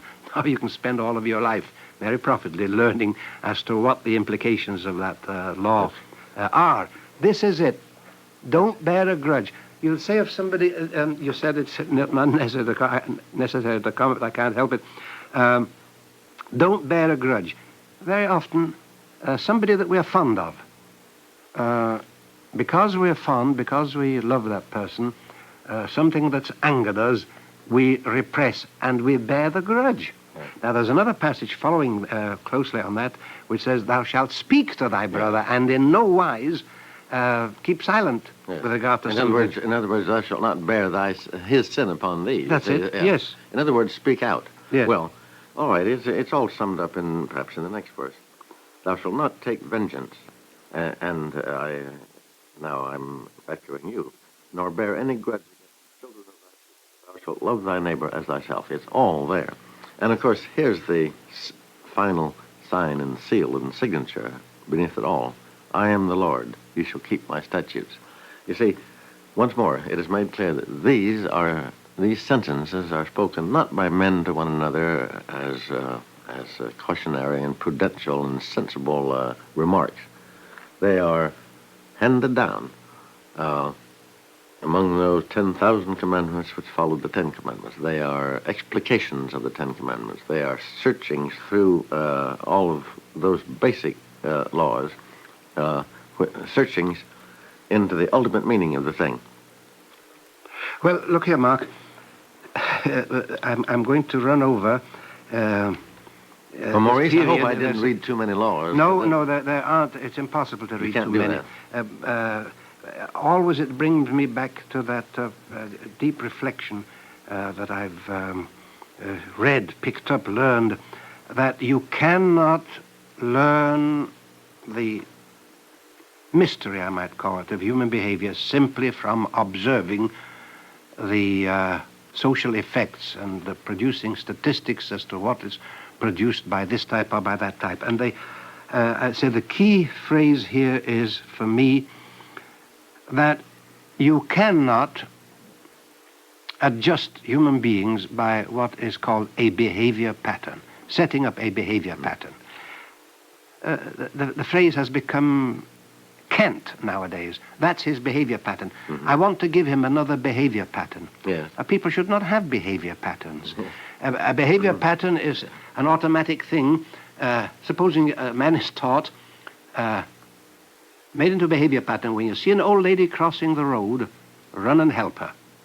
Now, this is the behavior pattern. You're not thinking at all, you've no relationship to it, but run and help her. Might happen there's an old lady who's very spry, doesn't want to be helped, is very much offended because somebody comes and helps her across the street.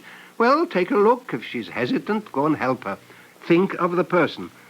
You'll get a behavior pattern. Always give charity. If a man is in the street begging, always give. Well, the tendency is, when you pass somebody who's holding out a hat, nevertheless, you must have a relationship to the man and, rightly or wrongly, exercise judgment in that particular case. Well, in other words, think.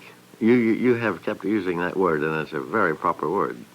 Think of each case. However, think of it in the light, and it's a very strong, powerful light, shed by these laws. This behavior pattern, I often observe it in a very trivial and sometimes rather irritating setting. Take off your hat in a private elevator when a lady enters. And sometimes the obstructive politeness of some of these men when the elevator is jammed is a beastly nuisance, but this is the behavior pattern. Take off your hat.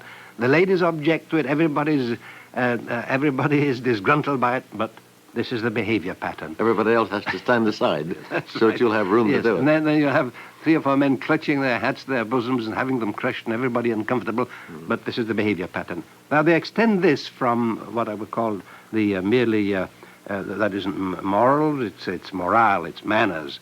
Even there you mustn't have a behavior pattern. But the bad possible effect of using democracy and its measures as the source of laws for behavior is that it tends to the creation of behavior patterns, and largely because we must operate nowadays with statistical results rather than with individual attitudes. Well, now, Maurice, let me get one thing clear. You talk about democracy, you did talk about democracy in that sentence that you just now spoke, as if it were a thing of almost fatal limitations, as if it were an unworthy thing, whereas we are finding it in the Bible, yes. Are we not? Yes, that is, I speak of democracy in that way when democracy does not rest upon the Bible. It is going to degenerate in those countries where the Bible is ignored or fought. Whatever there is of democracy will wither. Will wither, and it's not the state that'll wither, by the way. It's democracy that'll wither. Yes. But whereas at the very heart of the Bible itself, democracy lives. One of the loveliest things that I want to use now to supplement the laws that you rehearsed before is this one. It's also in Exodus. When thou dost lend thy neighbor any manner of loan, thou shalt not go into his house to fetch his pledge. Thou shalt stand without. That's very nice. Now, what a lovely thoughtfulness. He doesn't want you to see his poverty. Mm-hmm. He doesn't want the children to see the man coming in to take something away. Or maybe he doesn't. The dignity of his home is not to be wounded by your intrusion into it. You've no right to go in and see, has he got any other things? How safe is it to lend him money? There's a transaction. Let him bring out what he's going to put in pledge with you. Or it might be simply this, Maurice. Now, where would democracy bring up a law like that? Yes, by itself, without the Bible behind it? It's very subtle and fine. It might be this, too. The man in question, the debtor in question, might not want his family, particularly his children, to know that he has been a debtor. Yes. To know that he has been in debt to anyone. All sorts of implications here, all sorts of sensitivities are touched upon subtly but very powerfully. And I say this comes from inspiration and not from debates on voting and on whether this shall be the law of the land or that shall be the law of the land. Well, it's to me, a very, very rich question, and it's a question that everybody in our world has had to settle for himself. Because the notion is so current that morality is good sense, that morality is the result of experience, as if experience were not an abstraction, too. I remember a man saying once to me, well, after all, I detest abstractions, and he meant also I detest revelations. He said, I go by experience. And I said, is the word experience not an abstraction? Yes. In a very high degree, I think it is one. Well, these are matters which will take up our next week's discussion, and we shall have, I imagine, a great many things to say about other forms of government and of human relations.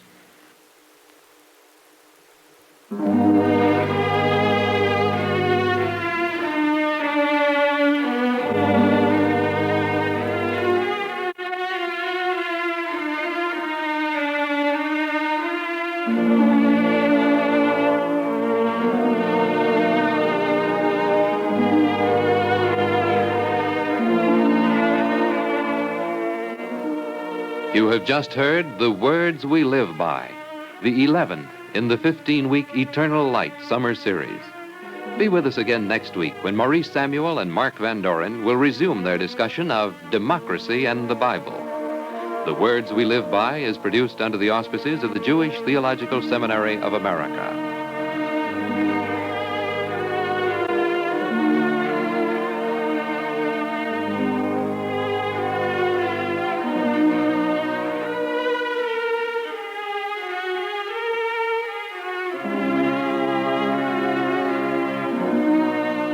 This pre-recorded program has been an NBC Public Affairs presentation.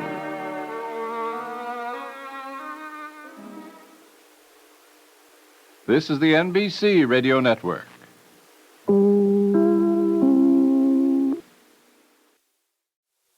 The words we live by. The National Broadcasting Company and its affiliated independent stations present The Words We Live By, the summer series of the Eternal Light program, which comes to you under the auspices of the Jewish Theological Seminary of America. Today we present the 12th in this series of 15 literary dialogues on democracy and the Bible, featuring two of America's foremost men of letters, Maurice Samuel and Mark Van Doren. Maurice, today, in continuation of our talks about democracy and the Bible, we have proposed to one another to go on beyond the point where we left ourselves last week when we were discussing the conduct of individuals toward one another, and of course that is of the deepest importance, to go on beyond that into a consideration of social organization itself, the forms of society, including maybe first of all and last of all, government. But perhaps you were not satisfied last week. Perhaps everything left over in your mind. Well, it rather looks to me as I study you. Yeah, well, I was bursting with a number of things to say. Well, go ahead. And suddenly is it atropos, the one that comes with the cursed shears and and cuts the thin spun thread? Yes. There were things that were on my mind. The phrase I wanted to get out, it's a phrase really, and that is morality as conditioned reflex. Yes. The conditioned reflex. There's so much study of conditioned reflex now, and there's so much Pavlovian thought going around, that people have begun to think of morality as being an extension of the study of the dog, the tongue of which salivates at the sound of a bell when no food is going to be given to it. You know, you're supposed to do good without any reward. And you remember Pavlov's experiment that they had a dog, gave it food and rang a bell at the same time. Afterwards, without giving it the food, the ringing of the bell made it salivate. Yes. So people think of morality as an extension of this conditioned reflex. You're not going to get a reward, but you're going to do the good action because you have been so conditioned and not because you have so thought it out. All the dodges that there are nowadays for getting at the mind without thinking. Yes. How to instill thoughts without going through the painful process of acquiring them, as in subliminal advertising, so-called, or getting you to learn while you're asleep. Into your cushion there will be wired lessons, and the murmuring sound will soothe you into a state of beatitude, and you won't know why. You'll wake up in the morning and you'll be a good person. This is what I find not merely ludicrous, but gruesome. Yes, well, I agree with you that there's no more disturbing word to me than conditioning. We sometimes speak as if all we had to do to get a certain social result is to condition the people, or condition a generation of the people, maybe the young ones, maybe the old ones, to behave certain ways, not to think certain ways, but to behave certain ways. Makes me think of smoking a carcass. Yes, we even debase the word education to mean what conditioning might mean. I've always remembered a man who told me some years ago that he was present at a conference where some businessmen were considering how they should best put an idea over on the world. And one of them said, well, who's going to educate Congress? Who's going to educate Congress? That is to say, and who's going to... You used, with intent, of course, the sarcastic phrase, put an idea over on the world. That's right. Yeah. There's no idea, there's no notion at all that the world should be properly convinced of the truth of the idea. It was merely that it was hoped that somehow or other people, hardly knowing what was happening to them, would begin to believe certain things. What about the phrase that is current these days, the human condition? Does that trouble you at all? I hear it everywhere. It troubles me in this sense that, first of all, it is a distortion of language. When a man says he has a heart condition. Mm-hmm. Now, everybody has a heart condition. Yeah. He wants to say the condition of his heart is causing him some concern. Yes. But he has a heart condition. But he, of course, he might have a good condition. Yes. Or a man says he's going abroad to study conditions. Yes. Which is a little more tolerable. But he's going abroad to study the state of the finances of a country or the governmental situation. He's going at condition. Now, the human condition has, for me, the same flabbiness of form. If it's used in a particular stern context, that the human condition is such and such in relation to a given point, I understand it. Well, but the phrase itself offends me. Yes, it does to me. In the deepest sense, it might mean a great deal. The human condition is the condition of being made in the image of God, and yet not being God. But now you're giving it a context. And yet not being God. If you give it a context, the phrase can have dignity. You see, that is the human predicament. In its finest form, it seems to me. We are lower than the angels, we are lower than God, and we are higher than animals. What are we? Where are we? What are we, and where are we? Suspended, as it were, between those two extremes. Now, that is I think that's a profound way of understanding our obligations to ourselves. In a sense, we shall never understand perfectly what we should do, even though we have been told. We all know that we backslide, we forget, and all that sort of thing. That is to say, it is difficult for men to be men. This leads, Mark, back to what we should be making the main subject of this talk. Can government help people to be moral? Is government intended for that purpose, or is government a neutral arrangement within which people must develop their own morality? Is there supposed to be in government a forward push toward consideration and affection, love of thy neighbor, that sort of thing? There is a very deep problem there when one attempts to divorce the biblical concept of human relations from the mechanics of government as government theorists have evolved it. There is a deep problem there that I think we ought to touch on in connection with government forms as they appeared in the Bible. Yes, you're right.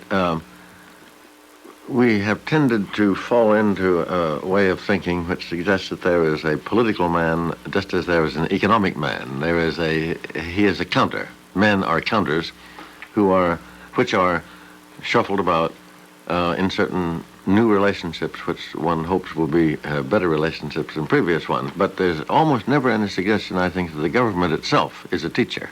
Yes, now that is an idea that leads right into our discussion. The very first form of government that appears in the Bible precedes the giving of the Ten Commandments, you remember, that in that very fateful and exciting, very crowded period of a few months between the exodus from Egypt and the giving of the law at Sinai, a tremendous constitutional change was made in Jewish life. You remember Moses met his father-in-law Jethro, the priest of Midian, and Jethro observed how Moses sat all day long giving advice to people, adjudicating causes, and he said, "But you're going to wear yourself out. This is impossible." And he suggested to him that he take a certain form, that he appoint captains of thousands, captains of hundreds, and captains of tens. Choose wise men. Mm-hmm. And the word that's used there, meaning wise men, isn't just legalistic minds. It means men of insight. Let them help the people. Let them teach the people. The law hadn't been given yet formally. There was the Sabbath and there was the Passover, but the law, the Ten Commandments, had been given, and what we call the Book of the Covenant, the 7 or 8 chapters, is it, following the Ten Commandments, in which all of these laws, these very beautiful laws you read out last week, are contained, hadn't been given yet. Nevertheless, they were there to teach people more than to adjudicate causes. This was the first government form that we have, at least in the chronology of the Bible.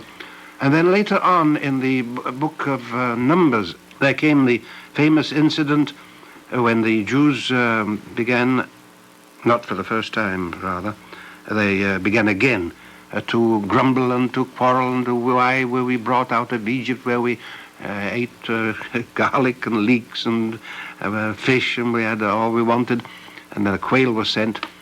And Moses turned to God with that heart-rending plea, said, I can't carry these people anymore. He said, did I beget these people that I must carry them as a father bears his nursing child? And then we had another form of government instituted, and that was of 70 elders. Yes. Now, there's another form of government, but again it was based on the choice of the men. This was not you vote and you elect. It was the wise men as appointed by Moses, men who had prophecy in them. The Spirit of God came on them at the moment, we're told in the story of the book of Numbers. And as a matter of fact, when the Spirit had left them, presumably with a residuum, a permanent residuum, two of the elders carried on prophesying, ran through the camp prophesying, Eldad and Medad. Somebody came to Moses, I think it was Joshua, and said, look, Eldad and Medad are running through the camp prophesying. And Moses said, would that all the children of Israel would prophesy. Now, there you have two early forms of government.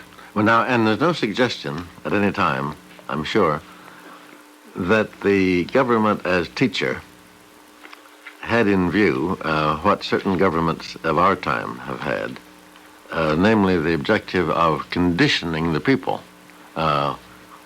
into certain ways of thinking. The most outrageous example of this in our experience, I suppose, has been what happened to education in Germany during the Nazi period, when youth was educated not with a view to understanding something transcendent, something truly original in its truth, but with a view to their accepting conditions that the state... Conditioning is the correct word. Everything enters into it, particularly again, and this haunts me, the question of following the mob to do evil. We have no tradition, that I can remember offhand, in the Bible of oratory. We have wisdom, but there was no Demosthenes among the Israelites, among ancient Israel, to sway the people by oratory. There was no Cicero doing what he did in the Senate. Do you remember the time of the Catiline conspiracy, where he so moved the Senate that they shrank away from the Catilinarian group? Well, you remind me, Maurice, that Moses himself was a stammerer, yes. Not a very good talker. Yes, and by the way, that relates to Demosthenes, who himself had an impediment, which he learned to control, by going to the beach and putting pebbles in his mouth and learning how to speak clearly, even with them in his mouth. But more than speak, he learned to sway an assembly. Exactly, whereas Moses was not expected to do such a thing. Aaron, however, was a good speaker. Well, and Aaron spoke for him. Well, you remember the distinction that's made between genius and talent. Yes. Moses was a genius, and Aaron had the talent. But don't you think it is a very important thing to remind ourselves of, namely that the function of the government or the governing body, the judges, the good men, the wise men, or whatnot, was not to teach the people things that would benefit the state itself as an abstraction. It was to teach them things that would benefit themselves because they were true. No, this is the problem against which the Jews ran up frequently.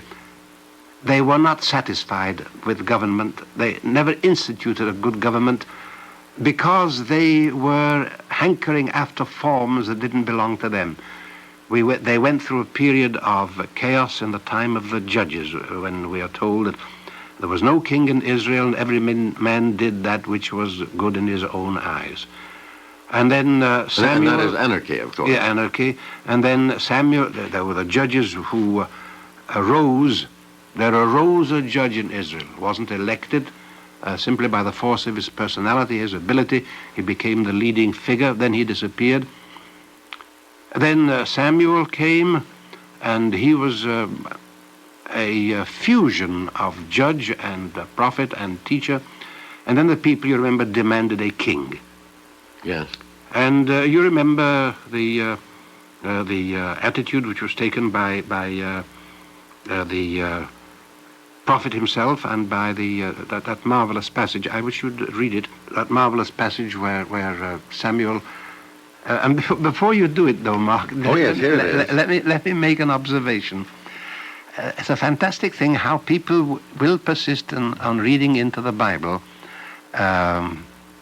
implications and consequences which are complete variance with the Bible itself. I'm very anxious that you should read out this passage from Samuel, yes, bearing in mind that of the kings of Judah and Israel, there were maybe 3 or 4 or 5 of whom it is said they did that which was right in the eyes of the Lord. There was Asa and Jehoshaphat and King Joash. But even in the case of the best, there was always a qualification. David and Bathsheba. And of the others it said, nevertheless, or notwithstanding, they still kept up the idol worship. And the biggest warning of all, the biggest anti-monarchical statement is this passage that you're going to read. Yes, it's one of my favorite passages out of the entire Bible. Samuel was the last and the greatest of the judges, surely. The people said unto him, now make us a king to judge us like all the nations. But the thing displeased Samuel when they said, give us a king to judge us. And Samuel prayed unto the Lord. And the Lord said unto Samuel, hearken unto the voice of the people in all that they say unto thee, for they have not rejected thee, but they have rejected me, that I should not reign over them. According to all the works which they have done since the day that I brought them up out of Egypt, even unto this day, wherewith they have forsaken me and served other gods, so do they also unto thee. Now therefore hearken unto their voice. Howbeit, yet protest solemnly unto them, and show them the manner of the king that shall reign over them. And Samuel told all the words of the Lord unto the people that asked of him a king. And he said, this will be the manner of the king that shall reign over you. He will take your sons and appoint them for himself, for his chariots, and to be his horsemen, and some shall run before his chariots.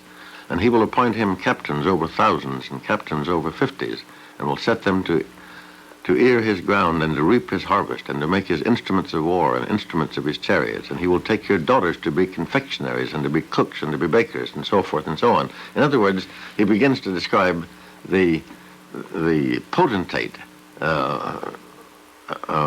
who will finally make them, in some sense, victims of his absolute power. What God is saying, I should say in substance, is this. You must listen to the people. They have asked you for this. You must give it to them if they want it, but I want you to tell them what it will mean. They have ceased. They have a king. I am their king. You are their judge. I am their king. They have ceased to believe in me as their king, and they want one of those little kings that ride about with gold headdresses in chariots. Now, it's a fascinating problem. What is it that has enabled people to base what they call the divine right of kings on biblical text? Yeah. When you've got this, when you've got the record of the kings of Judah and of Israel, most of whom it is said, and he did evil in the sight of the Lord. Some of them more. Jeroboam, son of Nebat, was very bad, and Jeroboam the second was even worse. When they want Ahab, they always keep referring to the wickedness of the Jeroboam, the first king of Israel, and they have very little good to say of the majority of kings. Nevertheless, what somebody called the right divine of kings to govern wrong became part of the habitual outlook of countries, certainly of England in the time of the Stuarts, somewhat later too. You remember the famous Bishop of Bray and the Vicar of Bray, who taught the divine right of kings when necessary. And then again, you come in the Bible across phrases like, put not your trust in princes nor in the Son of Man. Yet, people are able to use the Bible, to quote the Bible, as the justification of the divine right of kings. Well, they think they're able, although a close reading of it would not justify them at all. Of course, as we all know, they had very few good kings from this moment on. The first king, Saul, was a failure, substantially a failure. David, of course, was a great king. However, his son Solomon had serious Yes, of him it is... and limitations, and even after of the that, beloved Solomon, it is said that in his latter days he did evil in the sight of the Lord, because he allowed himself, by his uxoriousness, to be led into idol worship or into the condoning of idol worship, so that there was a very serious blemish on his character. After that, it was a grab bag of kings. The Israelites were very lucky when they got a good king, apparently from nowhere, a man like a Jehoshaphat or an Asa or a Joash, who was a marvelous figure in that time. Or they came across a Manasseh at the end, who was really an abominable figure, reigned for 60 years, introduced all of the vilest orgiastic practices of the surrounding cults into the temple itself. This was the time when we're told that anonymous prophets came to the Israelites. They were not yet what we call the Jewish people. They were still the Israelites. This was Judea. And said, you have angered me.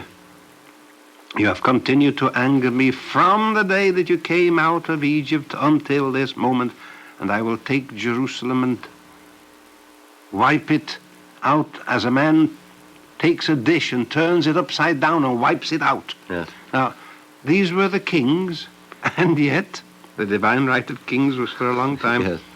Oh, I'm sure, Maurice, that point, as it were, makes itself. Now, but let me ask you a very tough question. Returning us to, if you please, to the matter that we discussed a few moments ago of the government as teacher. I mean, not the state as teacher, but the government as teacher, the wise men of the world as teachers of us all. I spoke of a hideous example in our time of a state, namely the Nazi state, which set about to condition its young men, and did so that they thought certain things, not because they were true, but because they were to the advantage of the state. We hear that the same thing is true in contemporary Russia, that generations of men and women, boys and girls, are taught in such a way that they become immediately useful and permanently useful. They're conditioned to that state. end. Now here's where it gets tough. What are we going to do in our democracy, if we have one? And I cling to the belief that we have. What does it mean to say that we should educate our young people to be citizens of a democracy, that we shall educate our students, our children, our young people, so that they will be conditioned for democracy? Yes, you're putting that in quotation marks. I'm putting quotation marks, yes. And it's a terrible thing to have to do that. Yeah. I'm always unhappy when talk about education, popular education, I'd say public education, takes that turn, as if we had to inculcate or promulgate some kind of doctrines about democracy, which I don't think democracy will bear. Mark, I'm going to throw the question back at you. You've been a teacher at Columbia University for 40 years. Famous pupils of yours have praised you highly. And I say this quite objectively, it is so widely known. You're a famous teacher. Now, when you were teaching, did you have in mind only the objective material which you placed before your students? Was there never a conscious moral implication in what you were teaching? Well, that's a very, very hard question to ask. I happen to believe, returning to that other point I was making, it's really relevant, I happen to believe that the best education in a democracy is the best education, period. You do not educate for democracy.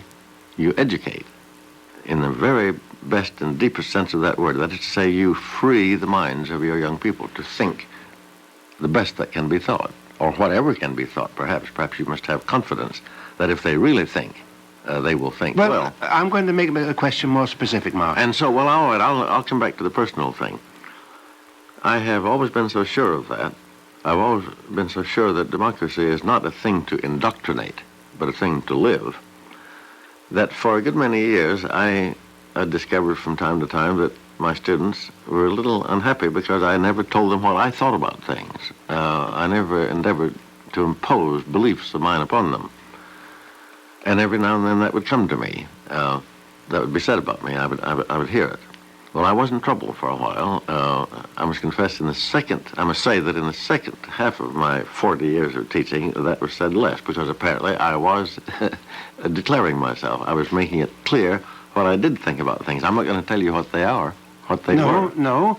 It was partly through teaching the Bible, incidentally, partly through teaching Shakespeare, who certainly knew what he thought, even though he doesn't make statements. I'm sure you knew what you thought before, but you relied too much upon the mere transmission of information. That's right. And you feel that you didn't let yourself impose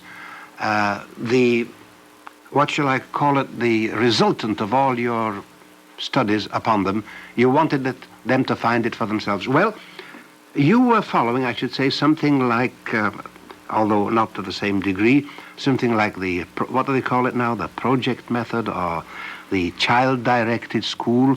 Something of that was in your attitude during the first 20 years, yes. And you discovered that it didn't work. That's right. In other words, I wanted them to think, and I didn't give them enough examples of my own thought. Not in the form of pronunciamentos or... No, I wouldn't imagine that you'd ever do that. There was in my mind the contrast... But I let them see that I was thinking, too. That's what I wanted them finally to do. That you had a view and an attitude. That's right. And you declared it. Yes. Without imposing it. Perfectly willing to let them know what it was. They didn't have to share it. Well, there is, in my mind, there rises the contrast between the classical type of yeshiva, the Talmudical college, and, let us say, the university in which men like you are at the front. In the yeshiva, there is a constant and conscious emphasis. You are getting a moral upbringing. Mm-hmm. In the university, you had to wait for a while to introduce it as a consequence of your discovery that its complete absence was detrimental. Yes. I don't know which of the two is completely correct, but certainly it appears there is something in the yeshiva attitude which is fundamental. You do not take young people and just let them choose at random. That's right. And you want them to open their minds, but you also want them somehow or other to make discoveries. Yes. What is the meaning of the wisdom of the ages when we pretend that we're not teaching the young? It merely means we're letting others teach them. And the fateful importance of this is going to appear when we discuss in our next week's program the problems of war and democracy.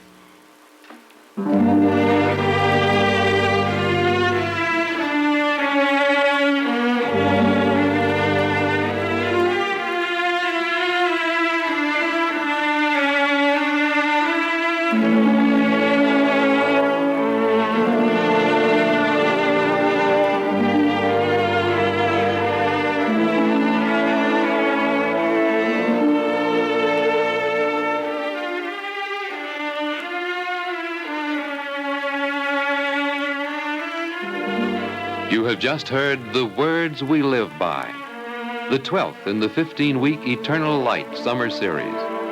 Be with us again next week when Maurice Samuel and Mark Van Doren will resume their discussion of democracy and the Bible.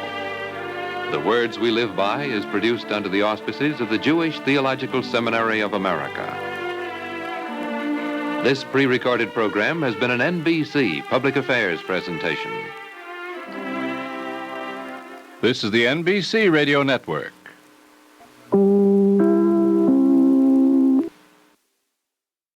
The National Broadcasting Company and its affiliated independent stations present The Words We Live By, the summer series of the Eternal Light program, which comes to you under the auspices of the Jewish Theological Seminary of America. Today we present the 13th in this series of 15 literary dialogues on democracy and the Bible, featuring two of America's foremost men of letters, Maurice Samuel and Mark Van Doren. Mark, the subject we have before us today is the sinister one of war. War in relation to democratic thought and to the general philosophy of the Bible. But as usual, I've got a hangover from some of our previous discussions. I can't let some of the ideas go. I know, they are so rich. Well, they have a relevance, actually, to the subject before us, also to the subjects that we've dealt with in the past weeks. We were talking about education and about government, the relationship between the two. And you had raised the very, I might call it, tragic subject of government control of thought, conditioning of the people. It occurred to me there's a subtle way in which that sort of pressure is exercised, not with the immediate intent of putting across an idea, as we would say, but of flattering people into thinking that they are individually in control of a situation. You know those posters during election time when a finger points at you and under it are the startling words, "You can change the course of history." Yes. Well, of course, this is rubbish. No individual can change the force of history. There's a flattery there of the individual, which is, whether intended or not, is productive of a mob feeling. A man goes around patting himself on the chest. Now, my vote has this and this importance, whereas the importance of the vote is really a moral one. You are obligated morally to participate in the government of the country, but not under the delusion that what you have to say is the determining factor in your capacity as an individual. Excuse me, Maurice. There is a point, however, there where the thing becomes subtle. It also is true that in a democracy which deserves the name, every citizen must have the faith that it might make a great deal of difference what he thought and said. Don't you think that must be true? Because if each individual thinks it makes no difference what he thinks and says, nobody will think or speak. Well, then, let me put it to you this way. I know that my individual vote makes very, very little difference, but it does not militate against my voting. I feel it is my duty to do so. In case there's a chance, 1 in 10 million, that it has some influence. Now, that's a pretty slim chance on which to go. But that isn't the point for me. The point is that I have to register my point of view and to have it counted there without any illusion as to the overwhelming importance of my participation. Yes, but you must have no illusion that your vote does not have a great importance for you. It must have been the wisest vote you were capable of casting. Oh, it implies having thought it out, discussed it, and come to a conclusion. I'll tell you what it reminds me of.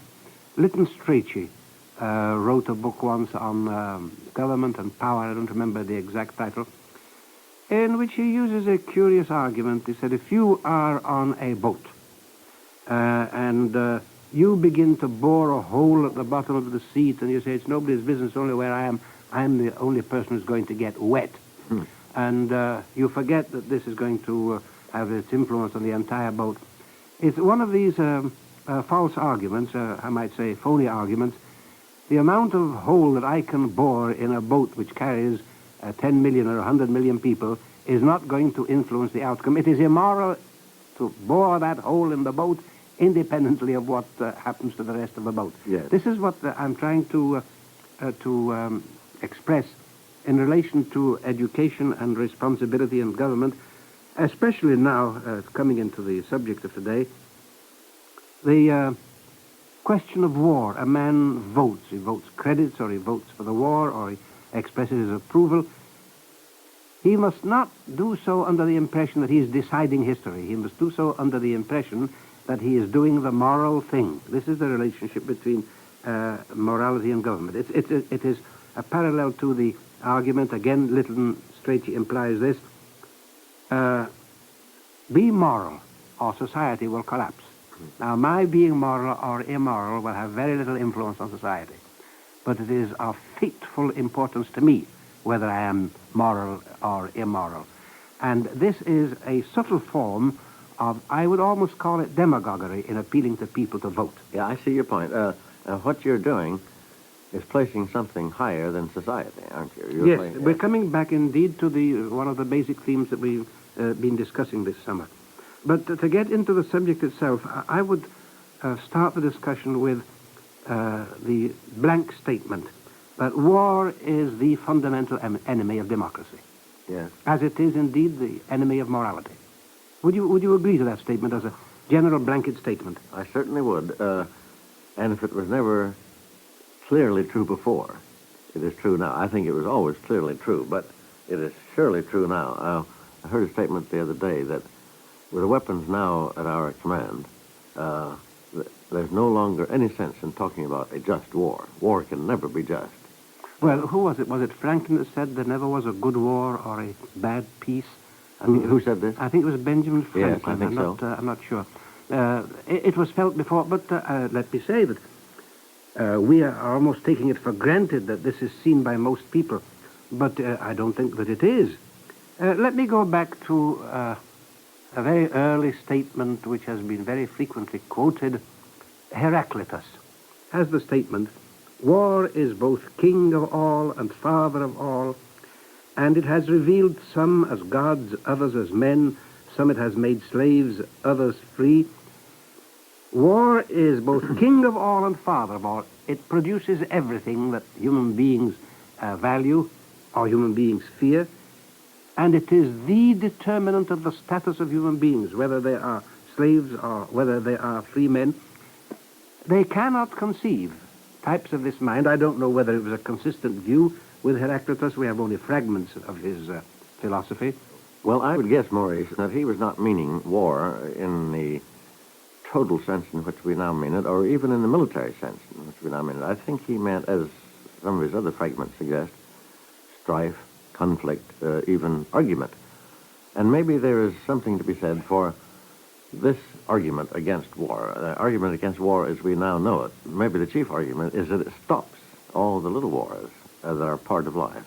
Argument, competition, athletic competition, if nothing else, but argument among men. You know, sometimes in our situations of total war, as they now develop, men cannot argue with one another because it's unsafe. It's considered by the state unsafe that they should express their opinion. Life is made up of little wars, and I use wars there only in the sense of conflict. Strife. A play in the theater must have conflict in it. We all know that. There must be forces opposed to each other. And men love to argue. Men love to convince one another if they can.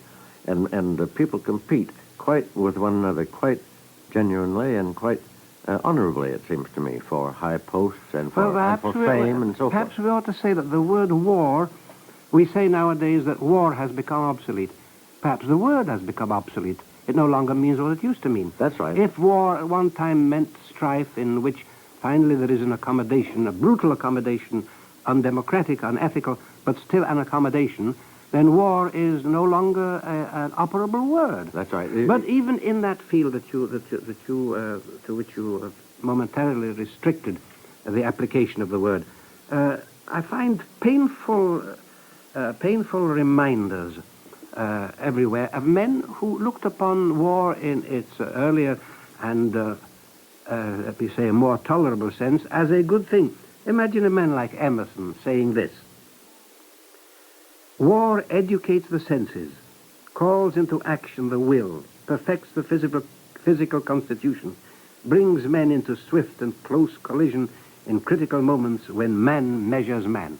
Well, to me, that's horrible. Yes. How did a man like Emerson come to say a thing like that? It is strange. You know, there is a difference, of course, that I want to remind you of between the little dynastic wars in which just a few soldiers, possibly mercenary or professional at any rate, marched up and down with red coats and brilliant gold braid and all that sort of thing, and decided successions to thrones and that sort of thing without bothering most of the people.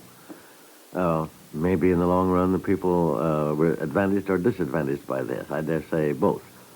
There is a difference between that kind of war, which I don't like to contemplate either, and the kind of war that now faces us as a possibility. A war which, as you say, almost obliterates the term itself, just as it may obliterate all living creatures. Mark, let me interpolate something. I mean, I think it's very important yes, to say that a crisis has come. One of these dubious advantages that one speaks of in war having become impossible is illuminated for me from a certain point of view that is seldom discussed. We say that war is becoming impossible because it's going to mean the obliteration of all populations, maybe the obliteration of civilization, and that therefore it won't take place. There is, in my mind, a perhaps more cogent reason why war won't take place, because for the first time in history, war will obliterate the politicians. Yes, they will wake up the next morning with no one to get the vote from, no one to administer. Well, if they wake up. if they wake up at all. So that this perhaps is a bigger deterrent than the calamitous prospects of populational obliteration. Well, now, Maurice, you bring up all sorts of fascinating things here. I have two in mind at the moment. Even during the last World War II, so-called, from 1939 to 45, apparently there were lots of persons in our own democracy who then believed that they were more alive than they'd ever been before or they would ever be again. And I've heard some of them say since, that was the time. I was in the Pacific, I was in Germany, I was in France. What a time I had, how interesting life was. I had a relation with my fellow men that was clear and strong and simple. Now I'm just going through this dull routine of my life. I'm doing a job, but it isn't as interesting as that was. I know a man older than that whose only memories apparently are of World War I. He was in France and he was a colonel, and he bored everybody to death, as a matter of fact, by talking of nothing but that. What a terrible reflection that is on our civilization. Yes, it's dreadful. And the condition of these men whose lives are so, I must say, are so paltry that they must have recourse, as it were, to a drug, to a deadly drug. Well, you see, the memory of it is the one thing that they cherish in their lives. Yes, the problem is to convince people that peace is more interesting than war. I happen to think it is. Well, not that it is, but it has to be made interesting. Yes, but really more interesting and more exciting. With all the little wars, as I say, I keep using that phrase, partly because I wrote a poem once with that title. I can't remember it now. I won't endeavor to say it. But all the little wars stop when the Great War, as a sort of a monster, a tyrant. And the Great War, certainly, if we use the word war for it, will not be interesting for anybody. Nobody of the survivors is going to look back and say, oh, what a glorious time I had surviving in my shelter, if he survived. By the way, there are wars in the Bible, you know. What are we going to say about that? Oh, yes. I've got a lot to say about it. In fact, I'll be wanting to continue this series into the winter to tell you what I have, and I'm certain you have many ideas, too. But you mentioned just now the First World War, in which I was a soldier, not a terribly active one. I never got further than the advanced zone in France. I was in the American Army, and then I was yanked out and put what was called intelligence, without having been tested at all for my capabilities in that field. But I've been reading lately that very excellent book, that remarkable book, The Guns of August. I don't know if you've... No, I haven't read it, but I intend to. It's a very remarkable book. There I came across a bitter disappointment. You know what a high regard I have for Thomas Mann. Yes. You have too. Yes. We've talked about him at length in one of our summer colloquies. And there, for the first time, I came across statements he had made in the First World War, and they were very ghastly to me. I copied them out to use in these talks. He saw in war, and here comes the quote, a purification, a liberation, an enormous hope. The victory of Germany, he said, will be a victory of soul over numbers. Then he went on. In another passage, the German soul is opposed to the pacifist ideal of civilization, for is not peace an element of civil corruption? It's a dreadful thing. Before Yes. he changed his... but he was a grown man when he said this. He had already written excellent books. I think he had by that time written Buddenbrook, certainly. Yes, I think so. He wrote that very early. Yes, and perhaps... Yes, or... no, The Magic Mountain he wrote afterwards, because in it he tells of the hero going off to the First World War.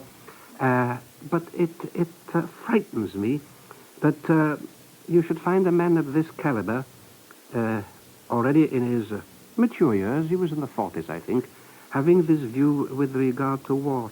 Well, Maurice, that is a dreadful statement, as Emerson's was, and as many statements that you could dredge up out of the German philosophers and militarists of the 19th century. They loved war. Yes, the Heinrich von Treitschke is one of the famous, he may very well be called a warmonger. God will see to it that war always recurs as a drastic medicine for the human race. Well, if the human race needs periodic administrations of this kind of medicine, it's not worth keeping at all. If our virtues cannot flourish without regular outbursts of bloodthirst and of killing, or Friedrich von Bernhardi, another of them. War is a biological necessity of the first importance, a regulative element in the life of mankind which cannot be dispensed with. But it is not only a biological necessity, but a moral obligation, and as such, an indispensable factor in civilization. In other words, if we hadn't discovered the atomic bomb, and I suppose even von Bernhardi, I don't know whether he would say even the atomic bomb is a good thing. Is that conceivable, or would a von Treitschke say, yes, let 3/4 of the race or half of the human race be wiped out and the rest exposed to all sorts of biological abominations? It's good for us. But no, I don't think, I think at this point they too would collapse. I'm sure this is just as dead as all these words are as dead as words can be. Still, Mark, we still talk of holding off the atomic war, but meanwhile, we're going to have these little wars, and there are people who say, well, these little wars, these limited wars are pretty good. It does all of these things. By the way, you understand, when I was talking about little wars a while ago, I didn't mean limited wars. I didn't mean wars at all. I meant the little strifes, the little competitions. You're talking of the competitive attitude in human beings? No, the thing that makes people alive in peace. The little wars of peace, I yes. meant. I didn't mean limited wars. Then I certainly misunderstood you. Oh, no, I mean the little wars of peace, the thing that makes life interesting all the time. The word war is so horrible that I didn't recognize it in that context. Oh, well, I'm very glad to have been able to make that clear. And, you know, there's another thing that I know you're familiar with, another point, which is no longer, I think, a point of any great importance. You remember in the 2 world wars in which the United States has been engaged, the problem was to persuade the people of this democracy to wage a war at all, because, after all, democracy and war are, I think, opposed at their very heart.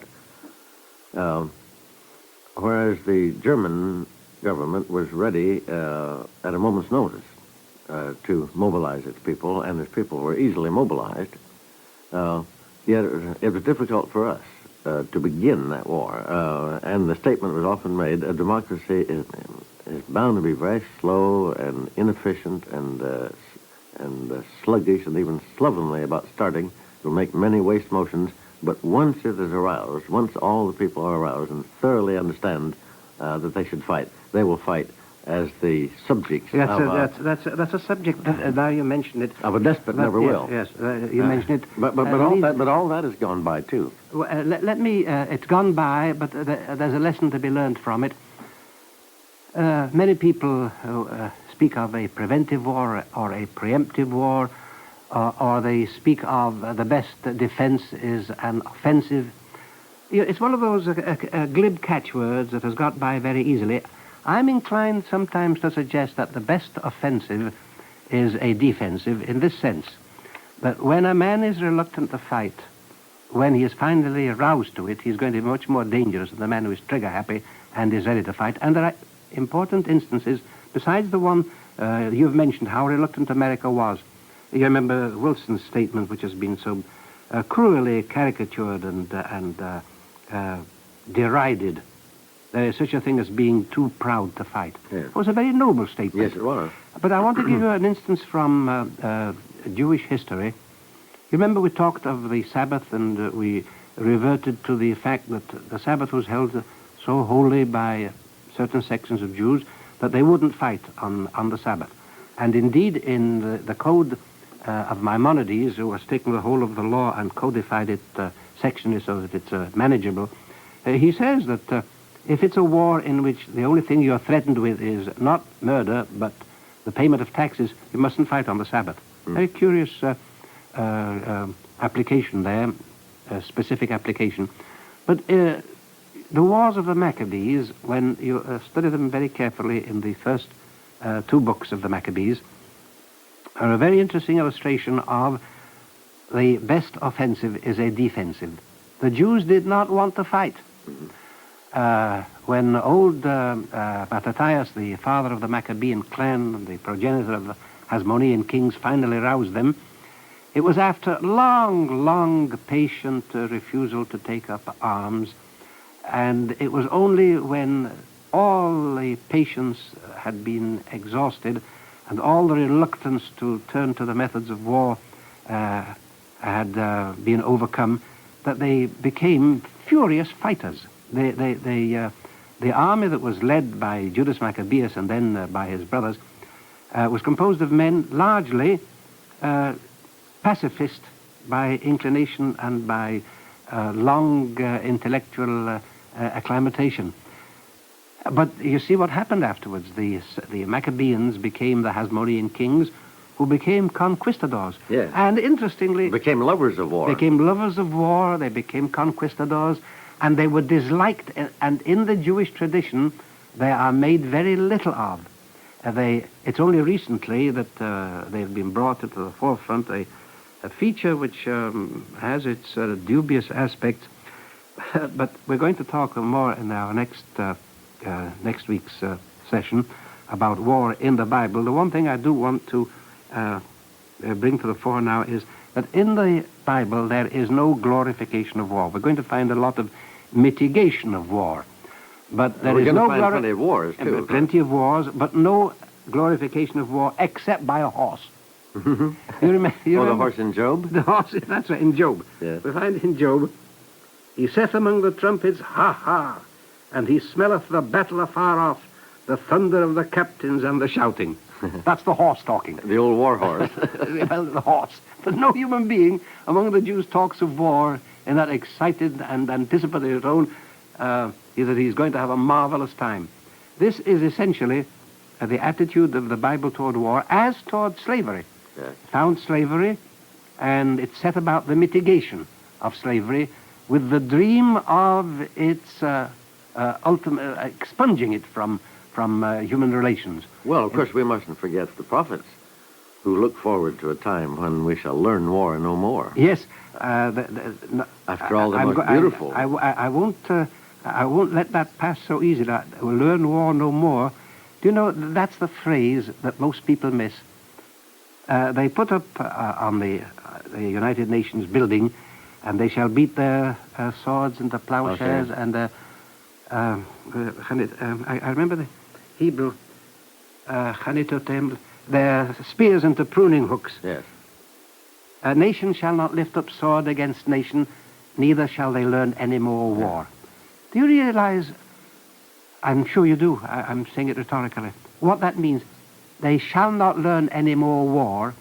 In the old days, they had to learn war. There was plenty of learning. There was strategy. There were tricks. We find the strategic dodges that were used in the wars, and which the Israelis have been using lately, you know, by going back to Joshua and Judges. They found roads and paths. War was studied. Men were trained in arms. They were trained as generals. Thousands of years ago, there was the strategic formation of groups, whether it would be into phalanxes or into the square formation used by the Roman legions. They studied it.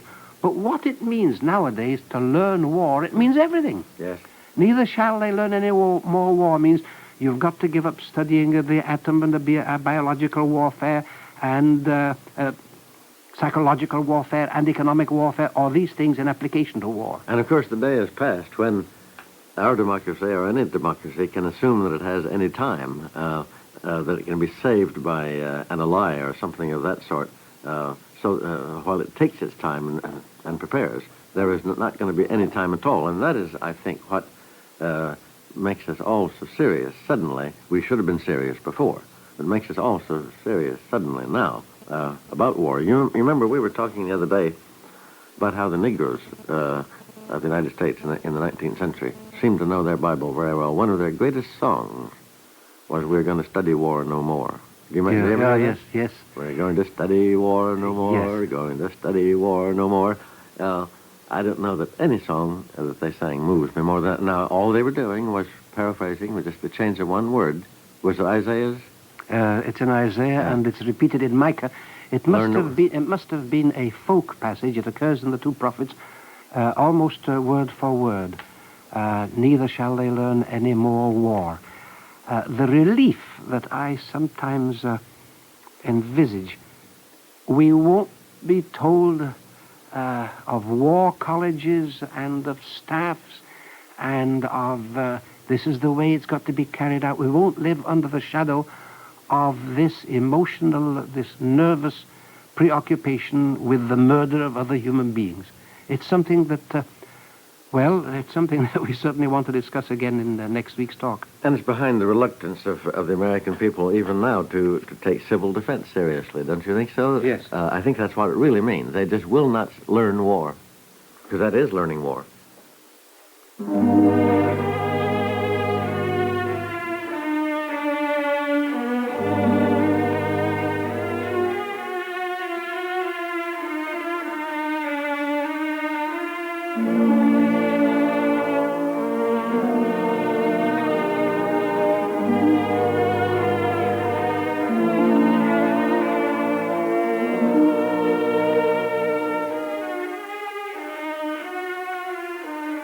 You have just heard The Words We Live By, the 13th in the 15-week Eternal Light Summer Series.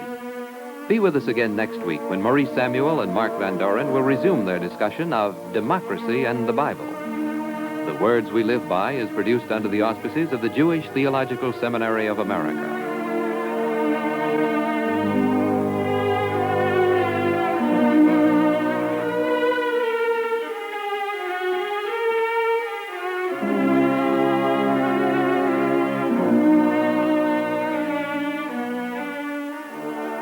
This pre-recorded program has been an NBC Public Affairs presentation.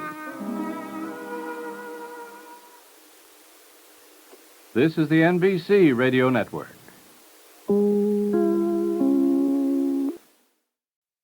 The Words We Live By.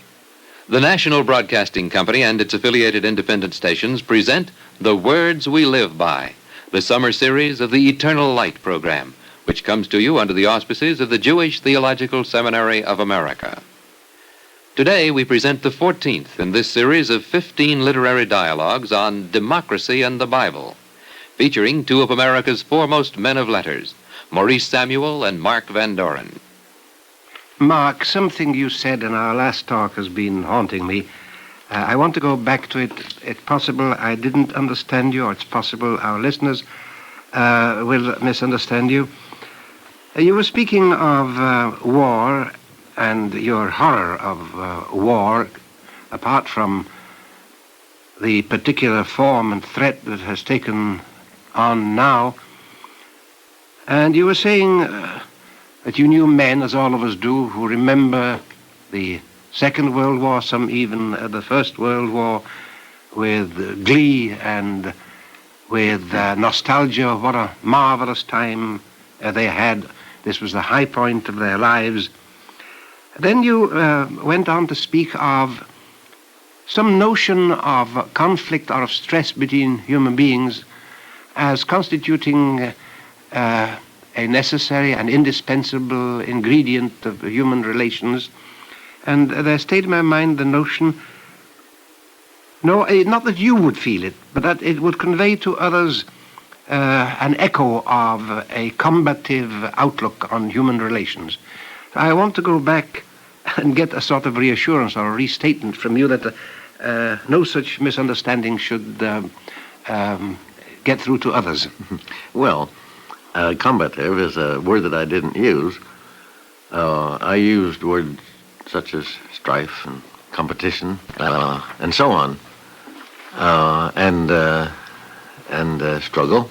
I was only referring to what to me is the fact that what makes life vibrate, what makes life, in other words, continuously interesting, is some kind of continuous conflict within oneself, for instance. The struggle between one's better and one's worse nature, one's lazier and one's more industrious nature, between one's more intelligent, one's more stupid nature. But I'm thinking of contests of all sorts, all the little contests that go on perpetually in the world, athletic contests, if you please, contests of poets for prizes, contests for students to see who will be valedictorian in their class. I can't think of all the forms of this that there are because they tend to be infinite. There's a contest in any good conversation. Well, there's a contest, by the way, if I may say so, between you and me in these conversations. Well, each one of us trying to get a word in. But what we're doing is something else, Mark. We are trying to elicit from each other the maximum. In this contest, this is the way I feel. I know you feel about it. I'm as delighted when you hit upon a good idea as you are when I hit upon a good idea. Or when you think I've hit upon a good idea. Well, so among all these contests of it. No, but there is this problem of competition on which I've spent a lot of time trying to worry out what I consider the proper attitude, the one toward which biblical philosophy tends.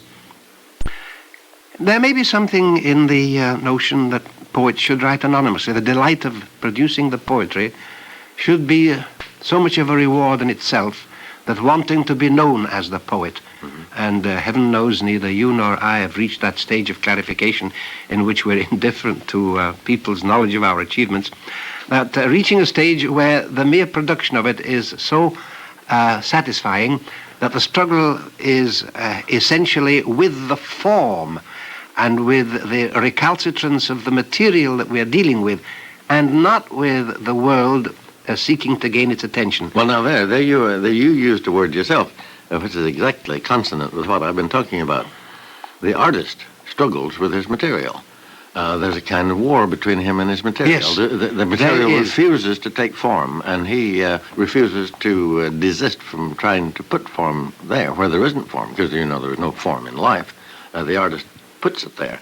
That's the sort of thing exactly that I'm talking about. There is a passage in the Pirkei Avot in the Ethics of the Fathers, one of the most beloved books of the Talmud, or of the Mishneh core of the Talmud, in which we are told, thou must not make of the Torah, and Torah there meant all learning, thou must not make of the Torah a crown to glory in or a spade to dig with. The joy should be intrinsic. But incidentally, I have said in print myself that the deepest satisfaction that an artist could possibly have might be the satisfaction of knowing that a song he wrote, a poem he wrote, a story he told, now was going around the world and would go around forever, and no one would know who wrote it. That's a lovely thing.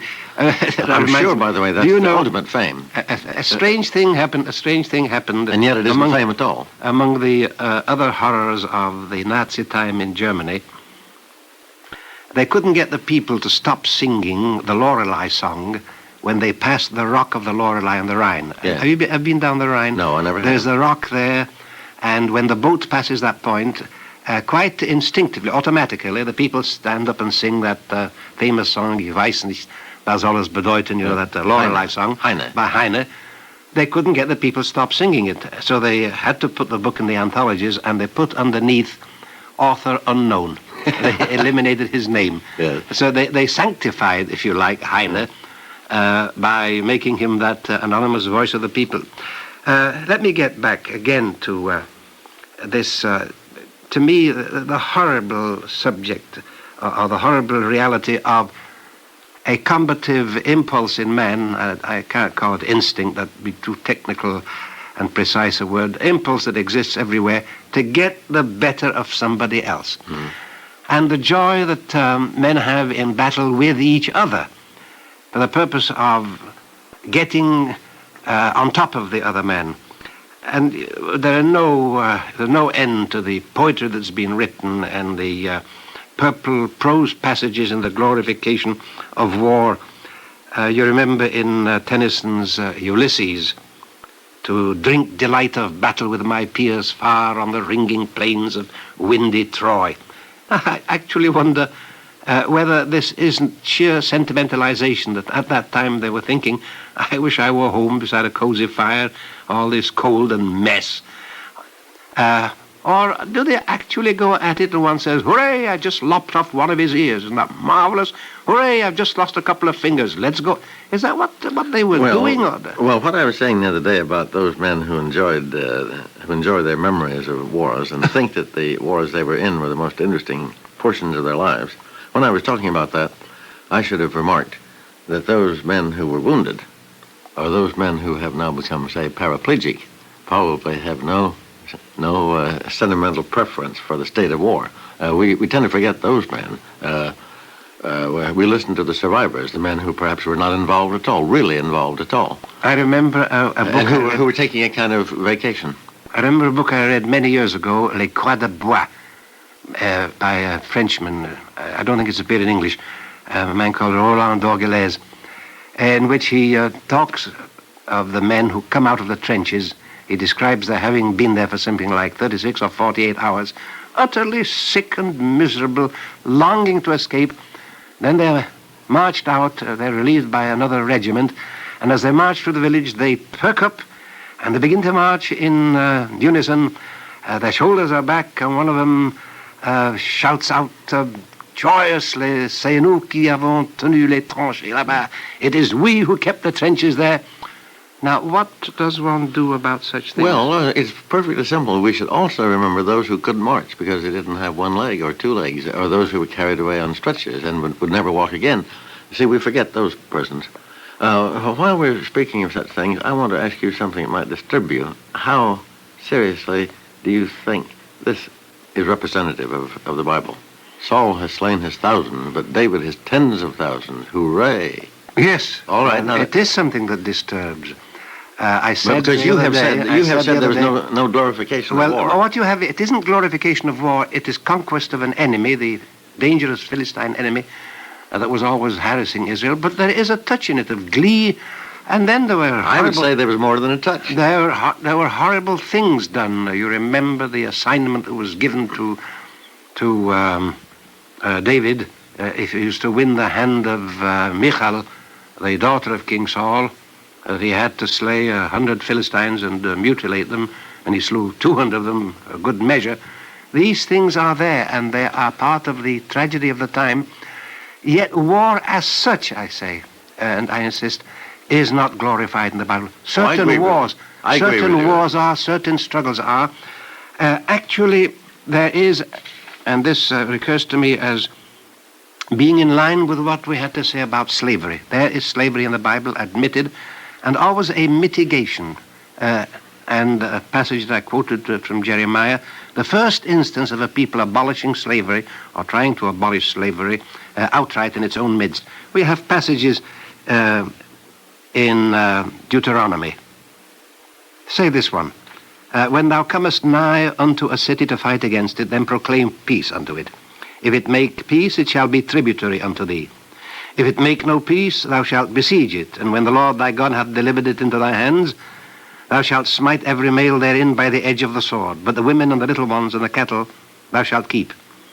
But of the cities of these people thou shalt save nothing live, but thou shalt utterly destroy them, the Hittites, the Canaanites, the Amorites, that they teach thee not to do after their abominations. You look at that passage, And unless you take what I have called the corrective attitude of the Bible in its evolutionary aspect, you are completely flattened out by it.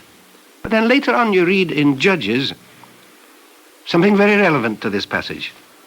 Now these are the nations which the Lord left to prove Israel by them, even as many as had not known all the wars of Canaan, only that the generation of Israel might know to teach them war. 5 lords of the Philistines, and all the Canaanites and Sidonians and the Hivites. That is to say, God did leave them there, and even though there is a secondary disturbing thought here that it was for the purpose of keeping the Israelites on their toes, it was not an outright order. It is modified. Or again, you find the passage, the children of Israel dwelt among the Canaanites, Hittites, and Amorites, and Perizzites, and Hivites, and Jebusites.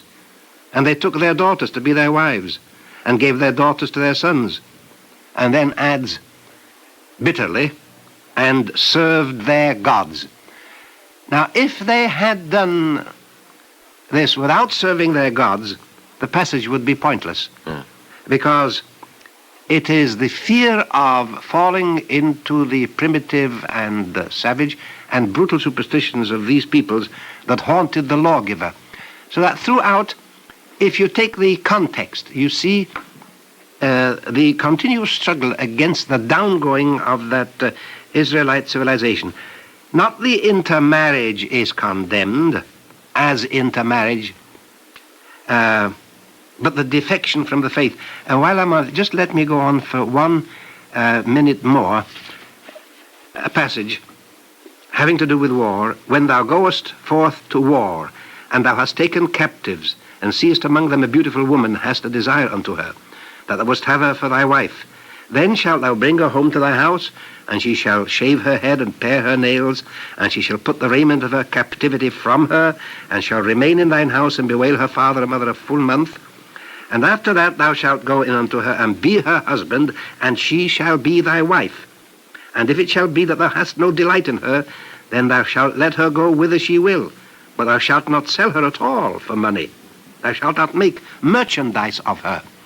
Now, this attitude shows us that what the Israelites were concerned with was not their racial purity, with this delusion of something that's in the blood, but with their doctrinal purity and the purity of their civilization. Anyone who wanted to come in a captive from some conquered nation could be taken in and become a Jewess. This is also part of the mitigation of war that I'm speaking of. But there's no glorification of war. How wonderful it is to be a warrior, and how beautiful it is to go and kill and to have the thrill of the battle. Except in the mind of Job's horse that you Yes. spoke of the other day. Yes. And of course, well, there's everything in the Bible, which is what makes it the book it is. I would say that the ultimate tribute that we can pay to the Bible, Maurice, as we are considering this theme, not merely the theme of war, which engages us at the moment, but the theme of democracy. The ultimate tribute to pay to the Bible is to say that it has everything in it that is relevant. You speak of an evolution. All right, that evolution is something that we can understand as continuing to operate. It has operated ever since. It operates among all peoples, perhaps.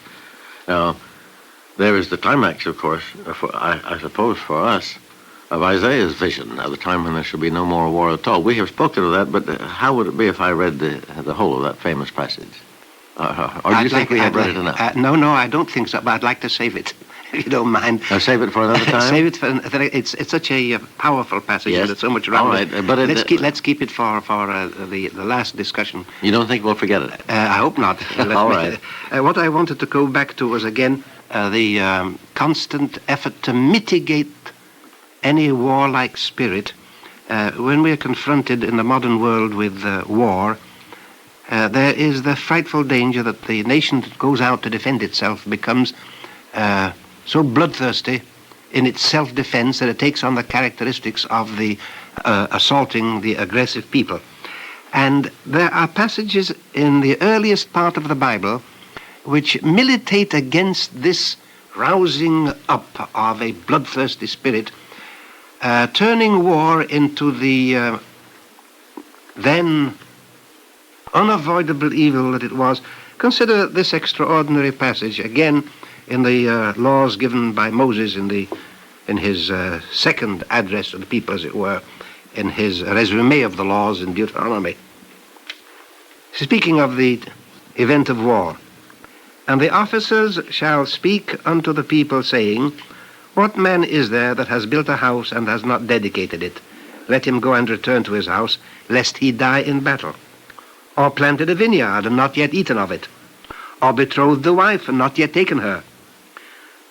And most extraordinary is this: "What man is there that is fearful and faint-hearted? Let him go and return to his house, lest his brethren's heart faint as well as his." I don't know if you've come across, I haven't come across any similar calmness in regard to the mobilization of a people, done not with fanfare and with a drowning out of personalities, not, in other words, "Thou shalt not follow a multitude to do evil," I come back to that, but with consideration and with a knowledge of the limitations that should be placed until that time when the human heart will have developed to a point that cannot consider war in that sense, or strife in that sense. What about the fact that Israel today has an army? And, Yes. and that the men in it are superb fighters, apparently. Yes. And proud fighters. Yes. And effective fighters. You know, when does that worry you? Indeed it does. It worries me. I see in it a bloody necessity. When I was a youngster... A necessity? Yes, I see a necessity, an unavoidable necessity.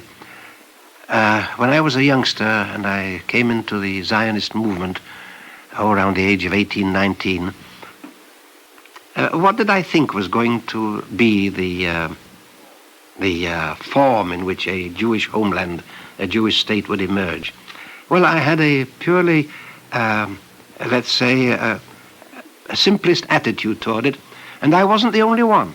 Nor was it only then, say in 1913, 14, up till 1920, 1921. There's a very strange, fascinating letter in the archives of all the governments.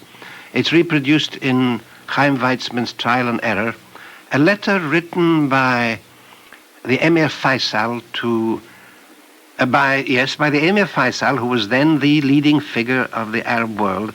You remember the man who has been apotheosized in the revolt in the desert. Yes. A letter from him to Felix Frankfurter, who was then in Paris, working with Weizmann, Weizmann heading the delegation of the Zionist movement to the Allied forces. And I'm quoting now from memory, since you raised the subject, but I'm pretty sure this is accurate. Faisal saying that he believes that the building of a Jewish state in Palestine, the Zionist aim, is consonant with Arab interest. He uses the phrase, "We will welcome the Jews back," or "welcome the Jews home. We will work together with them." There is a consonance between the Zionist outlook and the Arab outlook, and in spite of some little difficulties may arise through misrepresentation, we stand for the Arab state. Now, I'm quite certain that this is the spirit of his letter. Stand for what state? I'm sorry, for the Zionist state, yes, within the context of Arab freedom.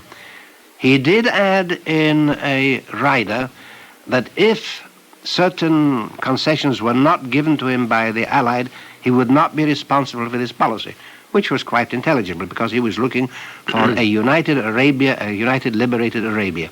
It never came to pass. That dream that we had, and if I was a simpleton, then some very important men of mature years must be looked upon as simpletons too.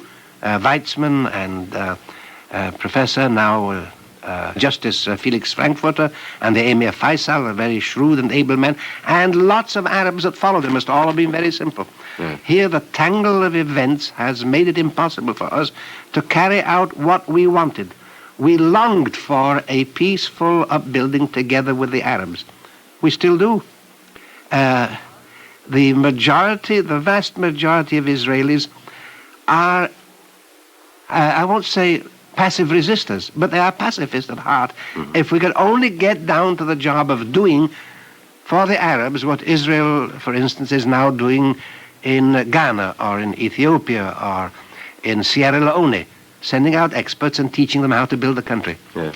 But here the situation is a world situation, we might note, in which peace is impossible until there is a universal world order. Yes, and many of us give much thought to that world order. I have for years, and I know you have, and anyone must. It is so clear to me, as it is clear to others, that the only thing that can cause peace is government. Wars are caused by all the things that are said to cause wars, but it is always the absence of authority, the absence of the power to prevent war that causes war.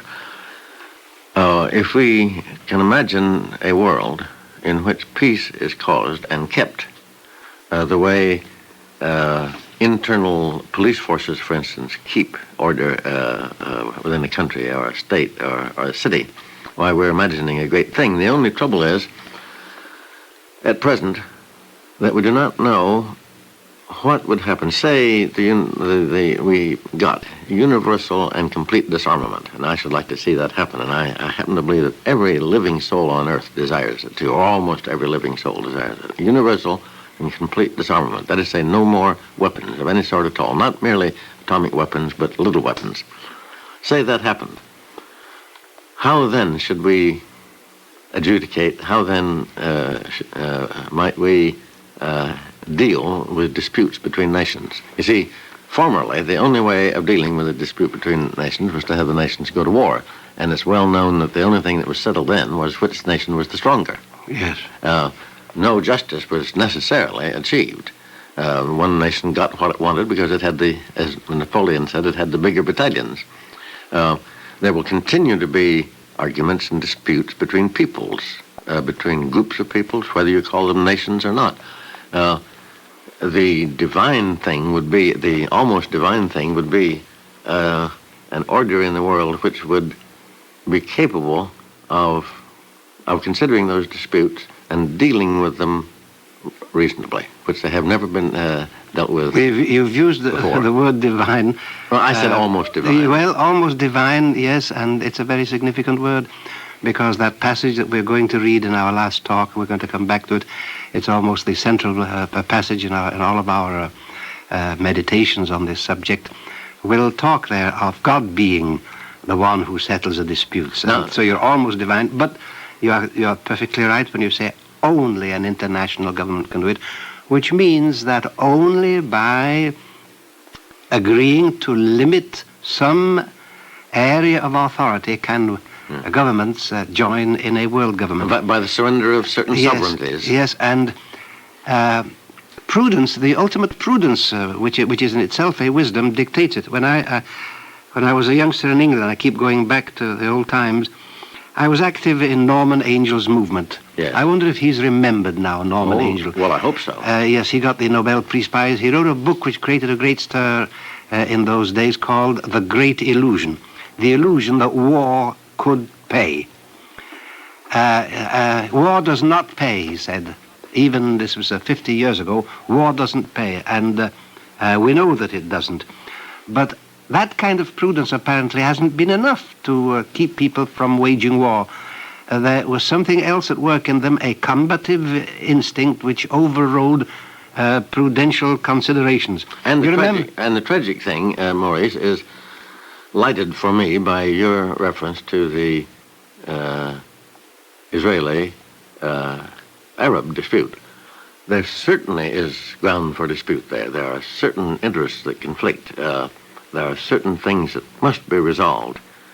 The dream of any man, Israeli or Arab or anything else, the dream of any man would certainly be that sometime in the future there would be a world in which those disputes would be recognized as important, because they are important, very important. They are tremendously, they should not be made the football either. That's right. Of the disputes of other peoples. That's right.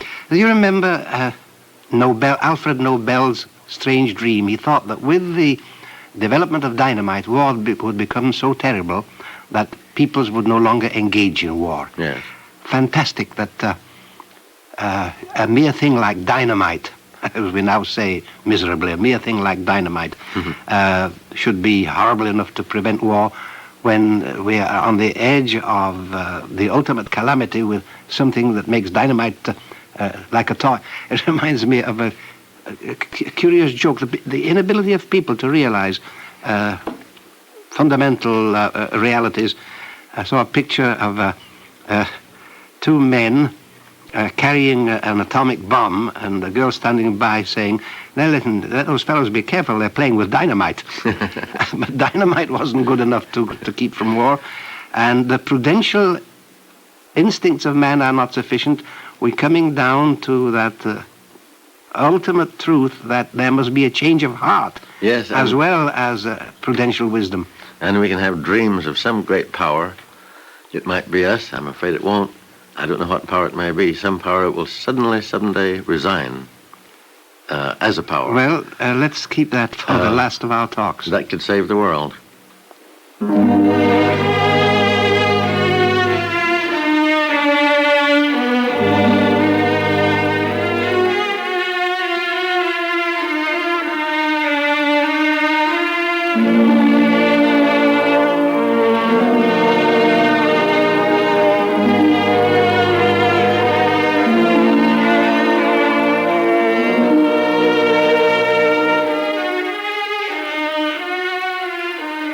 You have just heard The Words We Live By, the 14th in the 15-week Eternal Light Summer Series.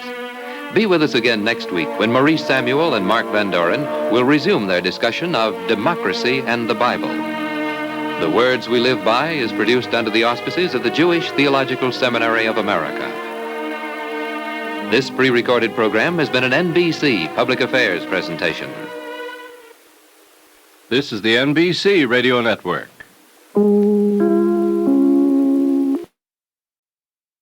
The National Broadcasting Company and its affiliated independent stations present The Words We Live By, the summer series of the Eternal Light program, which comes to you under the auspices of the Jewish Theological Seminary of America.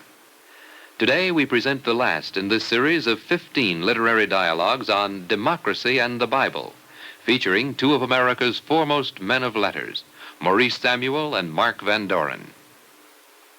Maurice, you may remember that last week I wanted to read the famous vision of Isaiah about the time when there would be no more war, because I said that that was the climax of all the views that the Bible took of war, and, if you please, of peace and justice and democracy, too. And I said that the ultimate tribute that we could pay the Bible would be to say that it had everything in it. But it certainly would not have, we couldn't say it had everything in it if it didn't have this. And you said at the moment that you would rather save that great passage. Is it time to read it now? Yes, I'd like you to. Because we still might forget, or time might pass. Yes, read it now, Mark, will you? Well, it's terribly moving. And it shall come to pass in the end of days that the mountain of the Lord's house shall be established as the top of the mountains, and shall be exalted above the hills. And all the nations shall flow into it, and many people shall go and say, Come, let us go up unto the mountain of the Lord, to the house of the God of Jacob. And he will teach us of his ways, and we will walk in his paths. For out of Zion shall go forth the law, and the word of the Lord from Jerusalem. And he shall judge between the nations, and shall decide for many people, and they shall beat their swords into plowshares, and their spears into pruning hooks. Nation shall not lift up sword against nation, neither shall they learn any more war. I think that's the greatest piece of prose in all world literature, if one can use the word literature. I don't see how you can surpass it. In this connection, the most significant of all the utterances that have ever been made. And almost each one of the sentences tempts you to long thought and scrutiny and meditation. Take, for instance, this one passage. Many nations shall go and say, Come, let us go up unto the mountain of the Lord, to the house of the God of Jacob, and he will teach us of his ways, and we will walk in his paths. The ancient Jewish dream, or the dream of the Israelite people, the people of Judea of that time, was not to conquer the world and impose its will upon the world, but to have the world come and learn. And I contrast this with the great Roman ideal. There was a great Roman ideal, the golden age that Virgil foresaw. Now, we don't know whether Virgil ever read the Bible, but people have suggested he did come under the influence of some biblical thought, perhaps via some Sibylline books. He died something, I don't know, just around a few years before the Common Era, and he had his dreams of the perfect time. You remember in the fourth eclogue, that passage which he addresses to the son of his patron, Asinius Pollio. Yes. He talks of the time, for thee, child, the untilled earth shall pour forth her gifts, the herds shall not fear huge lions, the serpent too shall perish. On this, by the way, Tennyson wrote that very wonderful poem on Virgil's 2000th anniversary, in which he spoke of the summers of the snakeless meadow on laborious earth and oarless sea. And then Virgil goes on in that eclogue, a second warfare too there shall be, and again a great Achilles sent to Troy. In other words, his dream was not of a world from which war had been banished. It was a world in which everything was wonderful, no labor had to be done, but there were wars to be won and the glory to be achieved.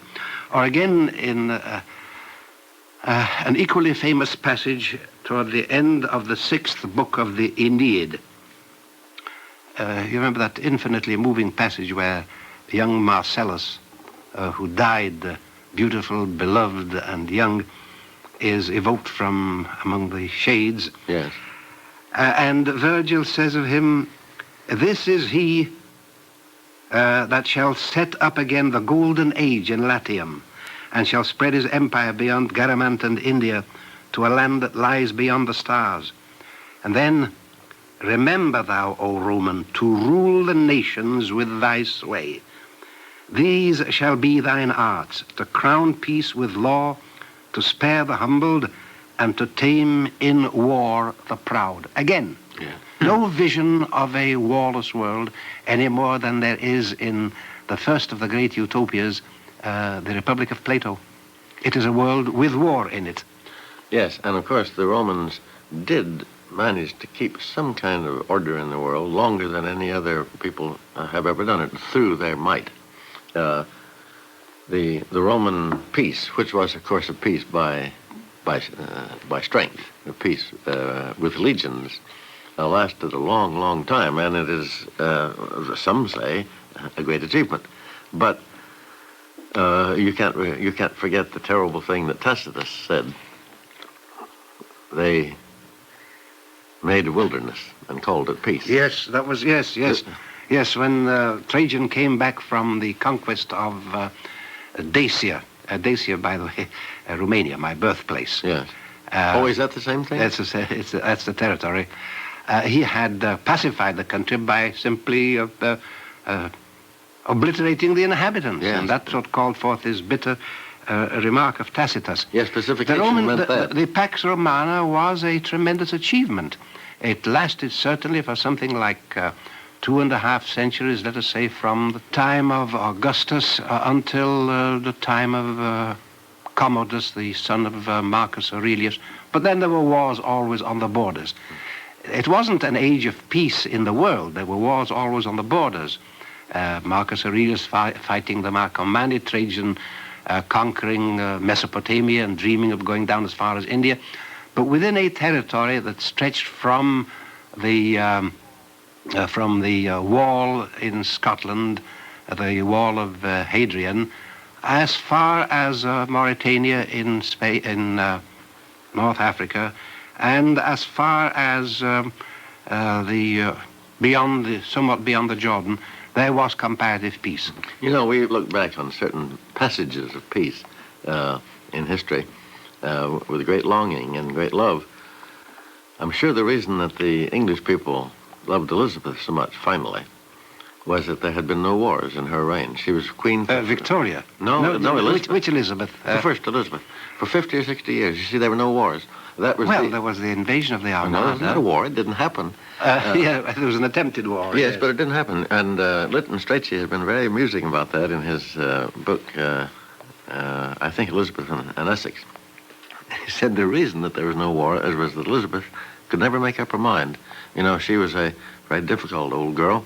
Her counselors and her ministers were always trying to move her into war, but she could never come to it. She always put them off and said, we'll wait a while. Well, she waited for 60 years, and that is the great time. That was a great time. Yes, that was a tremendously decisive indecision. You know, sometimes I think, and we've said this before, I think, this summer, that one of the wisest things to do at certain moments is nothing. Well, it takes a great deal of character to do that. But it must not be an uncreative nothing. That's true. It must be something like space as it is now conceived. You know, space was supposed to be something completely empty. Now that we know that space itself, empty space as we used to call it, is full of vibrations of something or other. Full of electricity. Full of electricity. The problem of taking a creatively restful or a peaceful attitude is one of the very high achievements of a civilized mind. This is what the Bible was aiming at in that ultimate dream of a world in which they will have learned, not it will have been imposed upon them, that they will have learned to walk in his paths. And going back again to that remark that you made in our last conversation, there has to be some authority which will say, thus and thus, the thing has to be settled, and war is as unthinkable between, let us say, England, America, and Russia, as it is between New York and New Jersey. We're having disputes here about the allocation of taxes. People who live in New Jersey, well, who dreams of the people taking up arms and rushing upon each other? Yeah, because it would then be a crime, a federal crime, for that to happen. Well, Maurice, let me say, this may be quite parenthetical, but it pleases me to consider it. The word walk is suddenly very interesting to me. Isaiah speaks of walking in his paths, and Amos speaks of walking humbly with thy God, walking with God, walking in the straight way. The word comes in over and over again. And remember in Genesis, God walked in the garden, not marching, not running, not hurling oneself against, but just walking. What a wonderful word. Yes, you hit upon something that comes very close to the heart of our subject. In Hebrew, the verb to walk, lalechet or halach, has been turned into the phrase halacha, which means the law, or the way a man should go in life. Isn't that nice? I didn't know that. And you get this curious sublimation of the word, that walking also indicates, as it were, a man's philosophy, a man's lawful going about his occasions. And this lawful behavior is called the going, halacha, the walking. So the world might be saved today if someone could get the attention of all mankind and say, let's take a walk. Yes. To walk peaceably together. Shall two walk together if they disagree? Yes. The prophet asks. In other words, if you go hand in hand with somebody, it must be peacefully. Otherwise, there can't be any walking together. Yeah, or walking together, arguing about things, and, maintaining positions and so forth. That's good, too, to go back to what I was saying. I don't mean fighting. I don't mean combating one another, but endeavoring, as you said yourself, to arrive at the truth. Because there may be some psychological quirk in this, that when you're walking, you're physically occupied, and any excess of animal spirits that might tempt you to become combative is absorbed by the walking. Yes. So while you walk, you can talk. It's a modicum of exercise. Now, the real essence of our year's conversation during this summer lies in this walking through democracy and the Bible, and examining the concurrence of ideas, the interplay that there is between these two worlds of discourse, the attempt to determine for ourselves and to move our listeners to determine to what degree there is an utter interdependability between the biblical and the democratic outlook. Now, I feel that because we've taken some time considering these things and coming together to talk freely to each other, I have reached a deeper feeling with regard to what I at first felt more or less instinctively when we proposed the subject, and now it begins to develop in my mind as something worth much consideration from the religious, the biblical point of view, and from the point of view of civic relations. We shall not get anywhere in a complete divorce or in any kind of divorce between these two. It raises the great problem, the great practical problem of what we call church and state, about the government interfering in the activities of a particular creed or of a particular organizational form of religion. There are many people who are under the impression that this implies that the country is irreligious, that the government is qua government without a religion. I think this is a very false view. Yes, I've always remembered G.K. Chesterton's remark. It says, freedom of religious discussion was intended to mean that everyone could talk about religion as much as he pleased. It turns out to mean that nobody's permitted to mention it. Well, isn't that what you mean? Yes. Isn't it queer how people say, now, that's a controversial subject. That's right. Let's keep away from it. Now, the habit of keeping away from controversial subjects is the biggest breeder of controversies. It means that people... Well, now you're exactly on the track that I was trying to keep a week or so ago. Controversy. The avoidance of controversy in the belief that that somehow or other peace comes in that from that source, it seems to me absurd.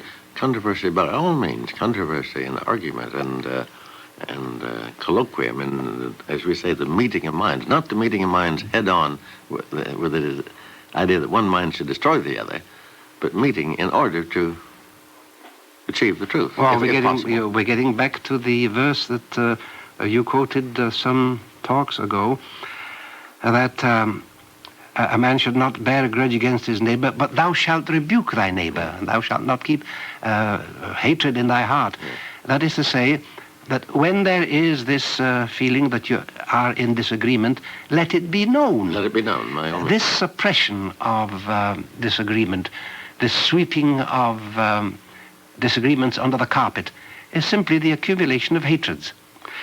Disagreement and agreement, of course, are great terms.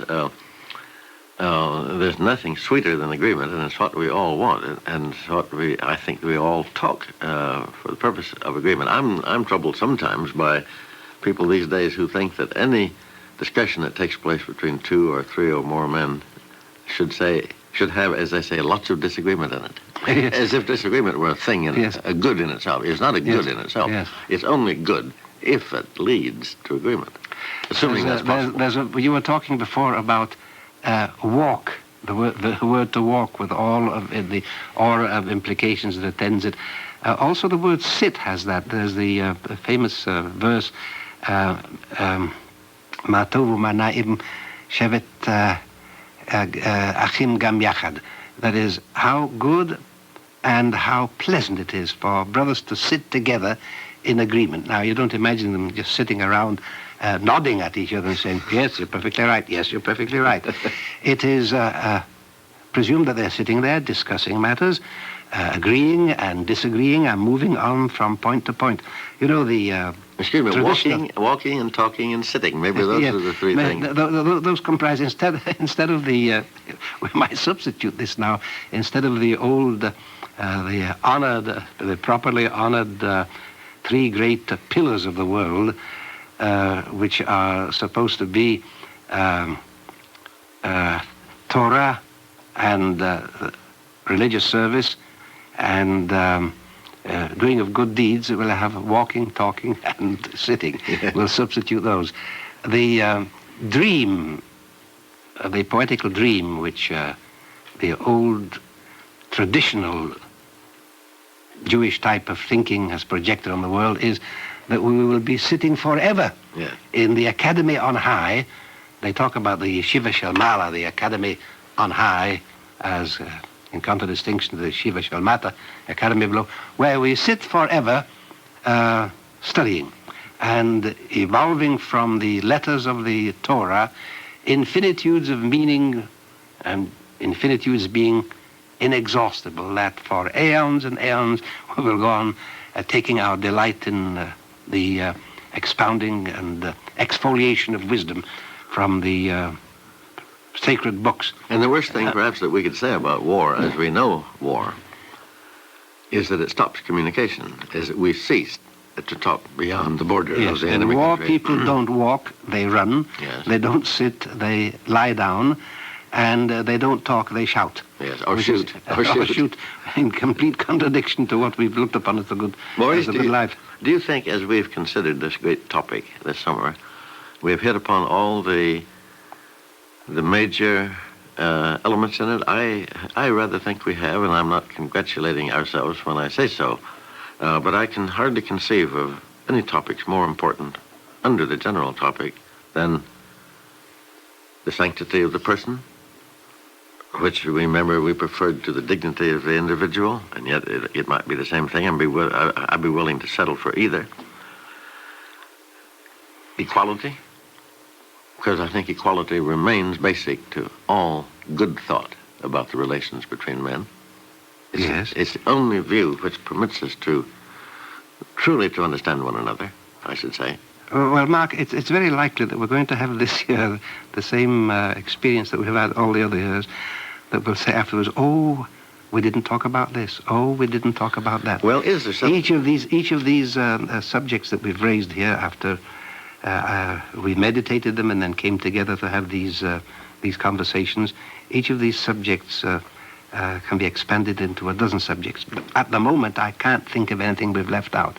But I won't guarantee you this feeling of satisfaction a week from now or a month from now, as long as let's start all over again. We could do so much better. And of course, there was that infinitely famous sentence that we kept on repeating: "Thou shalt love thy neighbor as thyself." I'm not sure but what that was as central to our topic as anything else. Wouldn't you say so? Because that out of that springs the idea of equality, out of that springs peace. But you notice that the very wonderful thing there is a man should love himself. Yes, of course he should. Otherwise he can't love anybody else. That's love true. Thy neighbor as thyself. And in this problem of loving yourself, you've got an infinitude of perplexities. What love of oneself means. Does it mean that you just take pleasure in existing and that you consider the world a sort of instrument for your delight? Or does it mean loving yourself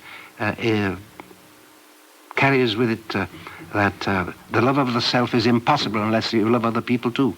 Yes, of course, it works that way. I remember... Just as you can't love other people if you can't love yourself, so you can't love yourself unless you can love other people. It goes that way. In other words, the ultimate sign that one loves oneself truly and properly is that one does not think about oneself. Self-obsession disappears altogether. Yes, now at the very close, you see, we are talking now of these ultimate values.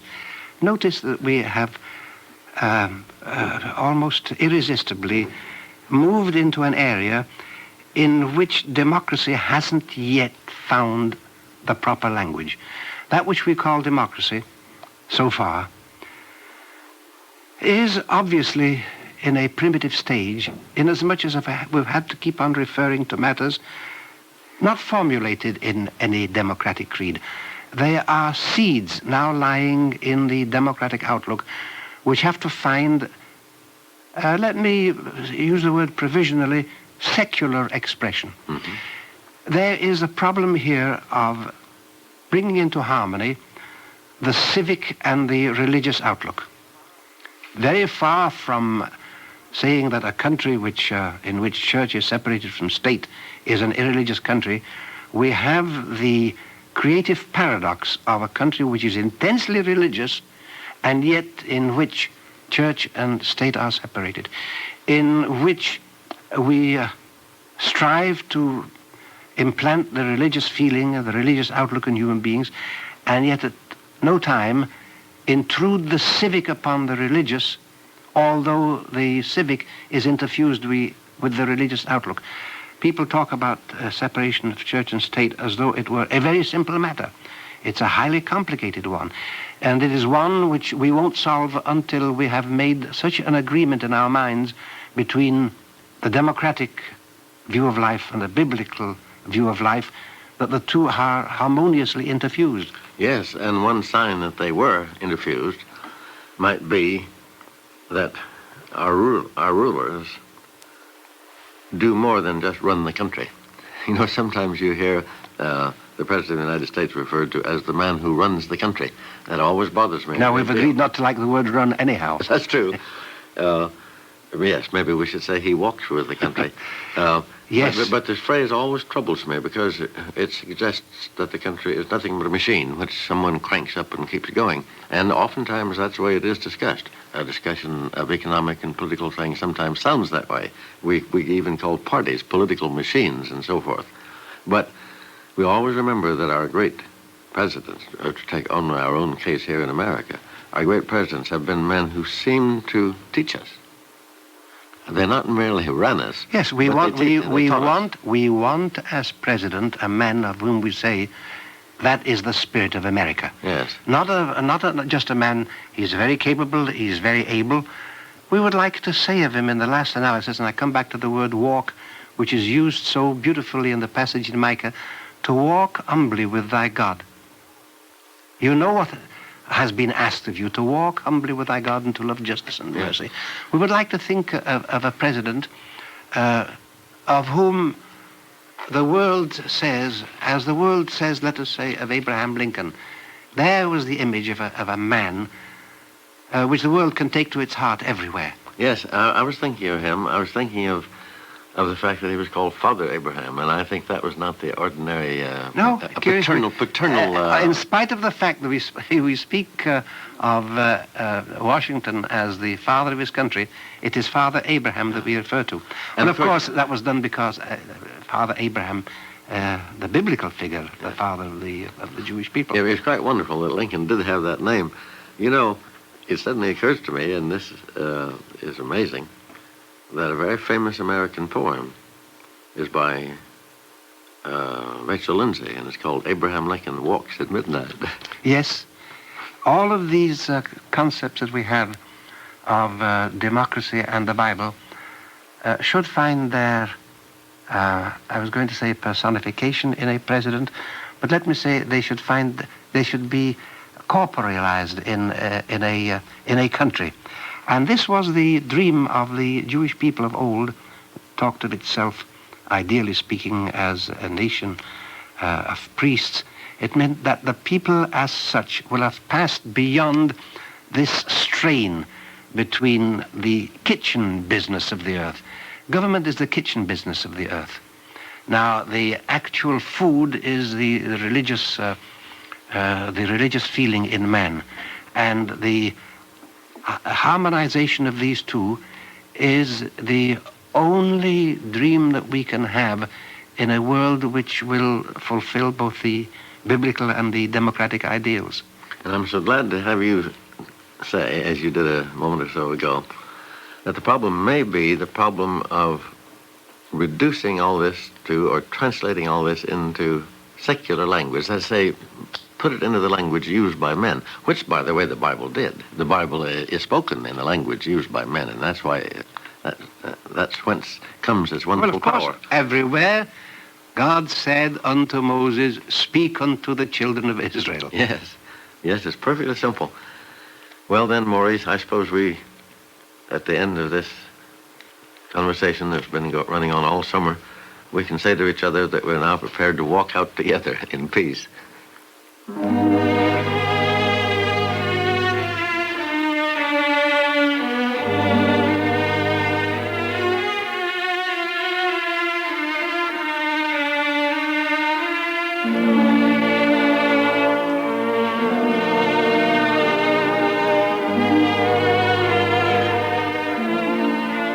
You have just heard The Words We Live By, the last program in the 15-week Eternal Light summer series. Be with us next week when the Eternal Light will begin a series of 4 programs with Maurice Samuel entitled Certain People of the Book. The Words We Live By is produced under the auspices of the Jewish Theological Seminary of America.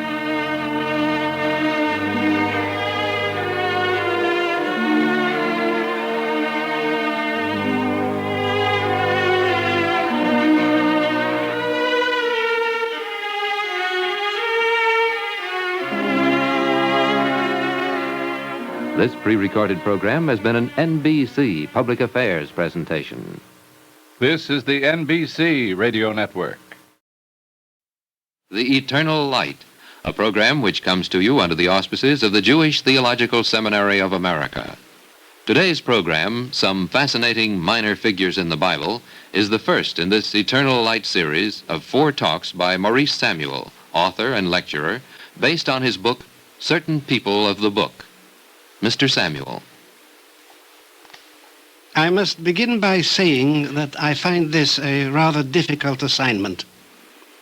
The difficulty lies in the fact that whenever I read to an audience, visible or invisible, something I've written, I want to make changes as I go along. I suddenly get new ideas, and I'd like to incorporate them in the text. The trouble is, once you've published a book there, the wretched thing is, you may get a chance to make changes in the 2nd edition, but in the 3rd edition you won't like those changes. It goes on like that for the 3rd and 4th editions if you're lucky enough to get them, and if you're anything like me, the older you grow, the less you like what you've published. So I shall make changes in the text of certain people of the book as I read from it to you. I shall introduce new characters whom I shouldn't have left out. I shall touch up old characters by whom I didn't do right, as it now seems to me. The fact is that as I keep rereading the Bible, I find myself seeing even the most familiar characters in a new light. And I suppose this will go on as long as I live, and if you keep reading and rereading the Bible, you probably have the same experience. One figure that I feel I've slighted, and I can't forgive myself for it, is the prophet Elisha. I don't place him among the major figures, but there was one incident in his busy career that I ought to have treated at greater length.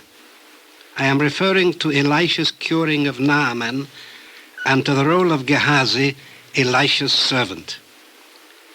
For those of you who are not familiar with the details of that incident, let me condense the relevant part of the Bible text. Naaman, the generalissimo of the Syrian armies, was a leper.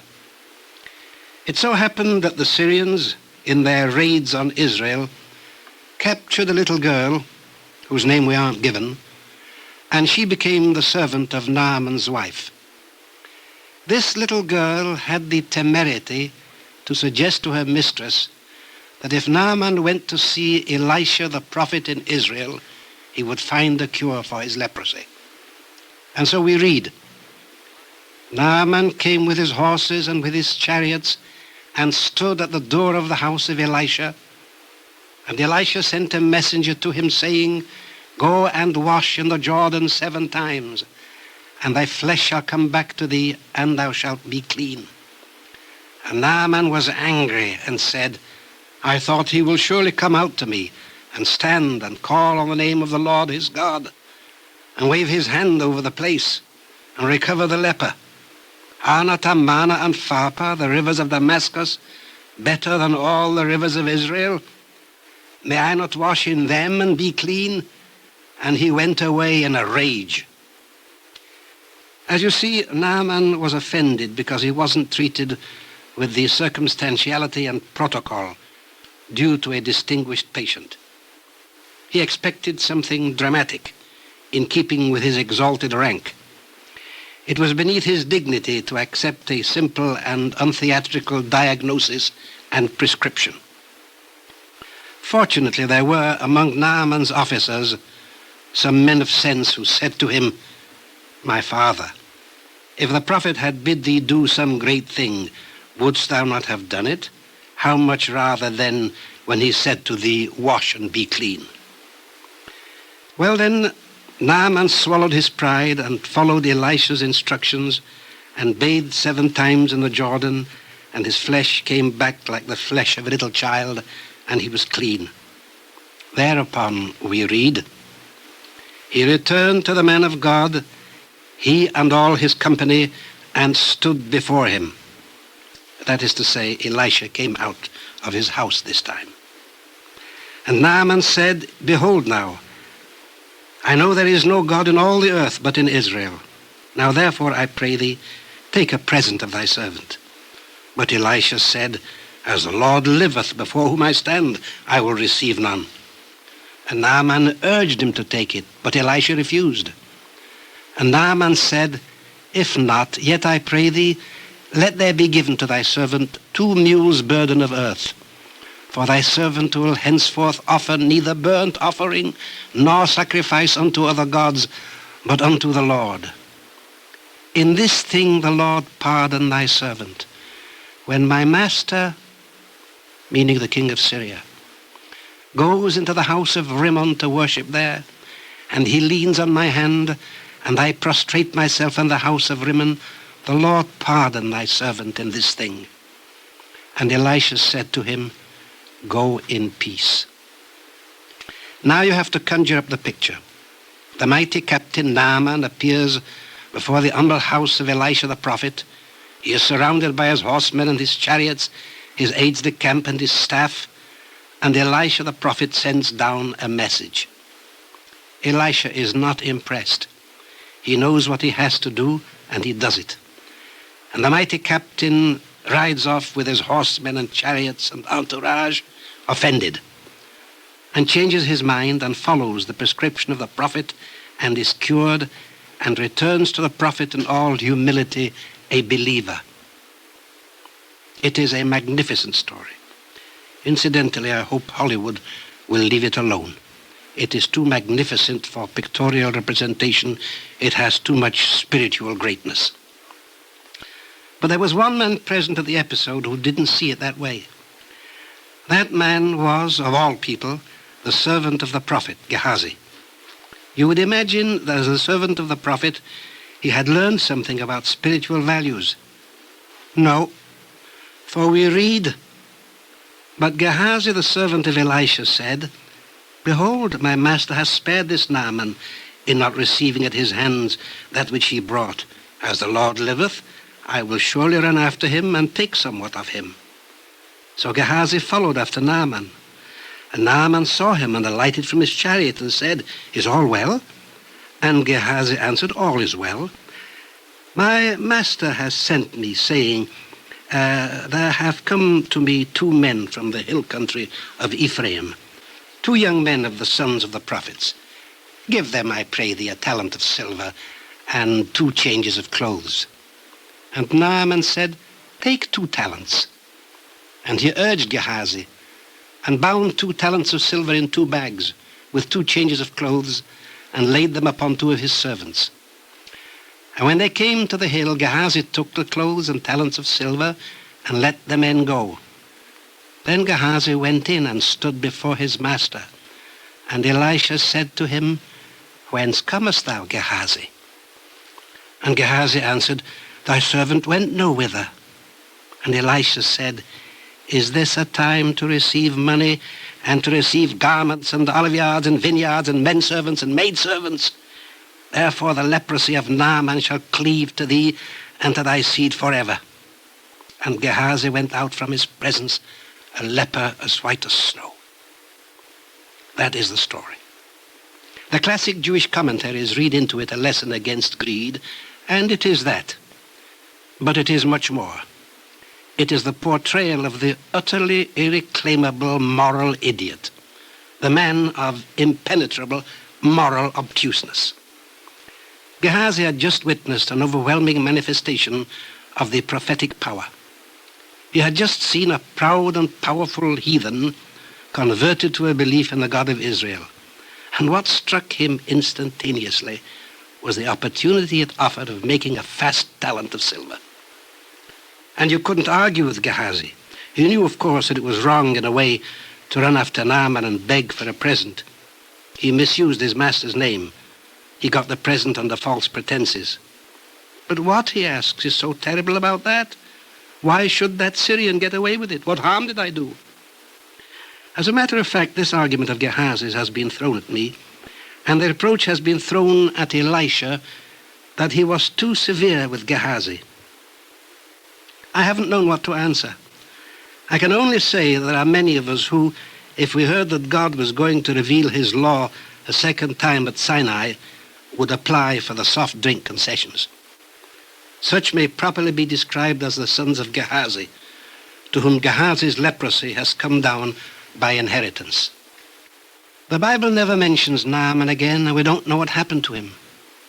I've often wondered what went on in his mind when Gehazi caught up with him and in the name of his master asked for the talent of silver and the 2 changes of clothes.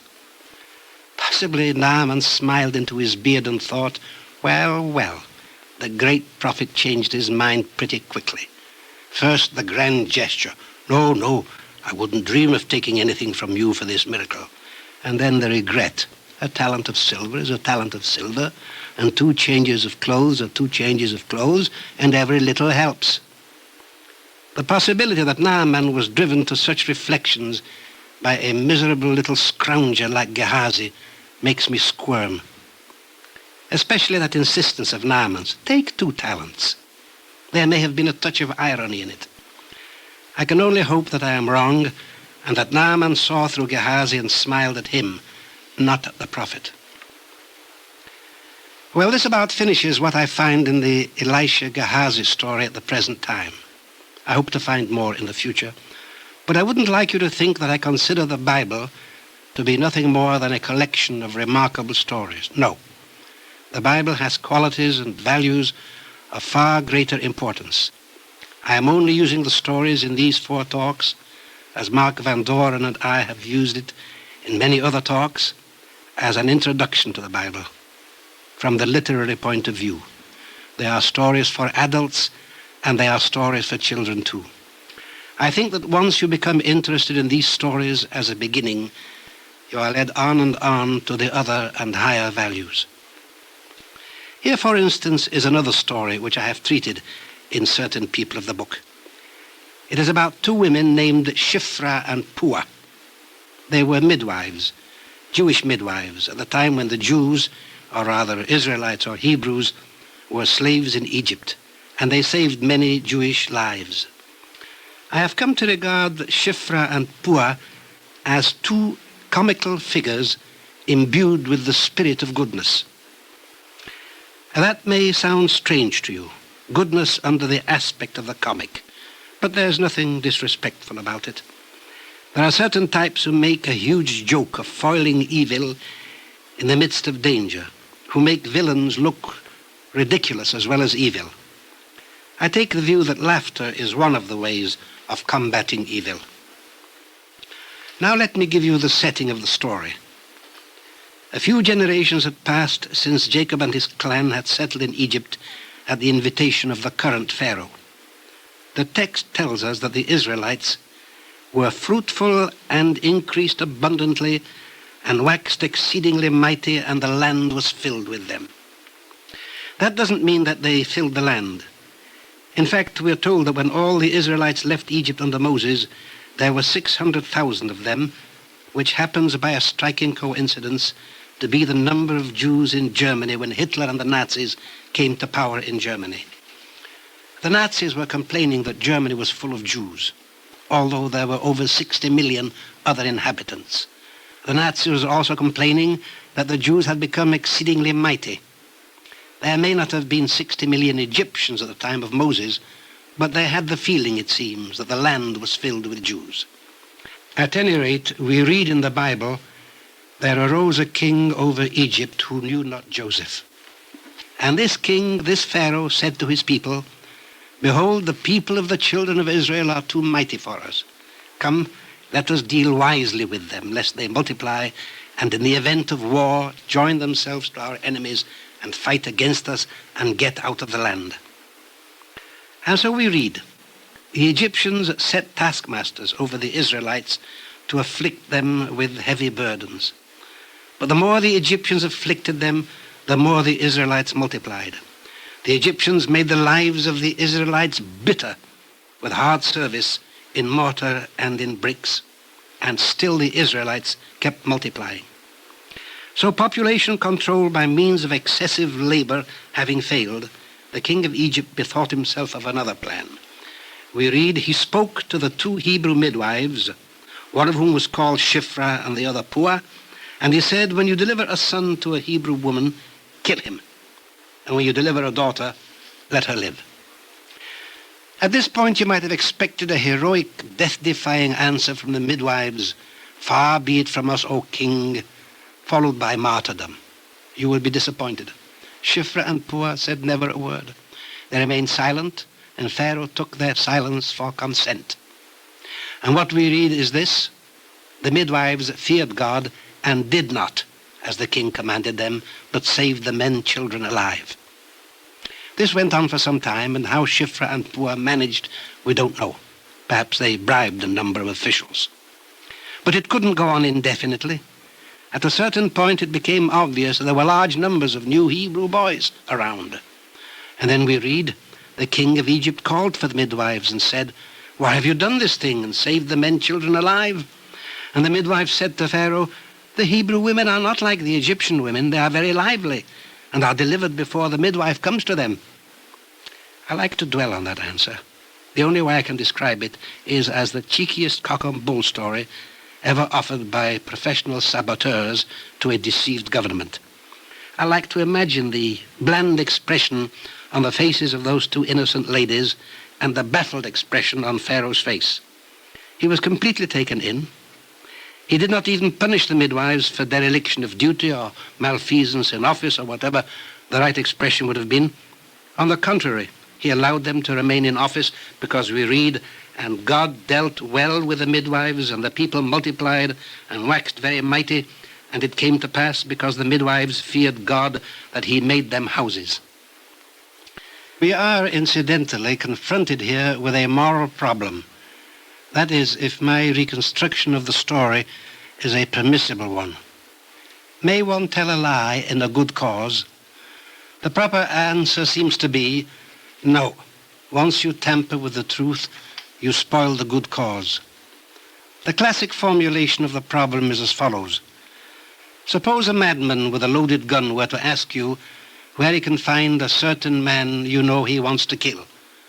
And suppose you happen to know where that certain man is. What are you supposed to answer? If you say, I don't know, you're telling a lie. The strictly moral answer should be, I won't tell you. In that case, the madman will probably kill you. Perhaps you will be told that the truth is worth dying for. But we have to consider other consequences. By telling the truth to that madman, you turn him into a murderer on the spot. I'm afraid it's a highly complicated problem, and I haven't the answer. I might add, not at all in connection with this story, but as a side thought, whenever I hear people speaking of capital punishment, they always speak of the wickedness of killing a human being. They never raise the problem of turning a human being into a killer. Somebody has to be the executioner, whether it's with an axe or by pressing a button, and he is turned into a killer in order to serve justice. He is never mentioned. I have a great affection for the two ladies, Shiphrah and Puah. They represent to me the unheroic person of saintly character. They don't defy a tyrant. They try instead to fool him. They resort to evasive disobedience. And if there were only enough people like that, we wouldn't need the heroes. Let me close this Shiphrah-Puah episode with an observation on the Pharaoh of the Exodus. In the days of the Tsars, the Jews of Russia used to refer to the Tsar as Pharaoh. A teacher of mine, now long dead, Shmaria Levin, pointed out what a wonderfully apt cognomen that was. Pharaoh kept on promising the Hebrews that he would let them go and kept breaking his promise.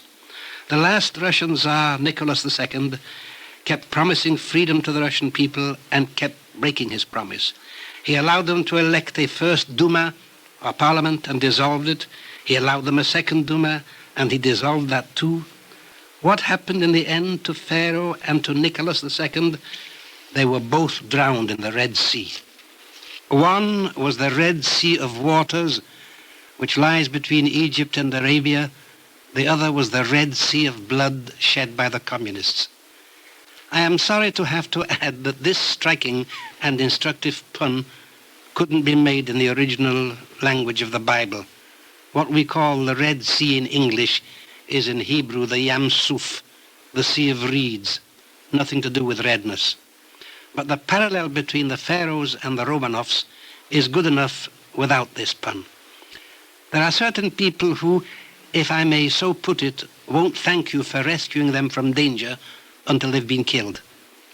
What I find particularly moving and in a way wryly amusing about Shifra and Puah is that they were not only saving the lives of Israelite children, they were in effect trying to save Pharaoh himself by ignoring his monstrous instructions. And when we read that God hardened the heart of Pharaoh, and we seem to think it is unfair, we should reflect that there are perhaps some people who are quite unteachable, even though God made them. If you like, you may call this a lesson in the patience of the Creator. He tries to remake a man over and over again. The material is recalcitrant, and there's only a certain degree of patience and time which it can expend on this individual.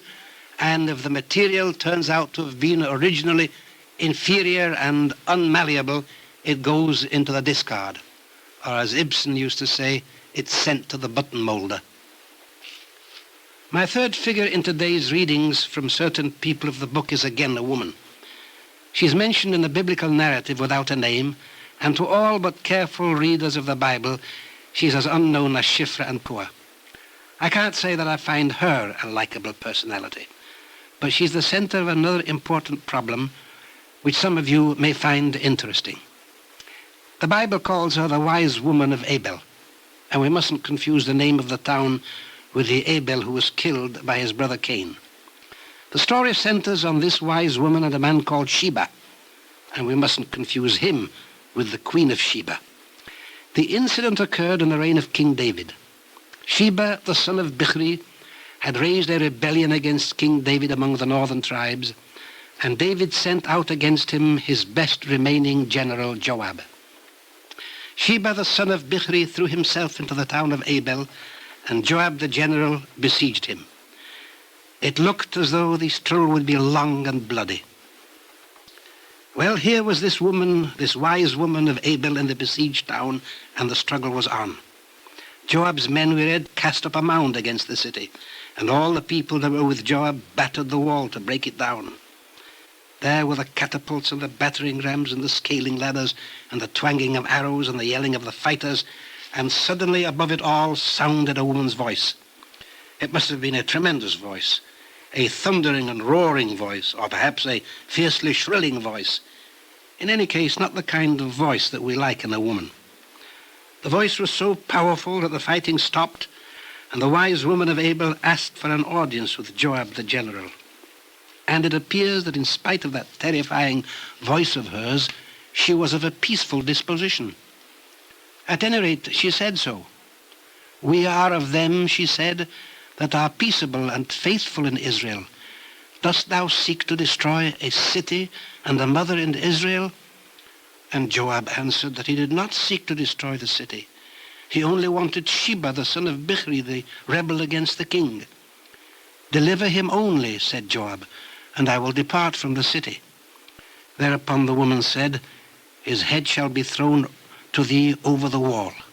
And the woman went unto all the people in her wisdom, and they cut off the head of Sheba, the son of Bichri, and threw it out to Joab. Thereupon Joab disbanded his army and returned to Jerusalem. We don't know why Sheba, the son of Bichri, headed a revolt. It is possible that he had good cause.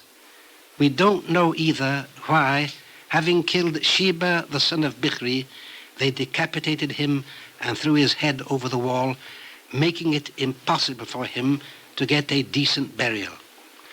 But these are peripheral questions.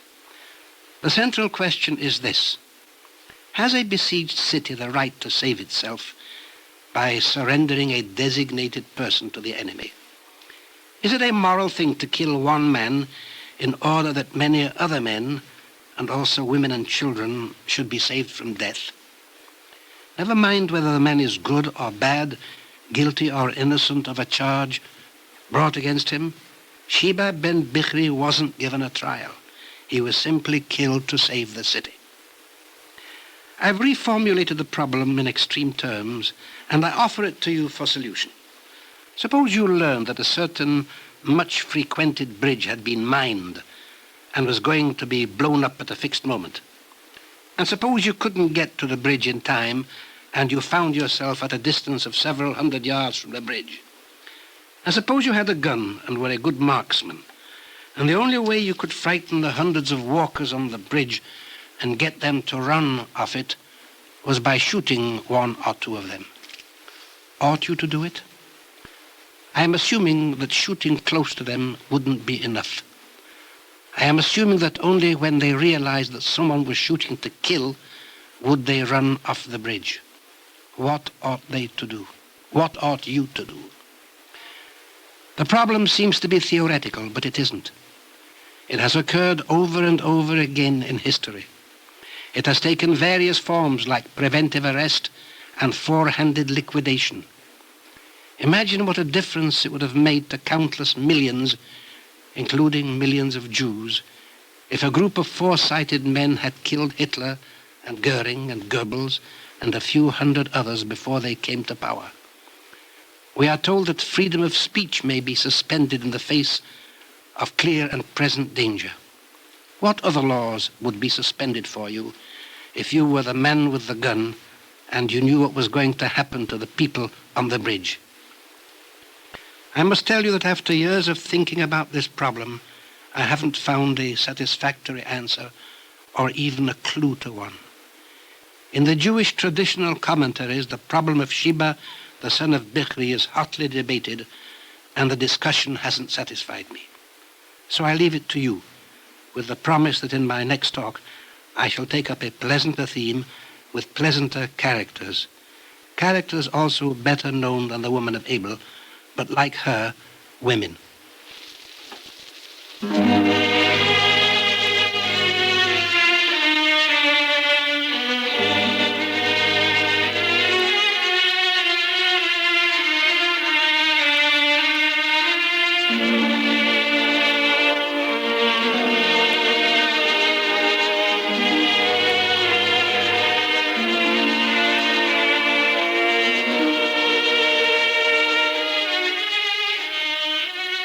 You have just heard the first in this Eternal Light series of 4 talks by Maurice Samuel, author and lecturer, based on his book, Certain People of the Book, published by Alfred A. Knopf, Incorporated. Be with us again next week for the second program in this Eternal Light series, the story of Ruth the Moabitess. The Eternal Light is produced under the auspices of the Jewish Theological Seminary of America.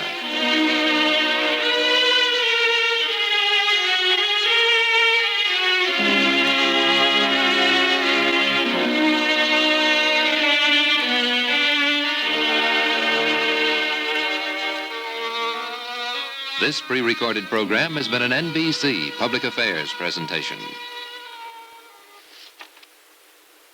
This is the NBC Radio Network. The National Broadcasting Company and its affiliated independent stations present The Eternal Light, a program which comes to you under the auspices of the Jewish Theological Seminary of America. Today's program, The Story of Ruth the Moabitess, is the second in this Eternal Light series of 4 talks by Maurice Samuel, author and lecturer, based on his book, Certain People of the Book. Mr. Samuel. I came to the opinion many years ago that the Book of Ruth got that name by a copyist's error.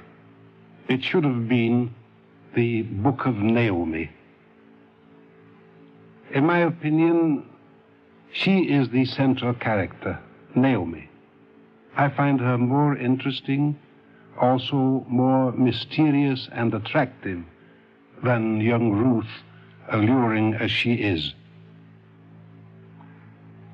On a certain day in the barley harvesting season more than 3,000 years ago, 3 women stood arguing and weeping on the road that led from a village in the land of Moab to the Jordan and the land of Judah. All 3 women were widows.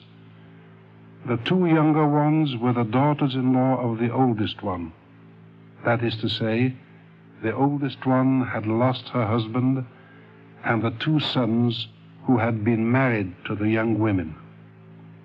The name of the oldest widow was Naomi, and she was a Jewess, or Israelite. The names of her widowed daughters-in-law were Ruth and Orpah, and they were both Moabitesses. They were not worshippers of the God of Israel. The book of Ruth is one of the shortest in the Bible. It has only 4 chapters, and the first one reads both like an introduction and an epilogue. We are told how Naomi and her husband Elimelech left the land of Judah in a time of famine and sought refuge in the land of Moab. They and their 2 sons, their only children, Machlon and Chilion. And further how Elimelech and Machlon and Chilion died, and how the famine had come to an end in Judah, and how Naomi wanted to return to her native city. And this is what we read about the argument on the road. And Naomi said to her daughters-in-law, "Go, return each of you to her mother's house. The Lord deal kindly with you as you have dealt with the dead and with me.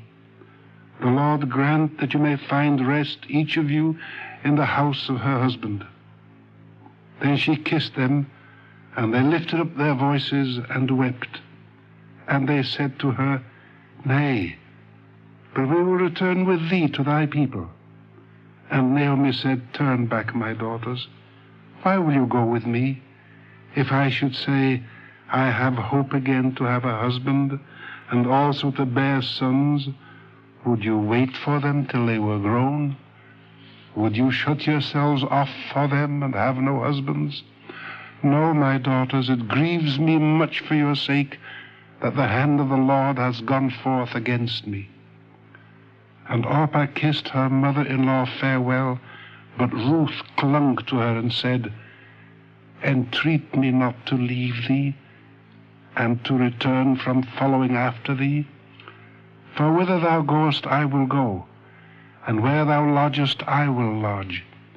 Thy people shall be my people, and thy God my God. Where thou diest will I die, and there I will be buried. The Lord do so to me, and more also, if aught but death part thee and me." These words of Ruth's are among the most famous in secular and sacred literature. We listen to them awed across the interval of 3,000 years, and through the mist of our own tears we see one returning to her native village and one going with Naomi toward the Jordan and the town of Bethlehem, Judah. When they have vanished from our sight, we remain standing and wondering, what was there about Naomi of Bethlehem, the wife of the dead Elimelech and the mother of the dead Machlon and Chilion, that sank so deep into the hearts of the 2 young Moabite women? And why did neither of them say a single word to hold her back in Moab, though they, for their part, were prepared to follow her into an alien land, and only one of them was finally dissuaded? I have just said that for me there is something mysterious about old Naomi. It is the mystery of goodness and of the power to awaken love in others. There is also mystery in the power to love, but it is inferior to the power of awakening love. I will not go into this question now. I will only ask, what made old Naomi so determined to return to her native place that her daughters-in-law did not even try to hold her back? Was she anxious about her old age and afraid of becoming a dependent? No.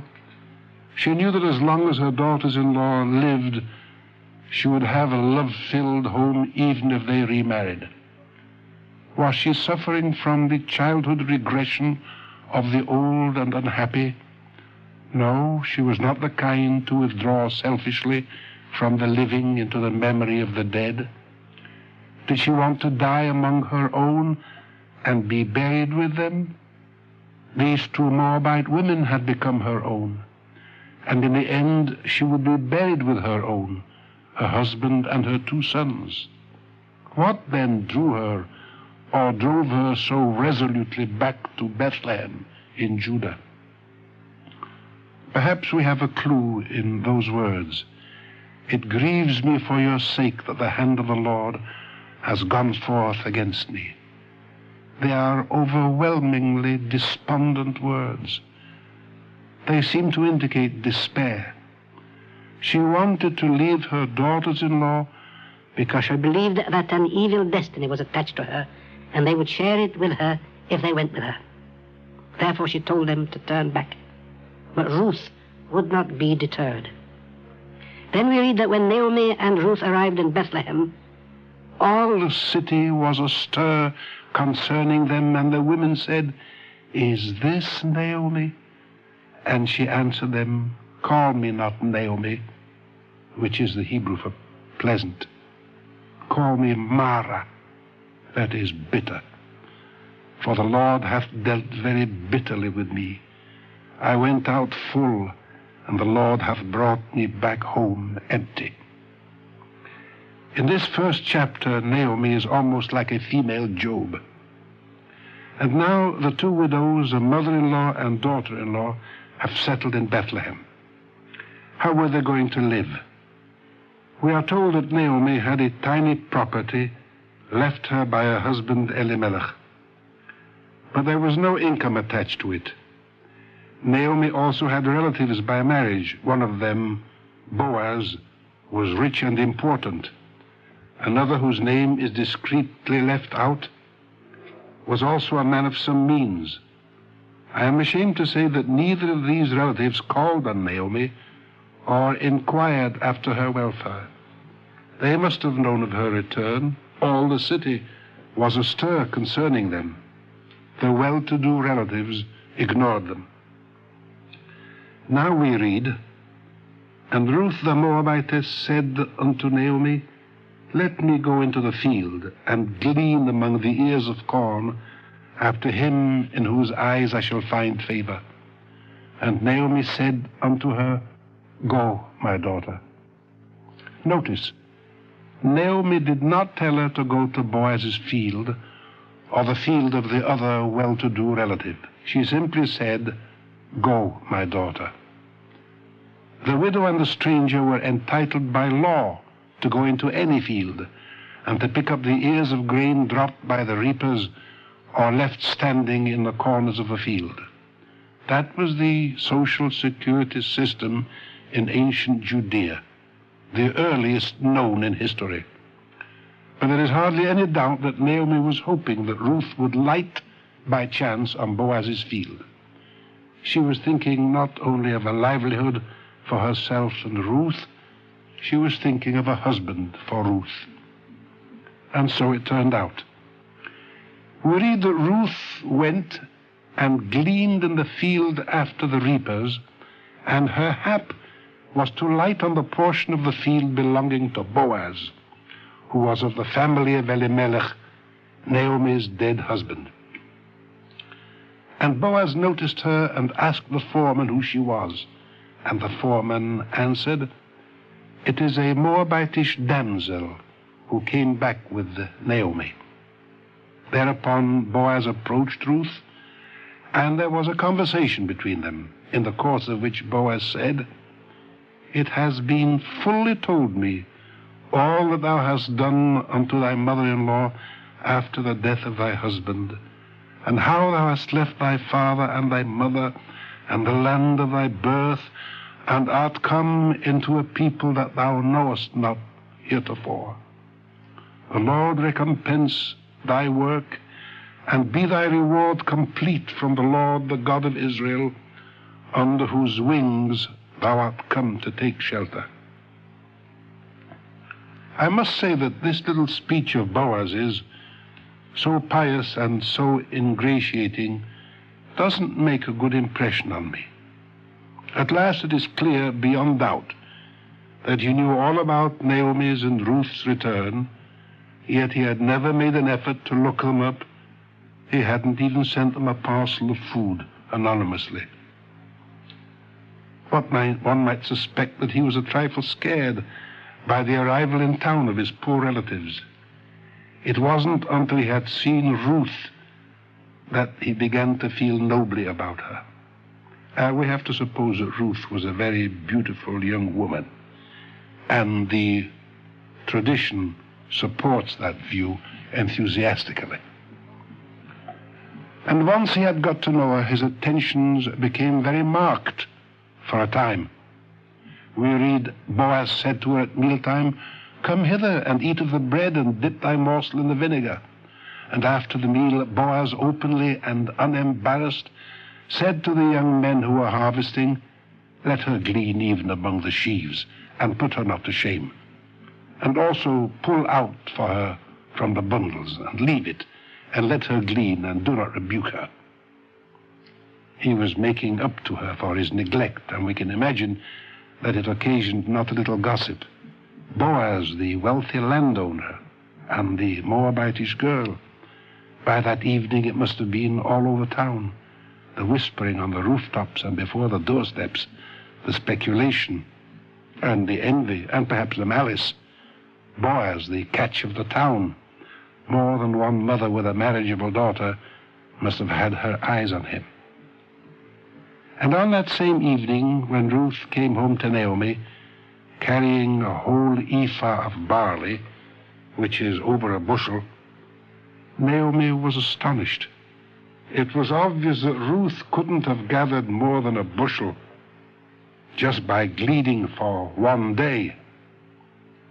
Someone must have thrown down stuff especially for her. "Where hast thou gleaned today?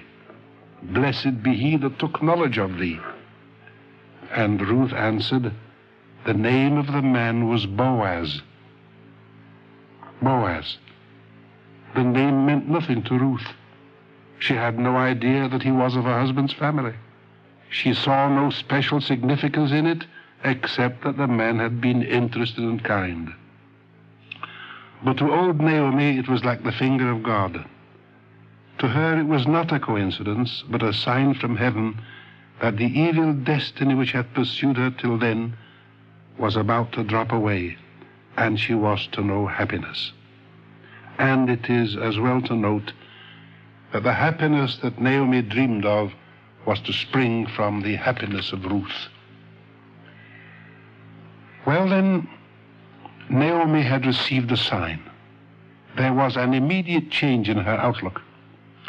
When her wealthy kinsmen had ignored her, she had said nothing about them to Ruth, although she must have said to herself, "So this is how matters stand." But when Ruth came home with the bushel of barley and the story of Boaz's attentiveness, she must have said to herself, "So this is how matters stand." But all she said to Ruth was, "The man is a close relative of ours, and it is good, my daughter, that thou go out with his maidens, and that thou be not met in another field." Old Naomi's mind was at work. A sign from heaven didn't mean to her that everything was going to happen according to her highest wishes, and there was nothing for her to do. She had to cooperate. She had to act. But how? When? We are going to discover that Naomi had an exquisite sense of timing. An ordinary woman might have acted prematurely or might not have acted at all. Not so with Naomi. She waited for the right moment. The weeks went by, and the reapers reaped, and the gleaners gleaned, and every evening Ruth brought home her gleanings, and not a word more from or about Boaz. Was he sorry he had been so precipitate? He, the mature man? Was he afraid that young Ruth would not take him? We don't know, because we aren't told. There had been an exciting start, big with promise, and no follow-up. He had shown such friendliness on the first day, and now silence. And Naomi must have said again, so this is how matters stand. In order not to be too hard on Boaz, we must recall that there were certain laws in ancient Judea which affected the situation. If a woman became a widow, the brother of her dead husband was morally bound to marry her. If he refused to do that, he had to submit to a humiliating ceremony. He had to appear in public. The woman took off one of his shoes and spat on the ground in contempt. Before this ceremony, called chalitza, had been performed, the woman wasn't free to marry again. Now it so happened that Naomi's other relative, who would also be Ruth's relative, was nearer in kinship to her than Boaz. It is not stated that he was a brother of Ruth's dead husband. That would have made him a son of Naomi's. But it seems that he was of sufficiently close kin to come under the application of the chalitza law. Boaz couldn't marry Ruth until this unnamed relative had released her. And it is possible that Boaz hesitated so long because he was not at all sure that the other relative would release Ruth. But the harvest days were ending. After them, Boaz would hardly ever see Ruth, if at all. True, he wasn't by any means Ruth's last chance, but in Naomi's judgment after the sign, this was the marriage for Ruth. We who live so long after the event can see that Ruth and Boaz were meant for each other.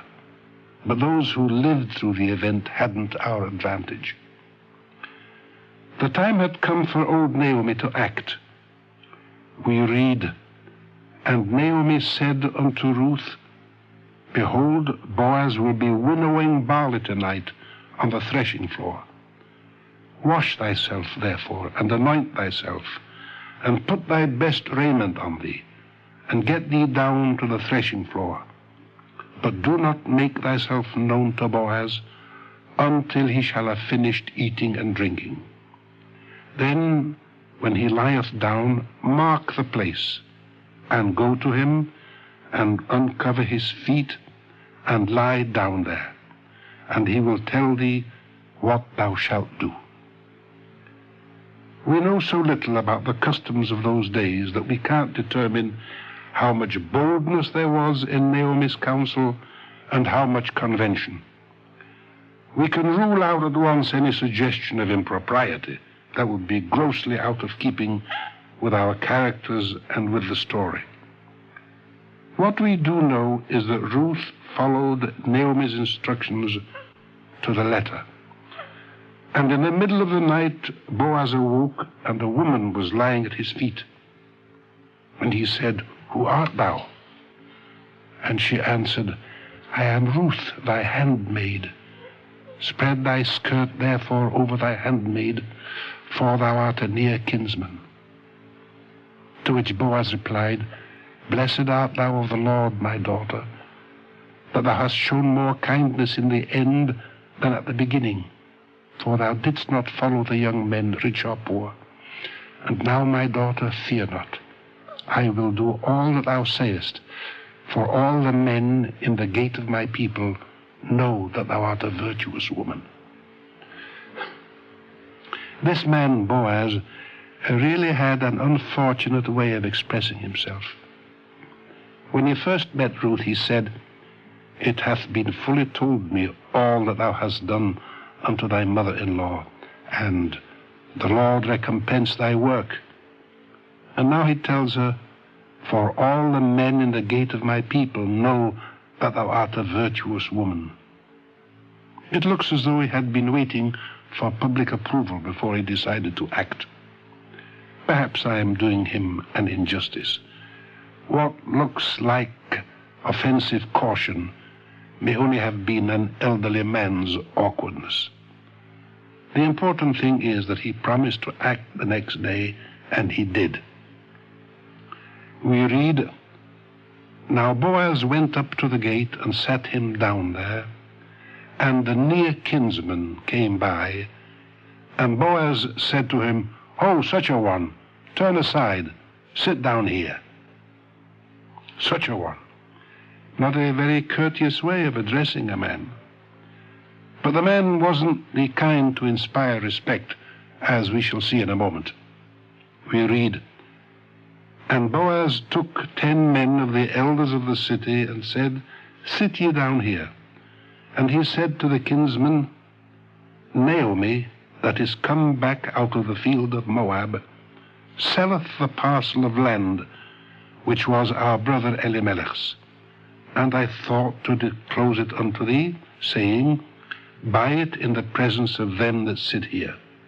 If thou wilt redeem it, redeem it. But if thou wilt not redeem it, then tell me, that I may know.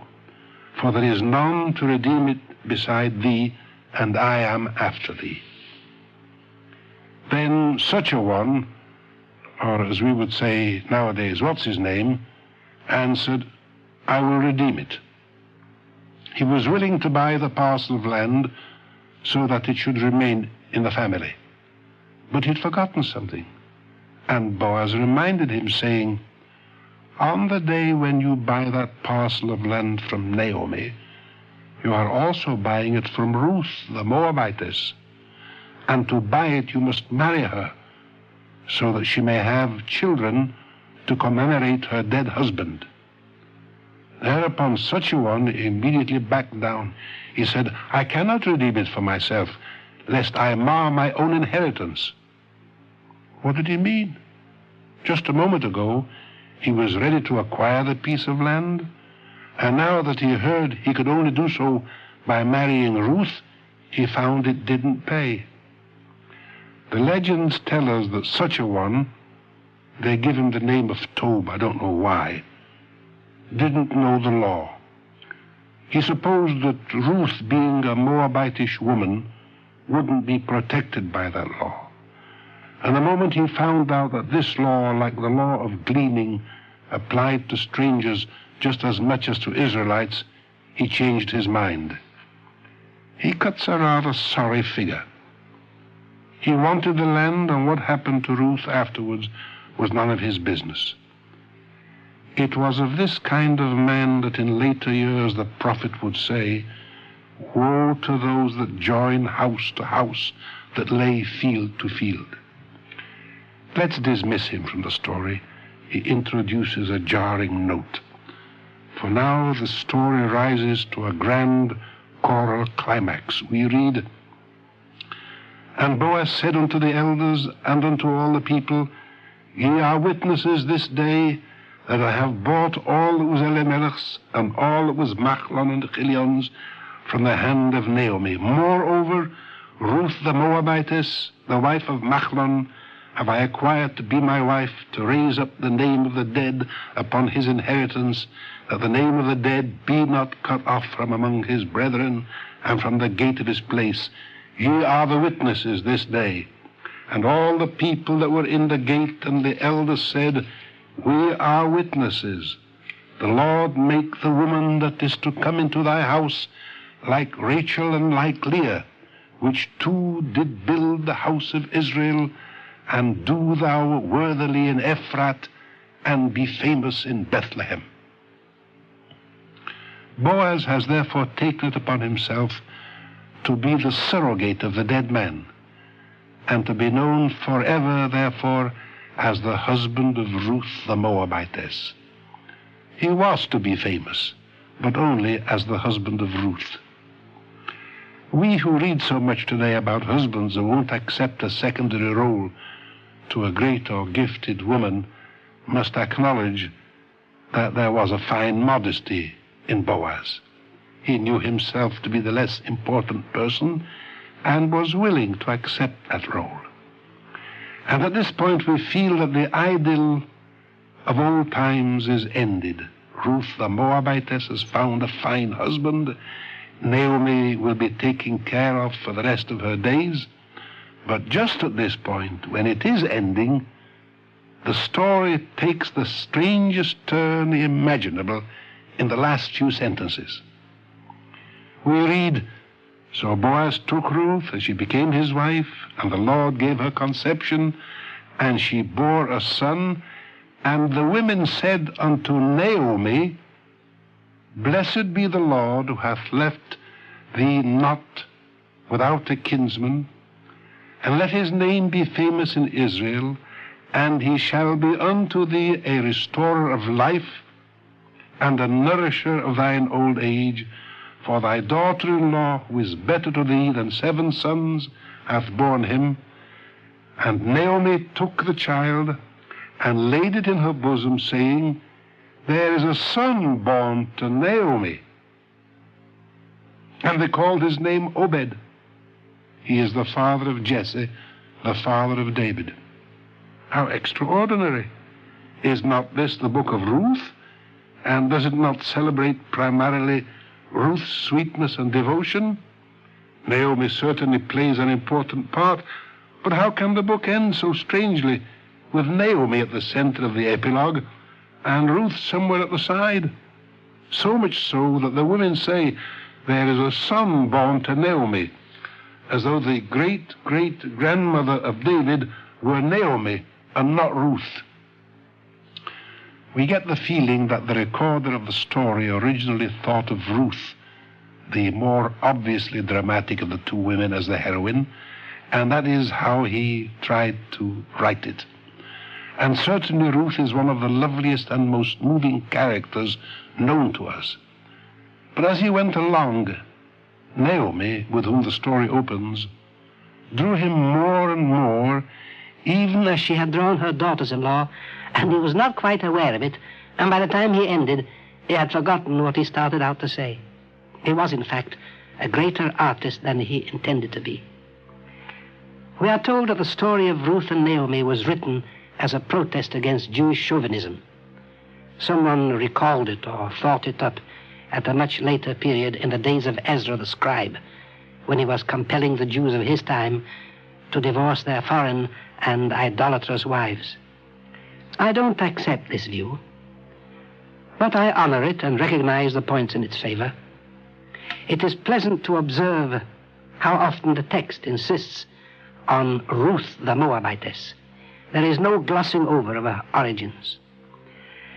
And if with all this in its favor I reject the theory of a propaganda piece, it is because I do not believe that such great writing can be born of a public relations assignment. It was a spontaneous recording by a man who was a greater artist than he knew.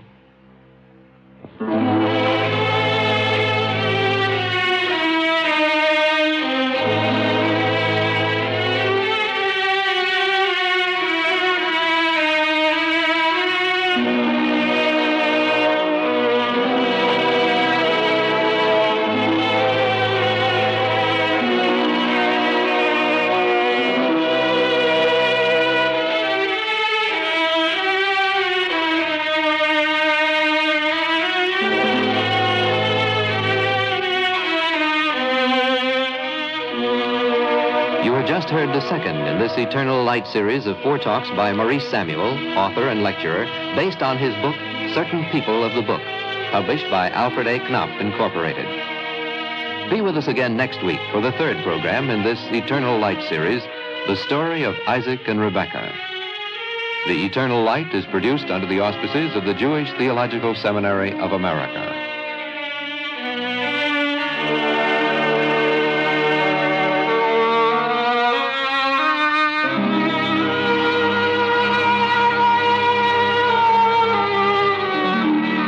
This pre-recorded program has been an NBC Public Affairs presentation. This is the NBC Radio Network.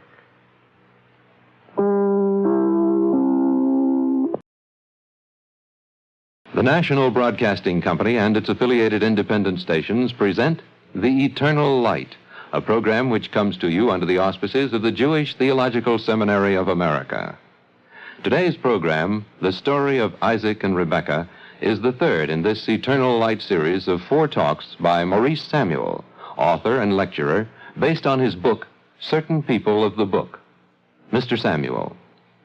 In the traditional Jewish synagogue services of Rosh Hashanah, or the New Year, which Jews all over the world are going to celebrate in a few days, the story of Isaac, the second patriarch, Isaac, the son of Abraham, the first patriarch, is read forth from the Bible.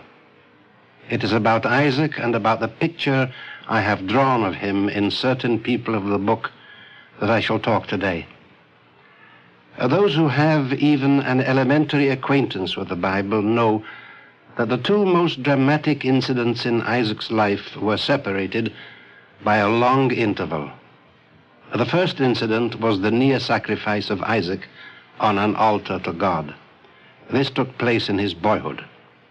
The second incident was Isaac's transmission of the Abrahamic blessing to his son Jacob instead of to his older son Esau.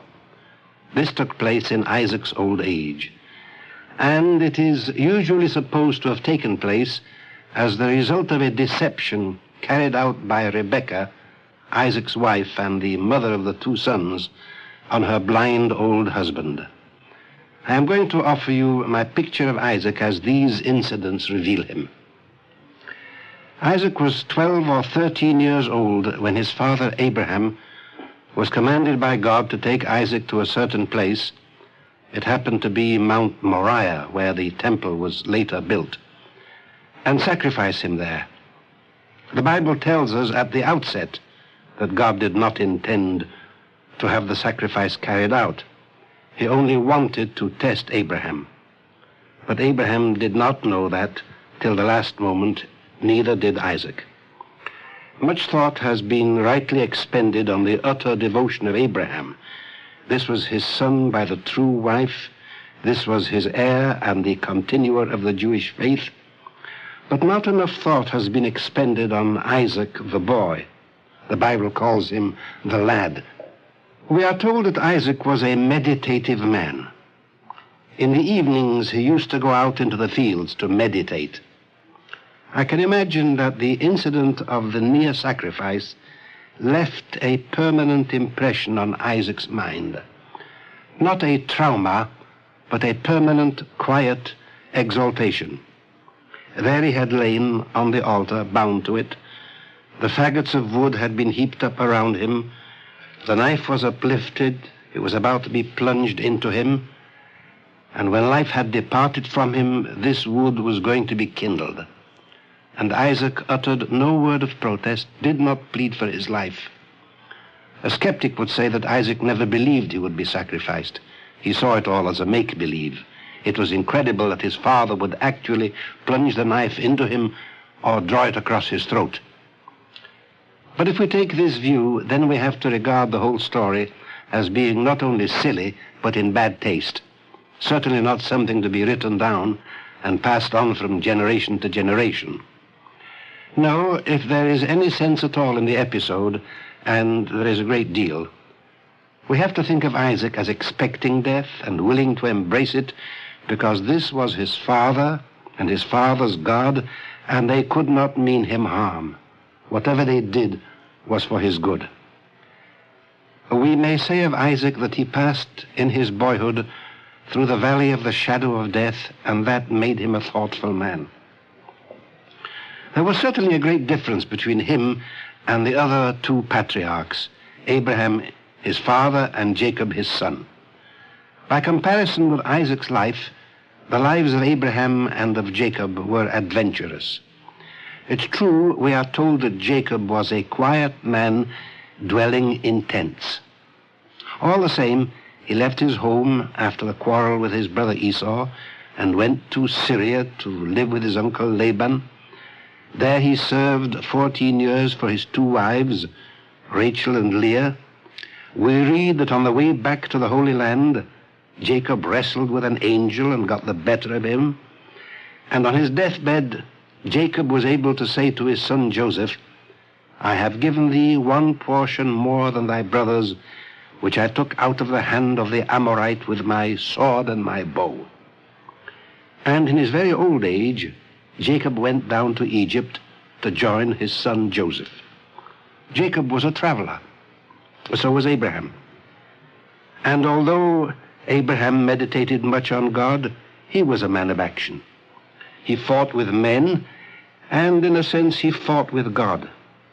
When his nephew Lot was carried off by the armies of Amraphel, king of Shinar, Abraham set out with a few hundred household retainers, caught up with Amraphel and his allies, defeated them, and rescued Lot. When God was about to destroy Sodom and Gomorrah, Abraham argued with him, bargained with him. If 50 righteous men were to be found in those cities, or 45, or 40, or 30, even 20, even 10, God ought not to destroy the cities. And God yielded ground. 40, 45, 40, 30, 20, 10. And only then did Abraham give up. Abraham was born in Mesopotamia. In his youth he moved to the city of Haran. From Haran he went to the Holy Land. He went down to Egypt and came back to the Holy Land. But Isaac was all meditation. He was born in the Promised Land and he stayed there all his life. He did not, like Jacob, go to Mesopotamia to get a wife. At Abraham's command, Eliezer the servant went there for him and brought back Rebekah. When there was a famine in the Holy Land, Isaac stayed on. God said to him, "Go not down into Egypt." In his old age, he became blind, perhaps from too much study, a risk which few of us run nowadays. He lay in his tent, thinking, always thinking about God and man, and about the great promise and the blessing, and about his two sons, Jacob and Esau, who, although born to Rebekah within half an hour or so of each other, were so utterly different that it was hard to believe that they came from the same parents. Jacob, I have just mentioned, was a quiet man dwelling in tents. He was a thinker as well as a man of action. But Esau was a cunning hunter, a man of the field. A man of the field, a man given over completely to the fury of the chase. And not because he needed to be like primitive man, but because that was his passion. Esau was a throwback, an atavism. The peaceful life of the agricultural age was not to his taste. He loved the chase and the smell of blood. And then there was the promise and the blessing, the heritage, which Isaac had to bestow on one of his two sons. We have to understand that promise and blessing and what they meant. We can sum it up in one brief utterance that God made to Abraham. "I will make of thee a great nation, and in thee shall all the families of the earth be blessed."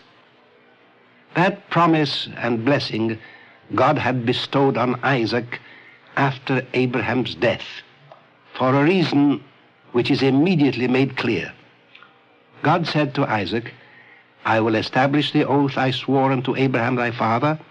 I will multiply thy seed as the stars of heaven, and by thy seed shall all the nations of the earth bless themselves, because Abraham hearkened to my voice and kept my charges, my commandments, my statutes, and my laws." To Isaac, it must have been clear from the beginning that Esau was not the kind of man to accept this kind of heritage. What was there about a cunning hunter and a man of the field for the nations of the earth to bless themselves with? It would have been a mockery and a piece of cruelty to force such a heritage on Esau. That is, if Esau had been able to understand it. And yet we are told with the utmost clarity, Isaac loved Esau because he did eat of his venison, and Rebekah loved Jacob. This is an important statement, and we must analyze it in its context. We are told Isaac sowed in the land and found in the same year 100-fold, and he had possessions of flocks and possession of herds and a great household. In short, Isaac was a rich man. At the same time, Isaac loved Esau because he did eat of his venison. The hasty reader will infer that Isaac loved Esau the hunter for the sake of food. This is an impossible, I may even say, a ludicrous inference. It turns Isaac into a gourmet. It implies that the way to Isaac's heart lay through his stomach. It is my surmise that half the time Isaac didn't know what he was eating. He was so sunk in meditation. A little meditation of our own sets us right. All we need do is imagine Esau, the uncouth hunter, coming into Isaac's tent with a fresh killed animal, saying, "Here, father, I've brought you a nice fat antelope." And Isaac thinking, "Poor, hopeless boy. He loves me, and that's all he can think of to please me." What that sentence means is that Isaac did eat of Esau's venison because he loved the boy. There's nothing unusual about a father or mother having a special love for a mentally handicapped child. But that sentence, "and Rebekah loved Jacob," does it mean that she had no love for Esau? By no means. You remember how Sarah, the mother of Isaac, banished into the wilderness Abraham's other son, Ishmael, by another wife, or concubine. Rebekah didn't think of banishing Esau into the wilderness. The fact is that Esau went into the wilderness to join his wild uncle Ishmael and went of his own accord. Esau had no taste for the civilized life. Nor must we suppose that there was discord between Isaac and Rebekah in regard to their children. The fact that Rebekah loved Esau too is established by a cry of hers when she learned that Esau planned to kill Jacob. "Why should I be bereaved of you both in one day?" Now, though there wasn't discord, there was some disagreement. Rebekah knew just as well as Isaac that Esau was hopeless as a carrier of the blessing. She knew his future would be in the desert. Isaac, however, believed that it would do the boy good at least to stay in the vicinity of the blessing or its bearers. And now we come to the famous incident of the sale of the blessing by Esau, the firstborn, to Isaac, the secondborn. This is what we read. "And Jacob boiled some soup, and Esau came in from the field, and he was faint. And Esau said to Jacob, 'Let me swallow, I pray thee, some of that red soup, for I am faint.' And Jacob said, 'Sell me first thy birthright.' And Esau said, 'I am at the point of death, I am dying, and what profit shall the birthright do me?' And Jacob said, 'Swear to me first.' And he swore to him. And Jacob gave Esau bread and lentil soup, and he did eat and drink, and rose up and went his way. So Esau despised his birthright." This is one of the most bewildering passages in the Bible. It is commonly pictured as follows. On a certain day, in the household of the enormously wealthy Sheikh Isaac ben Abraham, one of his two sons, Jacob by name, a quiet, studious, stay-at-home young man, is cooking some soup, presumably for himself. To him enters his twin brother Esau, the man of the field, faint from a day's hunting or several days' hunting. He is practically in articulo mortis from hunger. We take it that he staggers in or reels or crawls in with the last of his energies. We are now to suppose that for some mysterious reason, the immense establishment is deserted, but for those two young men. And there is no one but Jacob to witness the dying man's condition and to bring him succor. Esau himself is too exhausted to go in search of food, or he thinks it futile, being convinced for another mysterious reason that everything edible has vanished, together with all the members of the huge household, and that his only hope of life is the hated brother and his lentil soup. He is certainly too weak to throw himself on the solitary cook and wrest the food from him. So in the whisper of the dying, he bargains for it. And it is a hard as well as a fantastic bargain that the younger brother drives. Nothing less than the birthright, the blessing, the inheritance. Solemnly, under oath, almost with his dying breath, the older brother delivers the birthright, and the narrator winds up scornfully with the words, "So Esau despised his birthright." The astonishing thing here is the narrator's scorn. Surely a man cannot be accused of despising a great treasure because he has to ransom his life with it. But let us suppose that the narrator is a moralist of the sternest breed, and we agree with him, and he thinks it despicable in a man to save his life by selling or even pretending to sell his spiritual birthright. It is a noble thing to be a martyr. It is not a despicable thing to be afraid of death. Does the incident, as here portrayed, place Esau in that life and death dilemma? It certainly does not, as I shall show in a moment. And if it did, we should have to answer another baffling question. If Jacob was villain enough to extort that sale, he was also a fool. All he had to do was walk away with the bread and the soup and let his brother die of hunger. Then the birthright would have reverted to him automatically. There would have been no sale under duress, and no seller would have survived to complain. But these difficulties are of our own making. We have unconsciously doctored the story to justify our prejudice against Esau, or in our over-anxiety to show that the Bible can't be wrong.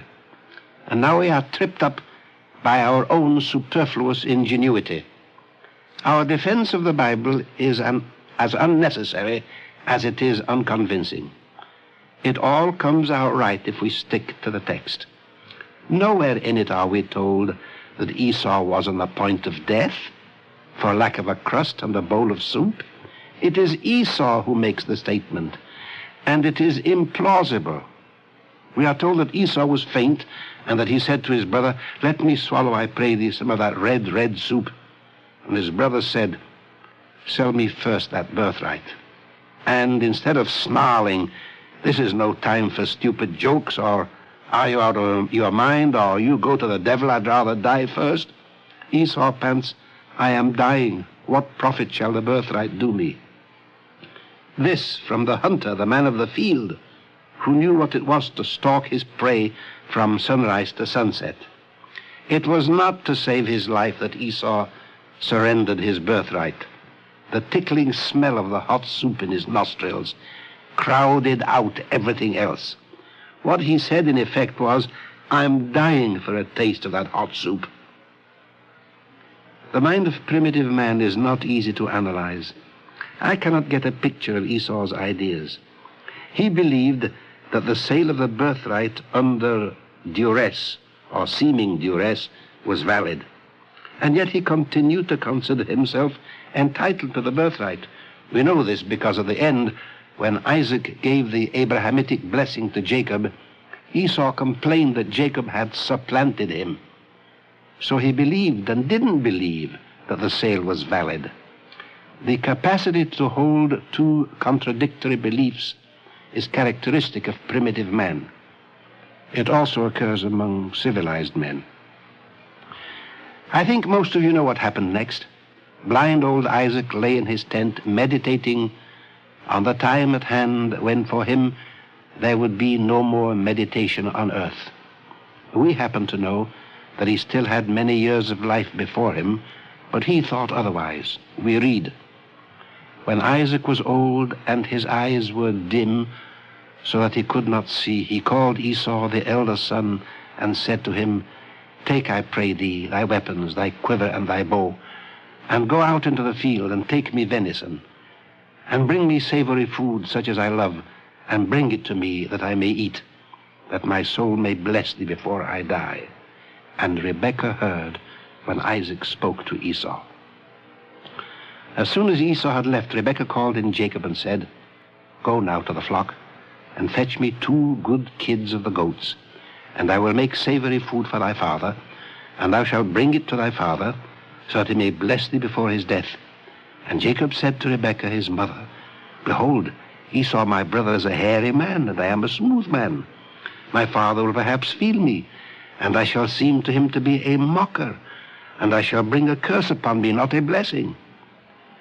And thus old Isaac was to be tricked into giving the Abrahamitic blessing to Jacob instead of Esau. Isaac was blind, but he could feel. So Rebekah sewed strips of goat skin on Jacob's hands.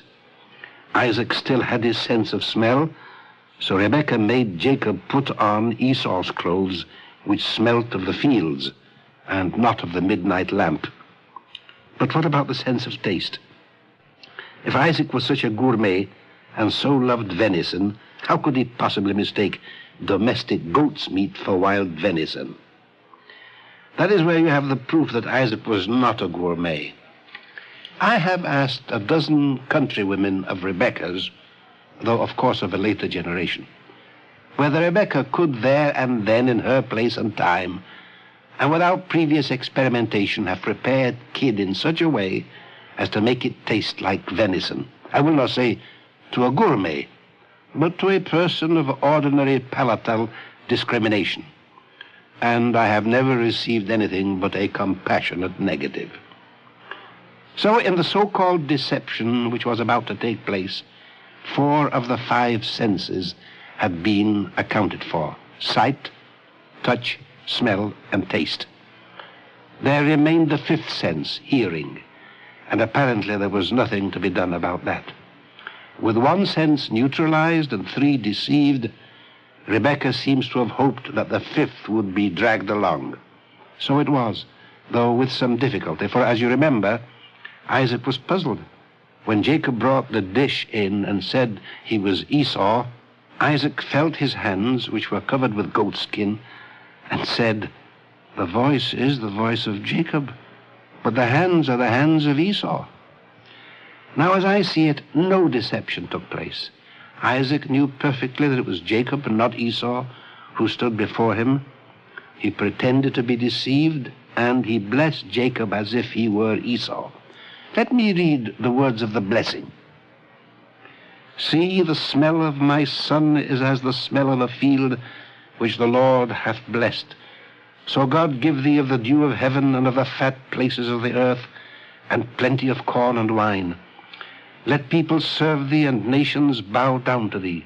Be Lord over thy brethren, and let thy mother's sons bow down to thee. Cursed be every one that curseth thee, and blessed be every one that blesseth thee." But this is not the Abrahamic blessing at all. Where is the mention of Abraham? Where is the implication of service to other peoples? This is an ordinary, earthly, and earthy, quite unrelated to the divine purpose which had been accepted by Abraham and passed on to Isaac for transmission to their posterity. If you want further proof, you will find it in what happened next.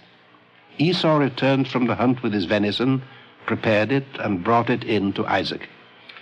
And Esau said to his father, "Let my father arise and eat of his son's venison, that thy soul may bless me." And Isaac his father said to him, "Who art thou?" And Esau answered, "I am thy son, thy firstborn son, Esau."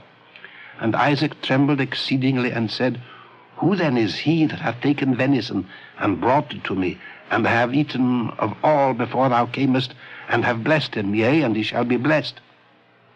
When Esau heard the words of his father, he cried with an exceeding great and bitter cry, and said, Bless me, even me also, O my father.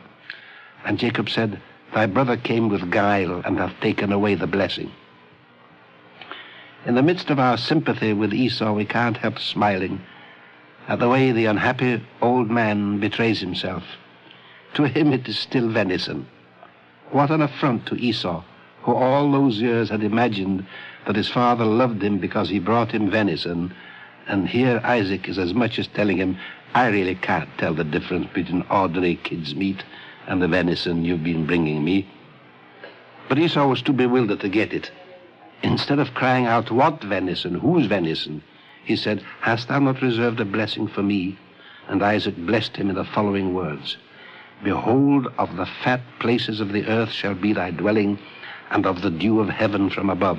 And by thy sword shalt thou live, and thou shalt serve thy brother. And it shall come to pass, when thou shalt break loose, thou shalt shake his yoke from thy neck. Compare the two blessings. What is there about this second blessing to embitter Esau? What more would he have got as the first comer, except some flourishes and a temporary overlordship? The second blessing, too, promises the fat places. Corn and wine are implied, and Esau is promised that he will live by the sword, but he is not a quiet man dwelling in tents, and the prospect of living by the sword does not displease him.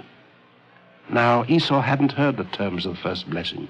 He must have suspected that it was infinitely finer than the second one, when, as a matter of fact, it was more or less the same. We read, And Esau said in his heart, Let the days of mourning for my father be at hand. Then I will slay my brother Jacob. He obviously expected Isaac to die soon. Apparently everyone did, including Isaac. But Esau didn't say those words only in his heart. He must have gone about the camp muttering them, because we read that Rebekah said to Jacob, Thy brother Esau doth purpose to kill thee. Now therefore, my son, arise and flee to my brother Laban in Paddan Aram. And that was what Jacob did. He fled from the country to Haran in Mesopotamia, but before he set out on the journey, he went into Isaac to say farewell and to ask for the blessing. Or rather, Isaac sent for him. It is clear that Isaac was not angry with Jacob. And Isaac gives Jacob the true blessing. God Almighty bless thee, and make thee fruitful, and multiply thee, that thou mayest be a congregation of peoples, and give thee the blessing of Abraham to thee and thy seed with thee. There it is, the blessing of Abraham, which is in essence not a blessing for prosperity and power. We must always bear in mind that God promised earthly greatness to others, to Ishmael. To Ammon and Moab he assigned permanent territories.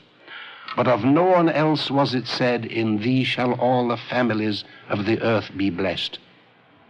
This Abrahamic blessing is compounded of duties and responsibilities, of wrestling with the Spirit for a knowledge of God, and of enduring faithfulness to an idea. There will be lapses and returns, sin and repentance, punishment and forgiveness, but it will last forever.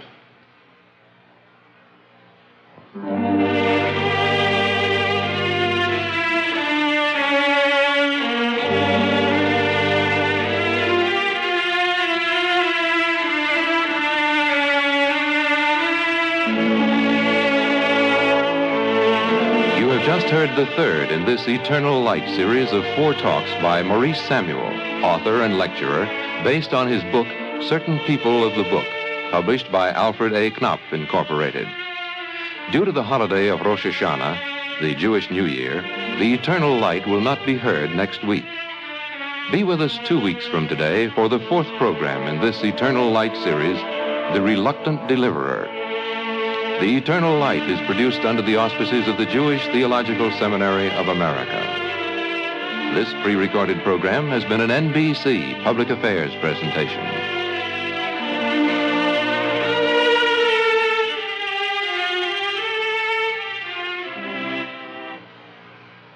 This is the NBC Radio Network.